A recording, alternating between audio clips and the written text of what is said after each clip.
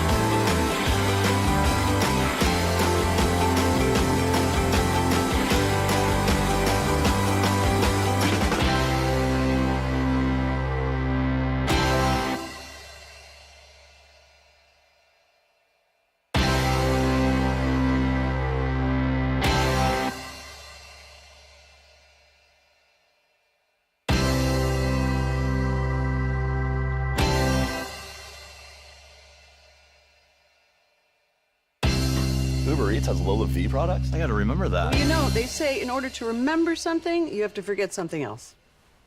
Okay, now that is a very cute haircut. That's like a little shag. I've never seen it before. Well, I mean, of course you have. It's the Rachel. Oh, is that your name? No, I mean, like, your name. No, I'm Jen. My name's Jen. Right, but I just mean, like, this is your haircut. But that's hair on your head. I'm not saying this is your hair. Okay.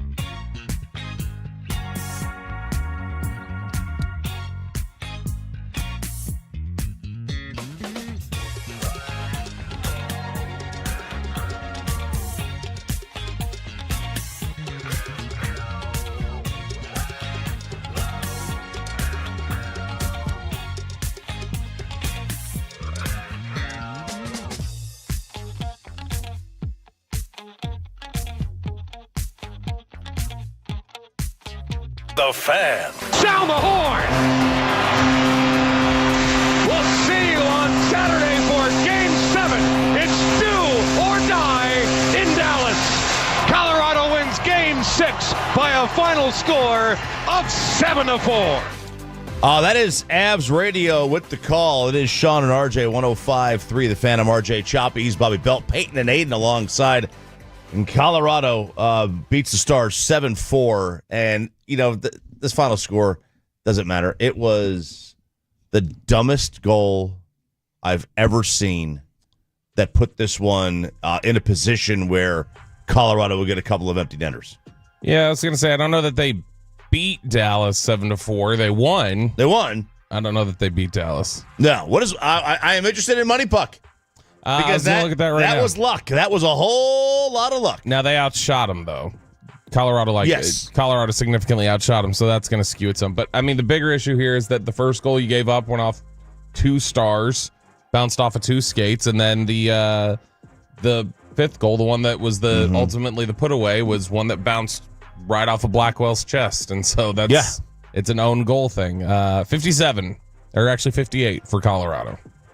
58 for Colorado. Yeah, but I mean, ultimately, you give up 7 goals, and 4 of them were because you had 2 empty netters and 2 that shouldn't have gone. Right. Not 2 that shouldn't have gone. 2 just fluky. They plays. were redirects. They were. I mean, one was redirected by your guy off of your guy and into the goal, and so I don't know if that's even a redirect. No, that's not a redirect at all.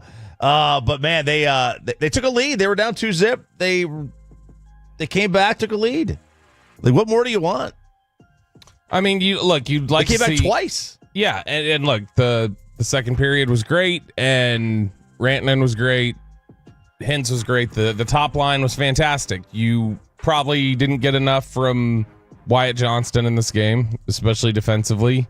But yeah, I mean, the top line was fantastic. There wasn't any issues. Your entire first line almost beat Colorado by themselves because they were great. They had 9-10 points because Hintz had 4.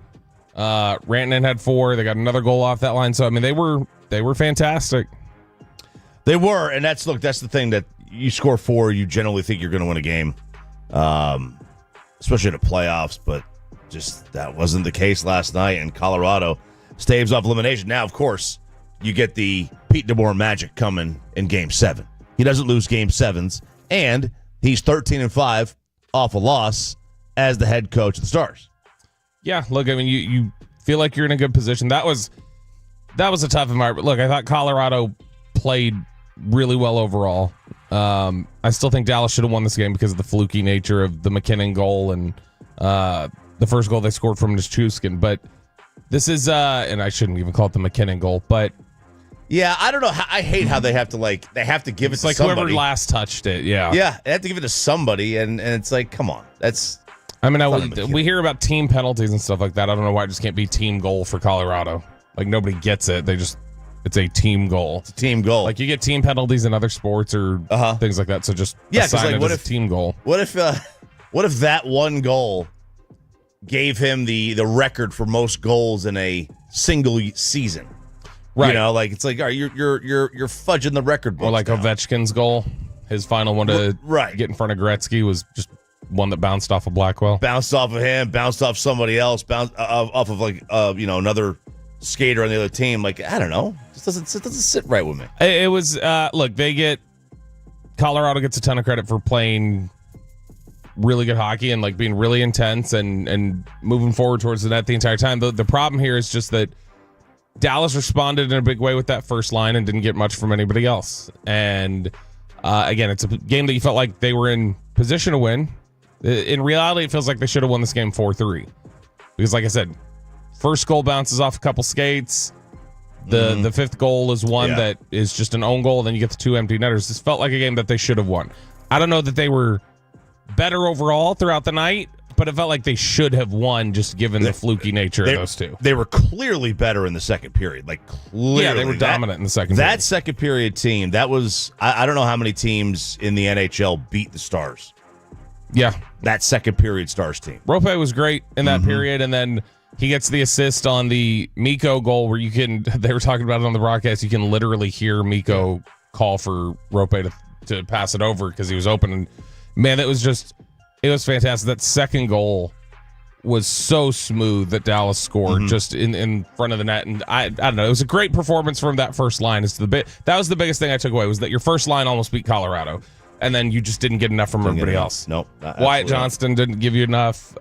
It's not been a great series, I don't think, for Matt Duchene. But Matt Duchene has like a point, I think, in the whole series. Yes, I think it's one. And so, I mean, you're not getting enough right there. But it's Game 7. It'll be at the AAC. You hope the AAC is as loud as it was last night in Colorado. Colorado last night was loud. Yeah, it was. You could sense it on the TV and entire then time. Game 5 was Liddy here, as the Tolos who were out there at the game said it was one of the best atmospheres they had heard in a while. Toronto, they beat the Senators. I'll tell you this, they love to make it interesting. Vegas wraps it up against the Wild. They win 4-2. They win 3-2, but they win the series 4-2. And so the Oilers, they dispatch of the Kings. Now, if you're looking at Dallas and they roll into Game 7 here coming up, the question will just be: Are they gonna have Miro? Which I don't think so. But I don't think so. But you also hope if you're the Stars, you want St. Louis to win tonight. They play tonight against the Jets. They would force Game 7, so that would give them an extra day. Because I assume if Winnipeg wins tonight, and I assume they'll probably start on Monday. But if Winnipeg loses tonight and they have to go to a Game 7, they probably will get an extra day for Miro to potentially get healthy and play in that game. So you want St. Louis to win that. Which I'm guessing Miro will be back for whatever potential series there is next round. It's just the question of this Game 7. That's going to be a really intense game. Game 7 intensity in NHL hockey, especially like in the NHL playoff hockey, is always really, really strong. Those are always really tough physical games. I just don't know. Are you going to want to drop Miro right back into that as his first game back? Or well, I mean, what do you want to wait? Honestly, I don't know. Like, I mean, if it's this close, if Pete DeBoer keeps talking about he's got hurdles to clear and different things that are super close for him right now, do you want to then just drop him into that atmosphere? I don't know that physically he'd be ready. I don't know that they would say he'd be ready. That's true. Colorado's actually favored in this Game 7. They're minus 140. Stars are plus 120. Thankfully, we get a 7 o'clock start, Peyton. We have to wait till 8:30. It's Saturday, but it's Saturday. The sun will be out. That's crazy. I don't know that. I feel like ever since I came back from this trip, my sleep schedule is still off. Like, I'm still like falling asleep on the couch, like before these games. You got in trouble? Huh? You got in trouble? Oh, wait, I had to sleep. No, we're just sitting on the couch. Like I can't remember what we were watching. We were watching the Toronto game, and like this is like it's probably like 6:45, 7 o'clock. Just doze off. Just doze off on the couch because we haven't caught up from this jet lag. It's not even jet lag. It's just the fact that we barely slept over there, and the sleep schedule got so screwed up. Is that jet lag or you're turning 46? It could be I'm turning 46. You're 46. I'm He's gonna 45. turn 46. We took these jet lag pills. Is that what they're called? Yeah, They have it's jet lag pills. it's a jet lag pill. It's like 15. He met somebody Dissolvable. He met somebody in an alley on Oak Lawn, Probably. in a trench coat. Called Mario. Yeah, these are jet lag pills. No, buddy. it was I can't remember where Sarah got these from, but they're like 15 like little balls that you dissolve under your tongue, and they're supposed to help with jet lag. Problem is they don't dissolve under your tongue very easily, so you're sitting there like with balls in your mouth. Yeah. And I just wound up chewing them. Are you supposed to do that? I don't think they work that way. Do they taste gross? No, they're fine. There's nothing wrong What's with that. in them? I don't know. I don't know. I'll get the bottle. Something that says it cures jet lag and you don't know what's in it just seems risky to just be like, oh yeah, I'll take that. Oh look, I'm the poster child for he got popped 80 games for PEDs. Sure, I'll take it. You would be that guy. Yeah, I'll be that guy. Yeah, sure. You tell me to take it, I'll take it. Anything? Pretty much. I mean, if it's like, I'll ask what it does, but then you can always just lie to me. Bobby, on Monday, bring some pills, just random Stop pills you it. have, and then we'll just start trying them. Let's see which pills he'll take. Yeah. No, I know you guys. It's a I know pill you party. guys. But how about this? So I said they start at 7 o'clock. If Blues Jets get to a game 7, they start at 6. The hustle on these network people do not realize that, Winnipeg is like directly north of us, and so is St. Louis. Like we're not on the West Coast. We don't need an extra hour or two. Just let us play early. Yeah, I mean, what is that? That's just typically been about the East Coast thing. Probably, yeah. East Coast games. They're just trying But to. there's no East Coast games. Like the only I games know. I just left. wonder if Yeah. they structure it just in general that way. They do. They put the Western Conference later and the Eastern Conference early. I get that part of it. But Well, last night the Wild got 6:30 start. They finally got a start early. but yeah, They hate Dallas, man. They hate us. I know they do. They just hate us. So, Stars lose 7-4. I can't even say that. I can't even say it with a straight face. 7-4 to Colorado last night. And you say so Winnipeg and the Blues, they'll play tonight. They'll play tonight, and then we would get the winner of that series. St. Louis is favored tonight. All right, so that will go. Hopefully, it goes to a game 7. That game 7 will be on Sunday. So the Stars, whoever wins Stars Avs, would get that series pushed back. Ugh, how good would it be to just have St. Louis handle Winnipeg? Maybe Winnipeg closes things out like Denver tries to in the NBA. Denver's got a problem. I'd love it. Denver's got a problem. Maybe Winnipeg's got some Doc Rivers to him. That'd be great. I don't know. I have no idea. I don't know who the Doc Rivers of the NHL would be. Hopefully it's Winnipeg. Hopefully it's Winnipeg. Then you're the Hellebuck. Yeah, you're all set to go, and you've already got the Blues taking out Winnipeg for you. You don't have to worry about them. Winnipeg hasn't played well. They haven't played tremendous. Like they should be. They're winning the series right now, 3-2. But they were by far the best team throughout the regular season in the West. I shouldn't say by far, but they were clearly the best team in the West at the regular season. And they just haven't played great in the playoffs, and that's not something that's new for them. So you're saying maybe we want Winnipeg? I don't think that's what you're saying. I'm not saying that because you wouldn't have home ice if you did, and you'd rather have home ice. Absolutely, but it doesn't matter. They're going to lose game 1 anyways. They've lost the last 8 game 1s the Stars have, so it doesn't matter. Is it 8? It's 8 straight game 1s they've lost. Oh God! So anything you own is their game 1 streak longer than the Rangers' homerless streak?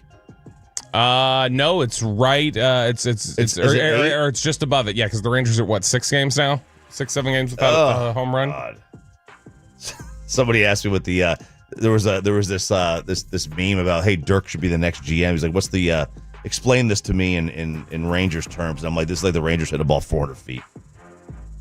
Oh yeah, like in terms of it would never happen. It would never happen. Yeah, it could never. I mean, they can't even hit a ball 320 feet. No, they can't even pick up an extra base hit. No, we'll talk about that coming up next year. 105 through the fan. It's Sean and RJ. Happy Friday to one and all. The Rangers offense completely reaches a new low. This is bad. We get into it next on 105 through the fan.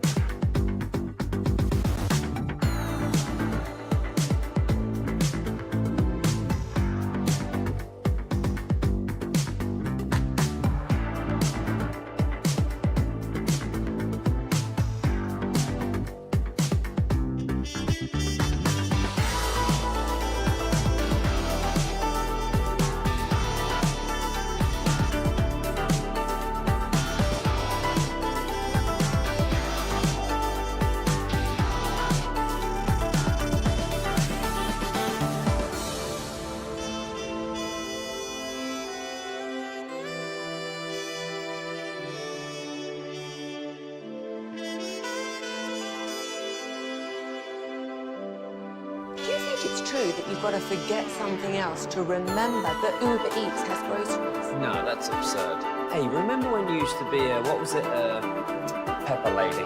Pepper Lady? Wasn't it Cinnamon Sisters? Basil Babes. Saffron Squad? Nutmeg Maidens? Preco? No, Nutmeg Maidens. I just said that. Was it Spice Girls? Doesn't sound right. Was it Saffron Squad?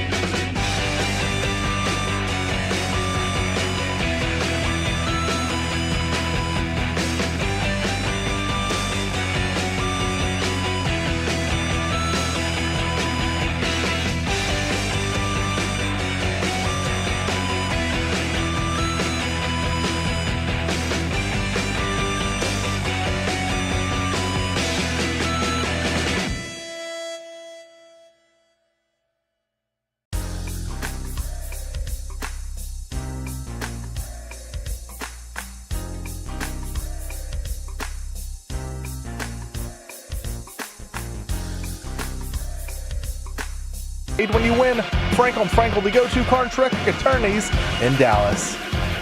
The 1-2, check swinger, did he go? He went around, tried to check on the slider, and Simeon strikes out to end the ball game.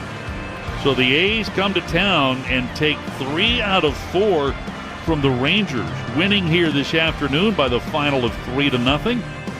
Pixie with a call on the game you heard right here. We are the home for Texas Rangers baseball. We're still proud of that, despite the fact that that was a disgraceful offensive performance yesterday. I mean, yeah, it's not just been yesterday. It's been the last several games. Yep. They are really bad offensively right now, and I imagine Chris Young is looking around figuring out there's got to be something I can do here. And then after the game, we get Jake Berger sent to AAA. So no more Jake Berger. It's now Blaine Krim, the 28-year-old rookie, coming up. Listen, big fan of Blaine Krim. Love him. Love what he can do. Yeah, I assume. I don't know. And then if he does something wrong, we just blame Krim. Yeah, exactly. If you want to go down that road. That's how I'll be prepared for it. No, it is a... Jake Berger's not been good. No. And he needs some sort of a reset. Blaine Krim is somebody who, though, like I said, he's been in the organization since 19. So we're talking about pre-COVID. Slowly working his way up through A-ball, AA, up to AAA. So far this year, he was hitting .313 with a .930 OPS, 7 home runs. And so he's Giving them a little pop there in Round Rock. Yeah, I hope it translates. They got beat. They got handled. 3 freaking hits. Jeffrey Springs, a guy who I had forgotten about, but he was here. I had forgotten about him. But in his previous 5 starts this year, he's been serving up batting practice. 7 hits, 5 earned. 5 hits, 4 earned. 3 hits, 3 earned. That was in like 2 innings. 7 hits, 3 earned. 5 hits, 4. I mean, he did them dirty. He got 3 swinging strikes yesterday. He nickel and dime them to death. 2 hits, 1 walk, 1 strikeout. Nickel and dime them to death, man. It was like watching Maddox out there with it. Where I'm not comparing him, please, my gosh, but they were just hitting dribbler after dribbler off him. Weak contact. Yeah, usually he looks like Mike Maddox throwing batting practice. Yeah, but yesterday it was Greg yesterday Maddox. It was the other way, and they did it again. They wasted a really nice performance by their starter. Yeah, Tyler Mahle was good. His 1.19 ERA now. That it still can't translate to a win in this game because they just get the 3 hits, and so hey, he's got to be. So they've got so obviously Evaldi is going to be high in the ERA, and Mahle. They're going to have 3 pitchers in the top 14 in ERA. The good news is nobody in the batting lineup yesterday, who is a qualified hitter, had a batting average that was lower than Mahle's ERA. So now That's good. So now we've got everybody over 119. That's good. That you got to put that in the win column. See, you got to take small victories here. Jock Peterson was not in the lineup though, so no. But Jake Berger at 190 was. So anybody who plays beer league softball, there's always that one team that joins the league. They never, none of the players ever drink in the dugout. None of them smoke, and they all bring those bats that go ding. Those they go buy a bat at Dick's or something like that. Old Easton. Yeah, they're just they can't hit, they can't play. They're just filling out the league. That's what the Rangers offense is right now. They're the church league team that just can't We have hit. 29. We needed a 30th team. Needed a 30th team. That's what their offense is. That's what their offense is right now. And it's tough to watch. Oh, by the way, someone brought this up on the Franklin Injury Attorneys fan text. Go look at Nate Lowe, Peyton. Yeah, Peyton. You ran that man out of town. No, I like Nate. Nate Lowe would be leading or tied for the lead on the Rangers in hits, home runs, and RBIs this year. He has 25 RBIs on the season right now. The leader for the Rangers is Adolis with 15. He plays on the East Coast, though. The ball flies different. The ball flies. It's so much different, right? I mean, let's be reasonable here, that guys. thick, dense Washington air. Yeah. Everybody knows how well that ball flies. Well, you know what's funny, too, is, though, he would, we're talking about he'd lead all these categories. He still has a 770 OPS. That's right. That's right. That just also speaks to how pathetic the Rangers are. And a .2 WAR. Yeah. His 770 OPS is behind Wyatt's. It's behind Josh Smith's. And it's behind Seager's. That's the biggest thing, dude. Corey Seager needs to get back this weekend, which allegedly he will, but... We saw the video of him taking BP yesterday. It looked like he was okay. He was running the bases apparently the other day, working out. He's looking like he's getting closer to going. But man, and Sandler told us yesterday he should be good to come off. But man, this team looks like it's the difference between winning the division and missing the playoffs completely with Corey Seager in there. Yeah. Oh, for sure. There's no doubt about it. Man, Adolis, you got to do something here. You can't have a 666. No OPS. You don't want the devil OPS. You don't want that. That's the way baseball goes. You don't want any part. Adolis is still. You're waiting for everything to kind of balance out for him because he's still hitting the ball really hard. He is. You are waiting for that. His strikeout rate has not been as high as it's been in years past. His strikeout rate isn't? Yeah. He's not had as much of an issue with it. The K rate is down. K rate's down. He's hitting the ball harder. So he's making more contact more consistently, and he's hitting the ball harder. You would hope that Adolis is going to come around, but one of the guys who's been mashing the ball for you pretty hard, Higashioka, he goes on the IL yesterday. Mm-hmm. Chaim has been hitting the ball pretty well, but it's just you're very limited in your options. It seems like All right, Josh Young's back. All right, well, now Wyatt Langford's on. Wyatt Langford's back. Now Corey Seager's on. Corey Seager's back. Now Higashioka's on. Right, and because so they only have 3 guys. So in order to qualify for a batting title, you've got to have 3.1 plate appearances per team game played. So you're 30 games in, you've got to have about 90 plate appearances, right around there. They only have 3 guys to qualify. That's ridiculous. We're a month into the season. They only have 3 guys that would qualify to win any of the batting titles, or to win the batting title. Like that's troubling, and that's a main reason, not the main reason, but a reason why this team does not hit the ball very well right now. But that was a really, really bad performance. I don't know what. Yeah, I mean, I don't know what fixes it. Like for your guy, I don't know how the ball starts finding grass. I don't know how the ball. Well, good luck for starters. Yeah, I mean, part of this will balance. Little unlucky, little bit, not a lot, little unlucky. And then I also think you got to figure out a way for Simeon to continue to he has to hit more. Yeah, part of this will balance out a little bit. It hasn't yet. I mean, what's Adolis at now? Batting average wise, he's at 218. So his expected batting average is 258. That's got to even out. He should be higher up. His expected slugging is 504. So that's 110 points low. Yeah, I mean, we're talking about a guy who should be in the 800s on his OPS. He should. All right, little Rangers here on 105.3 The Fan. What happened last night in the association? Backing down to Sar Thompson at the logo. Plenty of time left. We're tied at 113 here in Game 6. Brunson between the legs dribble. Gets rid of Thompson. Walk-up three-pointer. He got it! The clutch player of the year will not be denied. Jalen Brunson with 4.3 puts the Knicks in front. 116-113. Knicks radio with the call. Clutch player of the year. Is that what we're calling him? When he plays for New York, we will. Is that an award? 116-113. Knicks win. They advance. They beat Detroit 4-2. Pistons got robbed in game 4? Yeah. They robbed at the end of game 4, and for them even to make it to game 6. Dude, this was a disappointment because I thought the Pistons gave the Knicks all they could handle, and even setting up for that final shot where they're down 3 and they work the ball around and it gets to Malik Beasley and it just bounces right off his hands and out. Now it would have been close because it was. I mean, time was starting to tick down for you, but I mean, Malik Beasley gets that swing pass and he's setting up right there for a wide open 3 to send that to overtime potentially. But I don't know. I thought Detroit played really well. Pistons look like they have some optimism heading into the future, but good for Jalen Brunson. We got to find our victories wherever we can in Dallas, and so we'll cheer for our old players. Second time in league history in the playoffs that 4 straight games were decided by 3 or less. I mean, it was a great series, and Detroit was a really strong team. Fits. Yeah, Detroit gave them fits, man. Look, Detroit's fun. Cade Cunningham is a lot of fun to watch play basketball. I like him a lot. Ultimately they got screwed a little bit, but he's really entertaining. He's a North Texas kid, and he's always talked really glowingly at the All-Star game about Dirk. So I'm a fan. I like him a lot. I like watching him have success, and he's somebody who I think the Pistons are in good hands with moving forward. He's a good player. Is there a money puck for the NBA? I wonder if there is one. No, not that I know. Is that a money puck? Money basket? Money hoop? Money hoop.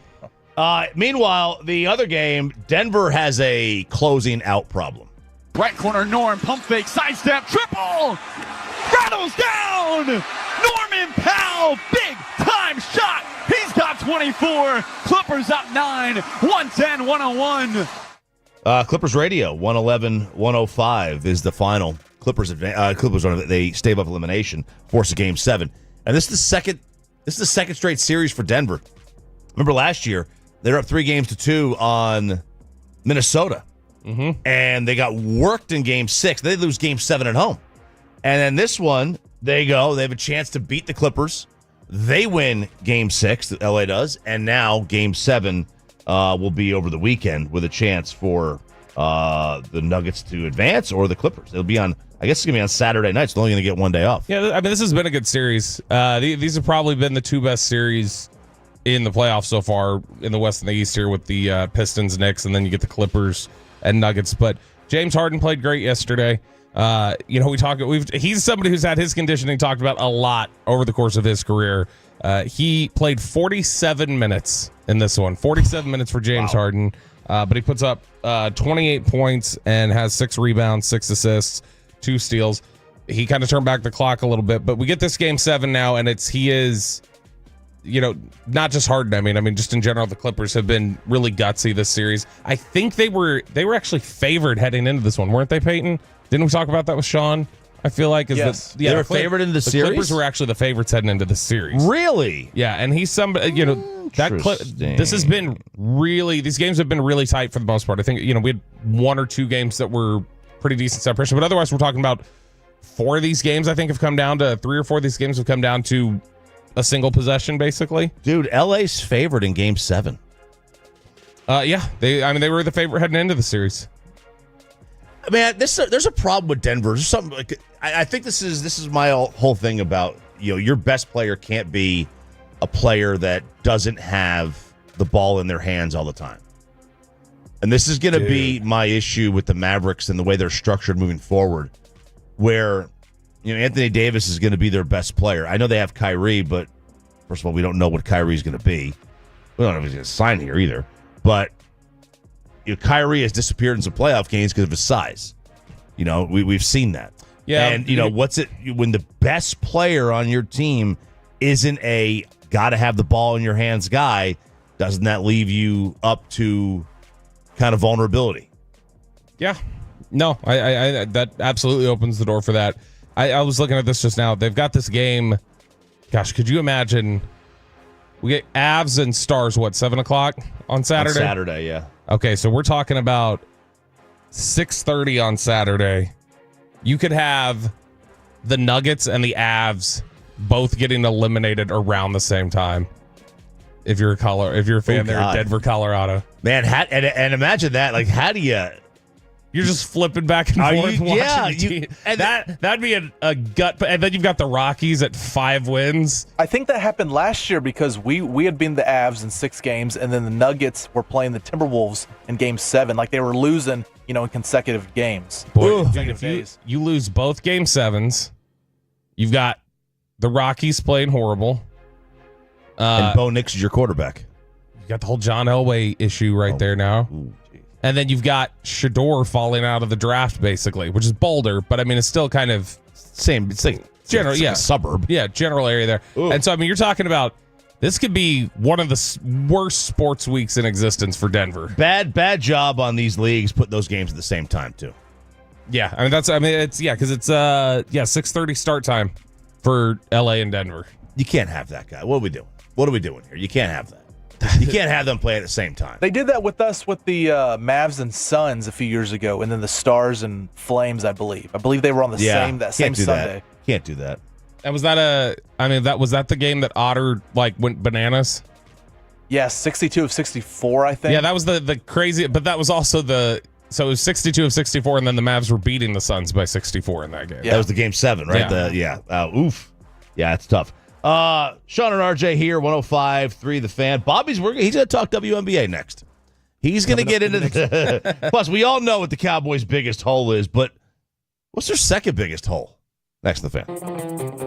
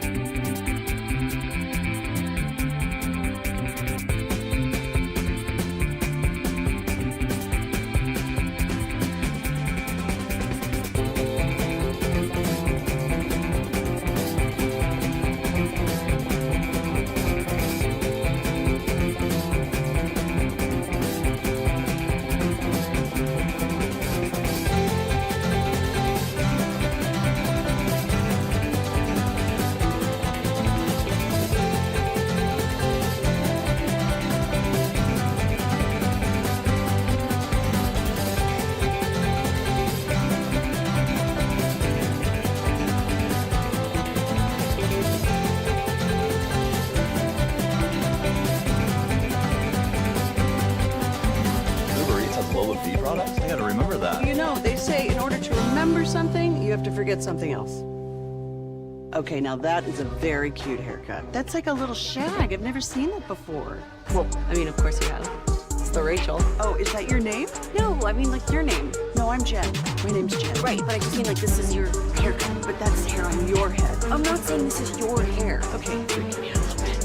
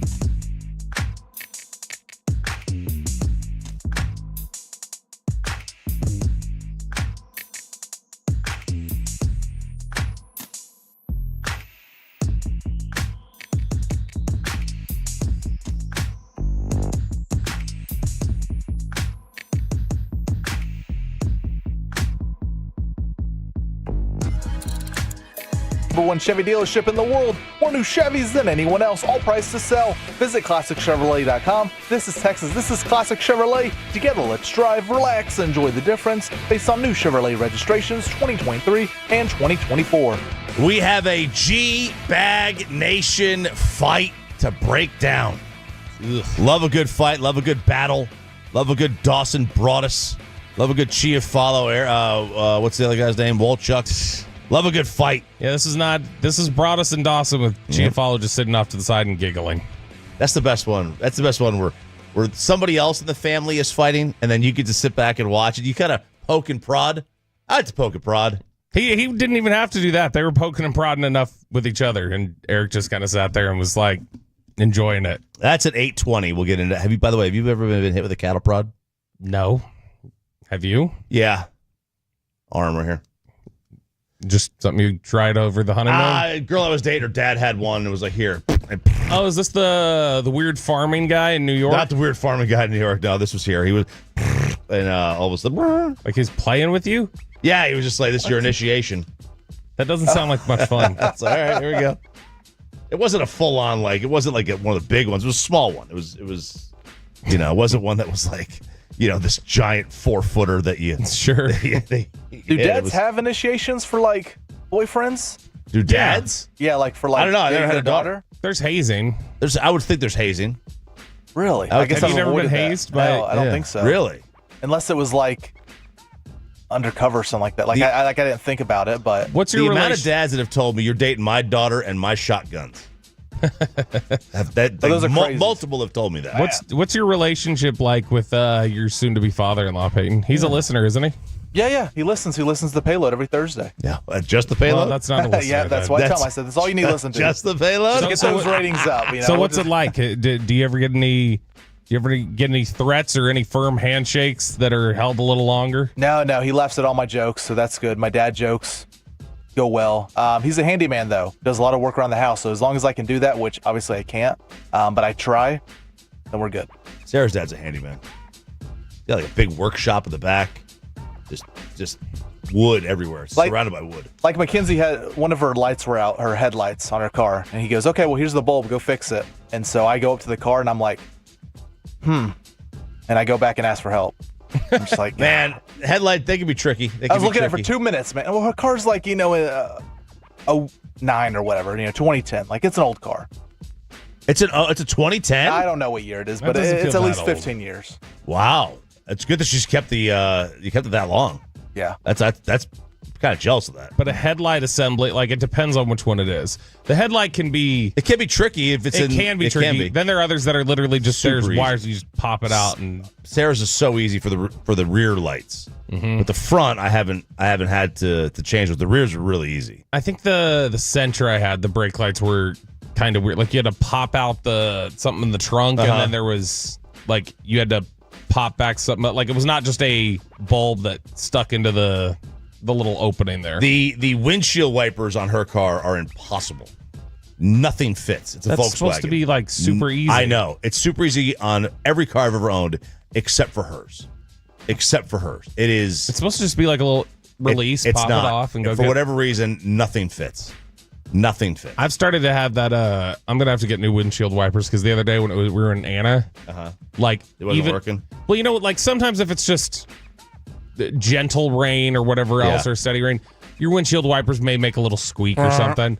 Yeah, this was like a scraping squeak in full like downpour, and I was like, okay, that clearly That's not good. This is worn off. Yeah, like I've got to go get new ones. Yeah, that's what I realized it the other day. I don't need new tires. I didn't know about the tires. The tires it turned out were fine. Yeah.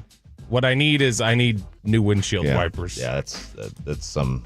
I am so. I can't think of it. I'm so like particular about the windshield wipers. I don't want ones that are just that look cheap. I want to because I know they're going to crack in the sun after about 4 months. Yep. Plus, I don't change them often enough. All right, so with the Cowboys' biggest. By the way, real quick, we have breaking society news that matters to a lot of people. Oh no! Grand Theft Auto 6 has been delayed once again.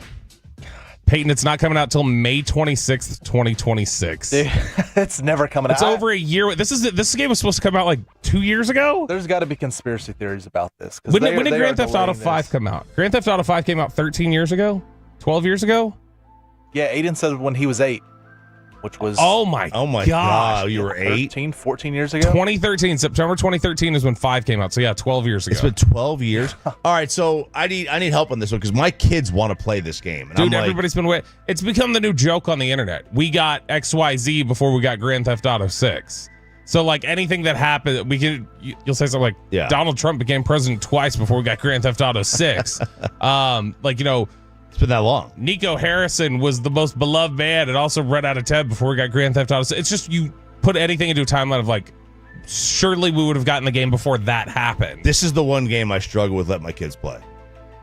So it's definitely they're 15 and 12, and I'm like, I don't want any part of that. I don't know. Look, it's definitely like an immoral game. Especially if you go back to like San Andreas or some of those. And my moral compass is kind of like, it's questionable. Yeah, but I get it. Like My moral the whole thing is about like committing crimes consistently. Yeah. But like RJ, your kids say all these bad words. Like they should be able to play this game. I don't care about words. No, here's what I'll say. It is. I don't care. Words to me, like, I don't care about words. I care about actions, It is. Well, words are violence, but it is one of those things where it's a bad theme or whatever else. I don't feel like it's a particularly gory game. Like, it still is kind of like arcade-like. Yeah, I don't care if they play Call of Duty. I don't care if they play. Like, yeah, Call of Duty to me is more violent than Grand Theft Auto. Yeah, it's on the violence. It's the complete. It's the just grabbing a girl, kidnapping her, and doing what you know what I mean. Like in the video game. I will say it's not like that's not generally not generally like a big part of the game. But or at least you can do it, right? You can do it. It's not like kidnap a girl. It's not like your mission here is to kidnap her. And a lot of times it's just you just do it. It's not a mission. Out of Luka and Julian, who would be the first one that as soon as they play the game, they go straight to like the strip club or whatever in the game? Well, I would hope. One of them Which would. one? Who would be the first one? I think it'd be Julian. I think that's what I think it'd be him. Have you ever played it? Yeah, and like when it first came, like I played like Grand Theft Auto 1. Oh, that's a while ago. 2, whatever. I still like. Yeah, no, I played San Andreas pretty consistently all the way up until I don't know 5-6 years ago because I still had it on. I still had it on an old system, but I absolutely loved San Andreas. I still quote San Andreas still gets quoted all the time. It's that S. Here we go again. Like people use that meme all the time. Cowboys win the Super Bowl before GTA 6 comes out. Yeah, exactly. That's it. That's the like I said. Daniel Tosh. He did a podcast recently where he interviewed his wife, and nobody had seen his wife really ever. And he did a whole sit down with her, and that was the top rated comment on the YouTube page was. We got the Tosh interviewing his wife before we got GTA 6. We got GTA 6 delay before we got GTA 6. I like these. These are good. These are all good. So, it's whatever. Speaking of the Cowboys, if they're going to win the Super Bowl, what holes do they need to fill? I saw this. Obviously, the Cowboys' biggest hole is still a wide receiver, too. There's with a wide receiver room. But then I was asking myself, I was like, all right, that's their biggest hole. What's the second biggest? After post-draft, post-free agency, we went into the draft. We went in, all right, running back is a hole, wide receiver, O-line. What is their second biggest need right now? I don't think my answer is going to make anybody feel good. It might be wide receiver 3. Oh, gosh. This is a 3-receiver league. Yeah, it is. It absolutely is. And I don't know that any of their guys match up to being a third receiver either. But outside of that, you still have questions about who's your one technique, your nose guard. You've got Mozzie there right now, but you don't know what Mozzie can be. You drafted Haka specialist Jay Toia in the 7th round. But again, it's a 7th round pick. Even if you think he can be more, it's still a 7th rounder. You can't necessarily bank on that. They're not all Jay Ratliff. Linebacker has a lot of depth pieces, but you don't know who's going to be healthy when they're going to come back. I mean, there are a lot of questions everywhere. Probably your biggest need right now would be corner. But wide receiver 3, I think at least deserves an argument. And Rodney Ruffin on the YouTube, I knew somebody's going to come with this pretty quick. Quarterback is your next biggest hole. Are you being serious? That's what somebody wrote here. I mean, you can make the case running back, or do you feel confident in Jaden Blue, Miles Sanders, and Javonte Williams? Like, that's a decent enough collection of running backs to get by. Well, let me ask you this. The offensive line as a whole, on a scale of 1 to 10, is a what? I mean, I think with Booker there, and I'm assuming a jump from Guyton. Mm-hmm. I think he's going to have a jump. Terrence Steele's going to be more comfortable. I think the offensive line is going to be, I feel comfortable saying it's going to be a 7. So it's a top 10 line. On the edges of it, yeah, probably. I mean, it could jump up to that, but I think at the very least they're on the edges. 251. Damn, y'all act like Tolbert didn't make plays last year. He ain't number 3, but he is a good 3. See, I don't think so. 251. I think that you're talking about a guy who he made some plays, but if you're talking about being in today's NFL where a 3 is supposed to be like Randall Cobb a few years ago for Dallas, Tolbert is not that. Yeah, a 3 is like still it's an impact player. Yeah. Yeah, like I just keep going back to Tampa's Super Bowl when they had Antonio Brown. Look at when San Francisco's running out there with Debo, Ayuk, and Juwan Jennings. Green Bay's third receiver. They don't have a 1, but they got a bunch of guys who could be They a 2 have or 5 3. 2s. Yeah, five guys who could be a 2 or 3.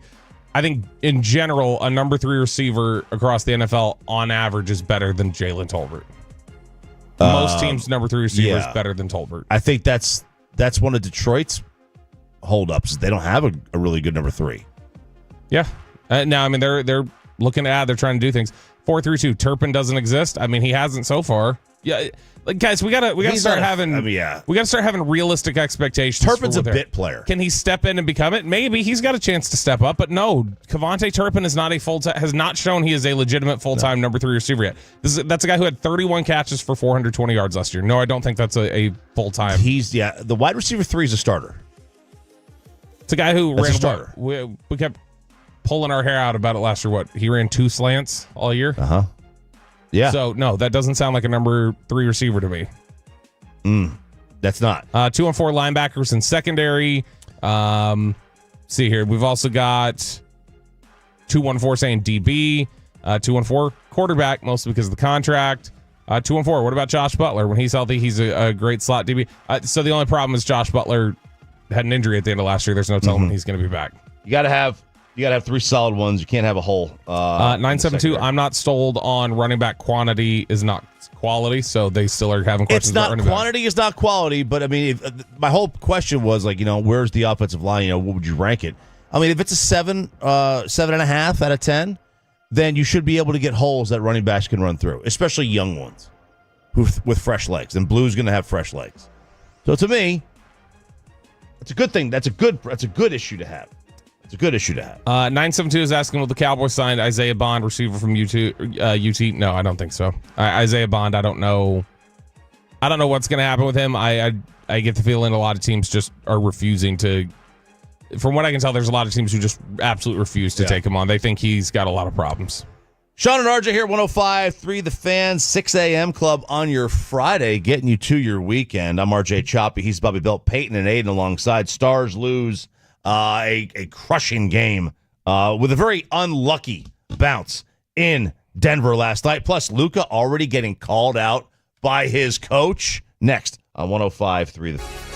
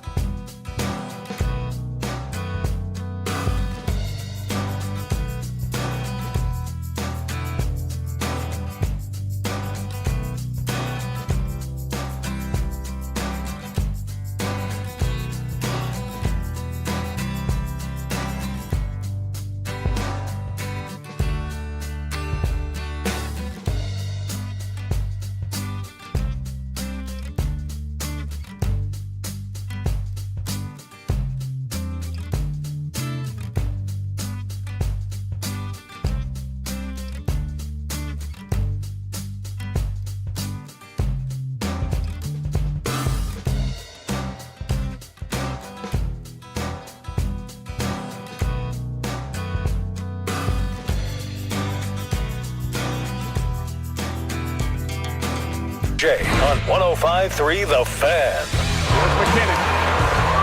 McKinnon pulling wide up the booster. Centering pass, redirect by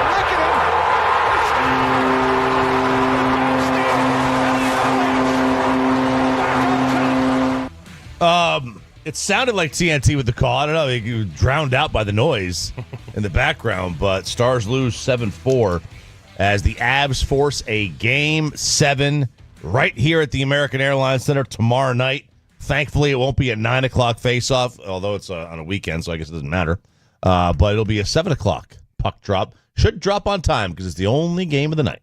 That's the hope. The hope is that it drops on time, and the hope is that you don't have a couple of, fluky goals like you did the other night. There was some last night, yep. And like you actually get the top line to continue to play like they did yesterday. Because that first line deserves all the praise in the world. They were so good last night. Hintz and Rantanen were fantastic. Both of them score 4 points. Both of them just dominant, especially in that second period. I thought Otter played well overall. I mean, I don't think he had just a lights out type of performance. Obviously, with 7 goals, it sounds ridiculous. But I mean, you're talking about 2 that shouldn't happen and then 2 empty netters. And so overall, I thought he played really well given the chances that Colorado was getting. It's just it didn't turn out to be enough. They got a ton of shots on goal, and when you get a ton of shots like that, you're going to get some of the fluky ones, and they were able to take advantage of it. Yeah, they were. So 7-4. Score's not indicative of the game, obviously with the empty netters, but also the fluky goal. Stars should have won last night. After they played a tremendous second period. They were not great in the first period at all. Second period, they were. I would be hard pressed to find a team that would have been better than them in that second period. The way they played, they were energetic. They were playing fast. That was as good as you could play. Yeah, I mean they're going to be impossible to beat when they're playing like that. That is them at their very best, and them taking advantage of all that talent that they have. It's just yesterday you weren't able to get more of the lucky bounces, and you weren't necessarily getting the same type of play from your second and third lines, and you weren't getting much defensively out of Wyatt Johnston like you normally expect. You weren't getting much defensively out of Matt Duchene. So it's you're just kind of packing it in, going back home and saying, all right, let's hope Pete DeBoer keeps up that Game 7 streak. My chair broke, so I had to stand up. I'm having bad chair luck this week. You really are. Yeah, just the chair busted on me. It is already starting. It is already starting for Luka Doncic. He's getting called out by his coach. Rob Pelinka, JJ Redick had a little post-season wrap-up press conference where they were sitting right next to the same kind of setup that they had with the Luka introduction. But JJ said, we need to get into, quote, championship shape. And some of the guys need to be into championship shape, and he was asked to expand on that. It's something that we'll build out over the next couple weeks with our player development coaches, our performance staff, our training staff. We obviously recognize it's a long season, and some guys have routines, and it's not that we're looking to completely break routines, but we do want to have a program in place for each guy so that when they come back in mid-August, September, we can build off of that and start training camp in a really good spot conditioning wise. Already getting called out. It took 40 games, not even. Can't just be him though. Can't be him. Just him. We're talking about the fact that he can talk about championship shape and it's starting in October or whatever. Well, Luka wasn't there with you guys in October. So there's got to be shots there across the roster. But yeah, Luka's obviously going to be the headline of this. I still think that what you saw in this series is reflective in a lot of ways of JJ Redick. JJ was a problem. Luka wasn't good enough on defense. Austin Reeves is a bad defender. Luka's a bad defensive player. And here's the difference, okay? And this is why this might work for him. Because when he said, I know guys have routines, that's a shot directly at Luka, right? That's a he goes home, he goes to Slovenia, and he does his thing. But the difference between the Mavs and the Lakers is the Lakers will be able to get Luka to do this because they're the Lakers. And they have no problem telling him, look, this is how it is. They're not scared of losing him. Mm-hmm. We acted as a fan base, as an scared of losing him. We were not gonna try to hack him off because we knew, and we know the reality is that when you're not the Lakers, you have to treat players a little differently because we're not the destination. They're the destination. Yeah, I mean, they were clearly paranoid about him leaving, though, because they even said, well, there's no guarantee he was going to resign. No guarantee. Yes, he was. He was going to resign here. So if they do lose him because they hack him off, they'll just find another one because they're the Lakers. And they know that. They know that they'll just find somebody else. And also, number two, this is more important, they're not also just going to move on from him. They're going to be patient. They're going to wait this thing out. They're going to give him the Supermax or whatever. I guess he can't get the Super. They're going to give him the most money extension they can give him, and they're going to wait this thing out. And if he turns 30 and he's still not doing it, then they'll make a decision on moving on, which is what the Mavericks should have done in the first place. Yeah, but they're not going to sit here and like they will acquiesce to a superstar athlete like with LeBron and drafting Bronny, but everybody does. Everybody does to an extent. Yeah. They're also not going to be sitting there petrified of losing him because if they lose him, they know it's much easier for the Lakers to find somebody to replace him than it would be for us. Now, this has really fallen on Luka in a lot of ways, and the fallout is how the narrative has centered around it. Did you see Nick Wright and who he's putting this collapse on, quote unquote? He's putting it on Redick. Well, it's not on LeBron, I'll tell you that. And this is what he wrote about Redick yesterday. We now have a 20-plus year history of J.J. Redick being wound so tight he doesn't perform in the biggest spots. He was a bad tournament player. Jerry West reminded us he wasn't a great NBA playoff performer in the NBA. He might not be the best pressure performer. Is that fair? I know. He was not a great tournament player. That was true. I'm going to have to go back and look at his tournament stats. I'm going to have to go back and look at that. I don't remember. I mean, he just 25 years ago. Yeah, but I mean, he was not a great tournament player. If you look at the way he played in the tournaments, it was a drop in his play. Well, is it not a drop in everybody's play? Not like his. I mean, you got in 03-04, he shot 35% from three, and in 02-03, he shot 28% from three, and that was this guy who's a 40% 3-point shooter. Yeah, I had to go look. Yeah, I had to check it. I mean, his shooting it collapsed, and we're talking about a guy who was averaging, was a big time 20-point per game type of scorer, who then in the tournaments would average like 12. 16. Yeah. I mean, he was not a good shooter. He had shown he was not a good shooter in those big moments. Now the playoff numbers in the NBA, I don't know if he was never like a superstar at the NBA level. So I don't know if like him performing poorly in the playoffs, was it a drop?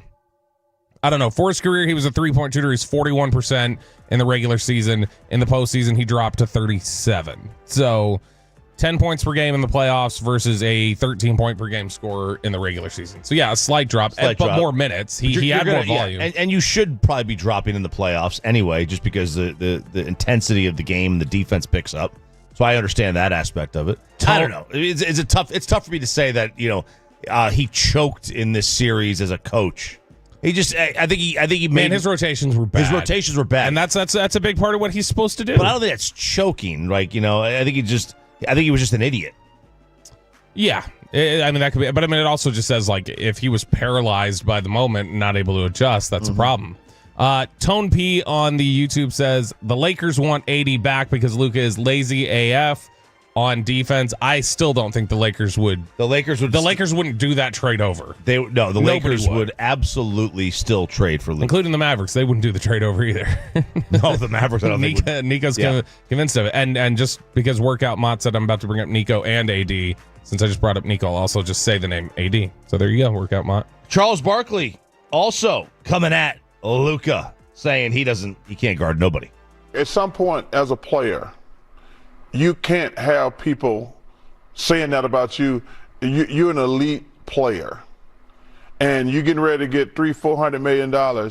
You can't say you got to get in shape to earn that money. You can't get on TV every day, and we all do it. He can't guard anybody.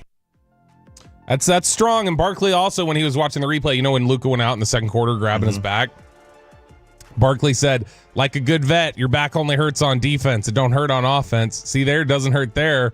But man, it hurts on defense. They went at him every single time. So Barkley seemed like he was calling him out for being a little bit of a fake. Yeah. And then Kendrick Perkins yesterday on ESPN called Luka the worst defensive star in NBA history. Look, I saw somebody say he's a cone. He's a street cone.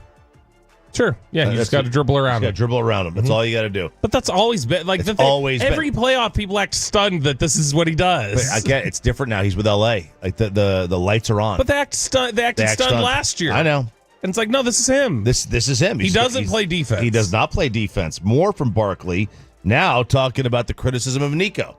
A lot of the criticism for Nico I thought was a little unfair because, yeah, they made it to the finals last year with Kyrie and Luka, but that team was mediocre until Nico went out and got PJ, Gafford, and Lively. Well, I think one of them was there. And that took them to the next level. Right. So Nico did a fabulous job last year. We can talk about the trade this year, but last year, Luka's a hell of a player. Kyrie's a hell of a player. But until the Mavericks, you go back and look, they were in the bottom of the pile until he made those trades and got all those big guys.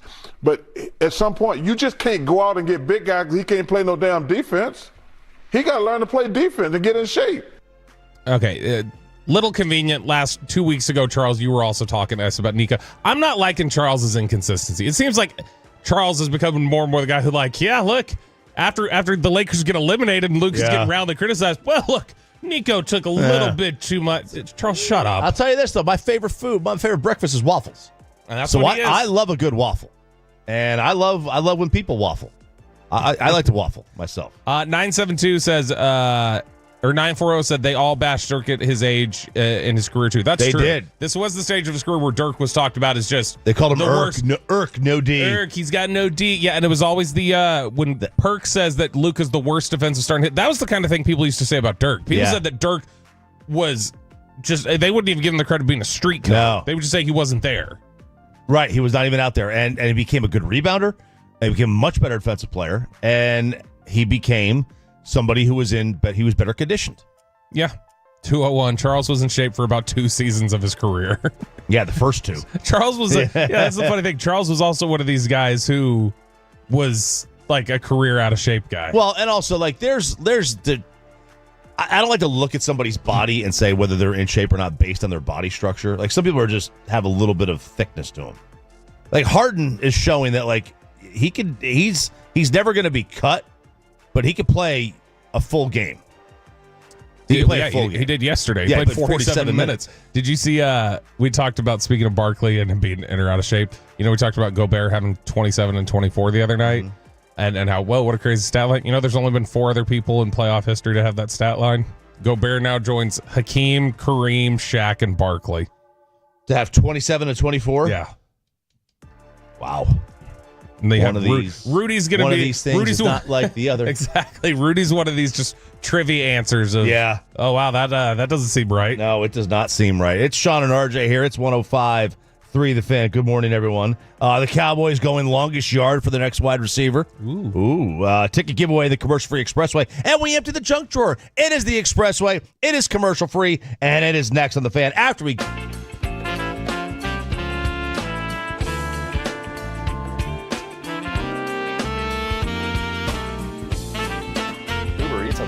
Products? I gotta remember that. They say in order to remember something, you have to forget something else. Okay, now that is a very cute haircut. That's like a little shag. I've never seen it before. Well, of course you have. It's the Rachel. Oh, is that your name? No, your name. No, I'm Jen. My name's Jen. Right, but I just mean this is your haircut. But that's hair on your head. I'm not saying this is your hair. Okay, forgive me a little bit.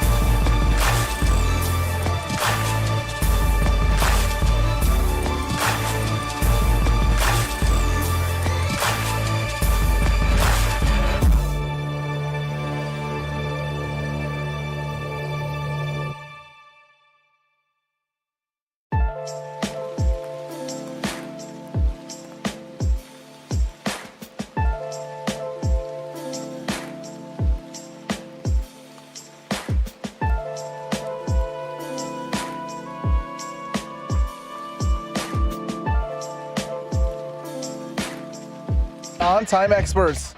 Milner checks second. Fires home, and the pitch is lined towards the middle. Off of Simeon's glove on a dive into center field, a base hit. Schumann rounds third. He comes home and scores. Paredes stops at second. A line drive RBI single for Jacob Wilson on a ball that Marcus Semien almost was able to snag with a dive. Sandler with the call. A's 3-zip winners over the Rangers. That made it 2-zip, and 2 runs right now feels like 10. Yeah. When it's this range, the way this Ranger team is hitting, or not hitting, I should say. Jeffrey Springs was tremendous for Oakland or Sacramento, whatever. 6 innings, 2 hits, just 1 strikeout. I mean, he only threw 68 pitches to get through 6 innings. Very DeGrom-like from the other night. Very efficient. The only difference is that he only struck out 1 guy. He didn't miss bats. He just missed the fat part of the bat. Maybe they should have used a torpedo bat yesterday. Maybe they should switch to torpedo bats, or maybe they're using them. They should go back. Have those died completely? So Passon had an article on this. I'll have to go pull it up.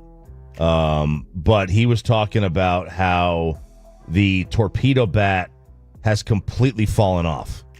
And obviously... That was quick. What? That was quick. Yeah. So the Yankees were the team that everybody kind of used as the litmus for this. Mm-hmm. And the numbers, so that opening series, you had Jazz Chisholm had 3 homers, Austin Wells had 2, Volpe had 2, Bellinger had 1.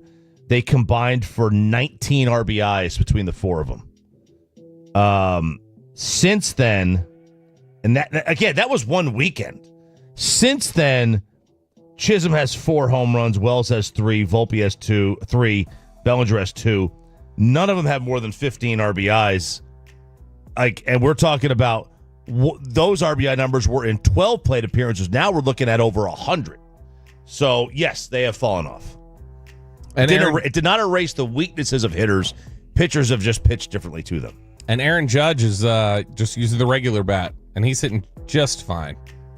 Yeah, I think he's doing all right. No issues for Aaron Judge. Yeah, what are his numbers up to currently? Aaron Judge on the season now is hitting .427 and has a 1282 OPS.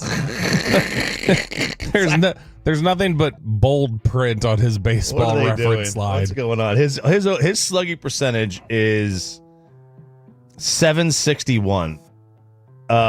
His OPS plus is 220 or 262. 262? That's his OPS plus. God. Which baseline average is 100. So think about, he is more than 2.5 times better than the average league hitter. That's kind of crazy. And think about how good a league average hitter is. His WAR's already up to 3.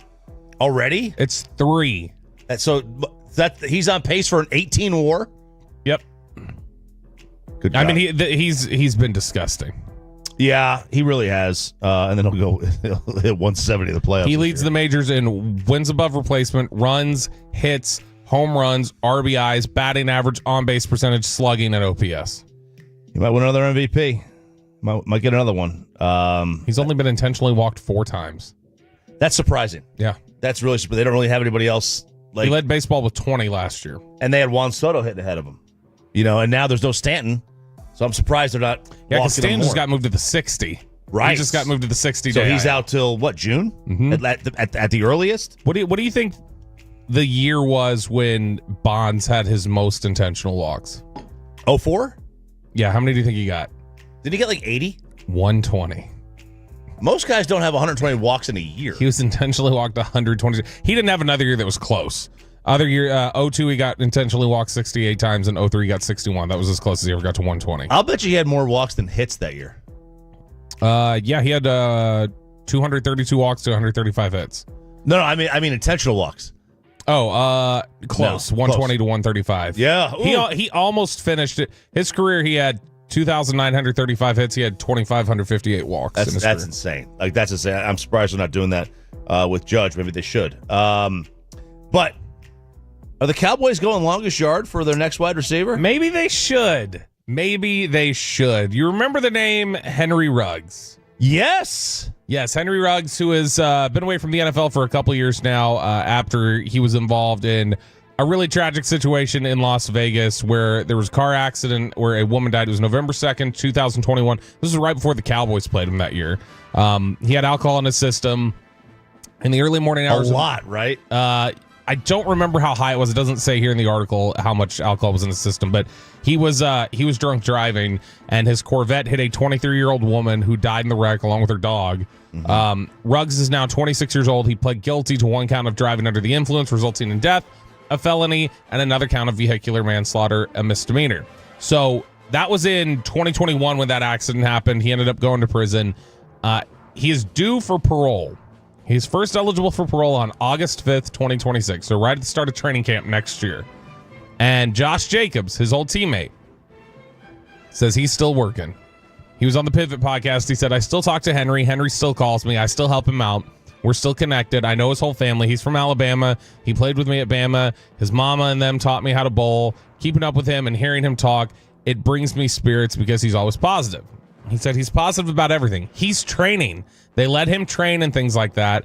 So I'm like, when you come out, man, I don't know if you'll get a chance. I've been talking to some people for him. They've been saying a couple teams are willing to give him a chance. I'm like, when you get that chance, man, you better not ever. Don't look back and prove to yourself and prove to everybody that one decision doesn't define you and who you are as a man. So the question then is, because how long was Plexico Burress in prison? I don't know. A couple years, came back, played in the NFL again. Michael Vick obviously went to prison, came back, played in the NFL again. So is Henry Ruggs the next one to, when he gets out, he'll be 27 years old, I believe. Assuming obviously he hasn't, I don't know what kind of training you can do in prison in terms of like, I know he's training, but like, your nutrition. Sure, it's gonna goes take time. into it. More goes into training than just physically lifting weights and doing wind sprints. I mean, the nutrition aspect of it and everything. Yeah, it's going to take time, but he would be, if he's in shape and he comes back and he gets into a program, you're talking about 27, 28 years old. He's back. He's paid his debt to society. Would you be okay with him coming here? Would you say, I can't have that? Look, I've been pretty consistent. The moment the courts, I only go by what the courts say. I would have signed Trevor Bauer because the courts say that I can. They said there's nothing we're not going to prosecute him. Or if you go to jail and you come out and you get out of jail and the courts say that you've paid your debt to society and you're free, then to me you're free to work. And I have no problem with that. Yeah, and look, I mean, I'm trying to look and see what the numbers were. So Plexico Burress was away from the game for 2 years. He came back, played with the Jets, had 45 catches, 600 yards, 8 touchdowns, and then didn't really do anything much after that. Michael Vick came back and definitely played at a high level for a little bit. Michael Vick had missed 2 seasons, 07 and 08. We're talking about Ruggs missing 5 by the time that he would be back. But Michael Vick came back and played pretty well in 2010, made the Pro Bowl, was second in AP Offensive Player of the Year, and played good football overall for the Eagles. But if you've paid your debt to society, you can do it. Over there on the YouTube, True Texan says, yes, bring Trevor to the Rangers. It's interesting you bring up Trevor Bauer. His latest court filing against Lindsey Hill, the woman that he was involved with, that he was countersuing, has stalled from the Los Angeles Times. Trevor Bauer pitches halfway around the world these days. On the day before he was scheduled to make his second start of the season, he signed a sworn statement in support of a lawsuit he filed last year in Los Angeles Superior Court. The final line of the statement said, executed on this 11th day of April 2025, Yokohama, Japan. Bauer has not pitched in the major leagues since playing for the Dodgers in 2021 when a woman named Lindsey Hill accused him of assault. His latest court fight against Hill stalled on Wednesday, and he remains tangled in a legal battle in Arizona as well. That dude, he continues to just churn out content on his Trevor Bauer page or on Momentum. That's one of the big things he does right now, where I've had a bunch of it suggested for me on YouTube recently. I don't know why, but like stuff's popped up, like his content of him pitching with a baseball from every decade or whatever. So it's like he's throwing a 1930s ball that they got off eBay and different things like that. He creates some really interesting content. It's just the biggest problem with Bauer. He's a jerk. He's a jerk. That's honestly the biggest reason why people aren't willing to give him a shot, I feel He's a jerk. He's willing to play for free, basically. Nobody wants anything to do with him. Okay, so, and this is a broader topic. I mean, Trevor Bauer, like, there's a moral... Bauer, Ruggs, like the idea of just how you handle a situation like that. I'll tell you this. Like, I do not like...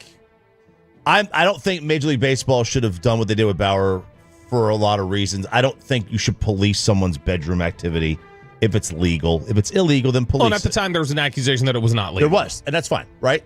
But you start the court said the court said there was nothing to it, or at least they couldn't convict something to it.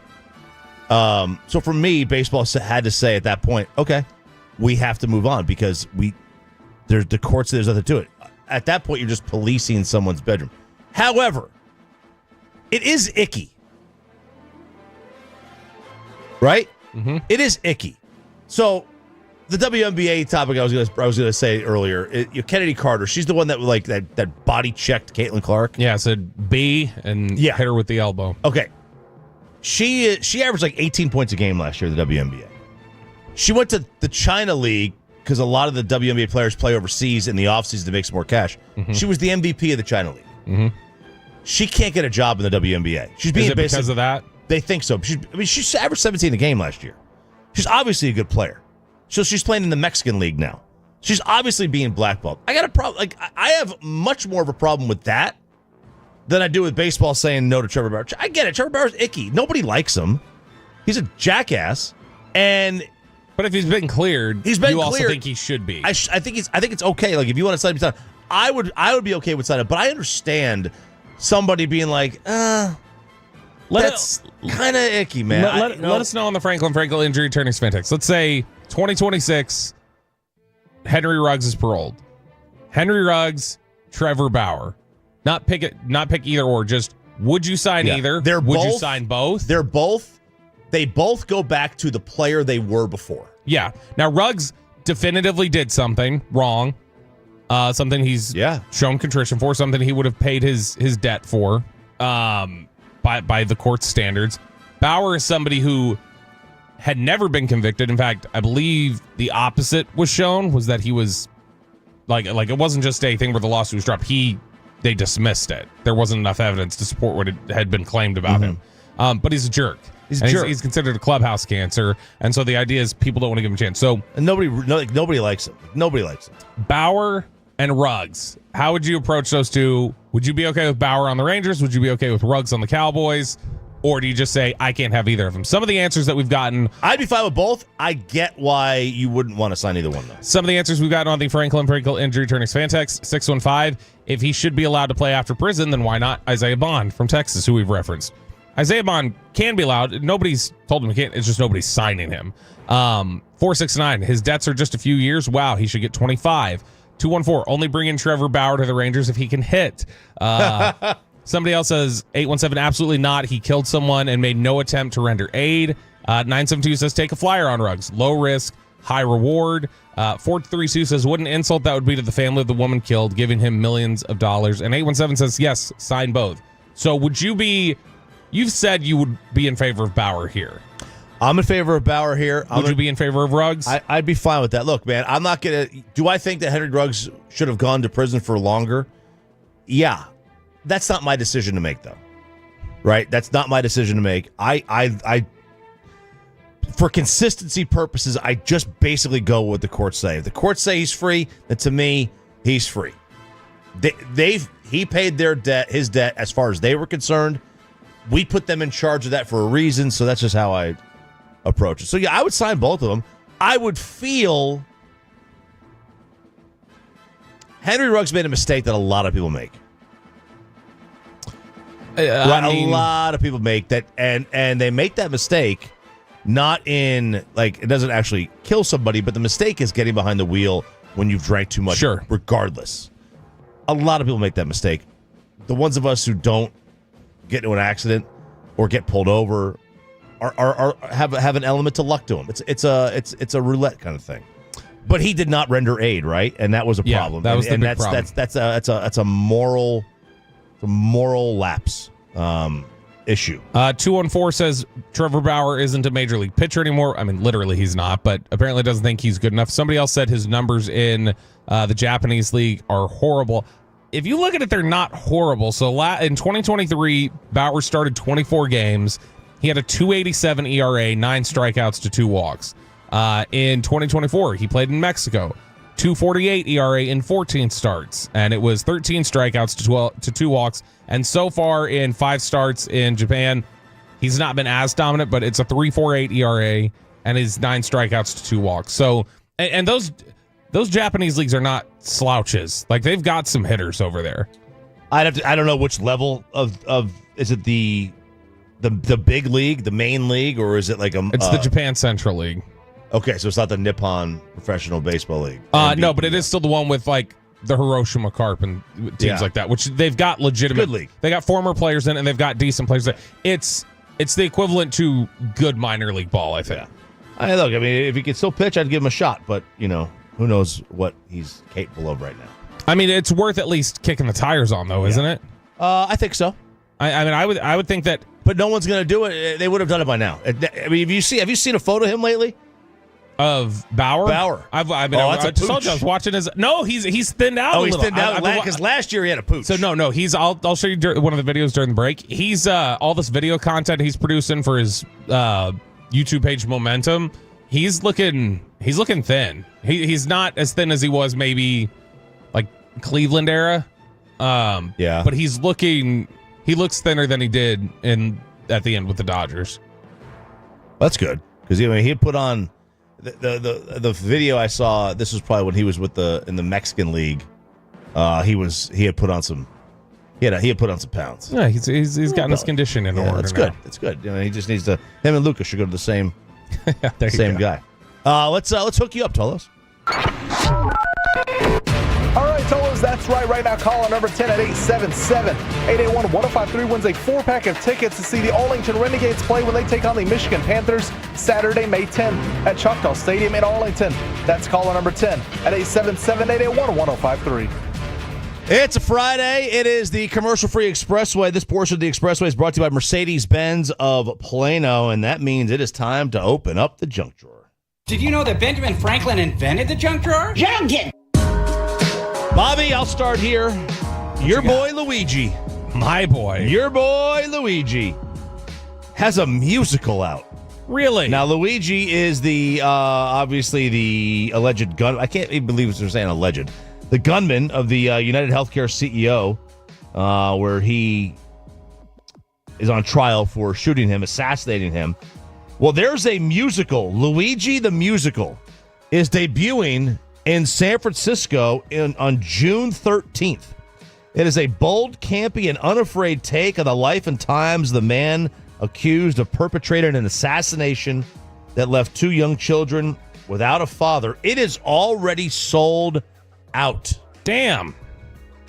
Luigi the Musical, and it's got it's a red banner, and the picture is him with his hood up and a backpack on and his gloves. Gosh. So basically what he was using, what he was wearing the morning that he killed the United Healthcare CEO. It's, quote, a story of love, murder, and hash browns. Hash browns? Because that's what he was eating when... Why don't they throw eyebrows in there? Love, murder, hash browns, and eyebrows. Yeah, like, are you gonna if the person you get to play Luigi, like, they've got to have, like, you got to put fake eyebrows on them if they don't have those incredible eyebrows. Yeah, you got to have them looking thick. What else is there? What would be some other really just terrible musical ideas? I don't know, man. The fact that they've made this guy into a folk hero is kind of disturbing. He's a dude. He has a bunch of people who are just in love with him. He's been getting love letters there in prison, or as he's awaited trial. The prosecutor just got dismissed, I think, in the case. Dude, they're gonna find a way to get him off. The prosecutor got dismissed because it was, I guess, it was accused that he had listened in on a phone call between the defense attorney and Luigi. Oh, God. And so they just got dismissed the other day. So there's like a whole new prosecutor on the case. So they've got their issues already. They've got some stuff that's problematic for them already. But I can't think of a worse musical idea. No, I mean, I can't think of a worse one. This is pretty bad. I mean, you want to make one about Diddy? Ooh, that'd be pretty bad. A Diddy musical. Kanye now? Kanye the musical might be sort of interesting. If you followed his spiral down into Nico the musical. Oh my Turn God. the Luka trade into a musical. I like that one. The musical even makes light of convicted crypto fraudster Sam Bankman-Fried and Diddy turning them into Luigi's wacky jailhouse companions. Real-life cellmates by his side, he navigates friendship, justice, and the absurdity of viral fame. It's pretty. That's pretty bad. I got something for you here in the junk drawer, Chop. This is we talked recently about is Jack Solbrick the dumbest person we've seen on social media recently? Like, what are you doing putting your face out there for the Deion Sanders prank call? Now he wasn't on the call. He's sitting right there. He's sitting there, and he's in the video. He's in the video, and then they posted it on social media like dummies. He has been surpassed this week. A bar in Tempe, Arizona, is in hot water this week, Chop. The Tempe Tavern got in trouble recently when it's a bar that saw nearly 200 people cited earlier this month for underage drinking. They had a big issue where cops came in, found a bunch of people underage drinking. Big deal. Got the Tempe Tavern in trouble. Whatever. That's not the biggest problem. The problem is that the Tempe Tavern on Monday of this week posted some new merch. Okay. And this new merch was a t-shirt. And it says hashtag Tavern Strong. And the back of the shirt says Our 9/11 with an American flag on the back. And they posted this on social media and said they just hit the second tower. Hashtag Tavern Strong. What? These idiots who run this bar, who let 200 underage kids in there to drink in their bar, and then they get cited for it. They then create a t-shirt that says, this was our 9/11, getting busted for serving 200 people, and put it up with the Facebook post, they hit the second tower. These are the dumbest. You are so stupid, you should go to jail for this. You should go to jail for being this dumb because you're a threat to society. You're a threat to your own well-being if you are this dumb. That is the most stupid. tone deaf. It's so stupid. Tone deaf. Like, I mean, dude, here, look at this right here. I saw the video of all the kids having to walk out. Our 9/11. So they them willingly getting post that. They're saying them getting popped was their version, their 9/11. Their version of 9/11. And they said t-shirts coming next week, available next week for purchase at the bar. And they posted with the caption, they hit the second tower. These are cool, guys. These are the dumbest. These are the dumbest people I've ever heard of in my life. Hey, no. These are way up there. Now they've deleted this post since. Oh, good. Oh, good. Yeah, they've been on top of that. They've deleted it since, but some of the comments immediately on the post were really, really bad. Somebody goes, yeah, that's cool. Have fun losing your liquor license and paying all those fines. Somebody has said, this is so tone deaf, it's actually pathetic and hilarious. But this is one of the dumbest things I've ever seen a company do. Tempe Tavern, no doubt, RIP. Let's head on over to my favorite generation of people, Gen Z. They have killed off another staple. So they've already killed off napkins and emojis, right? They killed off those things, ankle socks. And now, bedtime stories. Oh. Gen Z is not reading to children at night. Gen Z parents have canceled reading bedtime stories to children at night. As the article says, this is a great line. Hi ho, back on the shelf you go. They're not reading.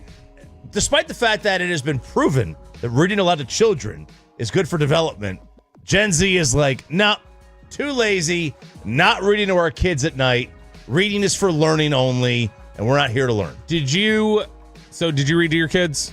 Yeah, one fish, two fish, red fish, blue fish. Peyton, did you get stories read to at night? Maybe when I was like 6 or 7, but I don't remember it being like that. Yeah.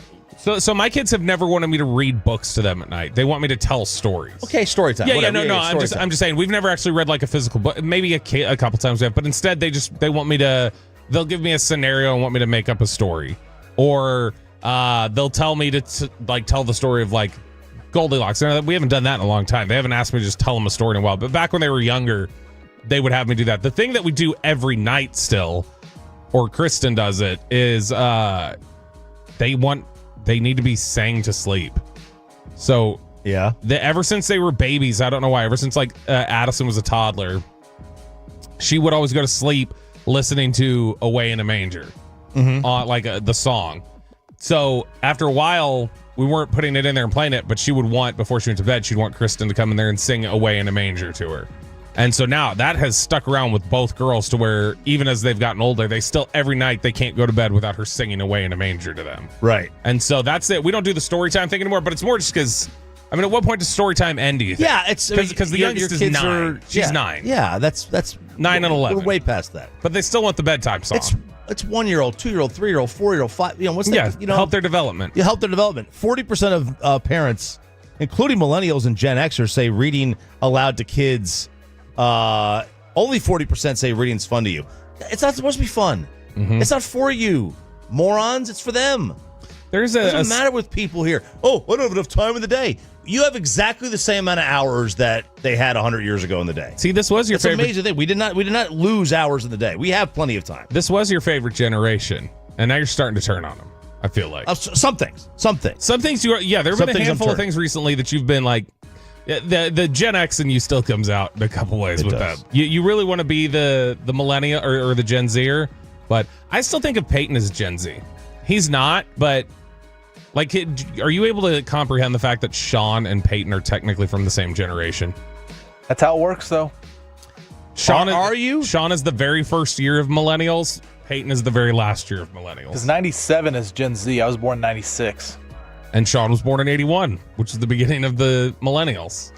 That tells me you need to fix the generation tags if you're telling me Sean and Peyton are the same. That's too far of a difference. How big does the gap need to be when you start disconnecting generations? 10 years?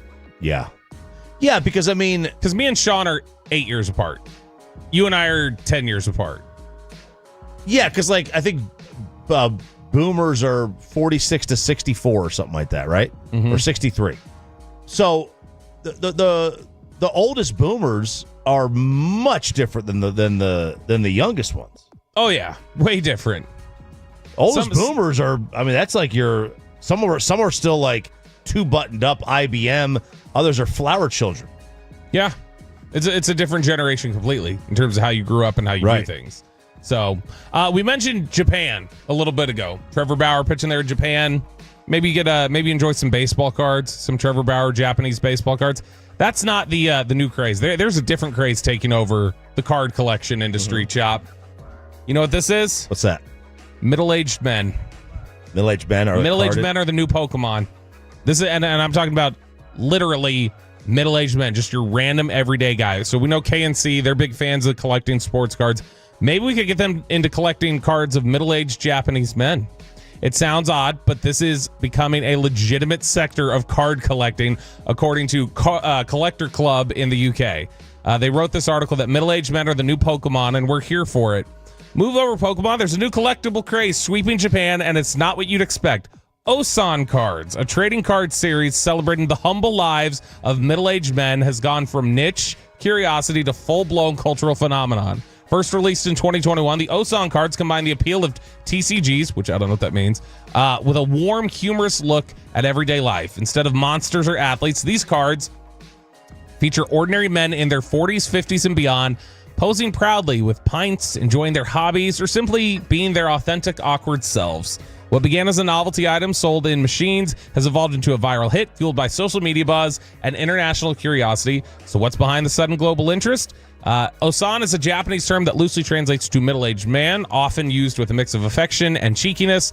The Cards project takes this idea and runs with it, giving these men a spotlight rarely seen in the world of collectibles. Each card features a photo of a real middle-aged Japanese man, a character name, like a little nickname for him, personal stats and hobbies, a fictional power level or ability, and unique quotes or trivia. So these have become like big time in the trading card community in Japan, and they're thought that they're going to be taken over, but like you can look at them here, they are legit. They're like Pokemon cards with middle-aged Japanese men. That's awesome. But they're portraits of real guys. I want this. I want to do this. People are falling in love with it, and their thought is that they think it's because it's A, it plays on the card collecting angle, but B, it's like, oh, it's just, this is something. It's sweet. It's everyday life. Let's celebrate these dudes who are just getting by. They're just being good dudes. We need these for the people at the fan and give them away at events. Oh, Yeah, if we had trading cards. Yes, fan trading cards. Let us know on the Franklin injury attorneys fan text 877-881-1053. 877-881-1053. Basketball buy up all the black market on them. Would you want fan trading cards? Like baseball cards with stats on it? Have you been listening to the last 3 minutes, mate? Well, you're talking about Pokemon cards here. That's different.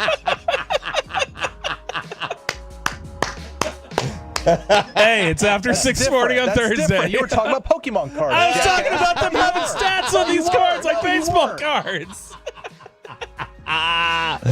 He was not listening. He was not listening. No, he was not listening. So, have you heard of the Hive Systems password table? No.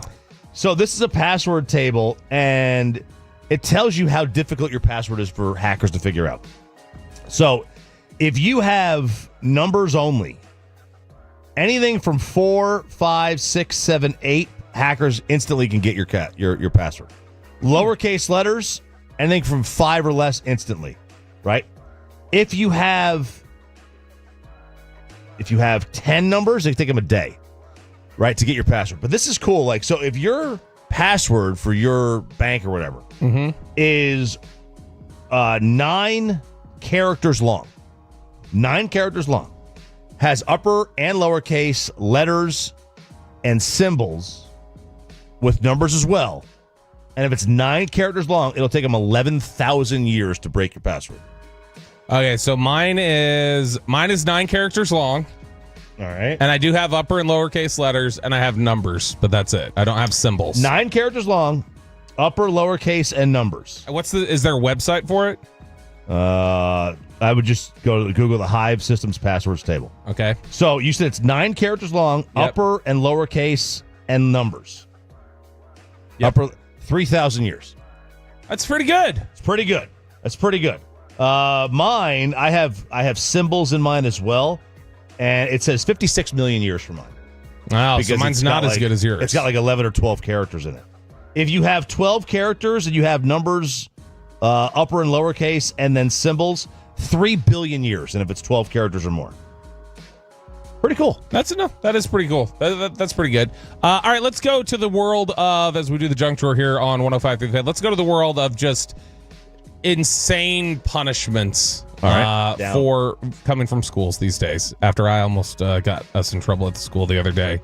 So there's a Missouri family that a Missouri mom and her teenage son are suing the school for suspending him after he made a gun out of Dr. Pepper cans. Like, he made a something that looked like a gun out of Dr. Pepper cans. That's bad, right? Mm-hmm. You can't do that on school campus. They tell you can't do it. The problem is he didn't do this on campus. He did it at home. They're suspending him for making a gun out of Dr. Pepper cans that he made and kept at home and did not bring to school. But he posted it on Snapchat. And so because he posted on Snapchat, they're saying that he needed to be suspended. Now, here's what it looks like. I'll show it to you. It's literally just made to look like an assault rifle. Like, it's Dr. Pepper cans lined up to look like a rifle, and then he posted the picture of it on Snapchat. So he didn't pull a James Carney from In the Line of Fire and make an actual gun. No, this is just he lined up Dr. Pepper cans to make it look like it was a gun, and he posted it on Snapchat and with no message or anything else, and he got suspended. 2024, the 13-year-old boy glued Dr. Pepper cans together in the shape of a rifle as part of a viral can art trend. According to Reason, once the boy, referred to as WG for legal purposes, had finished the project, he posted it to Snapchat to share with his friends. The photo was seen by a parent of another student at the school who reported it. The next day, WG's mother, Riley Grundon, received a call from the principal alerting her that her son... Why did they give her name? They're trying to hide his name. Why would you give her last name? Because I think they're clearly showed like the representative G is his last name, but I think the bigger issue is what's his full name or what's his first name. But Grundon ended up meeting with school officials the following day, including the principal and superintendent, who informed her that her son would be suspended for 3 days for cyberbullying. Yeah, I got a problem. That's an issue. You can't punish a kid for something like that. No, you can't. Happens. You can't. You're overstepping your bounds as a school. Yeah, that's not true. That's not cyberbullying. First of all, it's not cyberbullying. All right, you're posting a photo with no caption. That's not cyberbullying. Second of all, you stay in your lane. Now, I understand, like, schools have to be, like, super careful when it comes to weapons. I totally get that. But doing something that's off campus, I don't know. I have a problem with that. 214 in the line of fire reference. WTF? How old are you, Chop? It's a good movie. That's Clint Eastwood. It's a good movie. It's a solid movie. Okay, I'm not gonna let you hit me on that one. That's a solid movie. Sean and RJ here, 105 through the fan. That is the junk drawer. That has been the commercial-free expressway. Big 8 o'clock hour coming your way next. We got a G-bag fight to get into. Why I love this one aspect of the Cowboys draft, but what happened with the Dallas Stars last night? It's all coming next to the fan. But first, look, we got some big games coming up.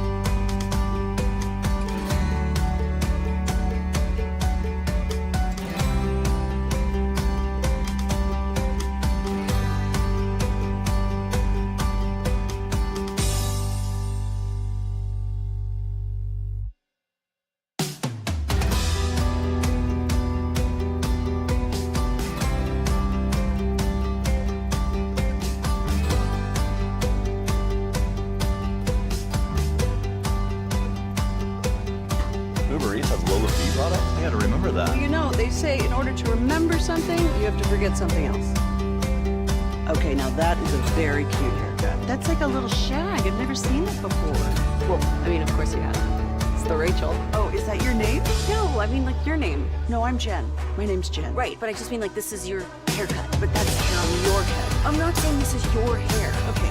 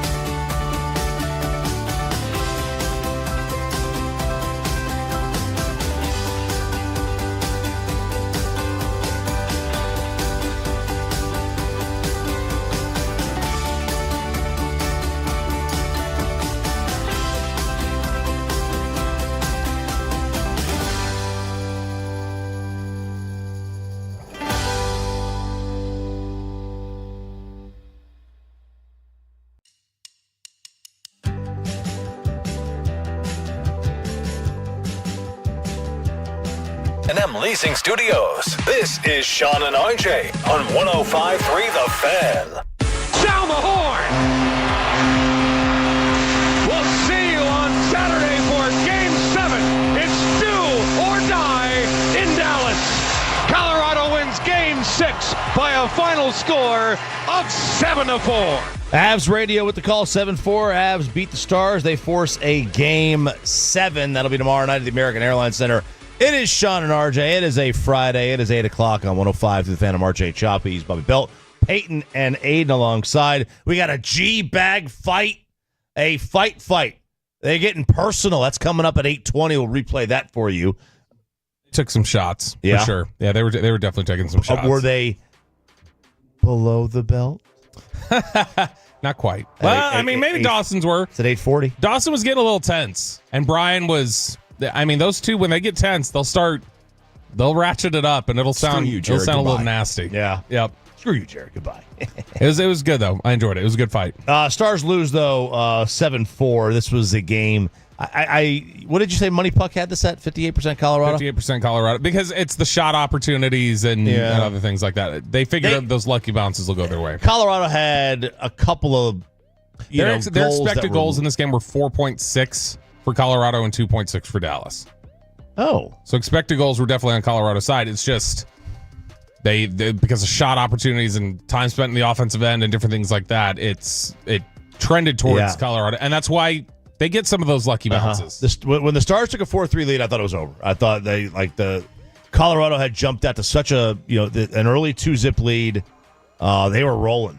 And then the Stars had such a great second period. Then all of a sudden you get to the third and they tie it up and they get that lucky own goal.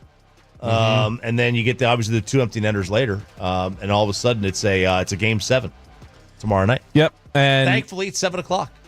Yeah, look, I mean, some of it was fortunate for Colorado, but again, like we say, when you get that many shot opportunities, that's why you're going to be in position to get some lucky bounces. Like if you take that many shots, some of these are going to be bouncing off of 2-star skates or bouncing around the front of the net to where when they're trying to clear it away, they just end up shooting it off of Blackwell and bouncing it right into their own net. It's just a brutal way to lose a game like that was so entertaining and fast-paced, and then it ultimately comes down to you lost it because you shot it off yourself. In the NBA, you get to a Game 7, anything can happen, but teams are basically who they are. You get to baseball and hockey, you get one goalie that is just he's on one, or you get a pitcher that's just on that day. There's no telling. I thought Otter played well yesterday. Yeah, he was fine. I mean, when you talk about the fact that he had a couple of redirects, and then the one that was that bounced off his own player. Yeah, the bounce off his own guy, a couple off it. Technically 2 bounced off his own guy because the first goal bounced off 2 stars. It hit their skates, and the second Colorado goal, he whiffed. Yeah. I mean, I thought it was a broken stick at first, but he basically just whiffed on it. And then it was able to get through. And yeah, so when you think about the fluky nature of it, and then the 2 empty netters on top of the expected goals were 4-6, that means he generally Otter did his job. Because he allowed really 2 to 3 legit goals. Yeah. And so to me, I thought he played well. He played well enough to win. The first line played well enough to win. The first line was dominant. Rantanen and Roop, they were fantastic in this game. And it's just, you didn't get enough on the lines behind that. But look, Game 7, like you mentioned, Pete DeBoer doesn't lose generally after a loss in the playoffs. 13-5 with the Stars after a loss. And I don't think he's ever lost a game. I think he's like 6-0 in Game 7s. He's 7-0, I believe. 7-0. Yeah, it's 8-0. Yeah, so he's 8-0. Meanwhile, they're 0-8 in Game 1s lately. So yeah, 8-0 in Game 1. In fact, I saw Coop tweet last night. He's 8-0 in Game 7s. No one's got a better record. And there's only one person that has as many Game 7 wins that's tied with him. So, in fact, the Stars Game 7 magic continues versus the Avs, according to Coop. He said they've won Game 7s against the Avs in 99, 2000, and 2020.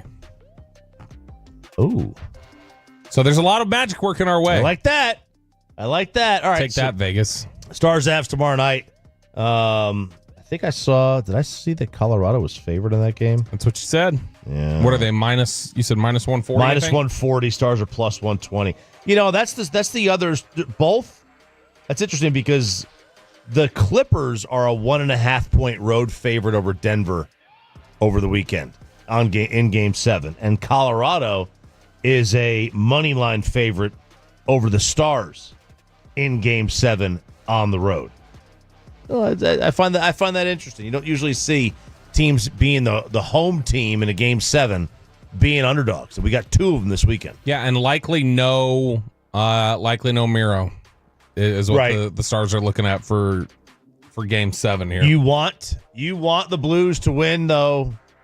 That'd be great. So you get a Game 7 in the Winnipeg series, which, if the Stars were able to advance, would push this series back another day. Like, if the way it sets up now, if Winnipeg wins tonight and the Stars win tomorrow, they could start as early as Monday. If Winnipeg loses, they would probably start no earlier. It would not be able to start any earlier than Tuesday, and that obviously would give Miro an extra day to see if he can get out there and skate. Yeah, it'd be massive for them. Pick you up the extra time. Then, like say, you could also potentially just get the Blues to push out Winnipeg for you. You don't even have to worry about that. Or as I call them, the Bluesers. The Bluesers. The Bluesers. There you go. I see that one. Speaking of hockey, breaking hockey news, the Mike Sullivan, who was just fired as Pittsburgh's coach, he's already been hired by the Rangers to be there next. Oh, is he going to help out their hitting? Well, that's a good question because the Rangers, those Rangers, the baseball Rangers, Peyton, cannot hit at all.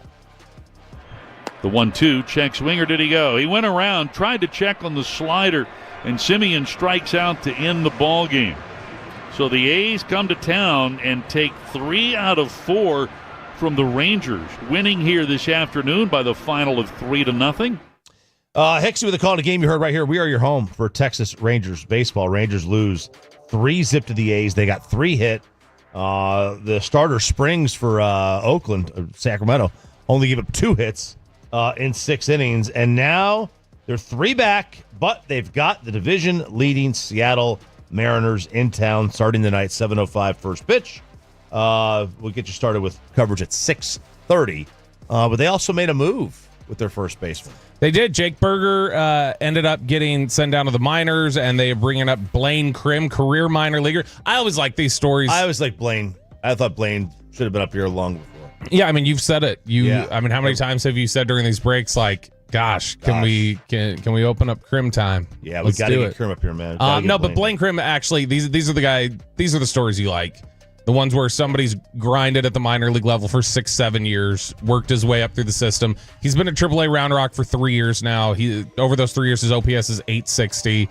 He's a guy who has basically been about a 20 to 25 homer type of guy, shown good plate patience in terms of if you just look at his numbers and look at his on-base percentage. So to me, that's a big positive, or something that I'm just looking forward to seeing, that this guy's going to get an opportunity. Could be a little... Mitch Moreland was kind of that way.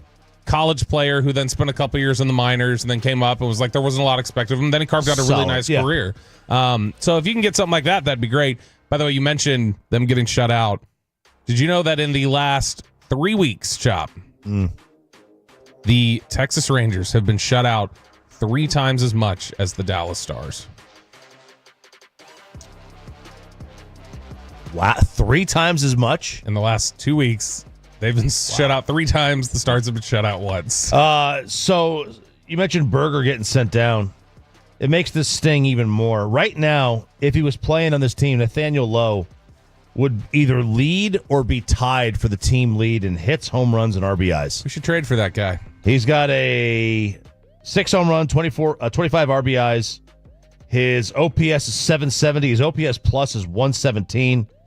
He would have more hits. He's got like 28 hits, more hits than anybody in this team. And they got rid of him. That would have been nice to have. Peyton's guy. Peyton hated him. Peyton ran him out of town. No, I love him, man. Come on. You ran him out of town. Peyton, you made so many just terrible jokes about that man and his family and everything else. Yeah, you did. You went personal. I did not touch the family. You went No. personal. I did not. Oh, you liar. Wait, did he make jokes with the family? Maybe his brother. I'll tell you during the break. The brother's a fair game, right? He's a major leaguer. I'll tell you during the break. Yeah, that's fair game. Public figure. I'll tell you during the break. On air or off air? What are we talking about here? I think on air you slipped up and said one thing one time that you should know. Oh, no. But if you look at Nathaniel Lowe, the last 2 years here in Texas. Something about their dog? In the last 2 years that he spent here in Texas, his barrel percentage was 6.5% and 5.8%. Nate Lowe? Yeah. This year in Washington, it's almost 11% that he's barreling up. So I mean, is he on, or is he getting a little bit more lucky that he's on? I mean, he is. What you're seeing is he's barreling the ball up, and his exit velocity is up about 3 miles per hour this year. Sean and RJ here, 105.3 The Fan. I really like this story. I saw this story from CBS where they were talking about each NFL team's most questionable draft pick. Mm-hmm. All right. Why do you like this story? This doesn't sound like it's going to be good. I'll tell you why it's good. And maybe I'm just okay. So for example, Miami's most questionable pick was Kenneth Grant, their first rounder. I liked Kenneth Grant, by the way. They took him at 13, right? Defensive tackle. Mm-hmm. When you get down to the Cowboys, all right, I was like, all right, let's see the Cowboys. So the Packers' most questionable is their second rounder, Anthony Belton. The Bucks' most questionable first rounder, Emeka Egbuka. Falcons' first rounder, James Pierce. Right? Saints' most questionable second rounder, Tyler Shuck.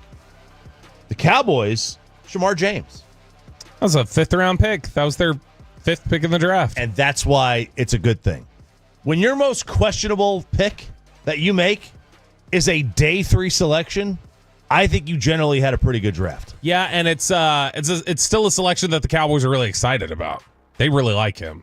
Here's the write-up. He lacks ideal mass to play in the box, struggles to consistently deconstruct blocks, missed tackle rate was too high. They've got an infatuation with those athletic linebackers with streamlined frames, which has likely contributed to its run defense issues. Alabama guard Tyler Booker going 12th overall was a bit of a surprise after how poorly he tested. The tape validates where he was taken. Eagles, their most questionable was a second-round pick. To me, when your most questionable is a day 3, 5th, 6th rounder, dude, I am in. That, to me, you were safe. Signifies you had a really solid draft. Now, none of this means anything. No, but it means that there wasn't anything questionable about what you did. Right. Like on the surface, do they turn out to be guys that you think they can be? Who knows? But what it says is that your process was correct. If they bust, it's not because you had a poor process in evaluating. It's just it didn't work out. I think most teams, and I know fans don't look at it this way, I don't think, but they should, I believe. If you got busts are going to happen. The process is what matters. Yeah. I think if you reach everywhere and you bust, like, hey, that's on you. Rick Goslin had said one time, I think it was Rick that I was talking to. This is years ago. Talking to him. Yeah, old Goose. I love Goose. He had said that when you're talking about grading the draft, it's really hard to grade a draft right after it happens. You don't know what the players are going to be. You can really only grade, was their process correct? Like, how did they approach the draft? Did they panic? Did they break rules? What did they do? How was your process? And so the process is really all you can grade. And the Cowboys' process got an A. Grade the plan, grade the process. It's fine. Trust the process. Trust the process. Yeah, I don't have a problem with it at all. All right, that's Sean and RJ here on 105 through the fan. Okay, let's get ready for it. The fight, the G-bag fight. Fight. We're going to play it for you next here on Sean and RJ on 105.3.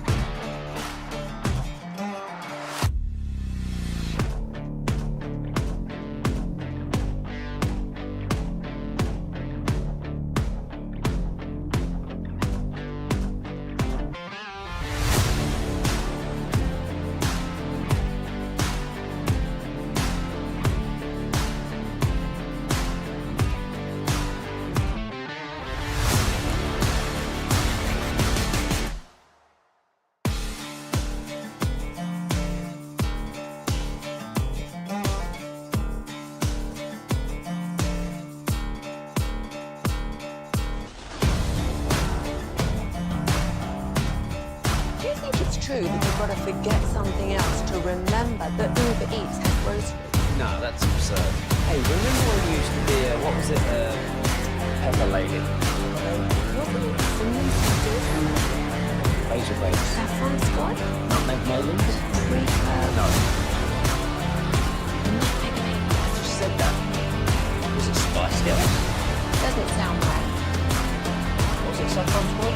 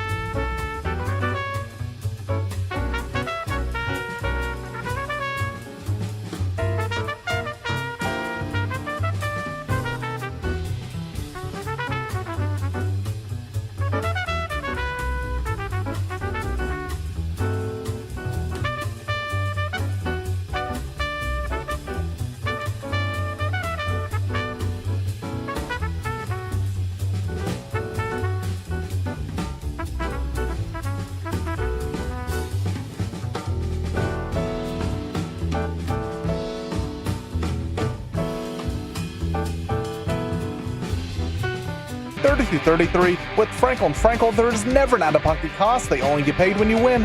Frankel & Frankel, the go-to card and terrific attorneys in Dallas.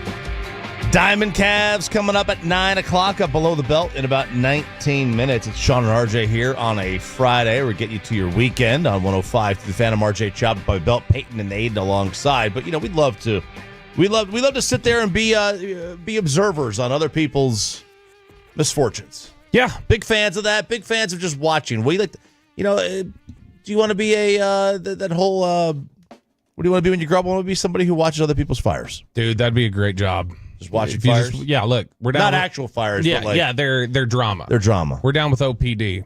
We like other people's drama. Yeah, that's why reality TV really has taken up, because as a society, we're very bad people. We're very bad people. We want to see other people have bad days. Where is the number one, since we're talking about other people's drama, where is your number one seed for people watching in society? Oh, the airport's pretty good. That's it. That's the number one for me, is the airport.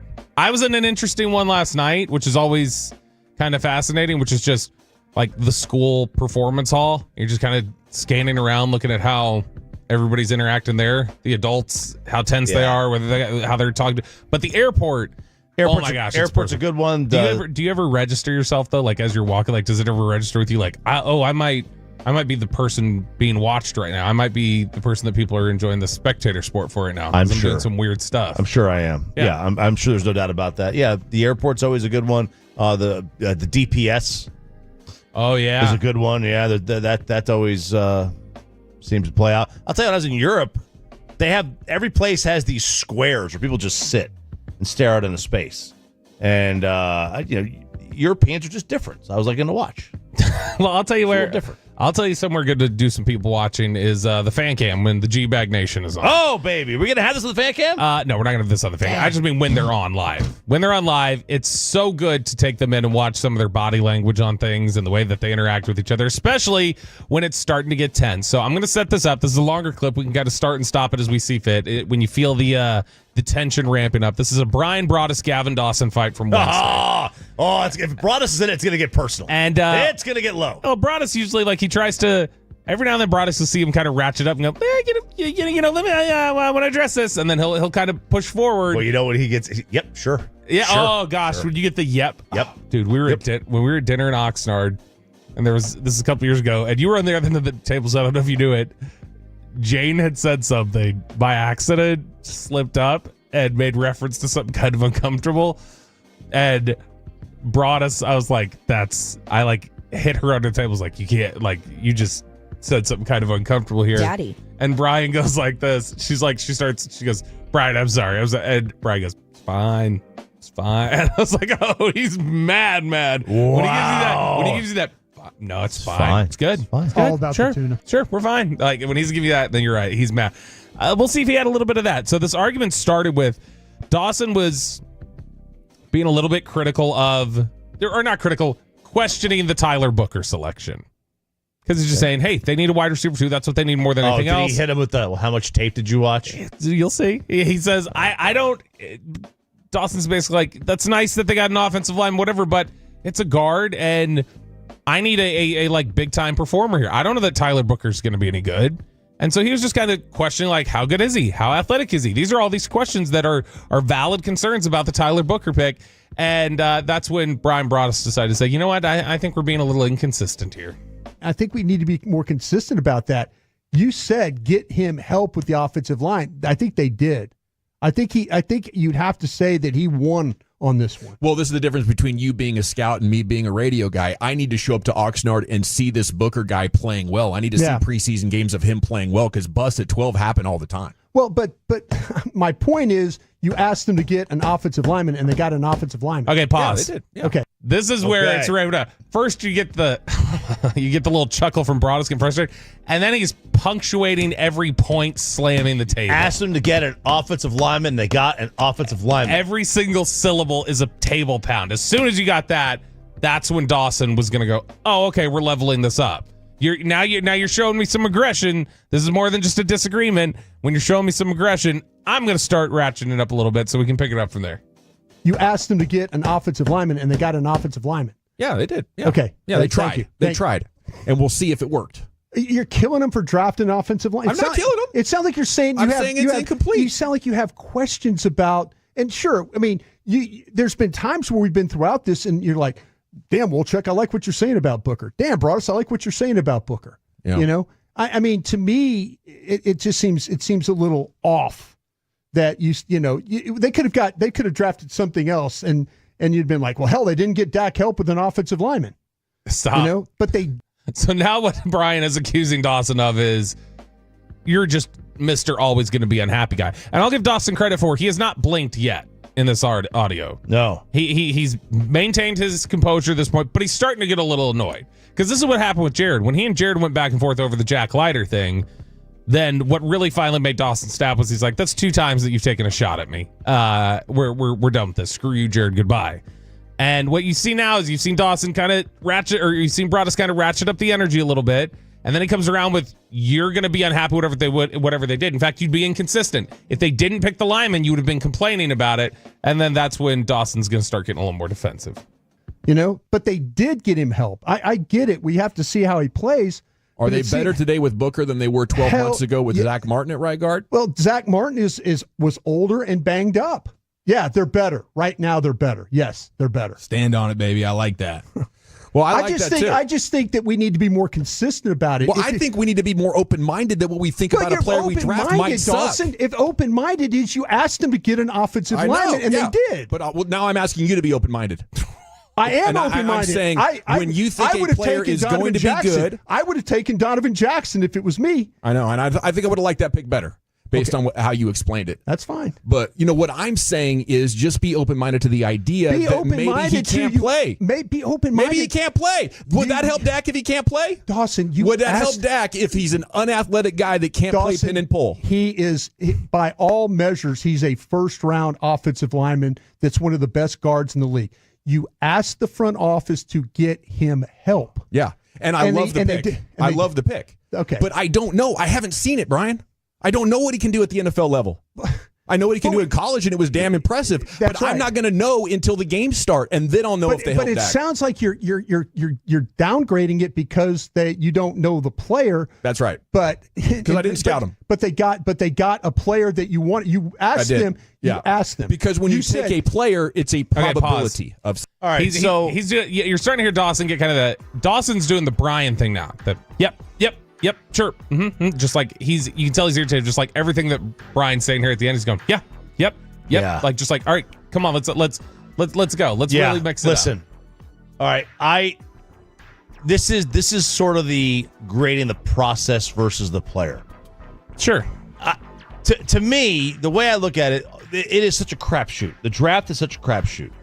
I've been saying it doesn't matter who you pick, just pick a position.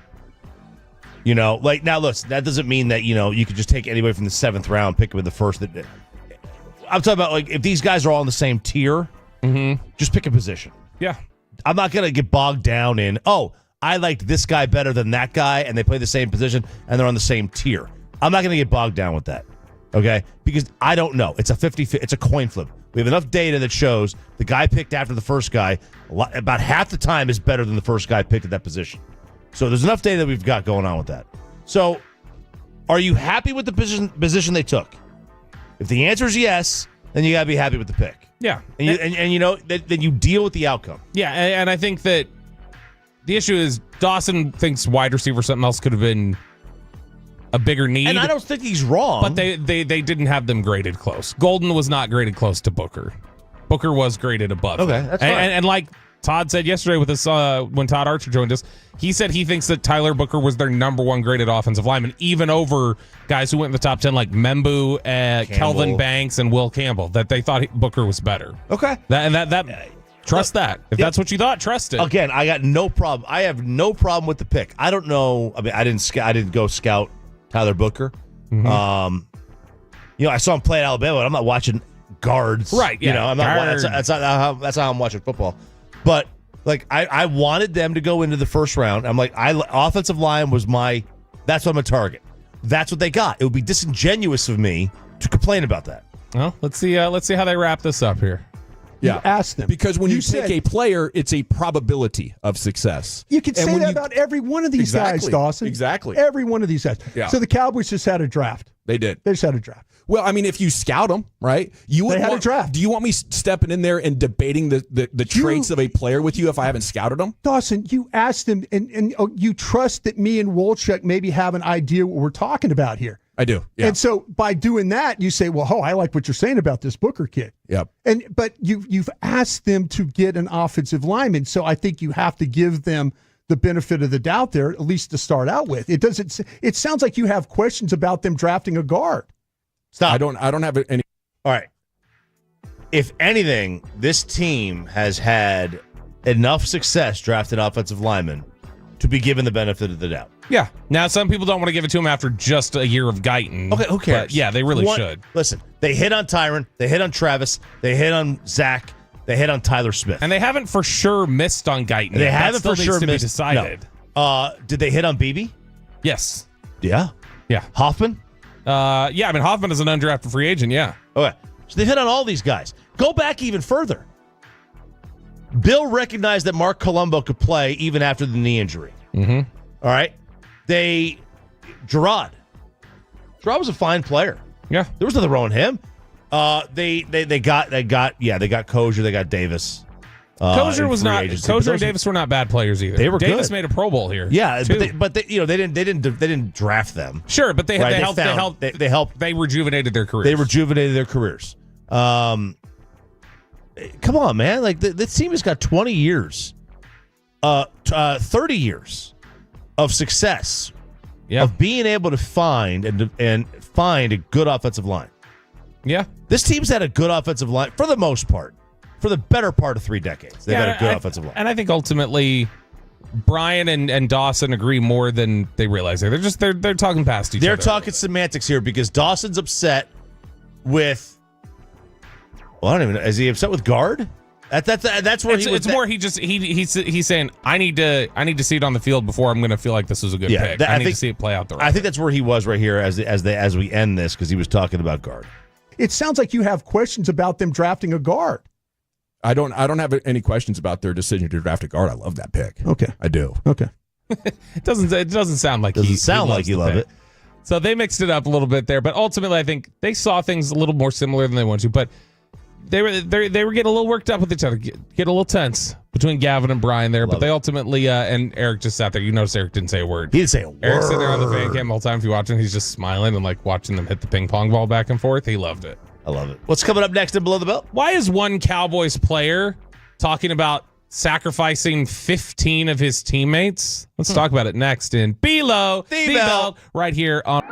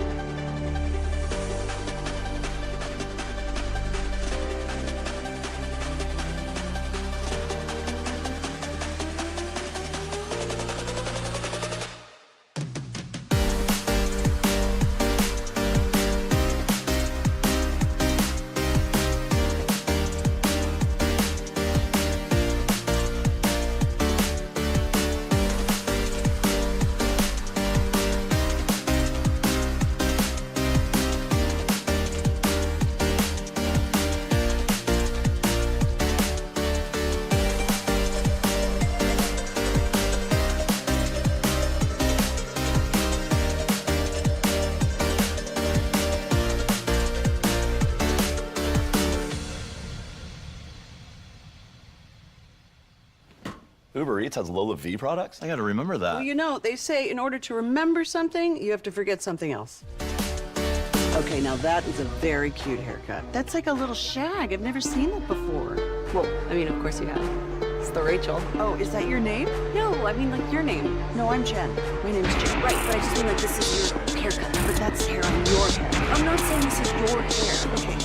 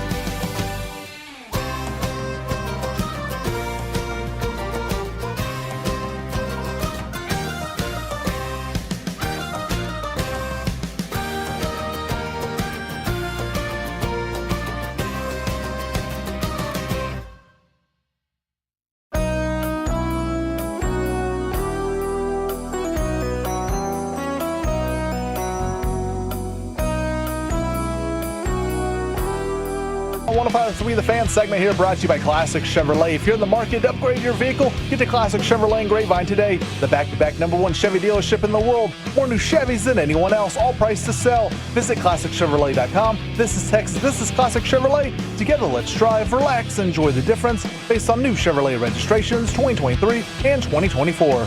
The great Bobby Belt. Bobby Belt is an idiot. Don't make me take off my belt. Don't make me No, take off my belt. we're not. Over to you, Bobby. Which 15 are going to go? Which 15 are going to lose their life? A needed sacrifice, according to one Jake Ferguson. Is it watching Yellow Jackets? No. This is Jake Ferguson yesterday. This is below the belt here on 105 through the fan. I was scrolling through social media yesterday, and a video popped up, and I discovered Jake Ferguson is a fan of the payload. Really? Yesterday, which I've heard rumblings that Jake might pop us on every now and then.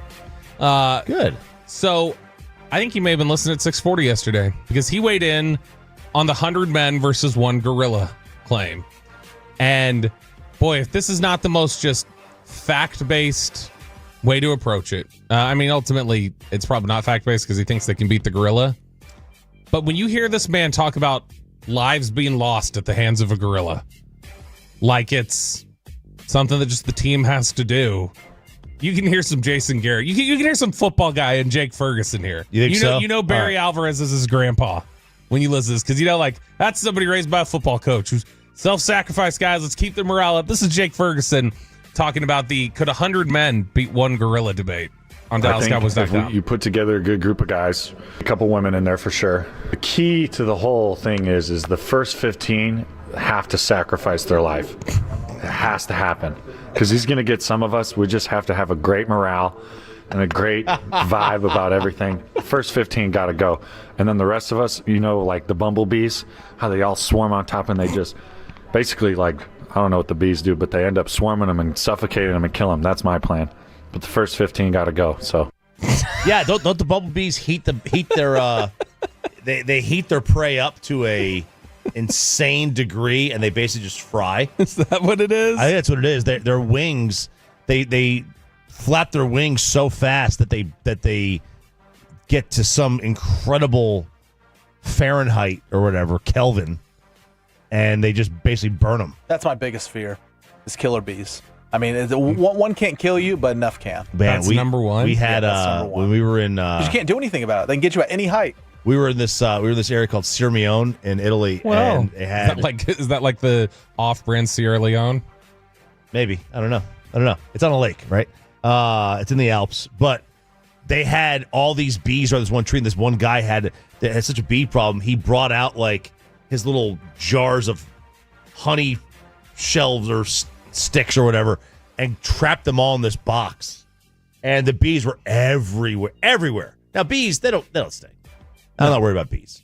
When they're foraging, they don't bother. They really only do it when they're threatened. Yeah, because they're going to lose their life. There's this funny this TikTok I've seen where it's like a guy and he goes bees versus wasps, and he's walking up as a bee and he goes hey man, I don't really know why you're there. Just if you could give me some space, just make sure I don't feel threatened. Because I just don't want us to get sideways. Just let me pass by. I'm not doing nothing. I'm just doing my bee thing, whatever. And then he's like, wasps. And then he walks up and he's like, what are you looking at, punk? I don't even care. You've been in my space now. I'm following you. I'm coming for you. They will follow you. I'm actively, you've invited my chaos into your world. And that's the wasp energy. That's the wasp. Versus the bee. But, dude, I love the breakdown by Ferg. It's good. You got to sacrifice the first 15. But the fact that he's like, guys, let's keep our morale up. That's a football guy. Yeah. That is a football guy talking about, hey, 15 of us have to die. Guys, it's going to happen. Let's keep a great. We're all dead. We're all dead. We are all dead because you can't. You get what? 4 tops that could surround the gorilla, and he's stronger than all of us. Yeah, I do like the play to get paid because I like Harry just his pot. He sounds almost upbeat about hey guys, look, 15 of us are going to die. Yeah. You got to be okay with self-sacrifice. I think if you put together a good group of guys, a couple women in there for sure. The key to the whole thing is the first 15 have to sacrifice their life. It has to happen because he's going to get some of us. We just have to have a great morale and a great vibe about everything. The first 15 got to go. And then the rest of us, like the bumblebees, how they all swarm on top and they just basically I don't know what the bees do, but they end up swarming them and suffocating them and kill them. That's my plan. But the first 15 got to go. So the vibes have to be right. When look, we just gotta have a good vibe when everybody starts dying, guys. That's the biggest thing. So Jake Ferguson, there you go. All right, the results of now that the NFL draft has passed, we've got the results of the Bryce Young trade that Carolina made. We have the official numbers for what this trade ended up being. You tell me if this sounds like equal return. So in the end, the Chicago Bears essentially traded Bryce Young to the Panthers. In return, they got Torrey Taylor, Tyreek Stevenson. That was the corner who was celebrating before the Hail Mary was thrown against Washington. Mm-hmm. Darnell Wright, starting offensive lineman. Go Vols. DJ Moore. Okay. Caleb Williams. And Luther Burden III, who was supposed to be a first-round pick at receiver this year. Did the Panthers get fleeced? Sounds like well, yeah, they did. Do you think Caleb's going to end up being better than Bryce? Bryce started showing something last year. But Caleb was solid. Caleb wasn't great, but he was solid. I think Caleb would be better, yeah. So you had that alone probably say you were losing on. And then you also had a DJ Moore, Darnell Wright, Tyreek Stevenson, Torrey Taylor, and Luther Burden. That might be as close to, if those guys pan out the way you think. I mean, that's 6 starters. That might be as close to a Herschel Walker trade as you're going to get in the modern society. But you know what? If you're Carolina, it's still the right move. Yeah. Where were they? Where were they in the draft? They couldn't predict where he was. They were 9 or 10, I think. Yeah, they had to do it. Yeah. So, I mean, look, you don't know how things are going to play out. You don't expect to be picking number 1 again. So I get it. You can't predict those sort of things. But, man, that's going to be as close to a modern-day Herschel Walker trade as you're going to get because people just don't make those kind of trades anymore. All right, I want to cover some things going on with the Giants here in the NFC East. Before we do that, I know you had something in your email. A little bit of a sad note. The retirement of a guy whose career, Jordan Travis, looked to be so bright a couple years ago, all of a sudden gets just the rug pulled out from him out of the college playoff. I feel really bad. I feel really, really bad. Jordan Travis, Florida State, had that nasty leg injury at the very end of the 2023 season. Caused all the controversy about the CFP. I mean, if they had 1 year later, that same thing happens 1 year later, they're in. Mm-hmm. They're in the playoff. But this was a game at the very end of the year. He's 25 years old, and at the very end of the year, he had that injury for Florida State, and he is retired. He was retired from football, and now he's obviously not been the same. It hasn't healed the way he wanted it to. I assume the Jets told him, you're probably not going to make the team, and he probably saw the writing on the wall with some of the picks and stuff, but maybe he's in a lot of pain. I feel so bad. I hope he had insurance on his body. A lot of those guys at that stage of their career do. Willis McGahee, if Willis McGahee never would have played again when he just destroyed his knee, that was one of the people, I think, in How Young is Peyton Russell that Peyton didn't know.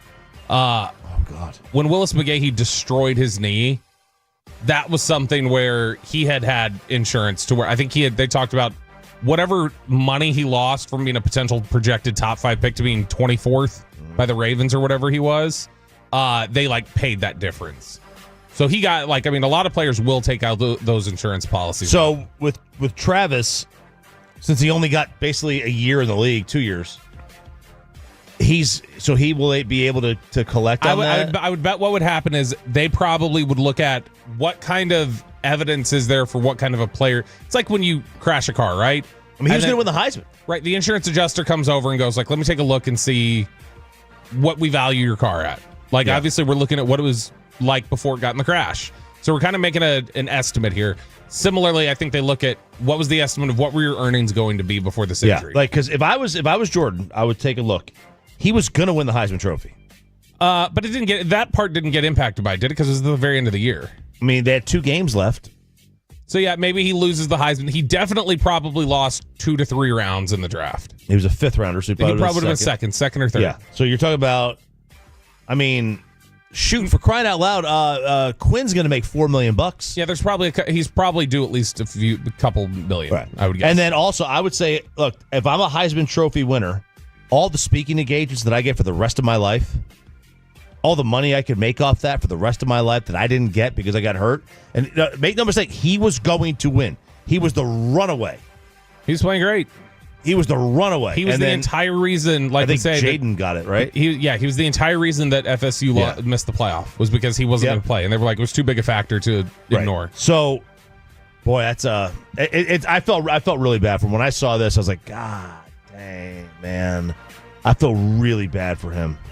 Malik Neighbors is speaking out. Speaking of LSU, Jaden Daniels, his top target, Malik Neighbors, when he was there at LSU, he is talking, and boy, he is developing a reputation as a talker over the last year or so. You remember we saw him catching passes in the New York streets with Shedeur Sanders? Mm-hmm. So the question was asked to him on Carmelo Anthony's podcast, hey, what do you think about Shedeur Sanders going where he did? And Malik Neighbors says, you don't do that to somebody like that. You can't knock his talent. Some things you just can't knock. Come on, bro. We got to stop making feelings with how people play that linger. Yeah, he might have some things he might say on camera, off the field. What does that have to do with football? We're here for one thing, and that's to play football. Everybody's got different personalities. So that seems like the RJ Choppy philosophy, a little bit of like, who cares if you don't like him? He's a good football player, and there's no way you would say that's a 5th-round player, so you should have taken him earlier than that. Well, there's no way it's a 5th-round player, but we all know why he dropped. Sure. The other issue coming out of this interview that he had with Carmelo Anthony, Malik Neighbors last year, there were some questions about, is he already getting upset being in New York, playing where he is? It's like, all right, they went out and kind of addressed quarterback. They got Russell Wilson. They drafted Jackson Dart. They're working on things. They got Mrs. Dart. Malik Neighbors wants people to know that it's nice. It's a good thing. But he said, quote, I ain't going to speak on all receivers, but I'm going to speak on F it. I'm speaking on all receivers. We all feel the same way. We don't like not getting the ball. You told me I was going to get the ball. I'm getting open and I'm not getting the pill. We've got a problem. I ain't playing about that ball. So Malik Neighbors is already setting the standard of, look, you guys have told me I'm going to be getting the ball and I'm your guy. If it's not coming my way, we've got an issue. And this is ultimately kind of the mindset, like he says, of every receiver, right? Like the idea of just, I want the ball in my hands. I'm out there on that island. You need that mentality too. So that's the biggest issue for me with Jalen Tolbert, is that when we've talked about Jalen Tolbert before, and we were talking about earlier, do we even know if he's a 3rd receiver? And there's some people who pushed back on that. But when you are out there as a receiver, you are so isolated, relatively speaking, to the rest of the game. It's you and the guy across from you, and they're in your ear, and they're at your hip the entire game. So it's really like, the game becomes so much smaller for the wide receiver than it does for the offensive line or the quarterback or some other guys, because you're kind of in the midst of everything. They're on the island. They're out there by themselves, and that mano-a-mano game is really what it's about for them. And so you've got to have a really tough, sort of selfish mentality. It's easy for a receiver to be selfish because they play the game so individually. Yeah, they're the most individual of all positions. Everybody, yeah. Because everybody else, the running back is right there in the S. You need help. Blitz pickup, they're right there. They're working in unison with the offensive line. Quarterback's right there with the offensive line. The receivers are removed from everybody else. Right. And out there. And receiver and corner are the only positions in the football field where all you have to do, if you win your individual matchup, that's all that matters. Yeah, it's like, this is me and him, right? Like, this is us right here, and that's the game. And Malik Neighbors has that mindset. That's the biggest thing that I felt was different about Jalen Tolbert when he got to Dallas, was you saw on film South Alabama a guy who thought that way, and it disappeared when he got to Dallas. And that's the biggest question I have about him moving forward. But Malik Neighbors sent a message early saying, you better give me the football, otherwise we're going to have an issue here in New York. Below. B-Belt. Right here on 105.3 The Fan. Let's make you feel better about Marcus Semien by making fun of other players who are off to slow starts. It's Diamond Cavs, 9 o'clock hour, your way next to The Fan.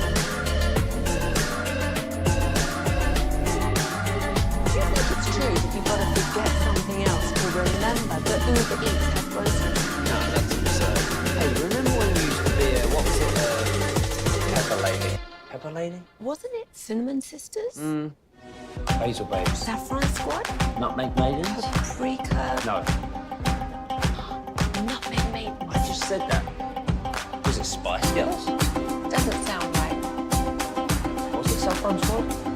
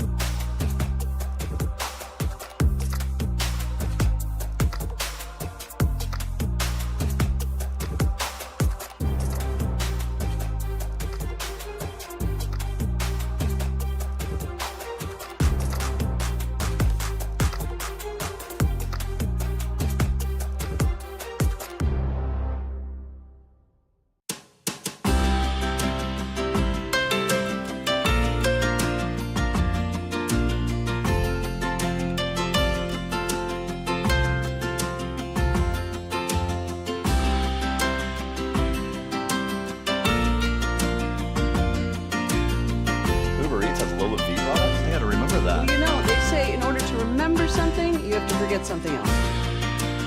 Okay, now that is a very cute haircut. Leasing Studios, this is Sean and RJ on 105.3 The Fan. Runner checks second. Fires home, and the pitch is lined towards the middle. Off of Simeon's glove on a dive into center field, a base hit. Schumann rounds third. He comes home and scores. Paredes stops at second. A line drive RBI single for Jacob Wilson on a ball that Marcus Semien almost was able to snag with a dive. You're an idiot and you don't know baseball. Ranger fans, you're not dreaming.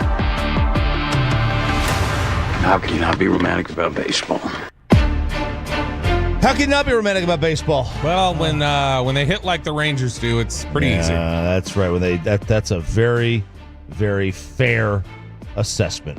The Texas Rangers lose 3-0 to the Sacramento A's. The Athletics, as they're just called.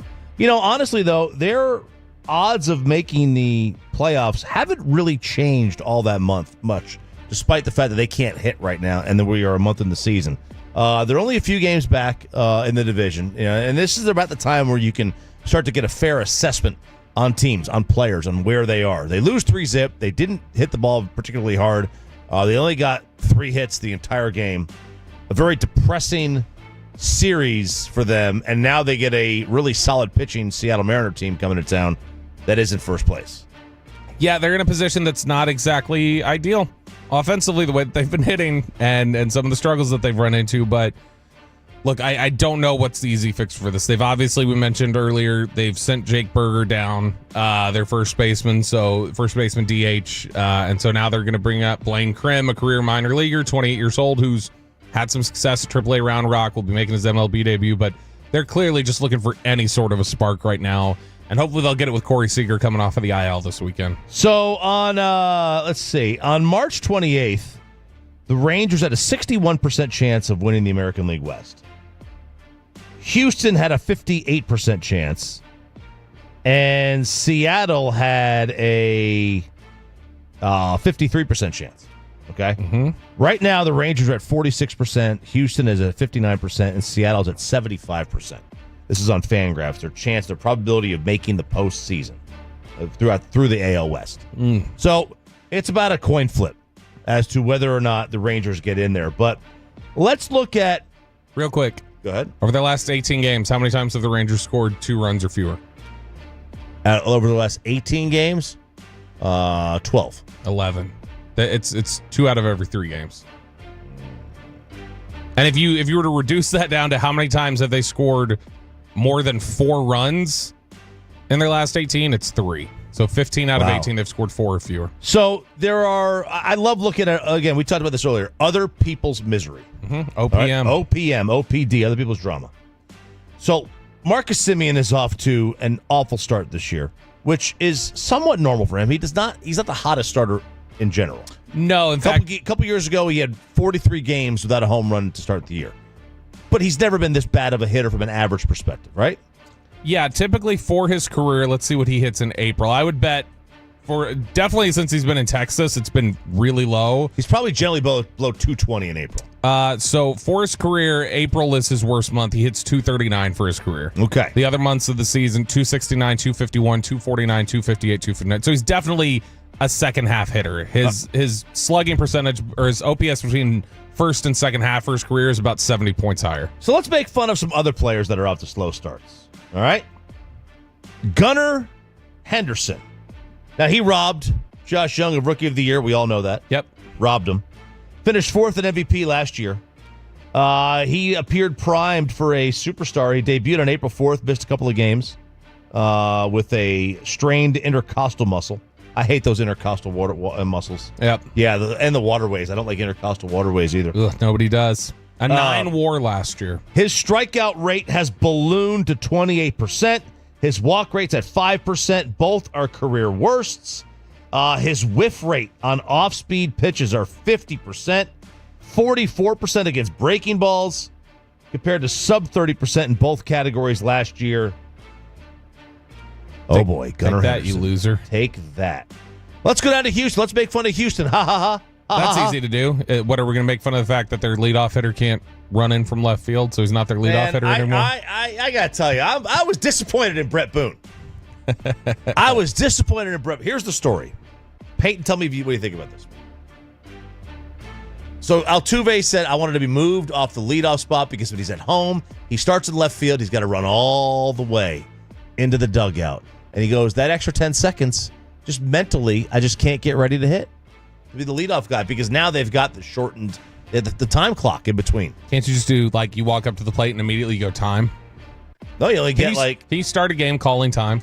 I suppose you could. So you could do that every time. Yeah, I suppose you could, but is that a little soft on Altuve's part? It's a lame excuse. It's a lame excuse. Well, it's even more lame that he's still out there in the What position outfield. did you play in high school baseball? First base. Ah, crap. But you weren't a leadoff hitter. Boy, you could have walked. You could have crawled in the dugout. Well, unless we were on the third base side, then it's a longer walk. But yeah no. Where did they put the bad kids on Right defense? field. Right field. Right field, Did you ever play any right field, Peyton? Maybe Little League, but that's because I had a strong arm. I mean, Well, you had a strong arm, so Vlad threw you at Guerrero first base Jr. because the noted strong arm position? Yes. There you go. Were you a lefty at first? So I bat left, and swing golf left as well, but I throw right. You swing golf. Did you notice in high school that golf hurt your swing, hurt your baseball swing? Or did you not play golf in high school? I didn't really play golf. That's why Luka won't swing, right? Yeah, my son doesn't want to. He wouldn't swing the golf club when we were at Top Golf for Byron Anderson and Charlton's event. Yeah, he wouldn't do it. He goes, I don't want to ruin my swing. That's smart. I have no idea. Like I was a righty golfer, but a lefty hitter, so it didn't bother me. I want to see if I can find Peyton's high school stats. Oh, you were JV. They have stats. They have stats for me? They have your bio. It says JV. You were number 25? Maybe my first JV year. I don't know, sophomore year. 2011. It says. Huh. Interesting. I'm gonna find you. Yeah, I'm gonna find your stats, That bro. was freshman year. Jordan Alvarez. Let's go to Houston. He is hitting .219. He's only got 3 home runs. 3 home runs. He is not feared hitters. His slugging percentage is 220 points lower than his career average. The issue has been against fastballs. He's batting 186 against fastballs. His average exit velo still ranks in the 94th percentile, but this hard hit rate is a career low, under 46%. So let's make fun of him. What a loser. Ha ha! Dylan Cease, that's a pitcher. 6 starts. His ERA is pushing 6. His whip is 1.62.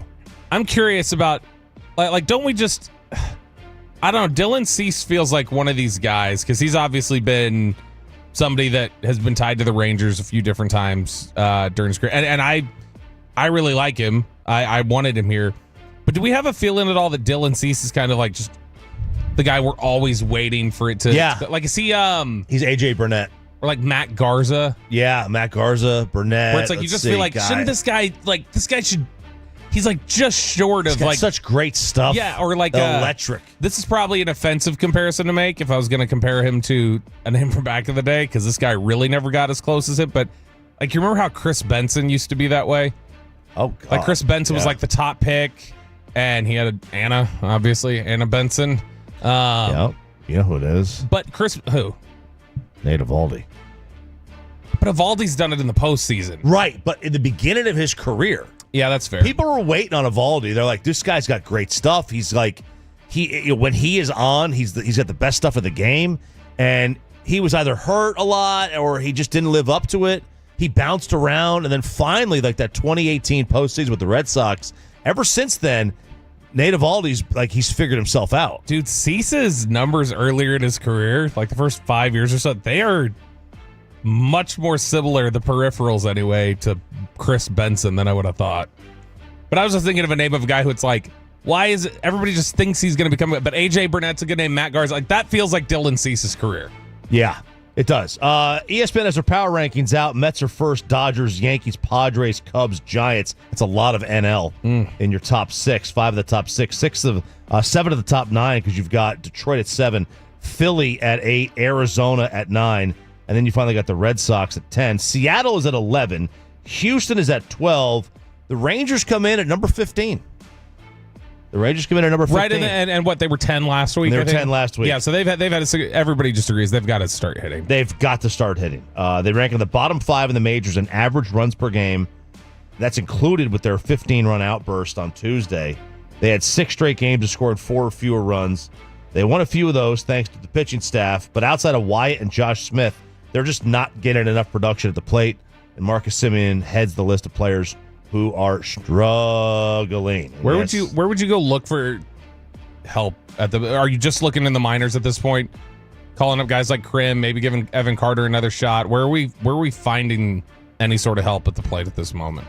Well, I mean, obviously I still think we're a month away before anybody even thinks of trading a player.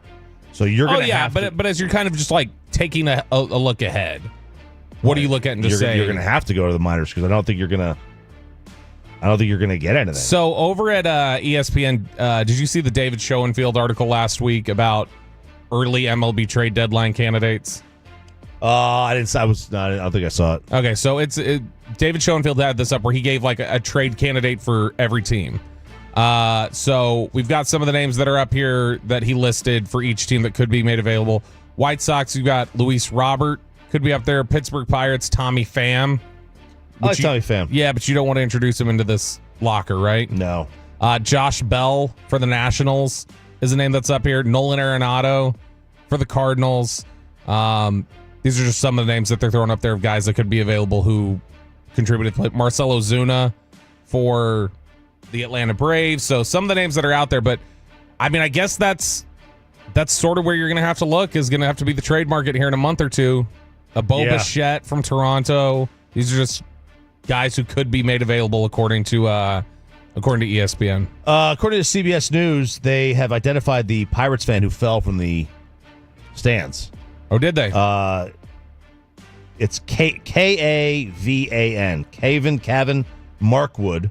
He's 21, critically injured. He was a standout. He graduated high school in 2022. He was a standout football player. He went on to play for Walsh University, and then he went to a school in West Virginia. But he was a team MVP as a senior, took home all conference honors as well. He is in critical condition, fighting for his life. This is sad. Yeah, and sad.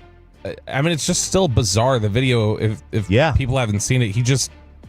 He takes this aggressive tumble over the front where it's like, you can't tell, all right, was this somebody jumping? Was this somebody who was pushed? Was this somebody who's just drunk and lost their balance? It's a wild video to see, and just him like head over heels flipping. Sad. It's sad. Like, it was, I want to see. I haven't seen more videos of it other than the one from a distance. His girlfriend was there with him. I heard a lot of reports, but it's. I hope he survives this and is not long-term injured. Apparently, the Pirates also yesterday took a moment before the national anthem and acknowledged what happened, and they provided a statement from the owner, and they thanked first responders who helped assist the injured fan. Mike Trout is on the DL. IL. Oh my gosh, it's Groundhog Day. He was running out a grounder to first, and he lunges for the bag and twists his knee. So we'll see him in July. See, that's the thing. You can put him in left, you can put him in center, you can put him right. It doesn't matter where you put it. He's going to have something happen. They said hopefully it was scar tissue breaking up. Come on, guys. We've seen this. We've seen this enough. We know exactly what it is. That sounds similar to the Roma. Like, I hope that's just a cramp. It's a cramp. Hopefully that's a cramp for Mike Trout. From Dak. From Dak leg. Snapping his leg. All right, there we go. A little Diamond Cabs for you here on 105.3 The Phantom. RJ Choppy. He is Bobby Belt. KNC Masterpiece coming up next. It's coming up in 20 minutes here on The Fan. Let's get you set for Stars Avs Game 7 tomorrow night. Well, I mean, of course you have. It's the Rachel. Oh, is that your name? No, I mean, like, your name. No, I'm Jen. My name's Jen. Right, but I just mean, like, this is your haircut. But that's hair on your head. I'm not saying this is your hair. Okay, freak me out.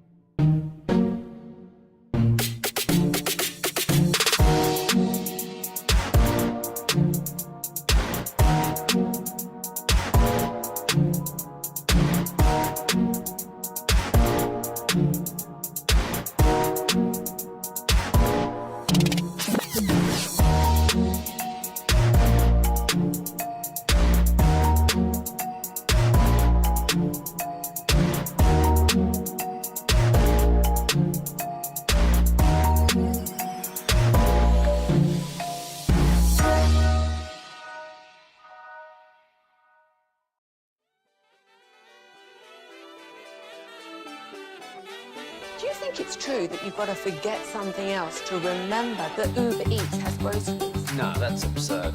Hey, remember when you used to be a, what was it, Pepper Lady? Pepper Lady? Wasn't it Cinnamon Sisters? Basil Babes. Saffron Squad? Nutmeg Maidens? Pre-curb? No. Nutmeg Maidens. I just said that. Was it Spice Girls? Doesn't sound right. Was it Saffron Squad?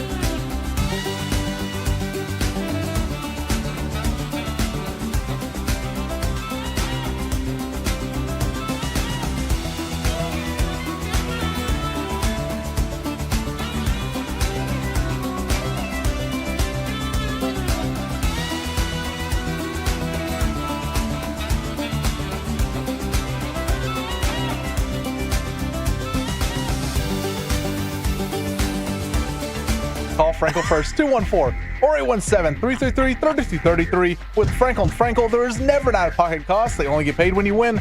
Frankel and Frankel, the go-to car insurance attorneys in Dallas. Shot through a screen. By McKinnon gets blocked.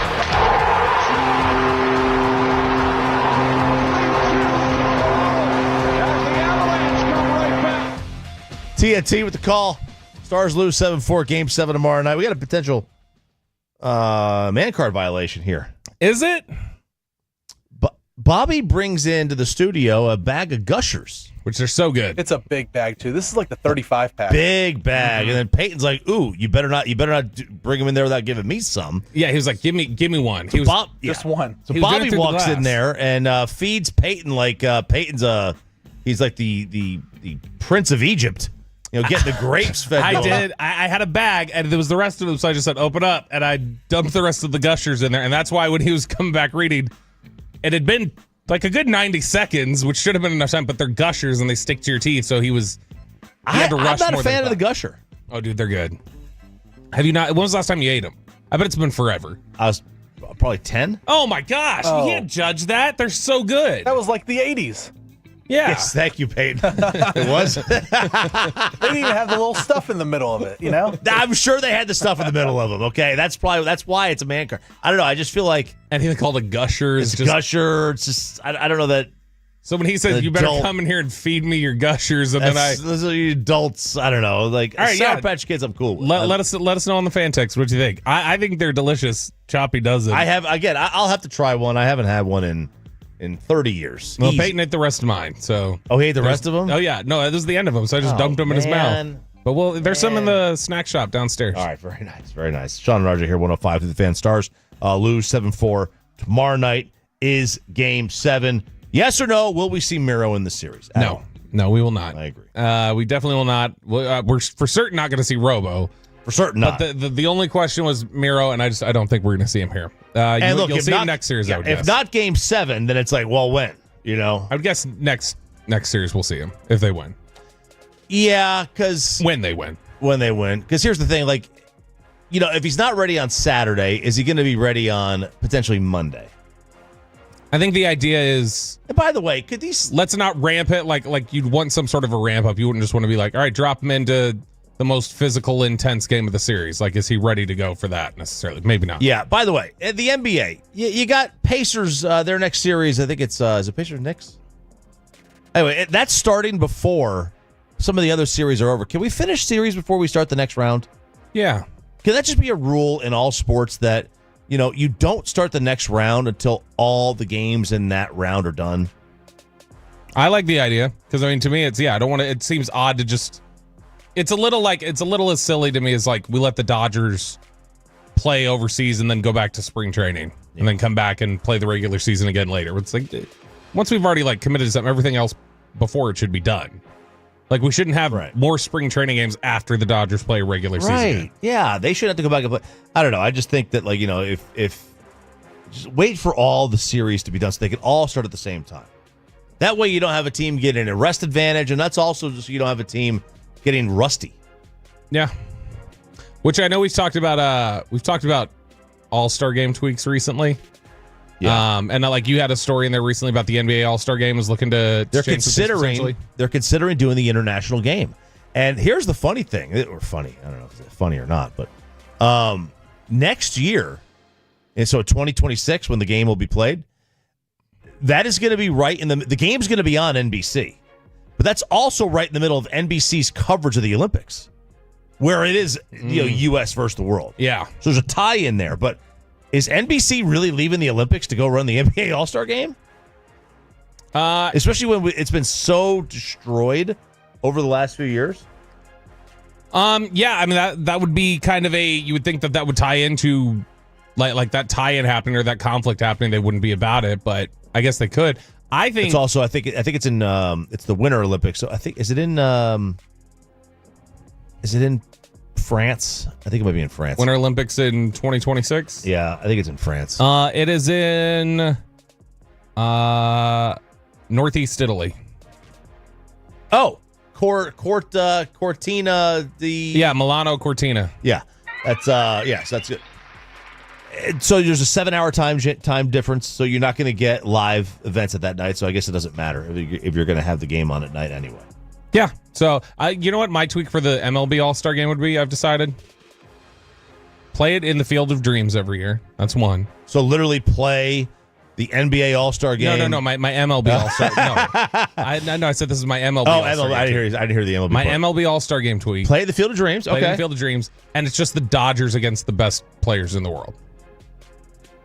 So you pick an all-star team to play the Dodgers and see if they could win. Oh my God, that's what I would do. That's what you would do. Yep, because the Dodgers are basically going to be one of the all-star teams. They are going to be basically half the all-star team. Yeah, at least anyway. Okay, so do you remember the situation with Steve Smith? Oh yeah, him and all those mirror selfies he sent. All the selfies with him smiling from like the selfie being taken from below, and the guy who called him, and you've been. Blanking Antonio my wife. Martinez is his name. And what was Steve's reply to "You've been blanking my wife"? I'm sorry. That's right. I'm sorry.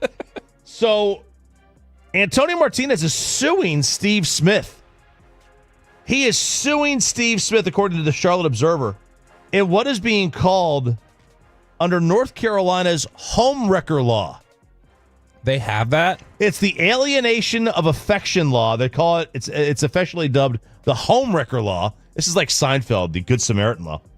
But since Steve was having an affair with his wife, and it surfaced in February, and Antonio posted screenshots, the NFL Network analyst and marching band member met in September during production of an episode of The Most Interesting Jobs with Steve Smith.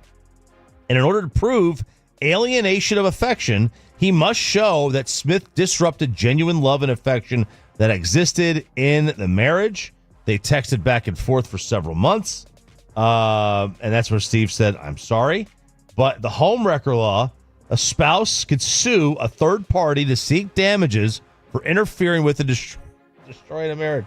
That's, there are 6 states that have this: Hawaii, Mississippi, New Mexico, North Carolina, South Dakota, and Utah. Have you ever seen this famous mugshot? I'm going to pull it up for you. That falls sort of in line with this sort of a law. Have you ever seen this mugshot right there? Oh, yeah, the Sinatra one. Sinatra. Very famous. Do you know what it was for? No. Adultery. Really? So he was initially charged with seduction, which is a weird sounding charge. It's like, what is seduction? Back in the 30s, I guess, when he was arrested initially, that charge was seducing a woman under false pretenses. They had laws for that. They said usually it was for like, baby, we'll get married. I'm going to marry you. And then like, once you actually do the deed, you go, not going to marry you. I'm sorry. It's the clarity. I made that up. So that's, it's the clarity. Yeah, so the clarity that you get seduction. Then it was found out she was already married, so he couldn't technically promise her marriage, so that he got hit with a separate charge of adultery, which was a $500 fine. So it was illegal. So, but he didn't commit adultery. She did. But he partook. He seduced her into adultery.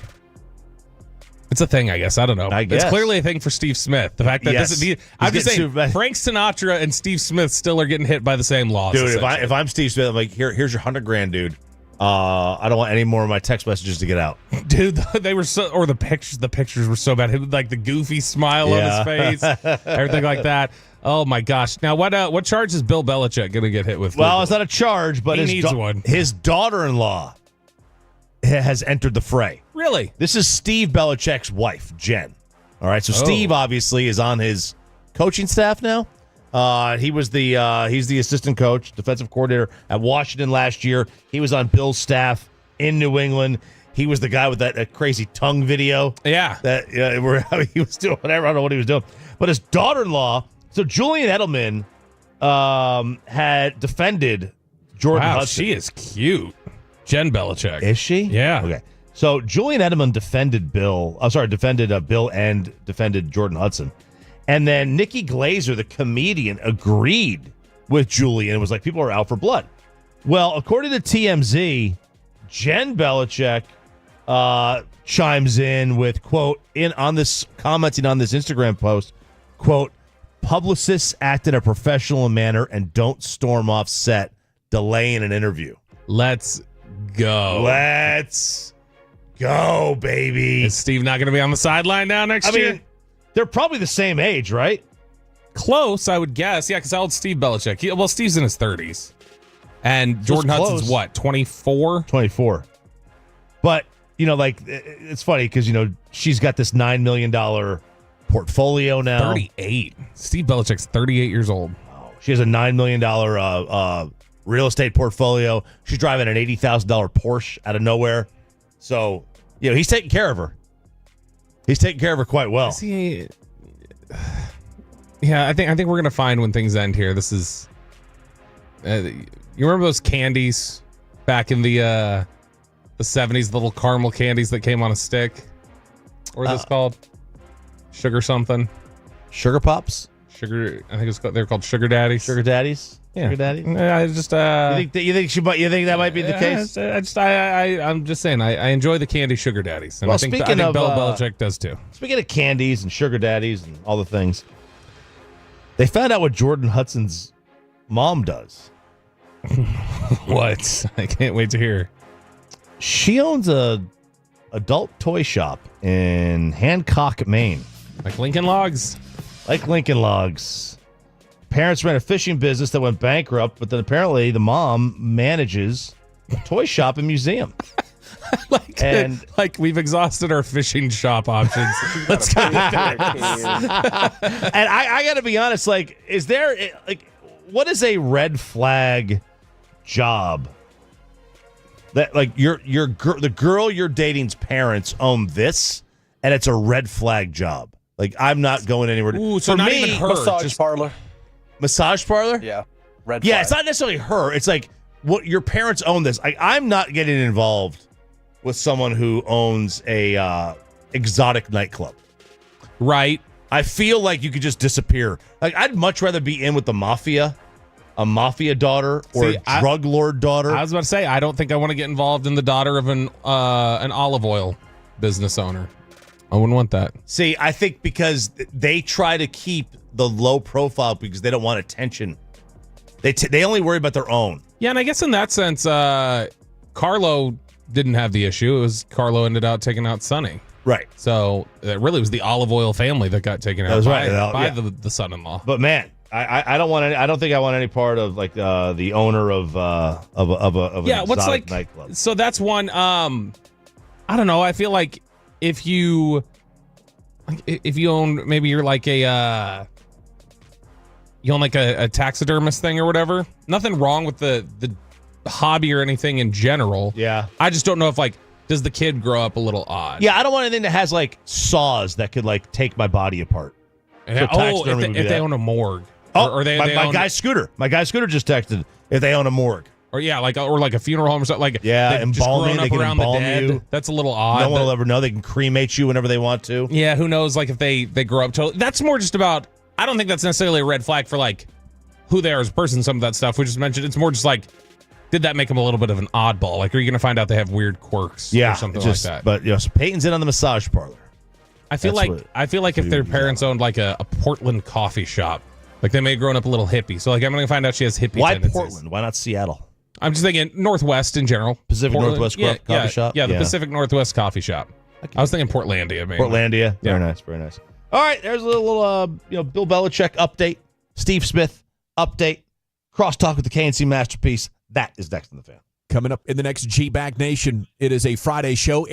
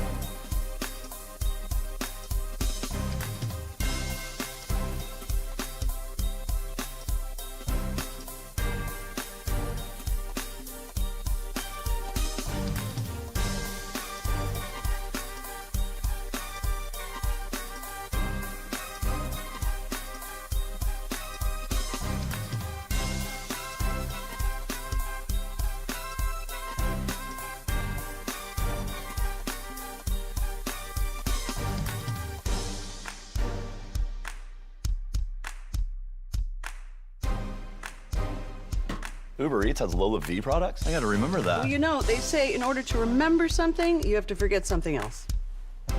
Okay, now that is a very cute haircut. That's like a little shag. I've never seen it before. Well, I mean, of course you have.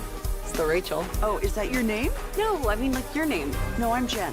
My name's Jen. Right, but I just mean like this is your haircut. But that's hair on your head. I'm not saying this is your hair. Okay, freaking me out a little bit.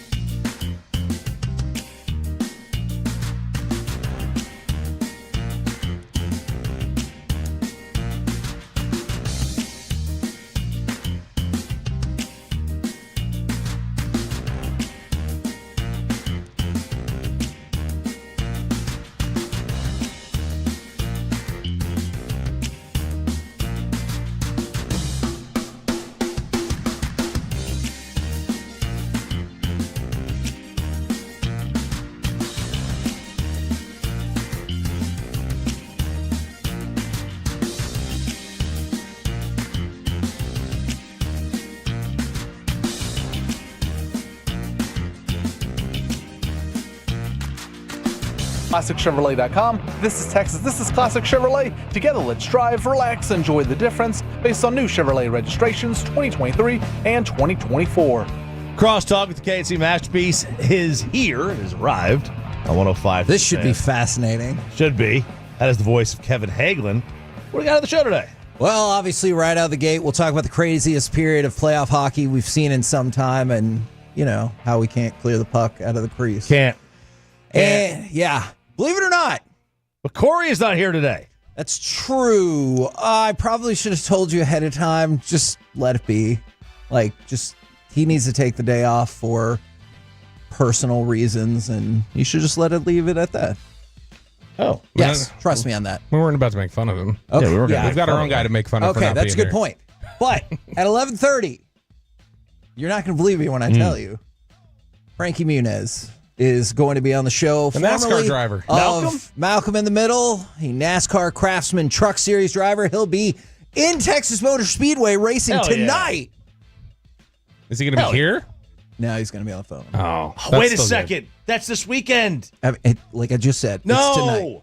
I live there. That means I can't go anywhere. That's true. Where are you going to go? I would like to go somewhere. Like where? Like leave my house? Do you think, not fight the traffic? We were talking about it's this. Not as bad as it used to be. We were talking about this when we were Anna the other day. So Anna has exploded. It went from because of your stop. Yeah, it went from under 1,000 when I first moved here to in 2010 it was up to 8,000 people. 2020 census was up to 17,000. With the mayor tells us it's up to 30,000 right now. They think. Yeah, I think said their estimate is it's up to 30,000 people in Anna now. So by the next census, it'll probably double again. Be 50. Yeah. So we were talking about that, and it just started a conversation of it feels like the Metroplex has built as far south as they want to go. Yeah. And it feels like once they got a little past the Speedway, they were like, we're not going too far past the Speedway. Because there's just people, once you get past the Speedway, that's not what we're doing. They built as far east, I feel like, as they would. I think we really have north left to go. And that's why Anna, Melissa, Van Alstyne, everything's just blowing up east, or basically north and northeast. So my in-laws, they live past the Speedway in Paradise going out that direction. And I can confirm people have decided they don't want to go that far. Well, I've been in Paradise. I wouldn't want to go there either. Yeah. The Speedway feels like... listen, Dos Chili's is a good spot. I think just past the Speedway, I think they really established Justin, basically, that area, Justin, and everything just past the Speedway. And then they're like, ooh, Rome's good. Aurora, you get your was it not Aurora? Yeah. You get out there. I think they just decided, all right, right here, this is where... Newark, as they say. Are you just listing places from other states you remember? No. Okay. The Metroplex is not going. I think they realized when they kind of established Justin really aggressively in the last 10 to 15 years. I think they're like, yeah, this is where the Metroplex needs to end here going west. They did a terrible job with 114 to the speed to 35. Until they build some more roads heading out that way. They got to build a Mixmaster there. They've got to cut it off. Good morning, Fred. Good morning, guys. How's everybody doing today? It's our fatty. Fatty's in the house, man. I tell you what, that turnaround's no joke. But hey, we're here. Yeah. I was telling Kevin, at least the traffic wasn't bad. That's good. I'll take that. Nobody cares Friday morning. We've given up. Friday morning? Yeah. Nobody cares. They're like, maybe I'll go to work. Maybe I won't. All right. So, Bobby, what is this? Okay. Here's what Bobby brought something to attention. Oh, my God. This is going to be so dumb. During the break, no, because I was right. During the break, Fred was making his coffee because he's in here. He doesn't know how to function hosting before 7 p.m. So he's in here. He's got to get the coffee loaded up. That's right. I'm just kidding. He's a working man. He's usually out there grinding doing during the something, day. God knows what. So he's got the coffee maker and he's doing the creamer packet, and it looks exactly like every dipper I've ever known. The way they hit the skull of can. It's the same motion. It's the same hand positioning, the wrist, everything else. And you were trying to say, everybody does it that way. I'm going to show you not everybody does it that way. So I gave you a creamer packet, RJ. I want you to show me how you generally shake the creamer packet before you're getting ready. Well, I wouldn't shake the creamer packet. It's already. I thought. Okay, so you wouldn't do it. I thought you were talking about one of those little. No. We're talking about the actual. Whereas if I've got the creamer, I'll do this or something like that. I'll shake it up just in case there's anything that's settled. Can you describe what you just did? Yeah, I basically it's like I'm holding up a shell listening. Okay. Like I'm kind of doing that, only I'm shaking it. I just sat here like this as I was. Do you see that's locked dippers? Into something. Dippers smack that is the wrist of somebody who. That was it. That's what I'm telling you. That's the same way you hold the can of Skull and you pop it with your finger. Right? Oh, you needed to use some creamer? I bite into it and then. Oh my gosh! What a set! Why would you do it like that? You are the worst at That is a mess. You do that? Yeah, that's what I do. He I got shotguns a creamer. bigger hole than I expected for. I guess so. What's that now? Jeez, no, that is legitimately a mess you just made right there. Yeah, it is a mess. But no, I'm telling you, that's so the dippers. For those that don't know, they'll usually every single one I've ever known, they hold the can between their thumb and their middle finger, and then they've got the index finger, and they shake it and they pop that can. And I asked Fred, I said, do you dip? When I just saw him shaking the creamer, and he kind of caught off guard. He said, I used to. I'm telling you, I know what the look is, and he had it. It's very interesting you bring up dipping because I saw a story this morning. He also looks like a barbed wire tattoo guy. Okay, here we go. Are you a barbed wire tattoo guy? But he looks like one, doesn't he? Of course I'm not. Look, you and I are the same age. We know what barbed wire tattoo guys look like. We do. Yeah. Okay. I am not They one. look like Pam Anderson. Thank you. Thank you. That's what they look like. That's exactly what they look like. So I saw the story this morning though because we were talking about dipping, and apparently teenage use of those nicotine pouches is like doubling every single year for the last like 4 years. Yeah, it's going nuts. Yeah, I think G-Bag's propping them up. Probably are. I'm just like I'm waiting for my kids. My kids have not developed any bad food habits. They don't eat anything. Well, they've developed bad food habits, but no bad drinking habits. Like all they drink is water.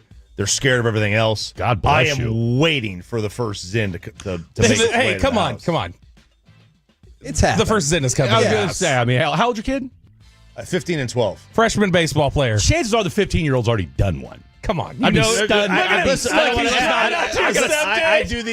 don't ask, don't tell. Look, I get it. I got a 17-year-old son, so I understand it. It's fascinating. Have you had the birds and the bees talk yet? Have you had that talk? No, we have not. Yeah, well, go ahead. Yeah, but he knows his kids have seen porn, so they get it. No, but you need to have that. No, you need to have that talk, Kevin. though. You said that on air before. Did you hear? Yes. So I don't know if you guys heard this. We recorded some great content with Luka and Julian at Chop's like wedding celebration, and we were barred from using any of it. Not allowed to use any of it.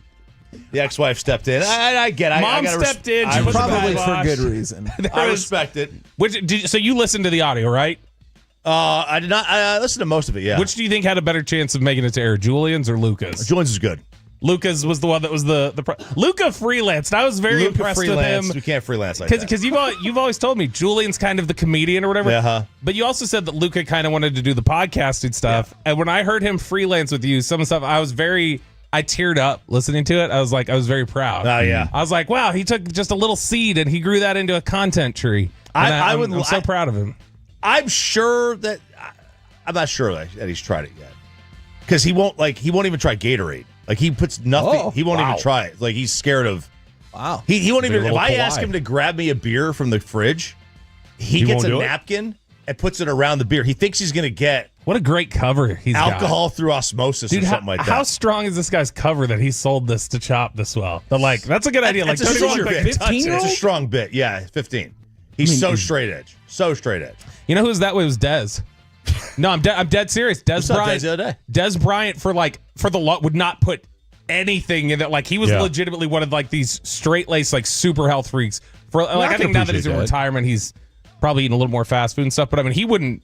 He was super intense about what he would put in his body. Okay, worked out for him. Yeah, it did work out. It worked out well. I just I can't get in with the nicotine pouches. Never could. No. If we're not dipping, what are we doing?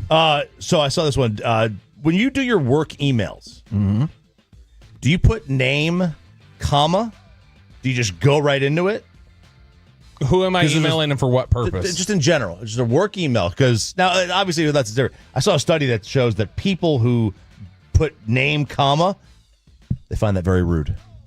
I find it usually I see name, comma. I am thinking either tone. formal and they don't know me. Yeah. Or they're punctuating something. They're wanting to. It's a little bit like per my last email. Now, are you doing the name, the intro, comma, then the space, and then getting into the body of the email? Yeah, Fred, comma. See what I do? John, Fred, comma. Can I get an update on this? Okay, question mark. I'll tell you what I do. That's too Fred short for a name. dash, or whoever I'm, choppy dash, and then get into the email, all the same line.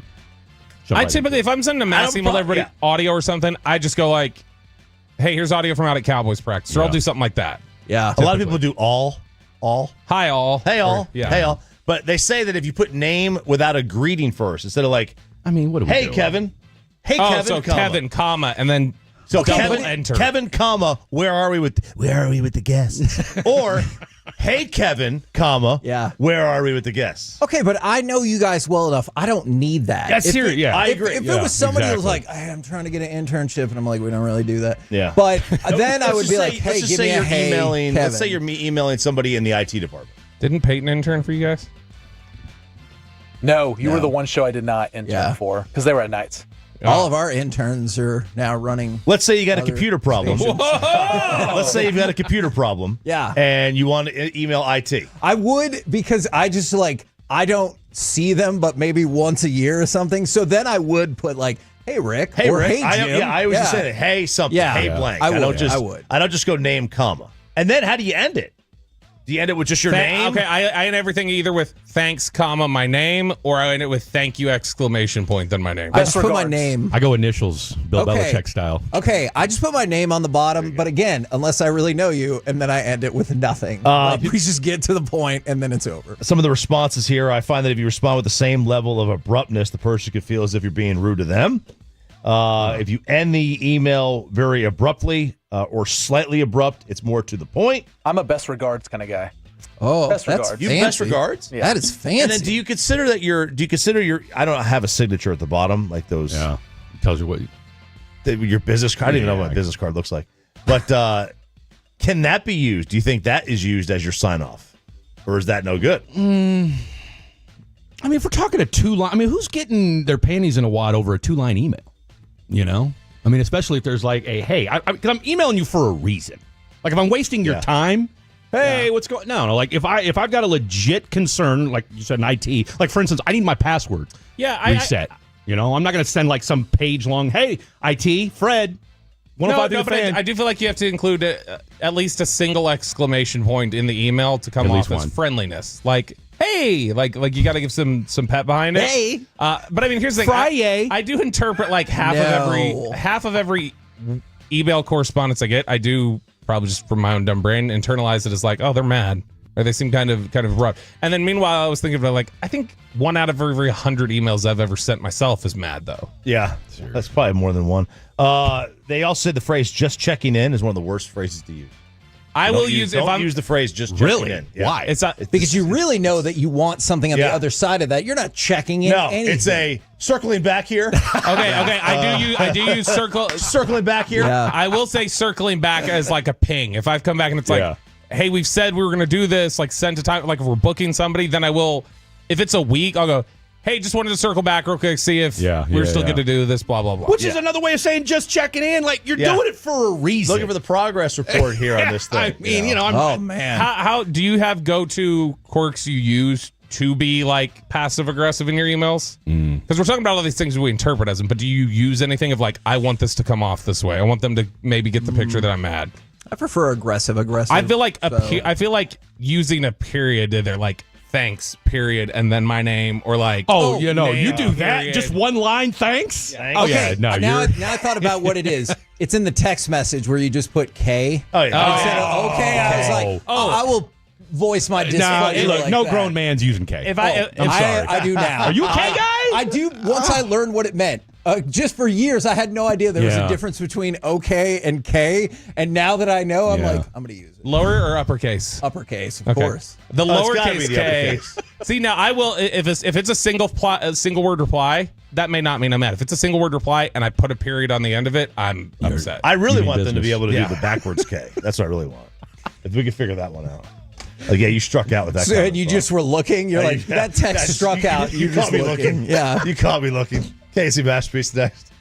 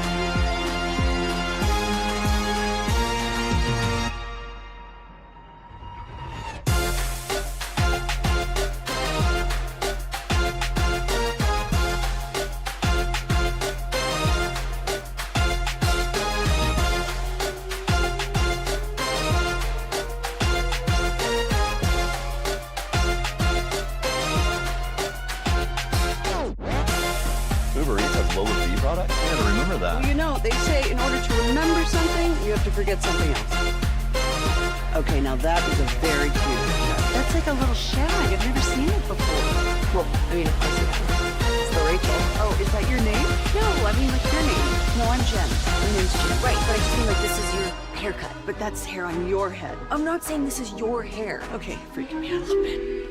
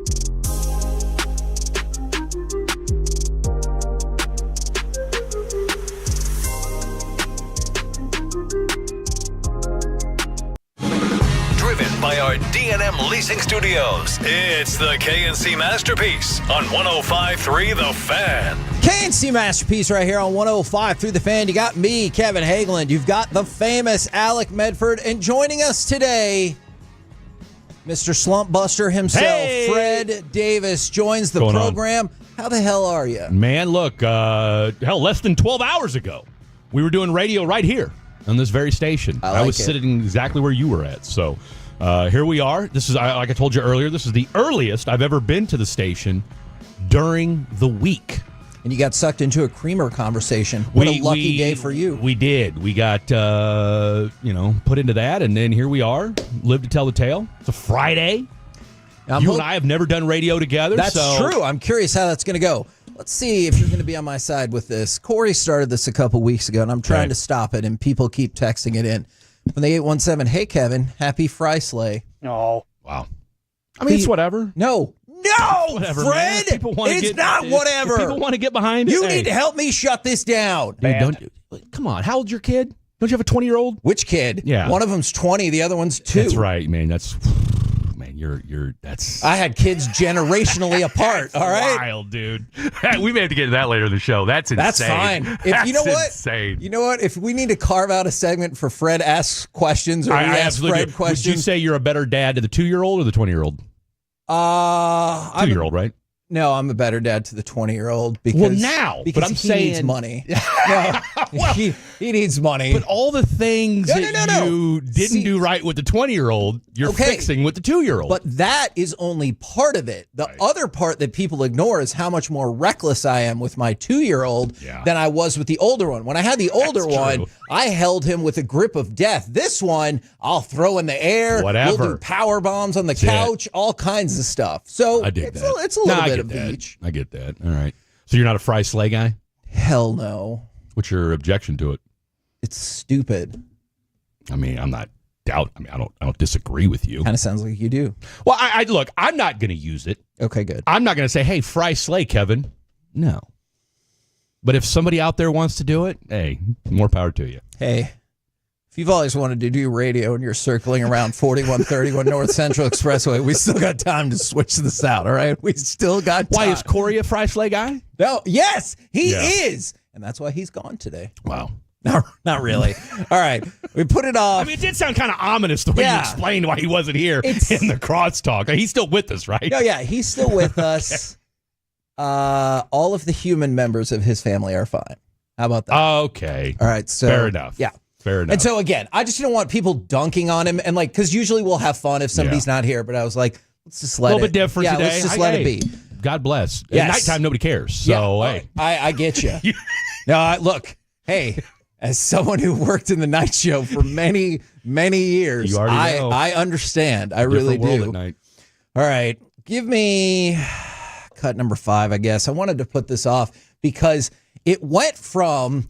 The Stars are definitely going to lose this game because that is what I thought at the first intermission. I was like, there's no way in hell they win this game. By the end of the second period, I was mad for Bischel, but I was also unbelievably, we're going to win this game, and then it all fell apart. So give me cut 5, I guess. Gerard over for Colorado. Lifts it ahead for Nichushkin with Landeskog. Here comes Brock Nelson. Back out for a shot by Landeskog, and then Nichushkin scores! It was that second period... was, by the way, somebody said they wanted me to say this again. I'll absolutely say it again. He's so freaking good, but Nathan McKinnon can kiss my ass. If he would just stop getting involved. So can Nichushkin. Oh, I don't want to play hockey for the Stars. Now I'm really good at playing hockey. That second period yesterday was maybe the wildest period of playoff hockey I can remember. Okay. You guys were on the air. We were on air, so we had the Stars game on one TV, and then we had basketball on the other TV. Right, Okay, so we're watching. Yeah. So we're bouncing back and forth between Watching playoff the Pistons basketball. choking away. We watched Osar Thompson get completely put on skates, Which and is then of crazy because he had been so good before that. And he was great. He was great for 47 minutes, and then that happened. But True. like I told you in the pre-show, it was 4-3 when we got off the air. Blake and I last night. It was 4-3. We're loving it up. I even predicted 4-3, so I'm thinking, hey, feeling good. But there was 18 minutes left in the third period. Yes. I'm sorry. So I'm thinking a lot of hockey left. I go do an air check with new guy Jake. Come back and they're losing 5-4. Yeah, and we'll get to that 5th goal in just a second. Alec, can you describe the ebbs and flows of your emotion from all of the goals to Bischel getting taken out? And look, I saw a couple people on social media, but I was like, seriously, that was an accident. They got tripped up and he fell down and rode him into the boards. It was awful, and it looked like he was out. I mean, bounced off that was nasty. It was tough to watch on the replay. They gave you a few different angles of it. I was like, I think I'm done watching this because the way he just kind of stiffened up after and just glided across the ice. I was like, yeah, I think I'm done watching this. But we've been talking about the physicality that, hasn't been all of this season for the Stars outside of Bischel. He has been that guy. He's been the spark when you need a little bit of aggression, a little bit of nastiness there in your shift changes. He was that guy. And to see him go down, I don't want anybody else to get hurt because we're already beat up enough as is. But Bischel was probably the last guy because he was kind of my spirit animal here for this first round, giving me hope that we can hang with this team defensively and physicality-wise. That spark was gone for me in an instant. That's kind of when I said, okay, I think I'm done with this game. I didn't turn off the game, but I was like, I'm mentally done because that's the straw that broke the camel's back for me. Was my spirit animal is gone now, and it feels like we can't keep a lead within, maybe 30 seconds or so in this game. So, I'll get my 30 seconds of absolute exhilaration that, hey, we might win this hockey game before my dreams get crushed again. But it was one of the most intense games I've watched in a while. Just as a hockey fan, that's a great game to watch. As a Stars fan, my blood was boiling. And you got to think that Bischel's not going to play tomorrow. No. Right? I haven't seen a follow-up, but I assume concussion protocol. I can't imagine that he's going to play tomorrow. Fred, I hadn't noticed this until somebody texted this in. Mm-hmm. From the 817, Kevin, do you like how Fred wears his hat, or does it bother you? Be honest. So, Fred, I need to know, and I promise we'll get back to the Stars. Yeah. Why do you wear your hat like that? What, backwards? No, that doesn't bother me whatsoever. It's too high. Yeah. Partially because it's slanted. Yeah. But it's too high. I don't care that you wear it backwards. When I woke up this morning, I made a cup of coffee, and I jumped in the truck, and I said, you know what, before I walked out the apartment, I said, let me grab this hat. Okay. Put it on my head. Okay. And here we are. And you decided not to push it down at all? I don't. Again, you're getting nighttime vibes on a midday show. I gotcha. That's it. Yeah, I'll probably move this hat around a dozen times before the show's over. So okay, so You we'll know? get different variations. we'll get all kinds of variations before it's all said and done. Okay, So all right. Yeah. Well, start one. This is not my favorite version of. This is not my favorite version of that. I'll tell you what. I mean, this is you guys do a little different here on the midday. Yeah, It's a little. Do you need me to keep it like It's a little. straight away? Straight. I mean, I almost feel like I need a permission slip. Yeah, that's how it's going to go. This is your vetting. All right. We just need to see. We just need to Okay. see how it goes. All right. And I know we will talk about Game 7 later in the show, but Yes. truly astonishing. Rope Hintz and Mikko Rantanen. Holy cow. They were coming to play. Kyle Granlund, unbelievable. So many points in that second period that you had not one, but two players tie the all-time playoff record for most points in a period with 4, and you lost. I mean, look, man, you got a Colorado team that they were up against. I mean, come on, who really thought they were going to win last night? If we're being real, if we're being honest, For right? the record, I did not think Well, that they and were that's what going I'm to win. saying. I mean, look, But when you're ahead, look, I'm going with you into the 110%. third changes my ideas. Look, Colorado wasn't the second-ranked team going into this thing as far as odds were concerned to win a Stanley Cup by accident. So you're playing them in Colorado. It's a must-win game. I think the Jared guy, the head coach of Colorado, they said he was, 1-2 in elimination games in his career there with Colorado. It was a must-win game. They had to do it, and let's call it what it is. I mean, you told me about the fluky go-ahead goal. Okay? Oh my gosh! Look, and anybody that listens to me on at night, I'm a hockey neophyte. All right. I mean, Okay. I'm from the Midwest, and I lived in Houston before I came here. There's no hockey. Okay, so I've spent more time watching hockey in the last month than I have in my entire life, and so. It's sports, right? It's the reality of you got two really good teams. It's all for naught. And again, I'm kind of perplexed by the whole playoff thing, the way it works out. Gavin explained it to us the other day, so I kind of understand it now. But fluky things happen in sports, and that was one of those things last night where if God forbid, the Avalanche win this series, you're going to look at what happened last night, and fluky, weird stuff like last night is what propels a team to a series victory. Yeah, and by the way, I did see a couple of people mention it wasn't for a long time, but Bischel somehow came back out on the ice in the third period. But I want to see how he feels today. Like, Sure, he's got a headache. Yeah, I get adrenaline can help you out, but I am worried about how much ice time, if he does play, he'll see tomorrow, because without him, that really undercuts your physicality. I mean, he went to that board hard. Is he 6'7", by the way? Yes, he is. That's a big dude. So with following skates it. on, As I think it was Rantanen the other day. He goes, "Yeah, with skates on, he's what, 7 foot, 300 pounds." So I want to stay away from him. Fred, I have a question now because Sure. I'm seeing a lot of these texts. Uh-oh. Do people have thoughts about your attire and fashion on an everyday basis? Well, I mean, I guess. Now, I know it's been made fun of, and I know Blake's made fun of me before for it, but I roof during the day. Yeah. So it's a pretty standard. I mean, a roofer when you see one here. I'm in not here to DFW. make fun of your dress. It's just people are sending a lot of thoughts in, and they're like, "Hey, just be glad he's not wearing a black long sleeve fit today." Which is usually what I wear. And I didn't today. So, I mean, I didn't. Look, I love the fact that there's that many fatties and tolos tuning in that are, concerned with my day-to-day dress. So, now, dude, I'm 44. Like, look. I'm not judging the way I you know dress. you're not. Look, at what point? I mean, I'm not a stylish guy. Yeah. All right, sneakers. I mean, I wear the same thing literally every day. Why? Because I like to be comfortable. Yeah, it was COVID for me. I was the only person. I was one of the only people who was coming up to the station, and there's no one around. God And bless I you. realized I just didn't care. Wow, And after yeah. that, I was like, you if know they what? don't, why should you? Yeah, I was like, I'm not going back. No, this is what we've decided. What you guys have done. I'm not going back. And from the 817, Colorado gets some fluky ass goals. It's so frustrating. Yeah, I hear you on that, but give me cut number 6 because the Stars can take the fault for this one. Here's McKinnon. McKinnon coming wide off the booster. Centering pass, redirect by Lukinen.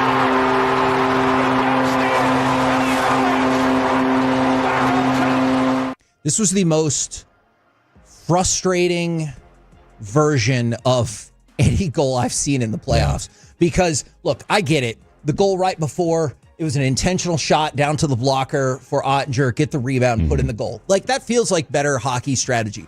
This one, again, they flipped it down. Ottinger makes the initial save. There are 4 stars around him. Yeah. 4 and no Avalanche players. I know the Avalanche players were close outside of it, but I was almost viewing it as like a force field. There's this force field of 4 stars players and then Ottinger. And what do? They don't know how to corral the puck. Instead of hit it in the air, off the stick, pass Ottinger for an own goal that ended up being the game winner. Yeah. It was infuriating. So I get it. Colorado's getting fluky goals, but that one's on the Stars, and that was infuriating. And that's what loses series. Yes, it's a little goofy. It's goofy stuff like that. Yes, you can play 60 minutes of 59 minutes of flawless hockey.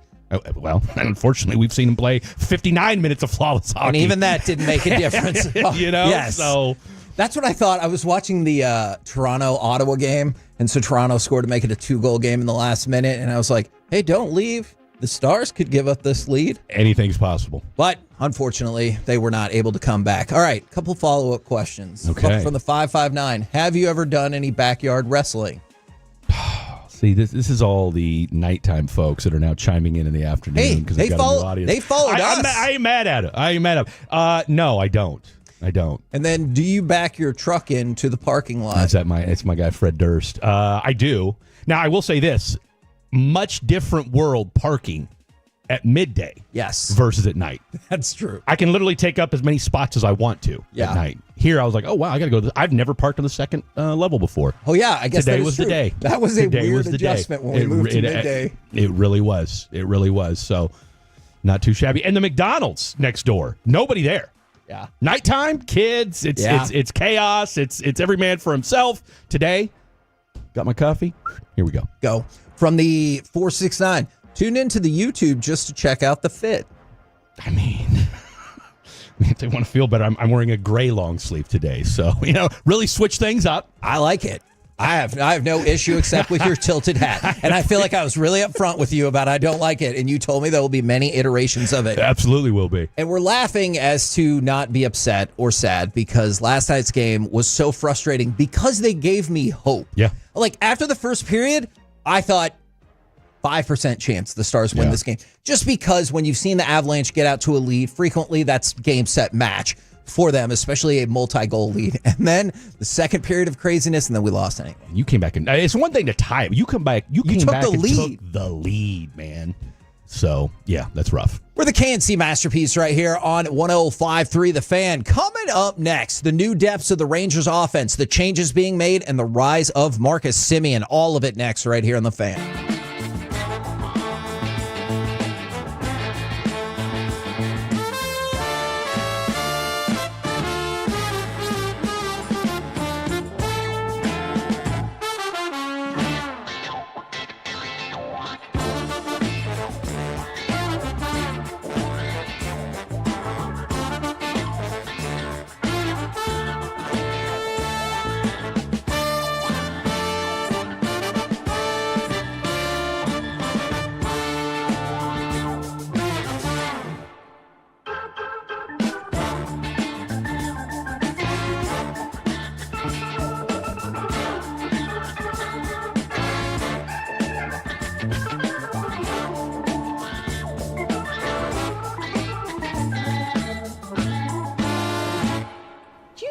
That you've got to forget something else to remember that Uber Eats has groceries. No, that's absurd. Hey, remember when you used to be what was it, Pepper Lady? Pepper Lady? Cinnamon sisters. Asian Lady. Not Meg Megan? No. I just said that. Was it Spice Girls? Doesn't sound right. Was it Saffron's World?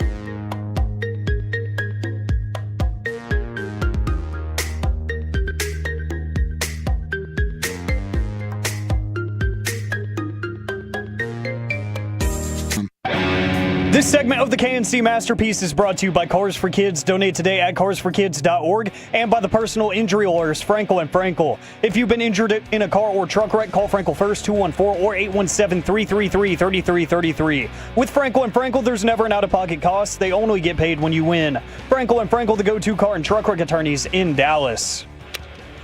And here a swing and a miss. That on a fastball toward the outside part of the plate. So Peterson has struck out twice here against the very tough Logan Gilbert. KNC Masterpiece back here on 105.3 The Fan. We got Fred rocking with us today. And what a day to come along. The Rangers maybe have their worst game of the season.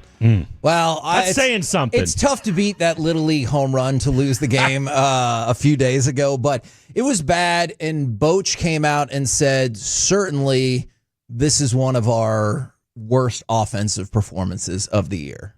Which that's saying something. Yeah. And this because this has been an anemic offense. Yowza.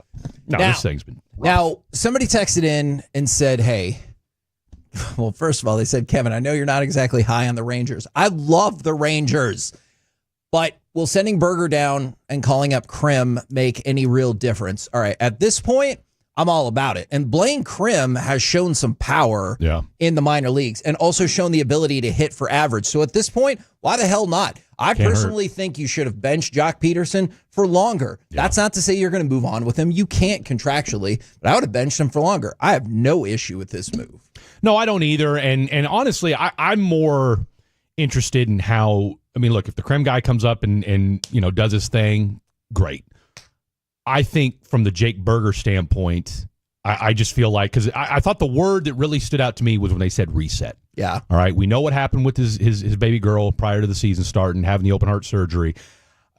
You've got kids. I got kids. Anybody that's listening, when your kids aren't right, you're not right. Yeah. And you had a guy who, newborn baby needs open heart surgery. You're going to a new baseball team. Oh, by the way, we need you to hit. We need you to hit yesterday. Yeah. And so there's so many different factors involved with all this. And so I think Jake Berger's going to be okay. The guy's got too long of a track record of mashing not to, but I just feel like sometimes life takes over. And I think that's what's going on with Jake Berger right now. I thought you were about to go Jeff Goldblum from Jurassic Park. And life has a way, finds a way. But life finds a way, man. So absolutely does. Your next couple of options, and we talked about this with Jared yesterday. Justin Foscue is an option. He has also been tearing it up in the minors, and then everybody's just waiting potentially for the return of Evan Carter. Take a look, and I know Evan Carter has been playing significantly better and getting on base, but still take a look. He just hit a left-hander the other day, didn't he? And take a look at those left-handed splits, though. Right. Take a look at those splits, and I wonder. But Krim's up. I think Foscue could be next, and if not, Evan Carter. They still have some moves to make, but it feels like I know Chris Young is at the end of his rope of like, he's got to be, man. I mean, he's got, you're got to be frustrated because on one hand, you've put together an incredible pitching staff. I mean, let's be real for just take a step back. And when somebody texts you, oh, you're not high on the Rangers, this is a love-hate team right now. Yeah. Because let's call it what it is. And I've asked G-Bag this when we do crosstalk. We've talked about this on Fan After Dark.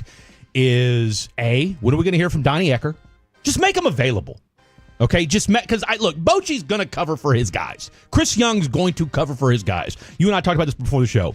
If Clayton Adams gets off to a rough start, do we think everybody's going to be like, well, hey, that's just football? Yeah. No, people are going to be losing their minds over we want this guy we want blood, yada yada, whatever.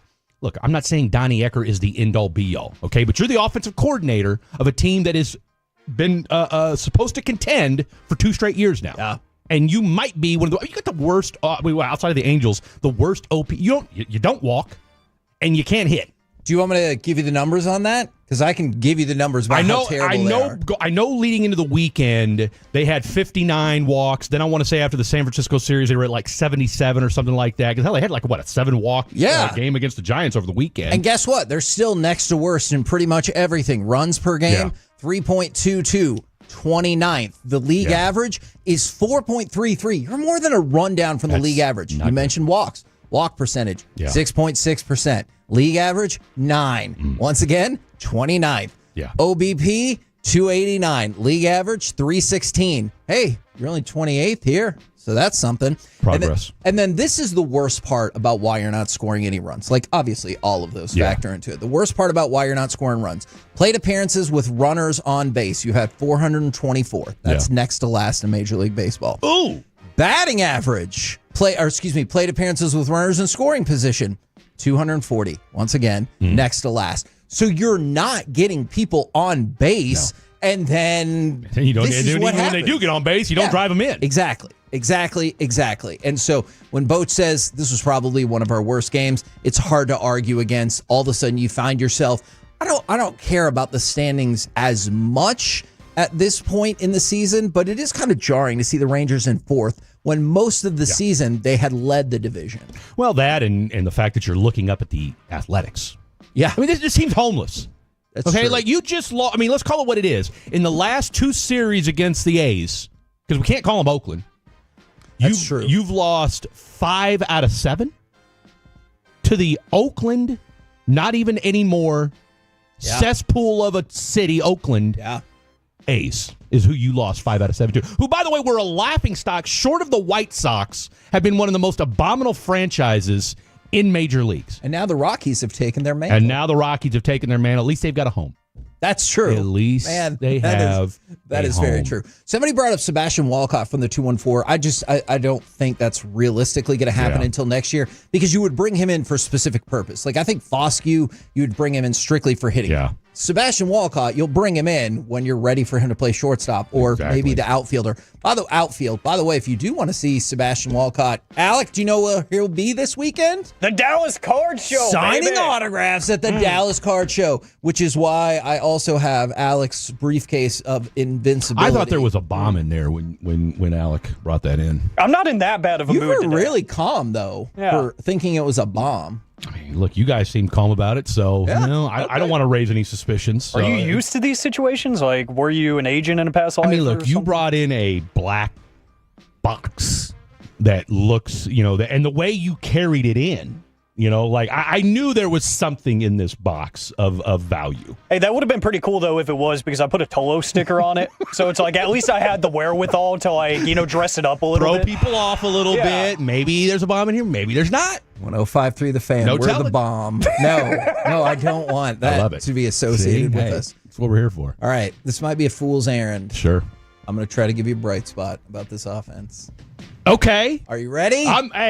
We need all the positive mojo we can get. And his name is Marcus Semien. Now, hear me out. Wow. Because I know. Is this a bait and switch? No, is that what's happening here? It's not. I promise you. Because I'm out on Marcus. Okay. I'm going to try to convince you to be back in. Okay. We'll see how it goes. Pause. All right. Marcus Semien, people have been super disappointed by him this year. Super disappointed. All right? Just this year? Fair. But April 22nd, what happened on April 22nd? That's when he moved out of the leadoff spot. Okay. All right. God, has it been that long already? Yeah, it's already been 10 games.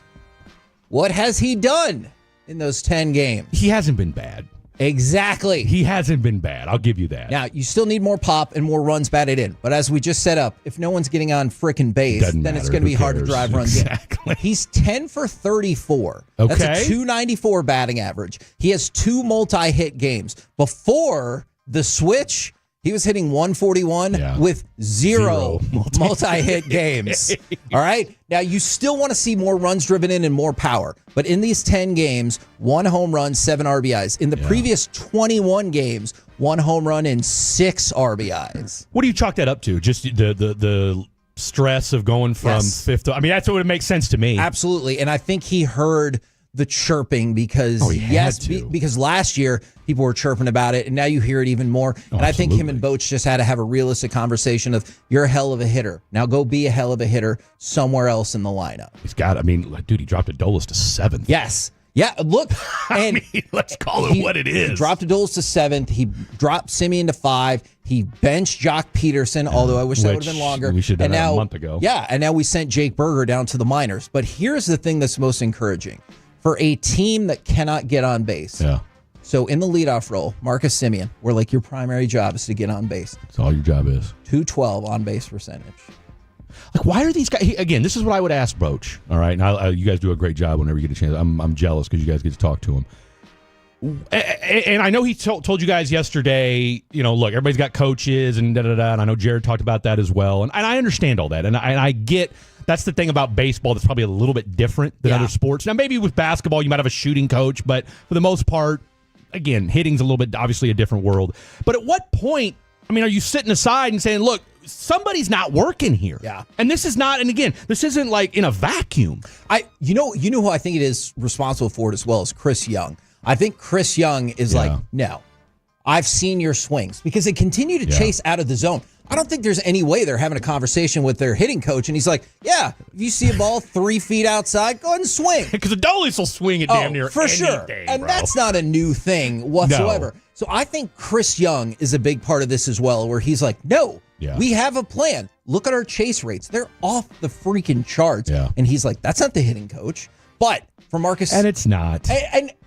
But I understand he's the one who probably gets a disproportionate amount of the credit and definitely a disproportionate amount of the blame. What do we say about quarterbacks? Exactly. Too much blame when they win. Exactly. Too much blame when they lose, not enough blame when they win. And so for Marcus Semien, this is the biggest number that I think is trending in the right direction. When he was hitting leadoff, 212 on base percentage. Yeah. Just awful.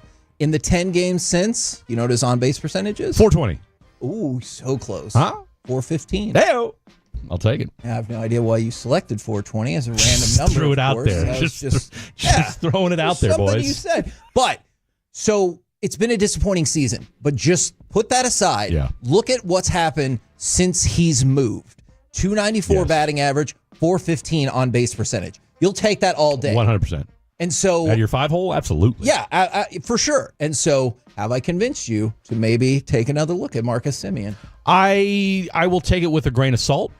Let me rephrase that. And as I was, that's disrespectful to you. I will definitely take it under advisement. Under advisement, yes. But here's the thing, right? With that is I would love to see it. And again, the thing that worries me about Marcus Semien, and I go back to what I've said and what I've heard when Brett Boone talked about when he started to see his decline at 34, 35 years old. Yeah. Your former co-host, Bassick, talked about how at 35, guys start to physically decline. And Semien will be 35 in September. And he's an infield guy. Yeah. Those guys take a beating, right? It's a different world. So I'm encouraged by, I would just love to see. But here's the problem. And I say problem. That's all well and good. But then we look at, well, what the hell are the other 8 guys doing? Yeah. You can't. I'll give Langford and Smith a pass, but I'm with you. Well, I'll say that. You say that, but look, how was Langford over the weekend? Yeah. Okay. Bases loaded. Yeah. Where you at, my man? Can I get a pop fly? Can I get something out of you? All right. So again, that's way too many non-productive at bats. I'm with you. A lot of them on that, man. So again, I understand it's a month into the season, and we do the refrain of, well, there's still a lot of baseball left, which I get, but at the same time, the next thing you know, it's going to be July. Yeah.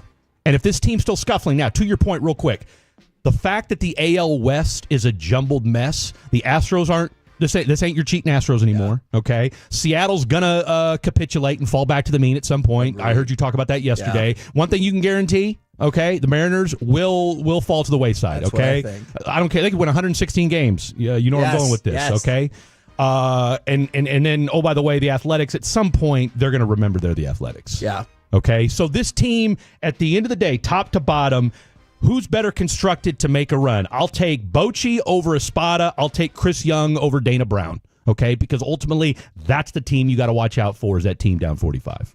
With a KNC masterpiece right here on 105.3 The Fan. Coming up next, it's time for Baseball Nuggets. How did MLB's team salary discrepancy get so out of control? Next on The Fan.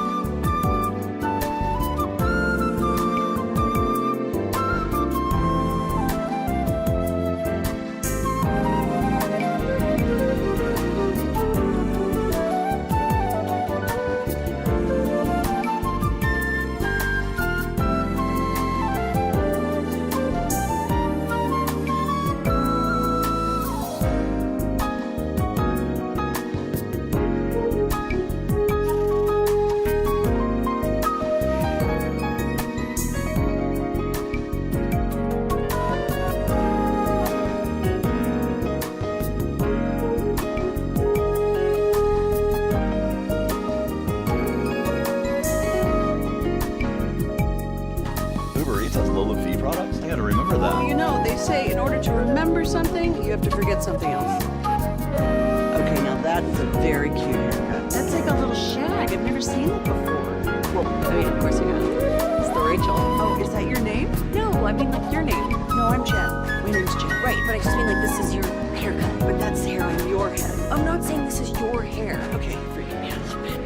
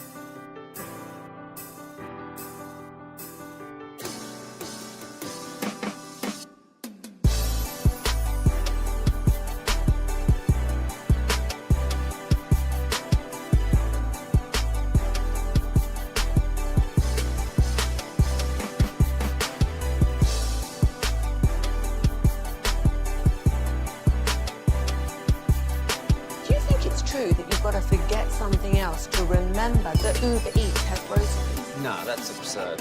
Hey, remember when you used to be a, what was it, Pepper Lady? Pepper Lady? Wasn't it Cinnamon Sisters? Basil Babes. Saffron Squad? Nutmeg Maidens? Paprika? No. Nutmeg Maidens. I just said that. Was it Spice Girls? Doesn't sound right. Was it Saffron Squad?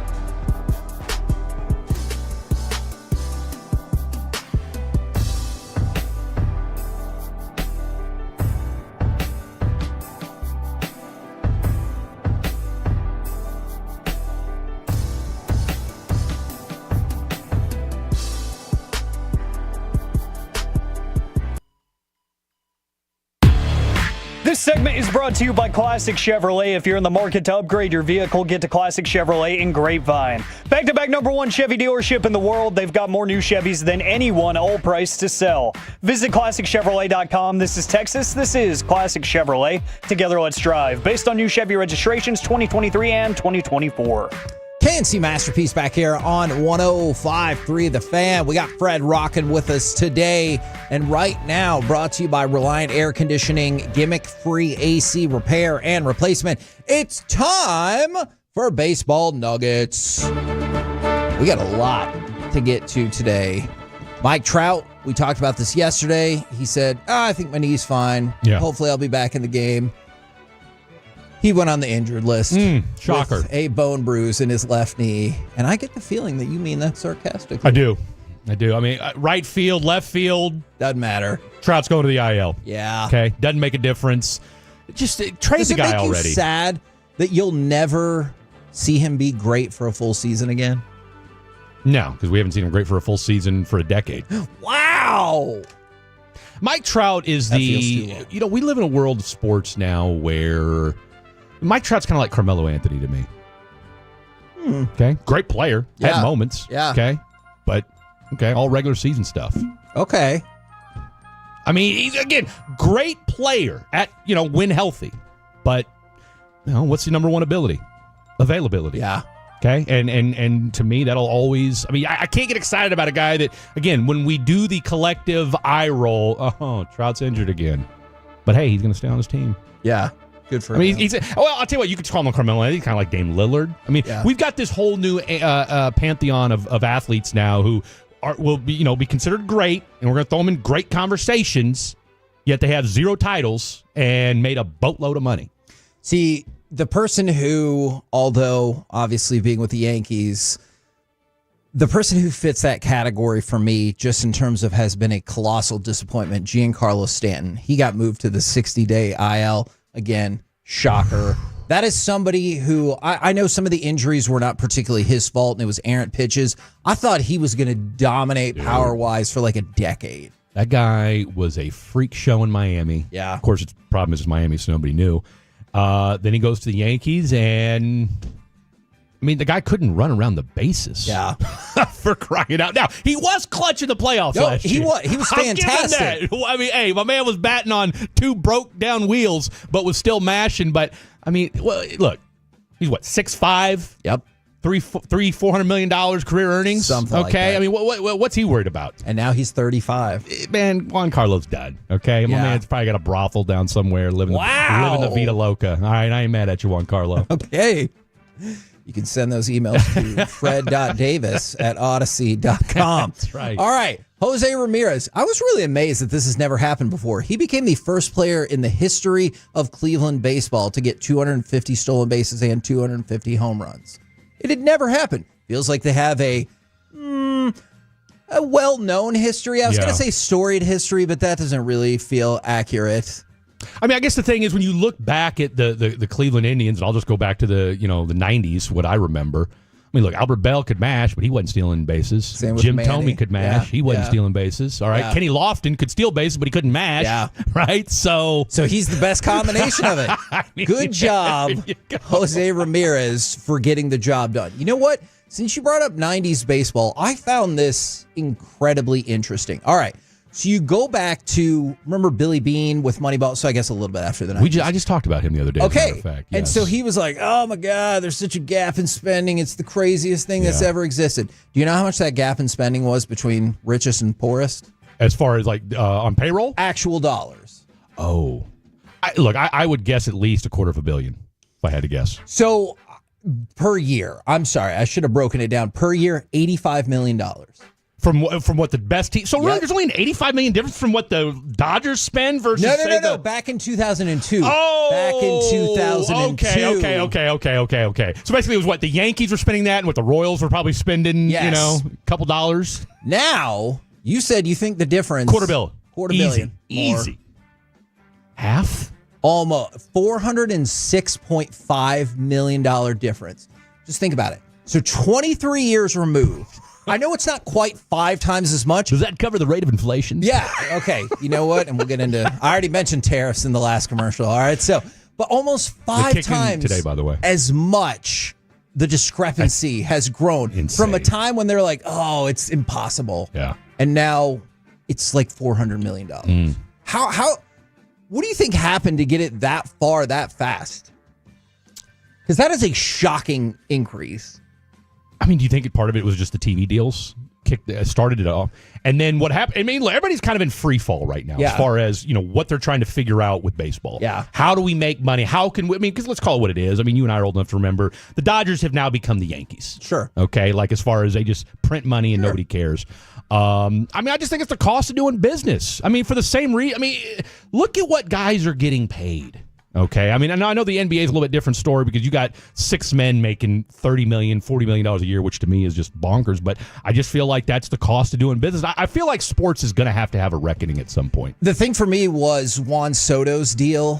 when he got paid in the Shohei category. I was like, but Shohei got paid special because he can do both. Because he's Shohei. All right, I'm going to get back to baseball in just a second, but I do have some breaking news for you. Per Shams, Greg Popovich will no longer be the head coach of the San Antonio Spurs. He's transitioning full-time to team president. I can't say I'm shocked by this. I was going to say, I thought we already knew this. Because of all the health stuff, right? Seriously. I'm honestly, I'm a little surprised that he is going to continue in a role with the team. I thought he would be like, Greg hey. Popovich. Yeah. What's he going to do? Bitch about wine? Whoa.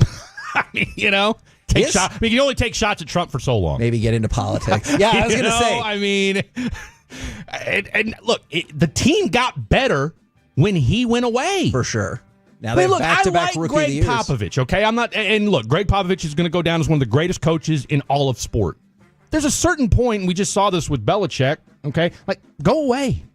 Yeah. All right? Like, your team got better when you went away. And that's not an indictment on as far as his skills are concerned. I mean, Greg Popovich has forgotten more about basketball than most of us will ever know. Sure. All right?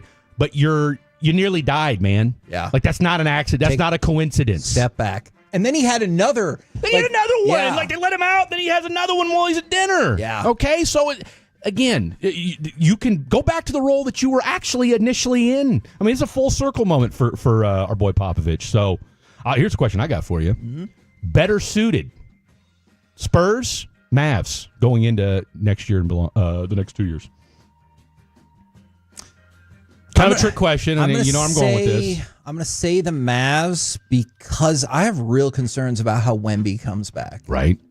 So I don't blame you on that. I'm going to say the Mavs, but having back-to-back Rookie of the Years with him and Castle, that's a heck of a background. Now, wouldn't you say too, though? I mean, look, Lillard came back from that same issue, right? Yeah. The clot.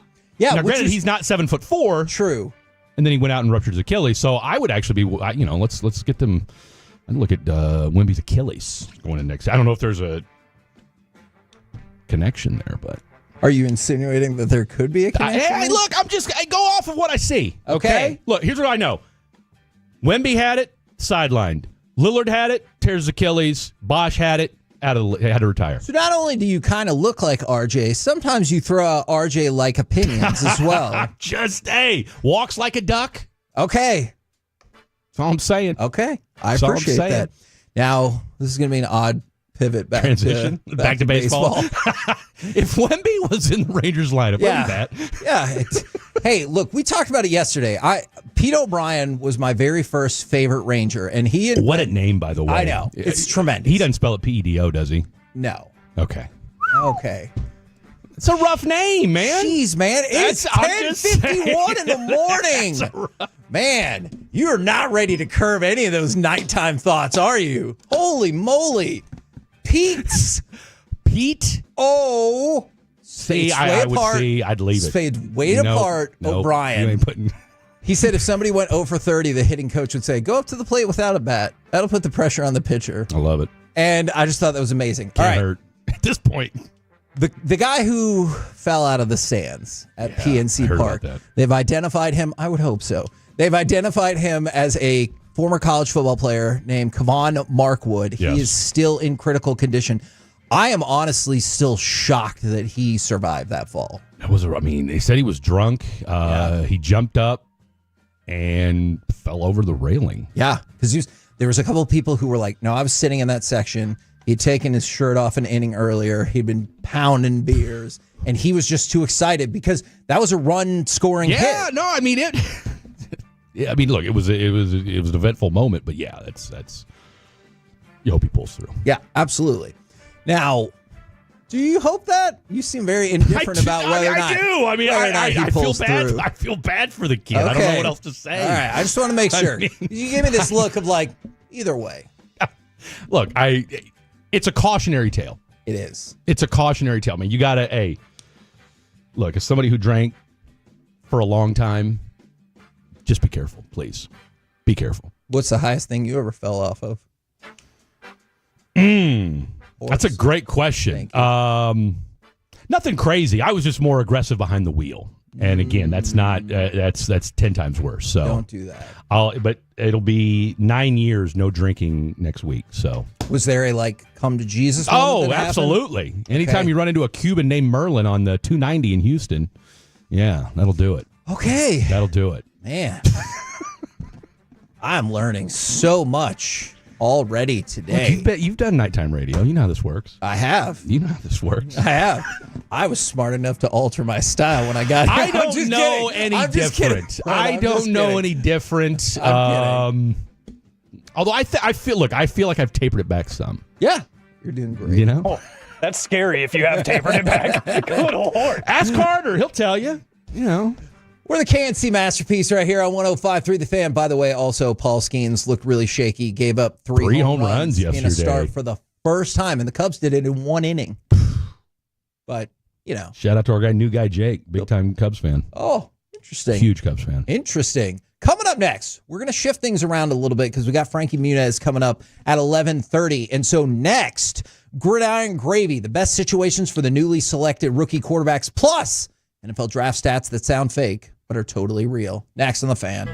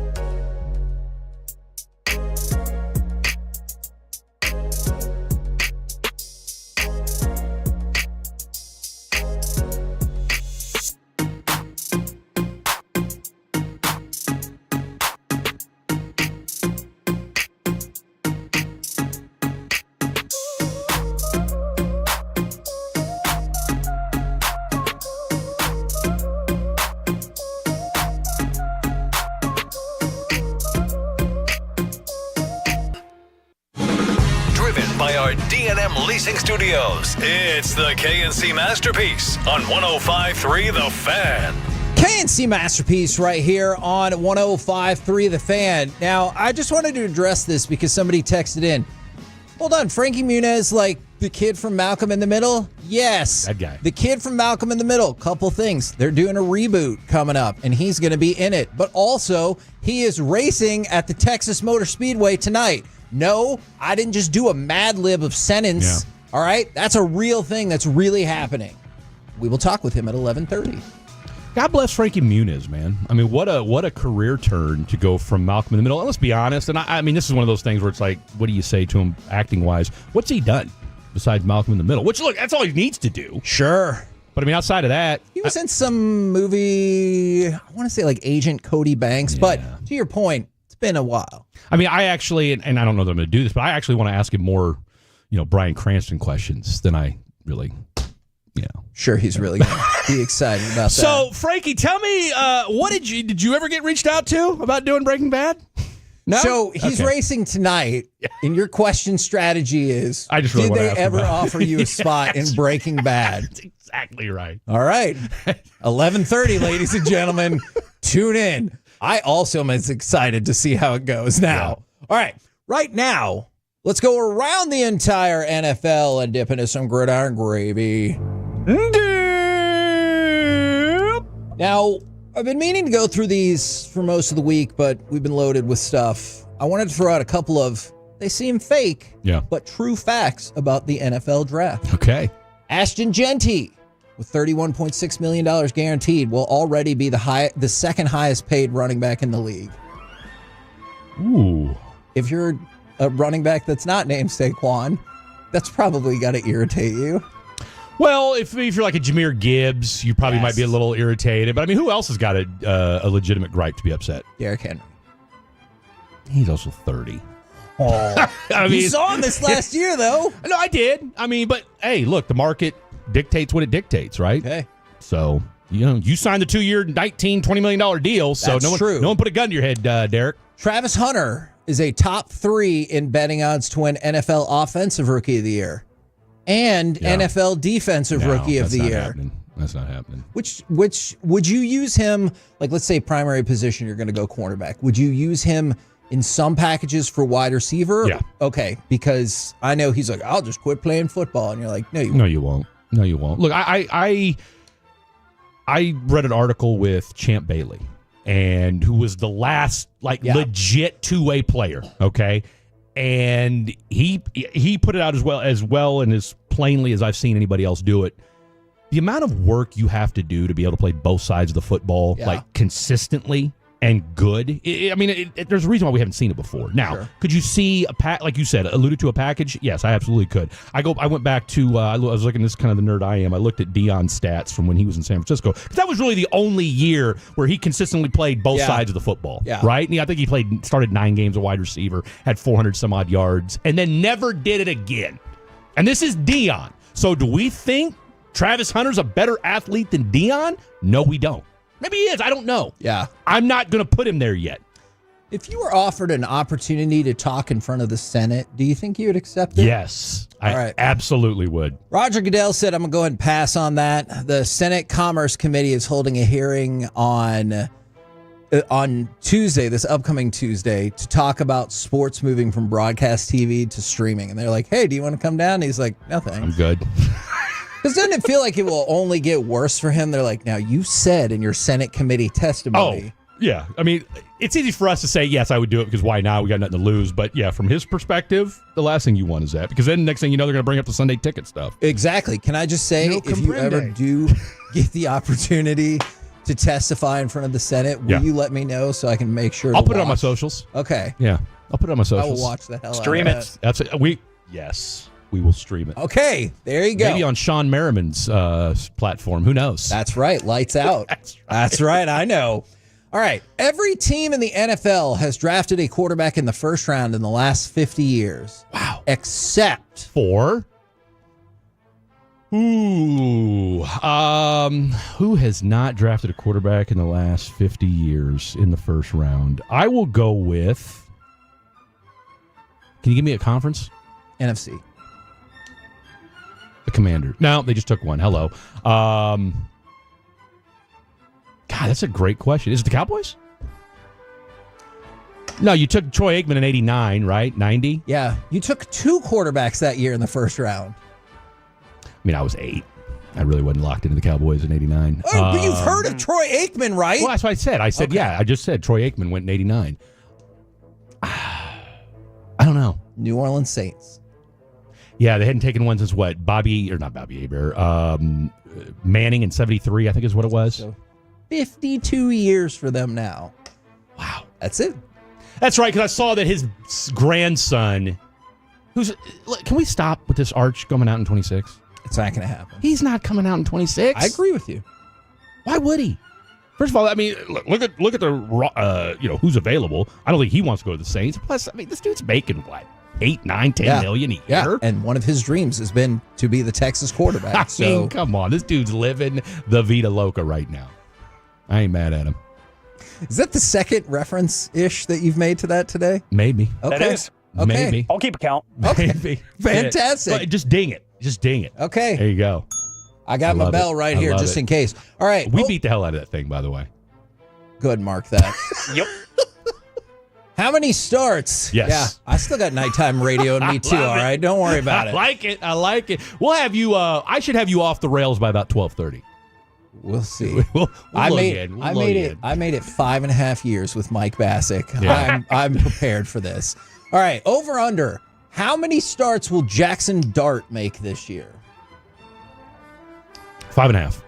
1.5. Really? Yeah, they have belief in the, I don't know, Jameis Winston, Russell Wilson combination. Said nobody ever. Yes, exactly. Yeah, I mean, look, I don't disagree with you on that one. I think with Russell, I mean, Jameis is what he is. Okay, like you're not worried about him. Hell, you could probably keep him as your backup. You could probably cut Russell and not lose any sleep over it, and Jameis is going to be a good soldier. I agree.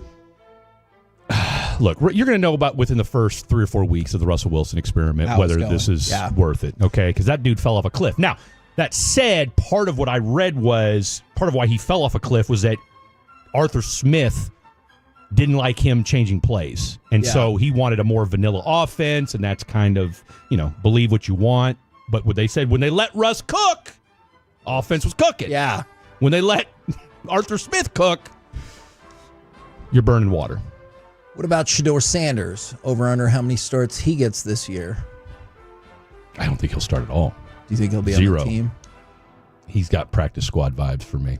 Oh, will he make it through waivers to get on the practice squad, do you think? Oh, absolutely. Dude, he made it to the fifth round. If he gets cut by the Browns, you think we were going to be clamoring to go get Shedeur Sanders at that point? I guess they weren't in the draft, so why not?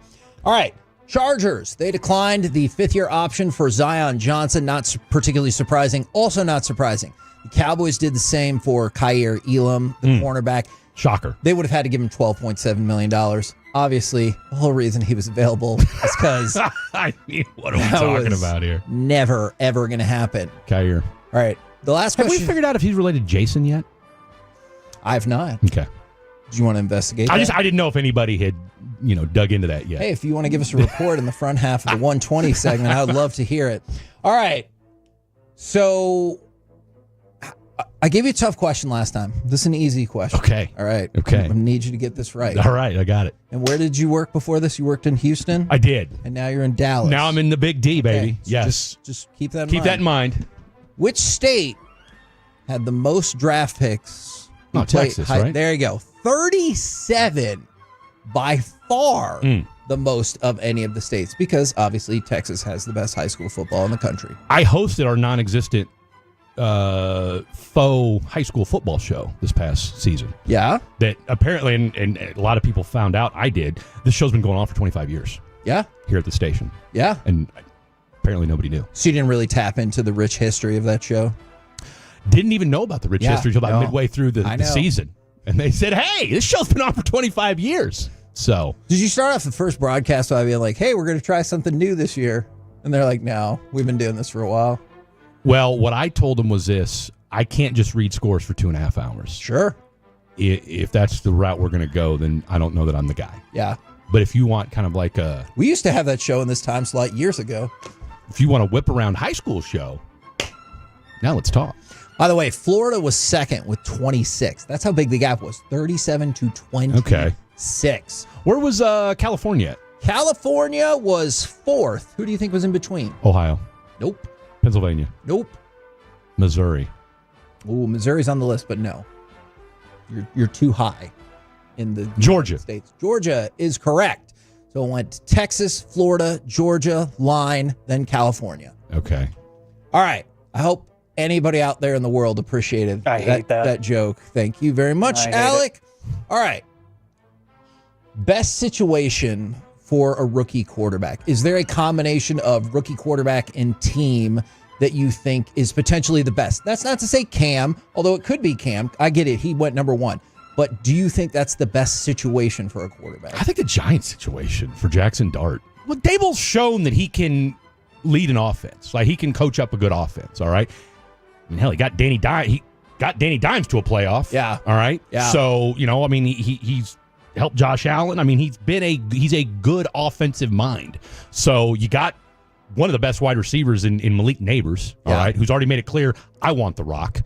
You got maybe one of the best defensive line, if not the best defensive line that you've added to. I mean, that defensive line with Banks, Thibodeau, and now Abdul Carter, and then Lawrence in the middle. Are you serious right now? So just don't screw it up. Just don't screw it up if you're if you're the New York Giants. You can kind of take a slow approach to it. See what happens. Does Will Howard to the Steelers do anything for you? No. No, because, I mean, Arthur Smith does nothing for me. Okay. I gotcha. I mean, what's Arthur Smith's claim to fame? Hey, I was able to get 2,000 yards out of Derrick Henry. Yeah, you and Ray Charles, okay? Like, took a lot of brain power to say, hey, Tannehill, hand the ball off to Derrick Henry 30 times a game. Yeah. Especially if you're Tannehill. I mean... By the way, I saw a couple people texting in. Absolutely, that was not a reference to the G-Bag Nation. That is not a reference to any show that is currently on our station. All right, so Fox Sports, they do have Cam Ward in the number one spot, followed by Tyler Shuck with the Saints, and then Jackson Dart is third with the Giants. The only reason I thought about Will Howard is because I think he has a very clear path to start.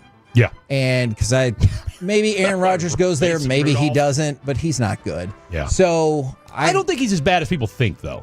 I don't. I mean, look, he threw 28 touchdowns, 10 interceptions, whatever it was. I mean, hell, his stats were comparable to Patrick Mahomes' last year. If you break down, I mean, look, the Jets suck. That's a disaster of a team. And again, Aaron Rodgers doesn't have his fastball like he used to anymore. But if we take away the ayahuasca, the him being a jerk, and all the other stuff that surrounds Aaron Rodgers, and just focus on his football play, I mean, he's still a top 12, top 15 quarterback to me. That if you put him in the right situation, who's paying attention to the Jets? Interesting. That team was a disaster last year. I know. I agree. I think So- he's part of the reason they were a disaster, though. Well, no. His whole ambiance, yes, but I understood why he wanted to go to Minnesota. So He can still spin it. To go ahead and finish out the Brett Favre Well, career that arc. 100%. Now, we haven't seen any picks yet. Hope we don't. Or welfare fraud. Or welfare fraud. But he doesn't strike me as a welfare fraud kind of guy. Aaron Rodgers does. When you saw Brett Favre, were you like, I could see him trying to rip off the government? Well, we kind of forget that this guy was in rehab for pain pills before it was, a thing to do. So, my mom gave him. Actually, my mom used to serve him breakfast at the Menninger Clinic because that's where he was at for his pill addiction. Really? Yeah, true story. Did she say he was nice? She did. And allegedly, and this is what my mom says, take it for what it's worth. And before Are you all the, saying allegedly with your mom? You don't believe your mom? Again, I this is what my mom said. Just a messenger. Thank you. All right. She said that Brett Favre told her best omelet he'd ever had. Okay. That feels like a weird thing to just lie about. It really He's does. also a pillhead, so who knows? Oh. No, I meant for your mom. I meant, why would your mom make that up? Well, no. My thing is, he allegedly said that she was the best. Yeah. Stop. The omelet was the best Yes. that he'd ever had. So Yes. I don't know that I believe that, but who knows? It sounds like a Chris Arnold story. Like my mom used to actually serve him.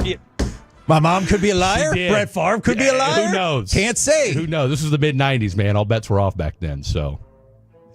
I got you. We're the KNC Masterpiece. I almost said something. I was like, nope. KNC Masterpiece right here on 105.3 The Fan. Coming up next, it will be a fascinating segment indeed. We will have Forgiveness Friday, but also NASCAR, Craftsman, Truck Series, Racer, and star of Malcolm in the Middle, Frankie Munz. All of it. Yes, really. Next on The Fan.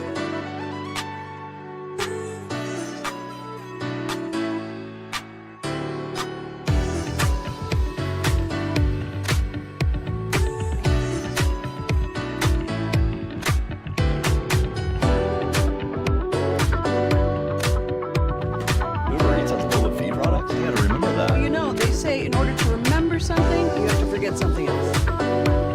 Okay, now that is a very cute haircut. That's like a little shag. I've never seen it before. Well, I mean, of course you know. It's the Rachel. Oh, is that your name? No, I mean like your name. No, I'm Chad. My name is Chad. Right, but I just mean like this is your haircut, but that's hair on your head. I'm not saying this is your hair. Okay, forgive me.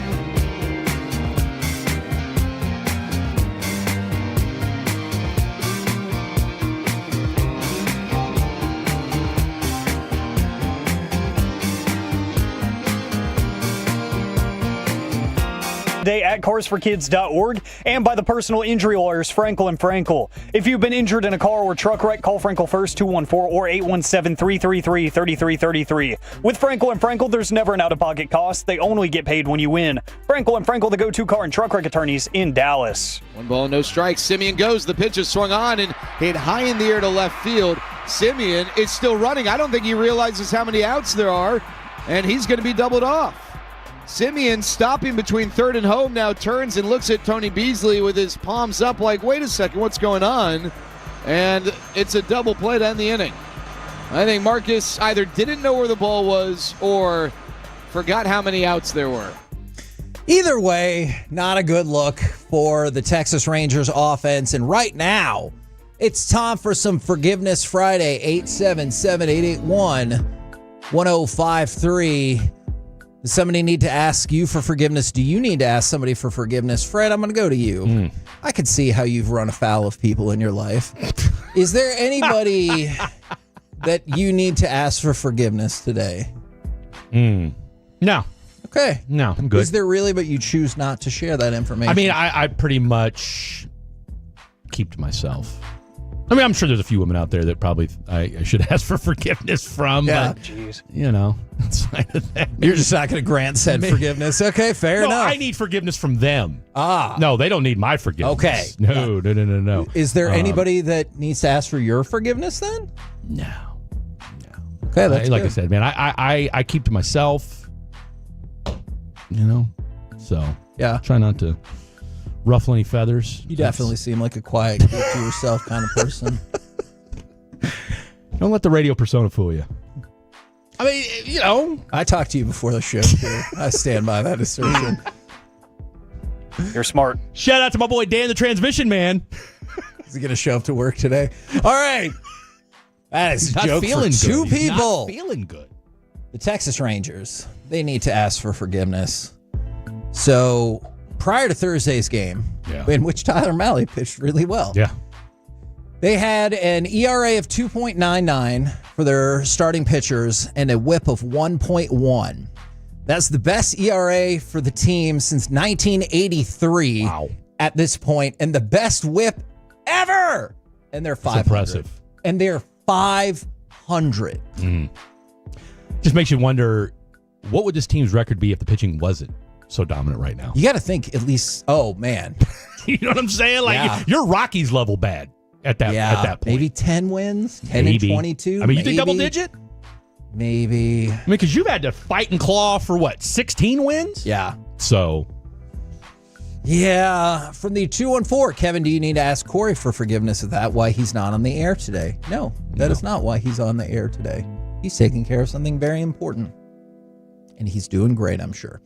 Now, how much do you think, again, not you personally, Fred, I know no such moral ambiguity would ever come up with you.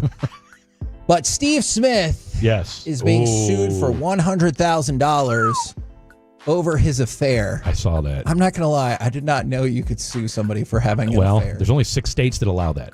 Oh. It's the infidelity... alienation of affection is what he's claiming in North Carolina.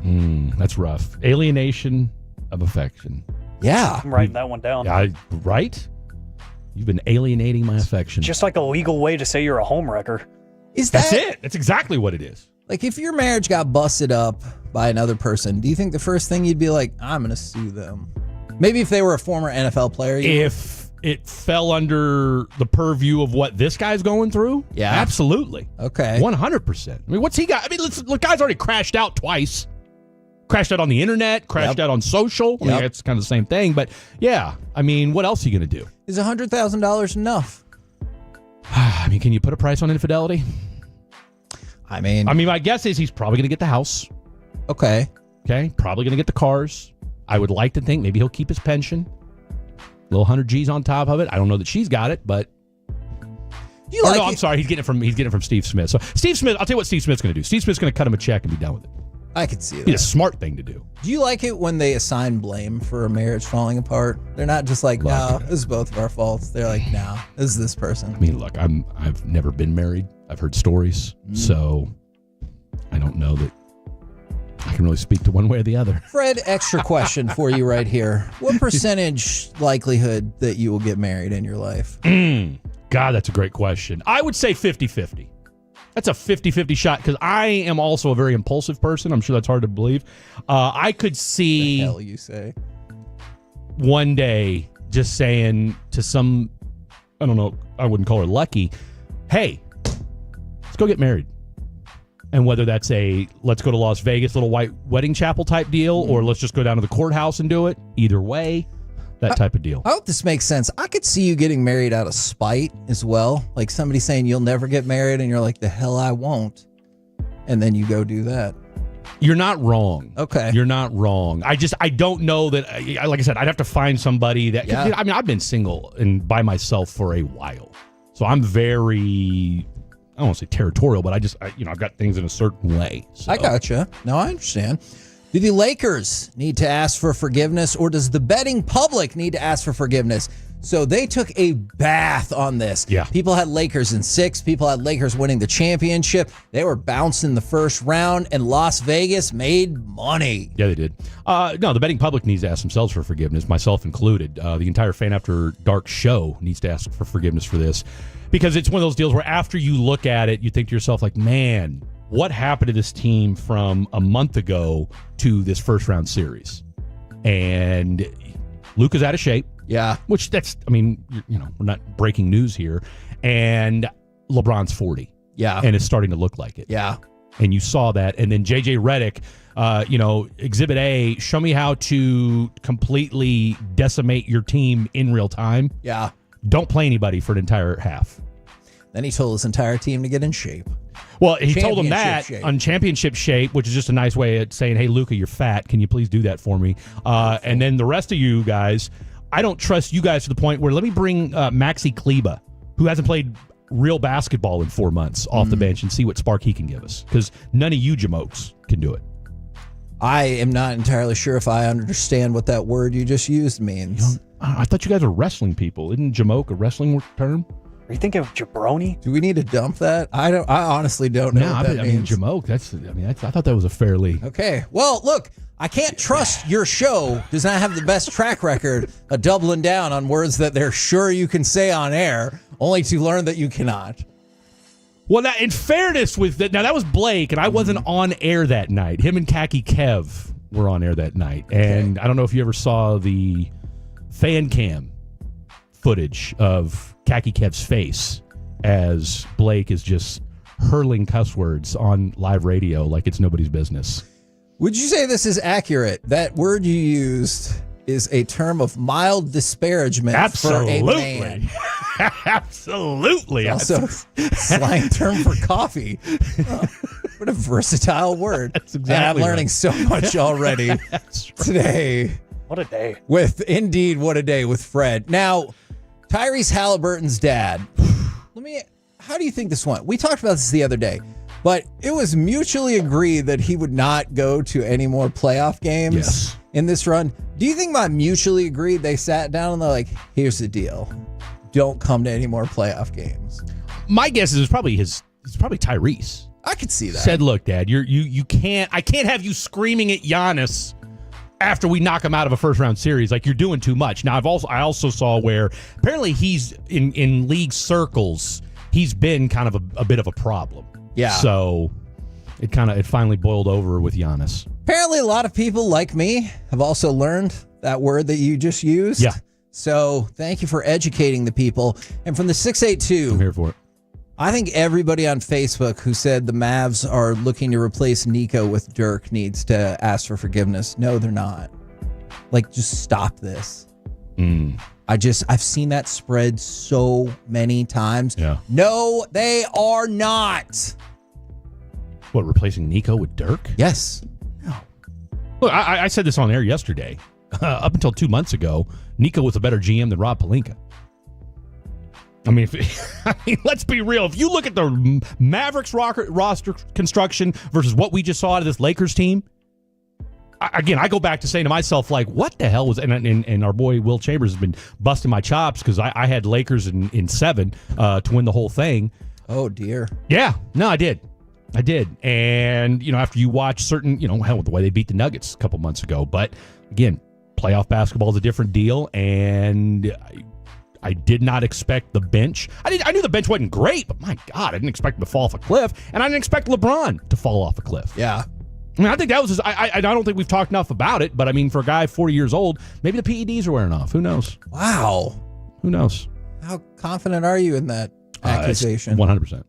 Okay. I mean, we've already heard about it. His wife had a box of PEDs delivered with her name on it. Like, we kind of gloss over that part.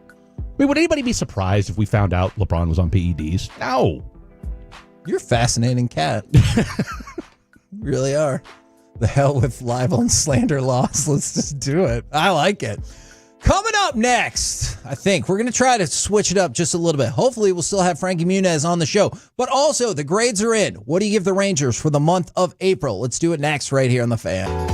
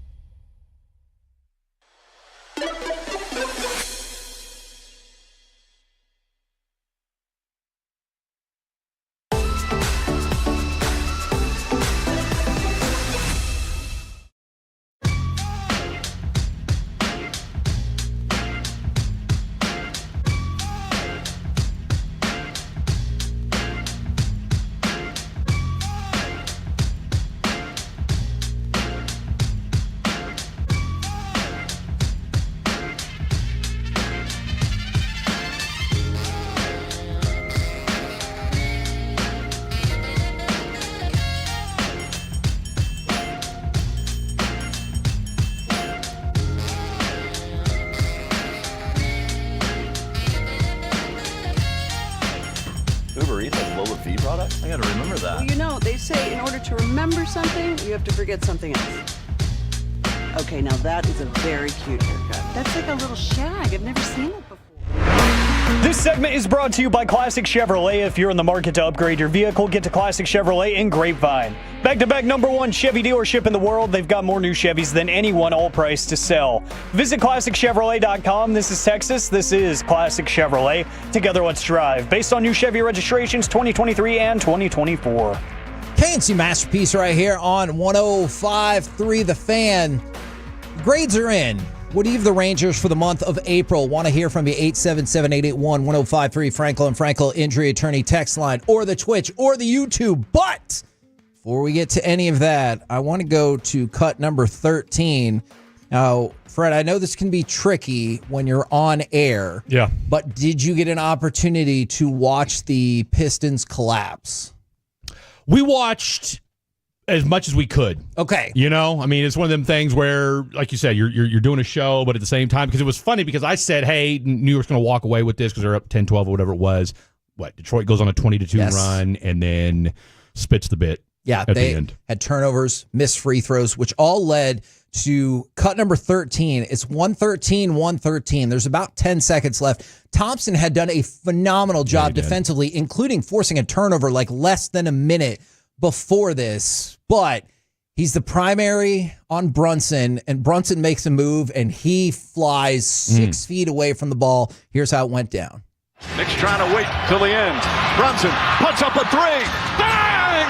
Bang! Jalen Brunson hits the three with 4.3 remaining, and the Pistons call timeout. Are you proud of Jalen Brunson for getting the double bang from Mike Breen? I mean, it was warranted last night. I agree. I mean, you cross somebody over AI style and then knock down the three ball afterwards, it wins you the game. Like, I would have felt different if it was Luka, and I'd been like, yeah, well, you could shake him defensively. Yeah. But Thompson That's saying something. Yeah, Thompson's been phenomenal. I'm not kidding. He's at least 6 feet off the ball after this move. And Brunson took like a slight step to the right, but most of it was Thompson sliding out. Well, it's funny you say that. So I sit in the same spot you do, and Blake sits where Bobby does. And so I'm looking at whatever we're talking, and then I look up and I said, after the shot goes down, I said, how did Brunson get so wide open? Yeah. And then we saw it, and I was like, oh. You saw the shake. Okay. And you're like, all right. Hey, no wonder he was named Clutch Player of the Year. And when you see that it was Thompson, I mean, obviously his brother down in Houston's, been a baller as well. So I think they've really taken off this year. Both of them. Boy, they sure have. They sure have. I mean, look, if you're the Pistons, you're in great shape. Yeah. I mean, J.B. Bickerstaff, with the job he did, this team, the job they went from 14 to 44 wins. And the step up of Cade this year, like, he stepped into, I was the number one pick. You know, like, as opposed... Well, absolutely. Yeah. Now, we got room to go. You definitely have room to go, right? I mean, he averaged just, I think, like 23 points a game for this first series.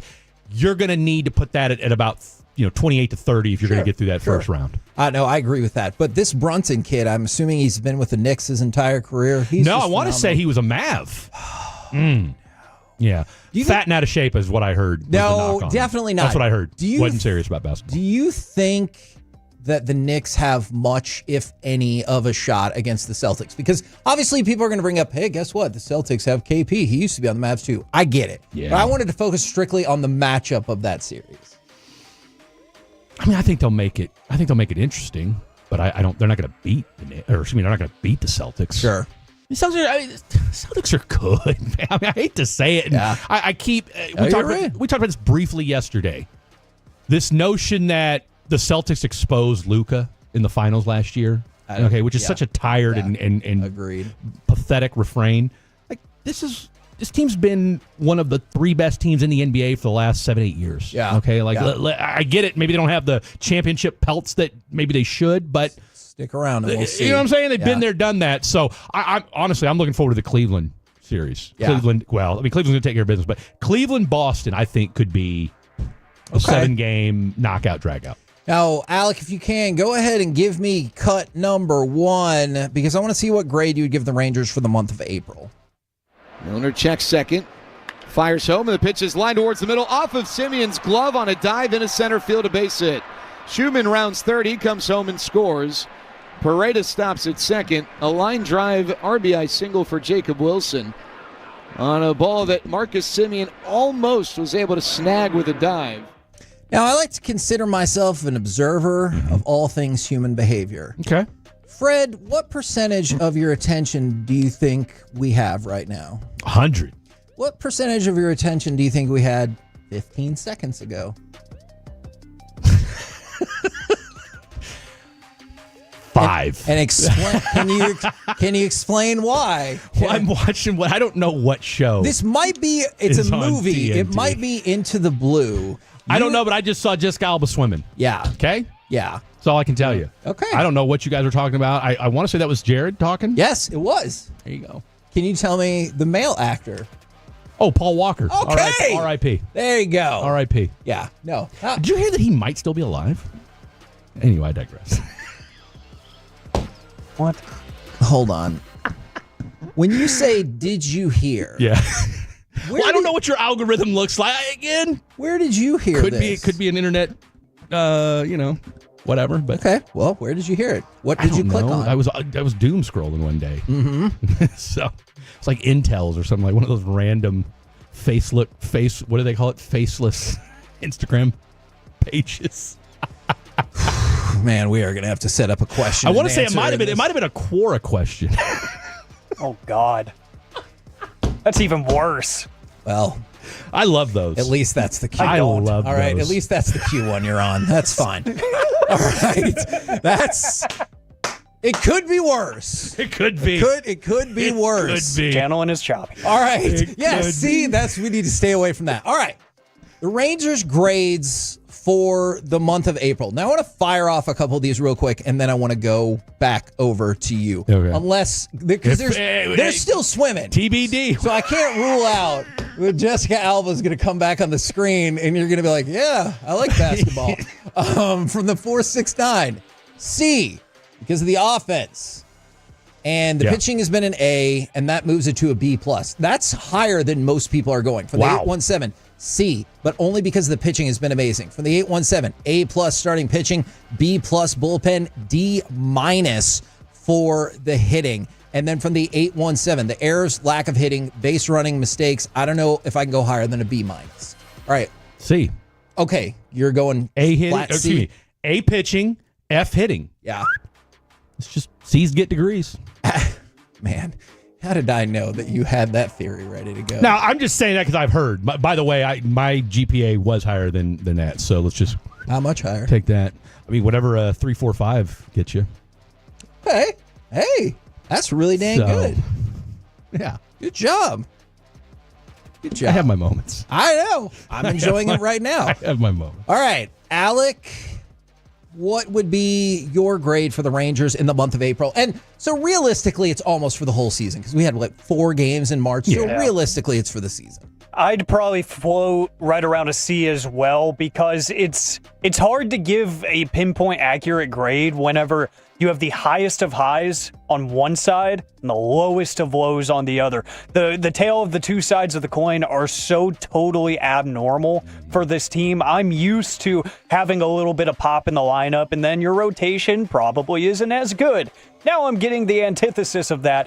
Your rotation is stellar. Your bullpen, for the most part, has been stellar. Your offense can't get anything done whatsoever. So I don't want to be one of those people that's super down and say, D- because the offense, you're not scoring runs. You still have Jacob deGrom on this team and he's still healthy. You still have Nathan Eovaldi on this team and he's still healthy. Tyler Mahle is overperforming to the general public's perception before you actually saw him take the mound because you sign him as an injured guy and you say, well, we're not going to see him this year, so you kind of just put him on the back burner. He's arguably been one of your best players on this team, period. He could be in contention for the Cy Young. He seriously could be, and the way he's consistently performing, I don't want to lose hope right now. So I'd say a C, and like Fred said, a C right now, especially in this division, as he alluded to in the 10 o'clock hour, this division, a C is enough to get you to the playoffs. Yeah. So I'm going to hold out hope for a little bit, and I'm going to say I think there's room to improve. So ESPN gave them a C+, safe to assume, obviously not far off. That's an acceptable grade. The Rangers' record is hovering around 500, and they've played one of the more difficult schedules so far. Yeah. And that is an interesting point. I haven't talked about it. We haven't talked about it a lot just because it's still so early. it is. And you haven't lost game. It hasn't been that you've lost games 3-2, then 5-4, then 10-9. You're like, oh, that schedule's brutal. It's been the same every time. It's been 8-1, 3-1, 7-0, and that's why. And so I'm not going to go just into the schedule as the reason that they have struggled. It's obviously it's the offense, dummy. That's it. Yeah, exactly. So Tyler Mahle leads the league in ERA, 1.14. Balling. As Alex said, Jacob deGrom rounding into good form. Nathan Eovaldi dominated with a 2.11 ERA. That's why I can't go any lower than, I'm probably with you guys. I think I'm going to say C-, just because I am so upset that literally the best starting pitching start in the history of this franchise has you at 500. And so I'm dinging it down a little bit. Even if you want to go A for the pitching, F for the hitting, I'm still going to knock it a little bit more because you're sitting at 500 when you controlled the first 3 weeks of the season in this division because you can't hit worth a damn. It's scary to think what this team could do. Yes. Once they get going, if the bats get going. And again, I mean, we can do the refrain that, hey, the bats are going to go, and Bochy's been saying the same thing over and over again. I'm going to put it out there, the same thing I said to you and the same thing I said to G-Bag yesterday. At what point, what's that kind of like this line of demarcation for 2023, which was supposed to be the jump off for something special here in the DFW, was more of the, example rather than the rule. Look, we talked about this before. The other 7 seasons around that World Series, the Rangers had a winning record 0 times. I heard you say that one night. That was wild. And so 7 of 8 seasons, the Rangers had never had 5 consecutive losing seasons until that lead up to the World Series. Now in their last 8 years, they've had a winning record 1 time. Now they won the World Series. So rock on. That'll be probably the best baseball season I'll ever see in my life for a variety of reasons. Let me ask you this, because I know you're a die-in-the-wool Rangers fan.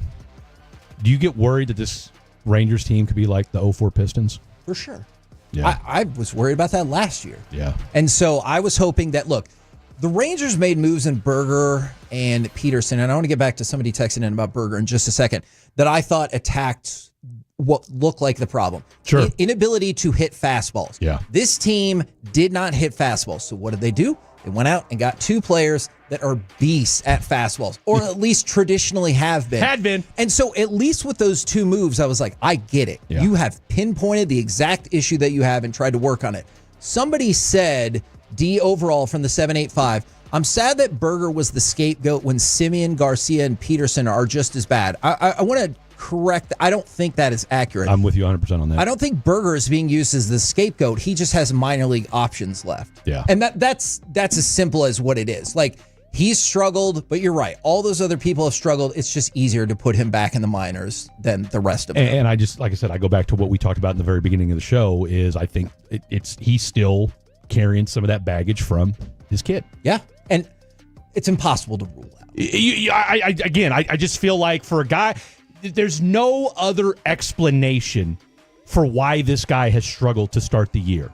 We were there the day, one of the most heartwarming things you're ever going to see happen in the clubhouse is they put out a blanket, a team blanket that they had specially made for his daughter, and then they had all the position players come by and sign it. Yeah. And the thing that was so amazing is not only did they do it, you saw players stare at the blanket and try to figure out the best way to do their signature. It wasn't just and I appreciate players who take the time to sign, but it wasn't just, let me sign.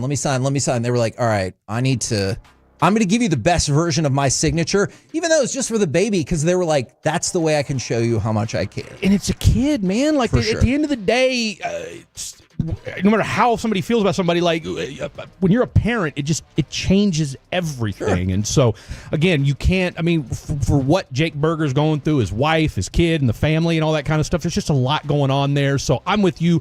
I don't see, I think it's there's no way, he's not being the scapegoat, all right? I just think right now, baseball outside of golf, to me, is the most mental sport there is. And he was the easiest piece to move.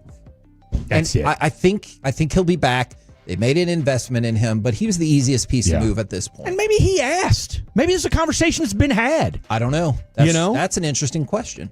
From the 817, if we lose the series to the Rockies again, my concern is going to be at its peak. The Rockies are by far the worst team in baseball. Rockies, bro. If you lose, you can't lose to the Rockies. If you lose a game to the Rockies, I'm going to be irritated. If you lose the series, then I will also doom and gloom with people. So stick around for May. That's the ultimate line of demarcation right there. If you lose the series to the Rockies, who are literally the A's are a better team than them. There's an old Married with Children joke where I'm pretty sure Al Bundy said, I can't leave.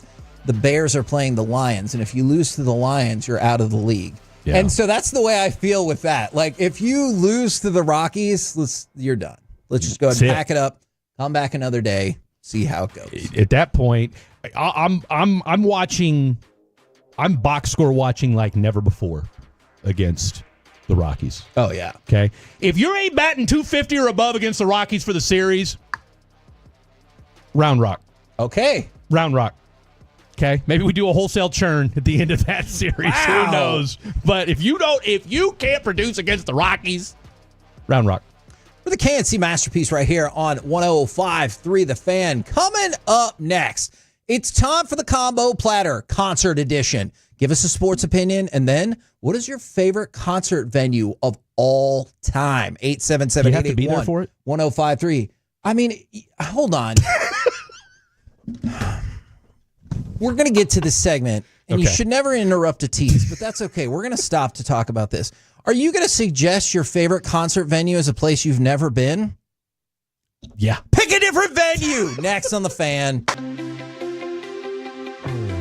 So Rachel. Oh, is that your name? No, I mean, what's your name? No, I'm Jen.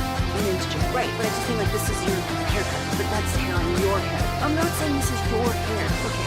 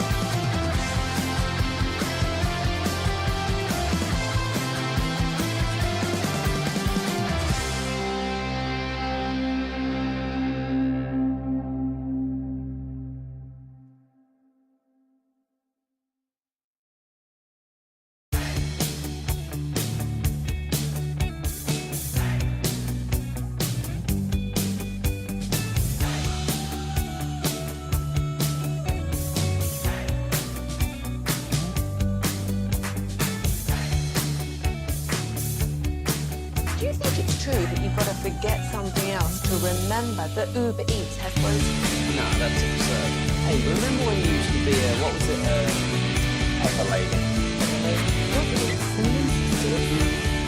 Those were babies. Saffron squad? Nutmeg maidens? No. You said that. Was it Spice Girls? Doesn't sound right. Was it Saffron squad?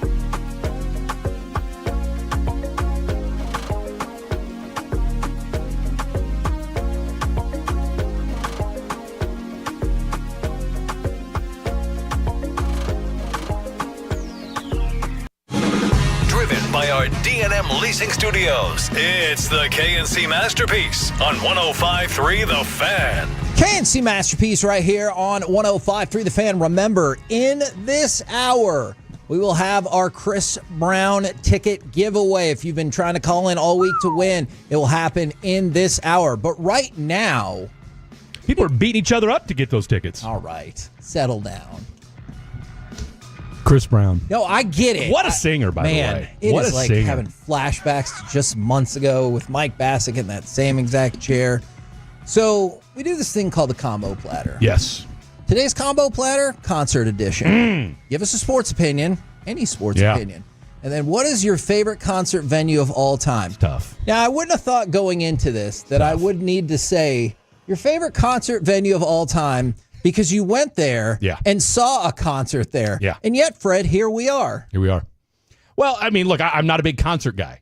I can count on one hand how many concerts I've been to in my life. And so you'd think that would make it easier for you because you have only 5 venues. No one's going to know any of the places I mentioned, though. Okay. So it's like, okay, so if I say the Granada in Lawrence, Kansas, people are like, cool, right? Like, nobody knows, okay? So I would say the Granada because I did see Ghostface, Tech Nine, and I can't remember who the other rapper was that I saw there. But if I had to say what place looks the coolest or seems like a great place, I would say Red Rocks in Colorado. And just to clarify, even though I already know the answer, how many times have you been to Red Rocks? Well, I made it clear I haven't been there. I haven't been there. Do you have plans on going there someday? One day. I mean, look, U2 under a bloody U2 Under a Blood Red Sky. If you haven't checked it out, it was before they, made us listen to U2 on our iPhones. Yeah. Which that was terrible. But if you want like a good, no skip, as the kids call it, album to just jam out to, Sunday Bloody Sunday? What? How often do you use the vernacular of the kids? Probably too much. I can see Yep. that. Probably too much. I can definitely. That's right. But I mean, look, I work with Blake and the youngest people on the staff. I mean, I'm getting harassed every day. I felt like I've done a good job today. Oh, you have, yes. Yeah, I'm younger than Blake. Okay, but you're not younger than Khaki Kevin, New Guy Jake, or Dylon. And I'm accosted literally every show that I'm an old head, I'm an unk. These sort of things. Does it make you rethink your life choices at No, all? because I don't care. I got a 22-year-old and a 17-year-old. Look, I'll put it like this. A, don't have a lot of grays. Number one, let's get that out of the way. Still have hair. Okay, still got hair. All right, we're holding on to it. As my boy Henry Thomas would say, fire them before they quit. And then on top of that, we were at Pluckers last Thursday. Yes. Okay. I was the one in Fort Worth Alliance. Had one of the Tolos come up to me and said, Fred, I expected you to be a lot older. Oh. And I said, really? Why? And he goes, because you're constantly being ridiculed for how old you are on the show. And this guy who agreed that he looked older than I did was 38. How old are you? I'm 44. Damn. I'm 44. So, So yeah, when I say as a kid, and look, there's things I need to, but it's nighttime. It's all bets are off. Mics go hot. 4 hours of ain't no telling where we're going to take it. No, I've heard the show. What is your sports opinion? Just today? Tell you what, you guys go back around. I'll tell you what my sports opinion. You know what? No, stop. You ready? Stop. You ready? You ready? I'm excited about the Cowboys running back room. Yeah, I heard you have a controversial Javonte Williams take. Oh, it's Javonte Williams season, people. Okay? Season for Let's what? go. 800 yards. Book it. Okay. Javonte's going off in 2025. Is that going off if you get 800 yards? You got four guys. I mean, look, if the whole team... Tell you what. Tell me. James Conner, leading rusher for the Arizona Cardinals, where boy Clayton Adams has been doing his thing. Last 4 seasons, leading rusher, 1090, 1045, 790, 750. Last 4 seasons. So if you tell me Javonte Williams goes for 800 yards, Jaden Blue gives you 600-700 yards, and a third guy does whatever, you'll take that all day, every day. That feels like a very high prediction for Mr. Blue. I don't think it's out of the realm of possibility. Okay. In a joint role, tell you what, I would say, and I'm just spitballing here, Javonte, Jaden Blue, poor man's version, David Montgomery, Jahmyr Gibbs. Where's my bell? Yeah, by Where's my poor bell? man, do you mean Ding, pull out your pockets because there's nothing left in there and you got to get in Scrappy. line? Yeah. No, not that. Poor man's version in just the sense that, hey, first year between the two of them, it's my goal. So that's improvement. That's it. You heard it here, Jerry. So that's it. You want my sports opinion? There you go. Hey, I'm appreciative Raw that and you had unfiltered. one. Yes, for Oh, sure. I got plenty of them. Yet, when called for, you had none. From the 254. I'm learning. Okay, I'm usually in your spot. Okay. I asked the question. From the 254. Not going to happen here. From the 254. This will be the year that Jonathan Mingo puts it all together. God, I hope so. Can I tell 254? I'm jumping on that bandwagon as well. Okay. Mingo Mania. Okay. Mingo Mania. Here we go. Man, so you think the Cowboys are going to be unbelievable? I am. Jonathan Mingo's about to step up a Let me tell you running back room. I am on the Brian Schottenheimer hype train, and I'm the conductor. Okay. Okay? Yeah. I mean, he's a Jayhawk. Let's get that out of the way. Now, I think he did transfer, but either way. Kansas guy, Marty. I'll tell you a crazy Marty Schottenheimer story. Please do. Can't tell it. No, this is an off-air story. Oh, okay. All I'm going to say is this. Harvey Williams told me this story, and it was one of the wildest stories I've ever heard in my life, if true. Okay. If true. By the way, the rest of that person's answer from the 254, the O2 Arena in London is the best concert venue. Okay. From the 817, my favorite combo platter is Fred and Kevin today. Ayo, let's go. Alec, give us a sports opinion, and then you are a concert guy. Where is the best? What is the best concert venue? Sports opinion, gentlemen. I did see, this is fresh on the mind because I did see Tyler Booker has officially signed his rookie contract. He's the first of the draft class to do so. So that's out of the way. Not that there was going to be any question, but I feel like the more I watch him, and especially the more I listen to him, the more I'm believing that this offensive line is going to have a bigger turnaround than I'm prepared for. Like, I think it got better when you drafted him. I certainly thought that. It absolutely got better. But I think he's going to bring an element of leadership that's going to kind of wake up some of those other guys, you know, like the Cooper Beebes of the world. Not that he needs to be woken up, essentially. But, you know, I think there will be sort of a, hey, we're a lot better than you guys think we are. We can be a lot nastier in the run game than you think we can be on paper, and we're going to go prove it. This guy's a road grader, and he's an incredible leader. So I think this offensive line as a whole is going to benefit from his presence and his play. I'm very excited to see what kind of a role he takes on in the locker room. But I think on paper, I was really scared going into this draft about, one, keeping Dak Prescott on his feet, but two, with Fred's guy, Javonte Williams, who's he going to run behind? You know, I really didn't think there was, outside of Tyler Smith, I didn't really have much hope for the run game in terms of directional running and running zone schemes. But if you want to take that approach, I think you can now, because I think your offensive line got that much better. And your favorite all-time concert venue? So I would have had a different answer if this concert actually happened. In January, I was supposed to go to the Rose Bowl and go see The Weeknd there, but the wildfires canceled that because it's an open air venue and they couldn't justify that with all the smoke in the air. So that easily would have been my number one. I've been dying to go to the Rose Bowl for any event, game, concert, whatever.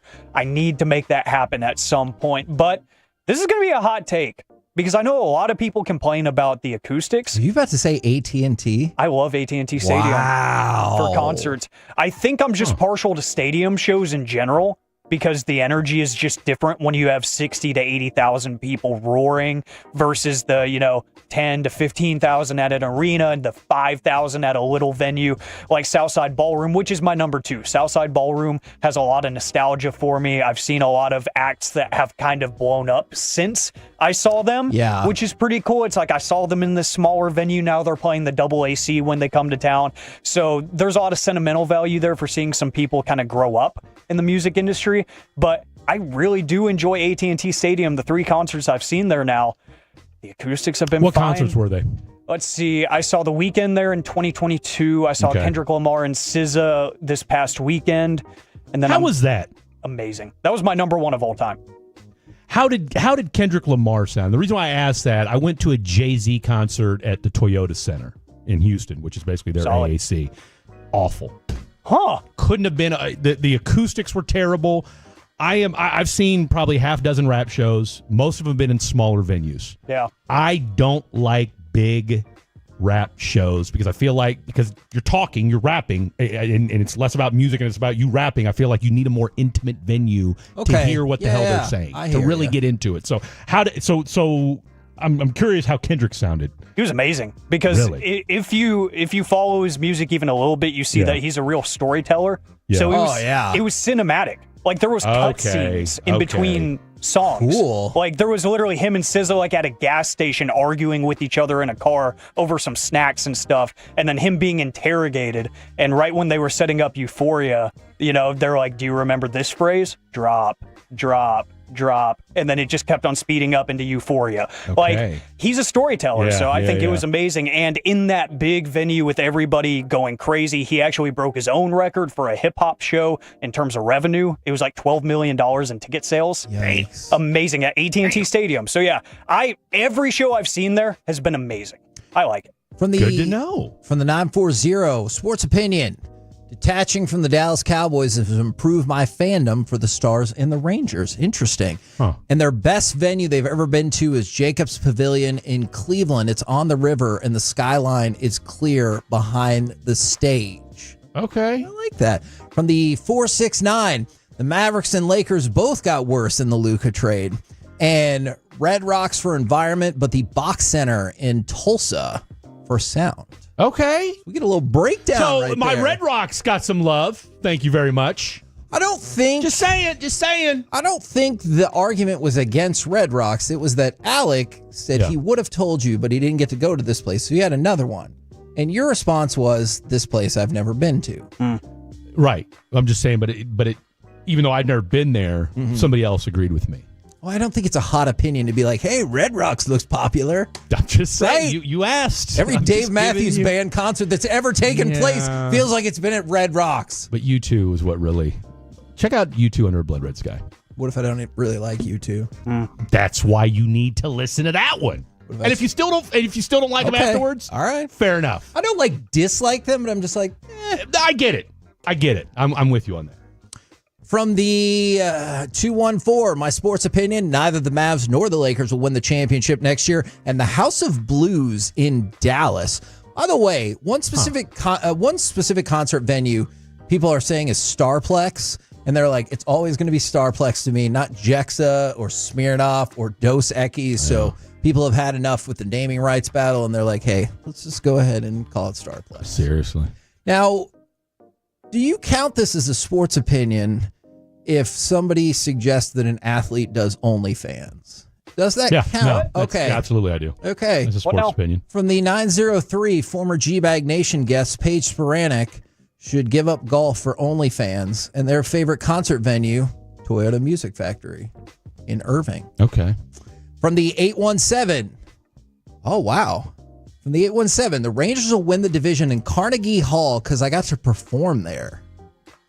I mean, what a flex. Yeah. What a flex. Is this person going to follow up and let us know what they performed? I hope they do. I wonder if they were like in a symphony or something. Not that there's I'm anything. sorry. Wait. Not that Did there's you anything. just discount the person who made it to Carnegie Hall as part of an orchestra or a symphony, and you're like, meh. What else have you done? There was 100 other people in the group, Yeah. so he was an alternate. No, I'm kidding, but no, what'd you do? Okay. Now, if you told me you went up and did like 30 minutes of stand up or did a live song yourself, then hey, not taking anything away. But if you're part of even a quartet, will you allow that? I will. Okay. I will. Barbershop. All right, coming up at 120. What have you done that may or may not impress Fred? You'd be surprised. You'd be surprised. From the 972, my sports opinion is that Kevin is going to knock Fred out in the third hour of the show. Not going to happen. And my favorite venue is Cowboys Stadium when Metallica rock that. So I'm assuming then we're going back to Texas Stadium as opposed to the AT&T Stadium. Because, Alec, I was fascinated by your answer because a lot of people have complained about the acoustics at AT&T. So I appreciate you throwing that out there. All right, for me, sports opinion, the Stars are going to win game effing 7, baby. I love it. And then my favorite concert venue of all time was the Bronco Bowl. So are you familiar with the Bronco Bowl? No idea. That was my next question. So the Bronco Bowl very much does live up to its name. It's a concert venue, but you have to walk through a bowling alley to get there. Sounds wonderful. Exactly. Sounds wonderful. Exactly. And it was awesome. And you had so many great bands that went through there, and it would hold, I don't know, like maybe 3,000 people. Oh. So you still got the intimate feel, but people would pack it up. Yes. Like I saw Garbage there. I saw Drowning Pool there. Like I saw so you're many. only happy when it rains? Yes. Okay. I am only happy when it's complicated. We're the KNC Masterpiece. Whatever you're going to throw out there, I'm ready. I am ready. I just appreciate being able to throw, things my age, because when I say that to Blake, I just get blank because he stares. wasn't even born when that album came out. That makes sense to me. Damn. He brought something up yesterday. Tyler Shuck will be the last player drafted from the 1900s in the NFL. Oh, my goodness. More than likely. Oof. Well, That's a lot to deal with right there. let that marinate. Oh, coming up next, more of my live midlife crisis. But also, we got the Chris Brown ticket giveaway and puck around and find out Game 7. Do the Stars advance? And let's talk some more about yesterday's game. All of it next right here on The Fan.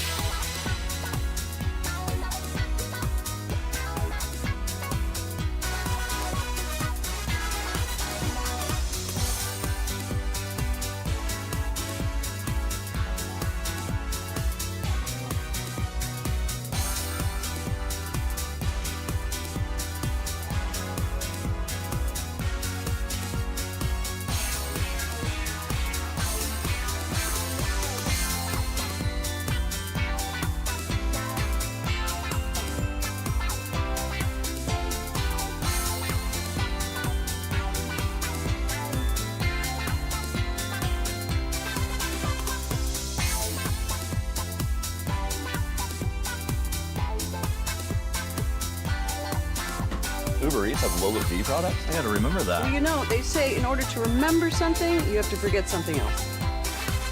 Okay, now that is a very cute haircut. That's like a little shag. I've never seen it before. Well, I mean, of course you have. It's the Rachel. Oh, is that your name? No, I mean, like your name. No, I'm Jen. My name's Jen. Right, but I just mean like this is your haircut, but that's hair on your head. I'm not saying this is your hair. Okay.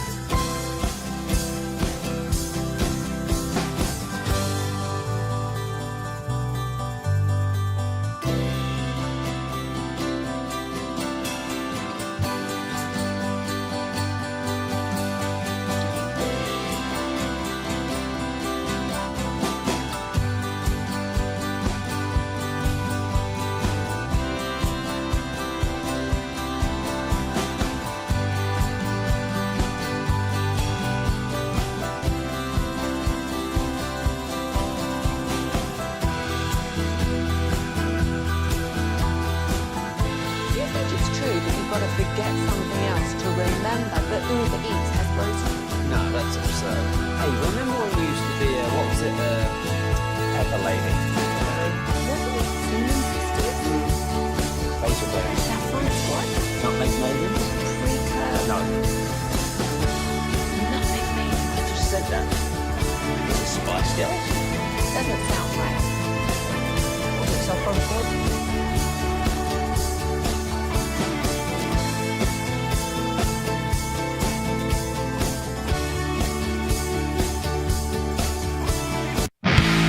The Expressway on 105.3 The Fan is presented by the On Time Experts. Sound the horn! We'll see you on Saturday for Game 7. It's do or die in Dallas. Colorado wins Game 6 by a final score of 7-4. By the way, that game's set for, I believe, 7 o'clock tomorrow, Game 7. Between the Avs and the Stars. And remember, whenever Alec decides, we'll do our Chris Brown ticket giveaway. Let's give something away! Oh! 877-881-1053. Caller number 10 will win a pair of tickets to go see Chris Brown September 3rd at Globe Life Field. You can buy tickets, of course, or you can win them for free right now. Caller number 10, 877-881-1053. All right. So we're going to go back to the Stars, and I really want to get some people's feedback on that. How we feeling going into Game 7? I still want to look back at Game 6, of course, but what's the vibe? How we feeling going to Game 7? I know when we had Brian Ray on, he said Stars in 7. I said Stars in 7. But I can't help but look back at last night and be like, it felt like it was there to close out, and you didn't. And how costly will that be? I know what you mean, because it does feel that way. I mean, like I said, it kind of reminded you of the Knicks Pistons last night, right? Now, that being said, you're at your home. Yep.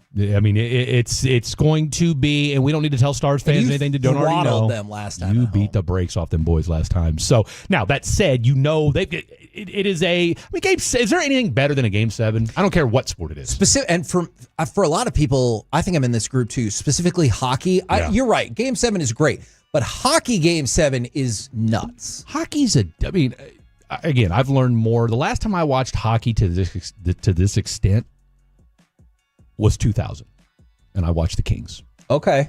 I was in the barracks in Brunswick, Maine, and if you've ever been there, there's nothing to do there. Except drink a lot. I did. So for whatever reason, I got into the playoffs that year. So I'm a pseudo. I don't mind the Kings. Now that has as much to do with the fact that King starter jackets were all the rage back in the late 80s, early 90s. That said, I am fascinated with just the physicality, the speed, and just the way with the way playoff hockey is. Like, it's one of them things where as a sports guy, you always hear, "Oh, there's nothing better than playoff hockey." Well, I tell you what. Like I said, I'm a basketball guy through and through. I'm a football guy through and through. But I will be tuned in at 7 p. 1900 for those of you operating on the 24-hour clock tomorrow night. Oh, I like that. Do you operate the rest of your life in military time? You better show me your phone. Well, it's 1227, but when it hits 1300, then you'll know. All right. So, yes, I guess this was an inopportune specific time for me to ask you that question. Well, it's still 1228, but yes, I still adhere to the 24-hour clock. Now, early on, not a lot of positivity coming through from the 972. The Stars have 0 chance tomorrow. They will lose by at least 3. From the 214, the Stars will be motivated and will dominate the Avs. I like that. And from the 972, 0. They have 0 chance. Alec, before we get to Game 7, I wanted to ask you, because the morning news put this out there.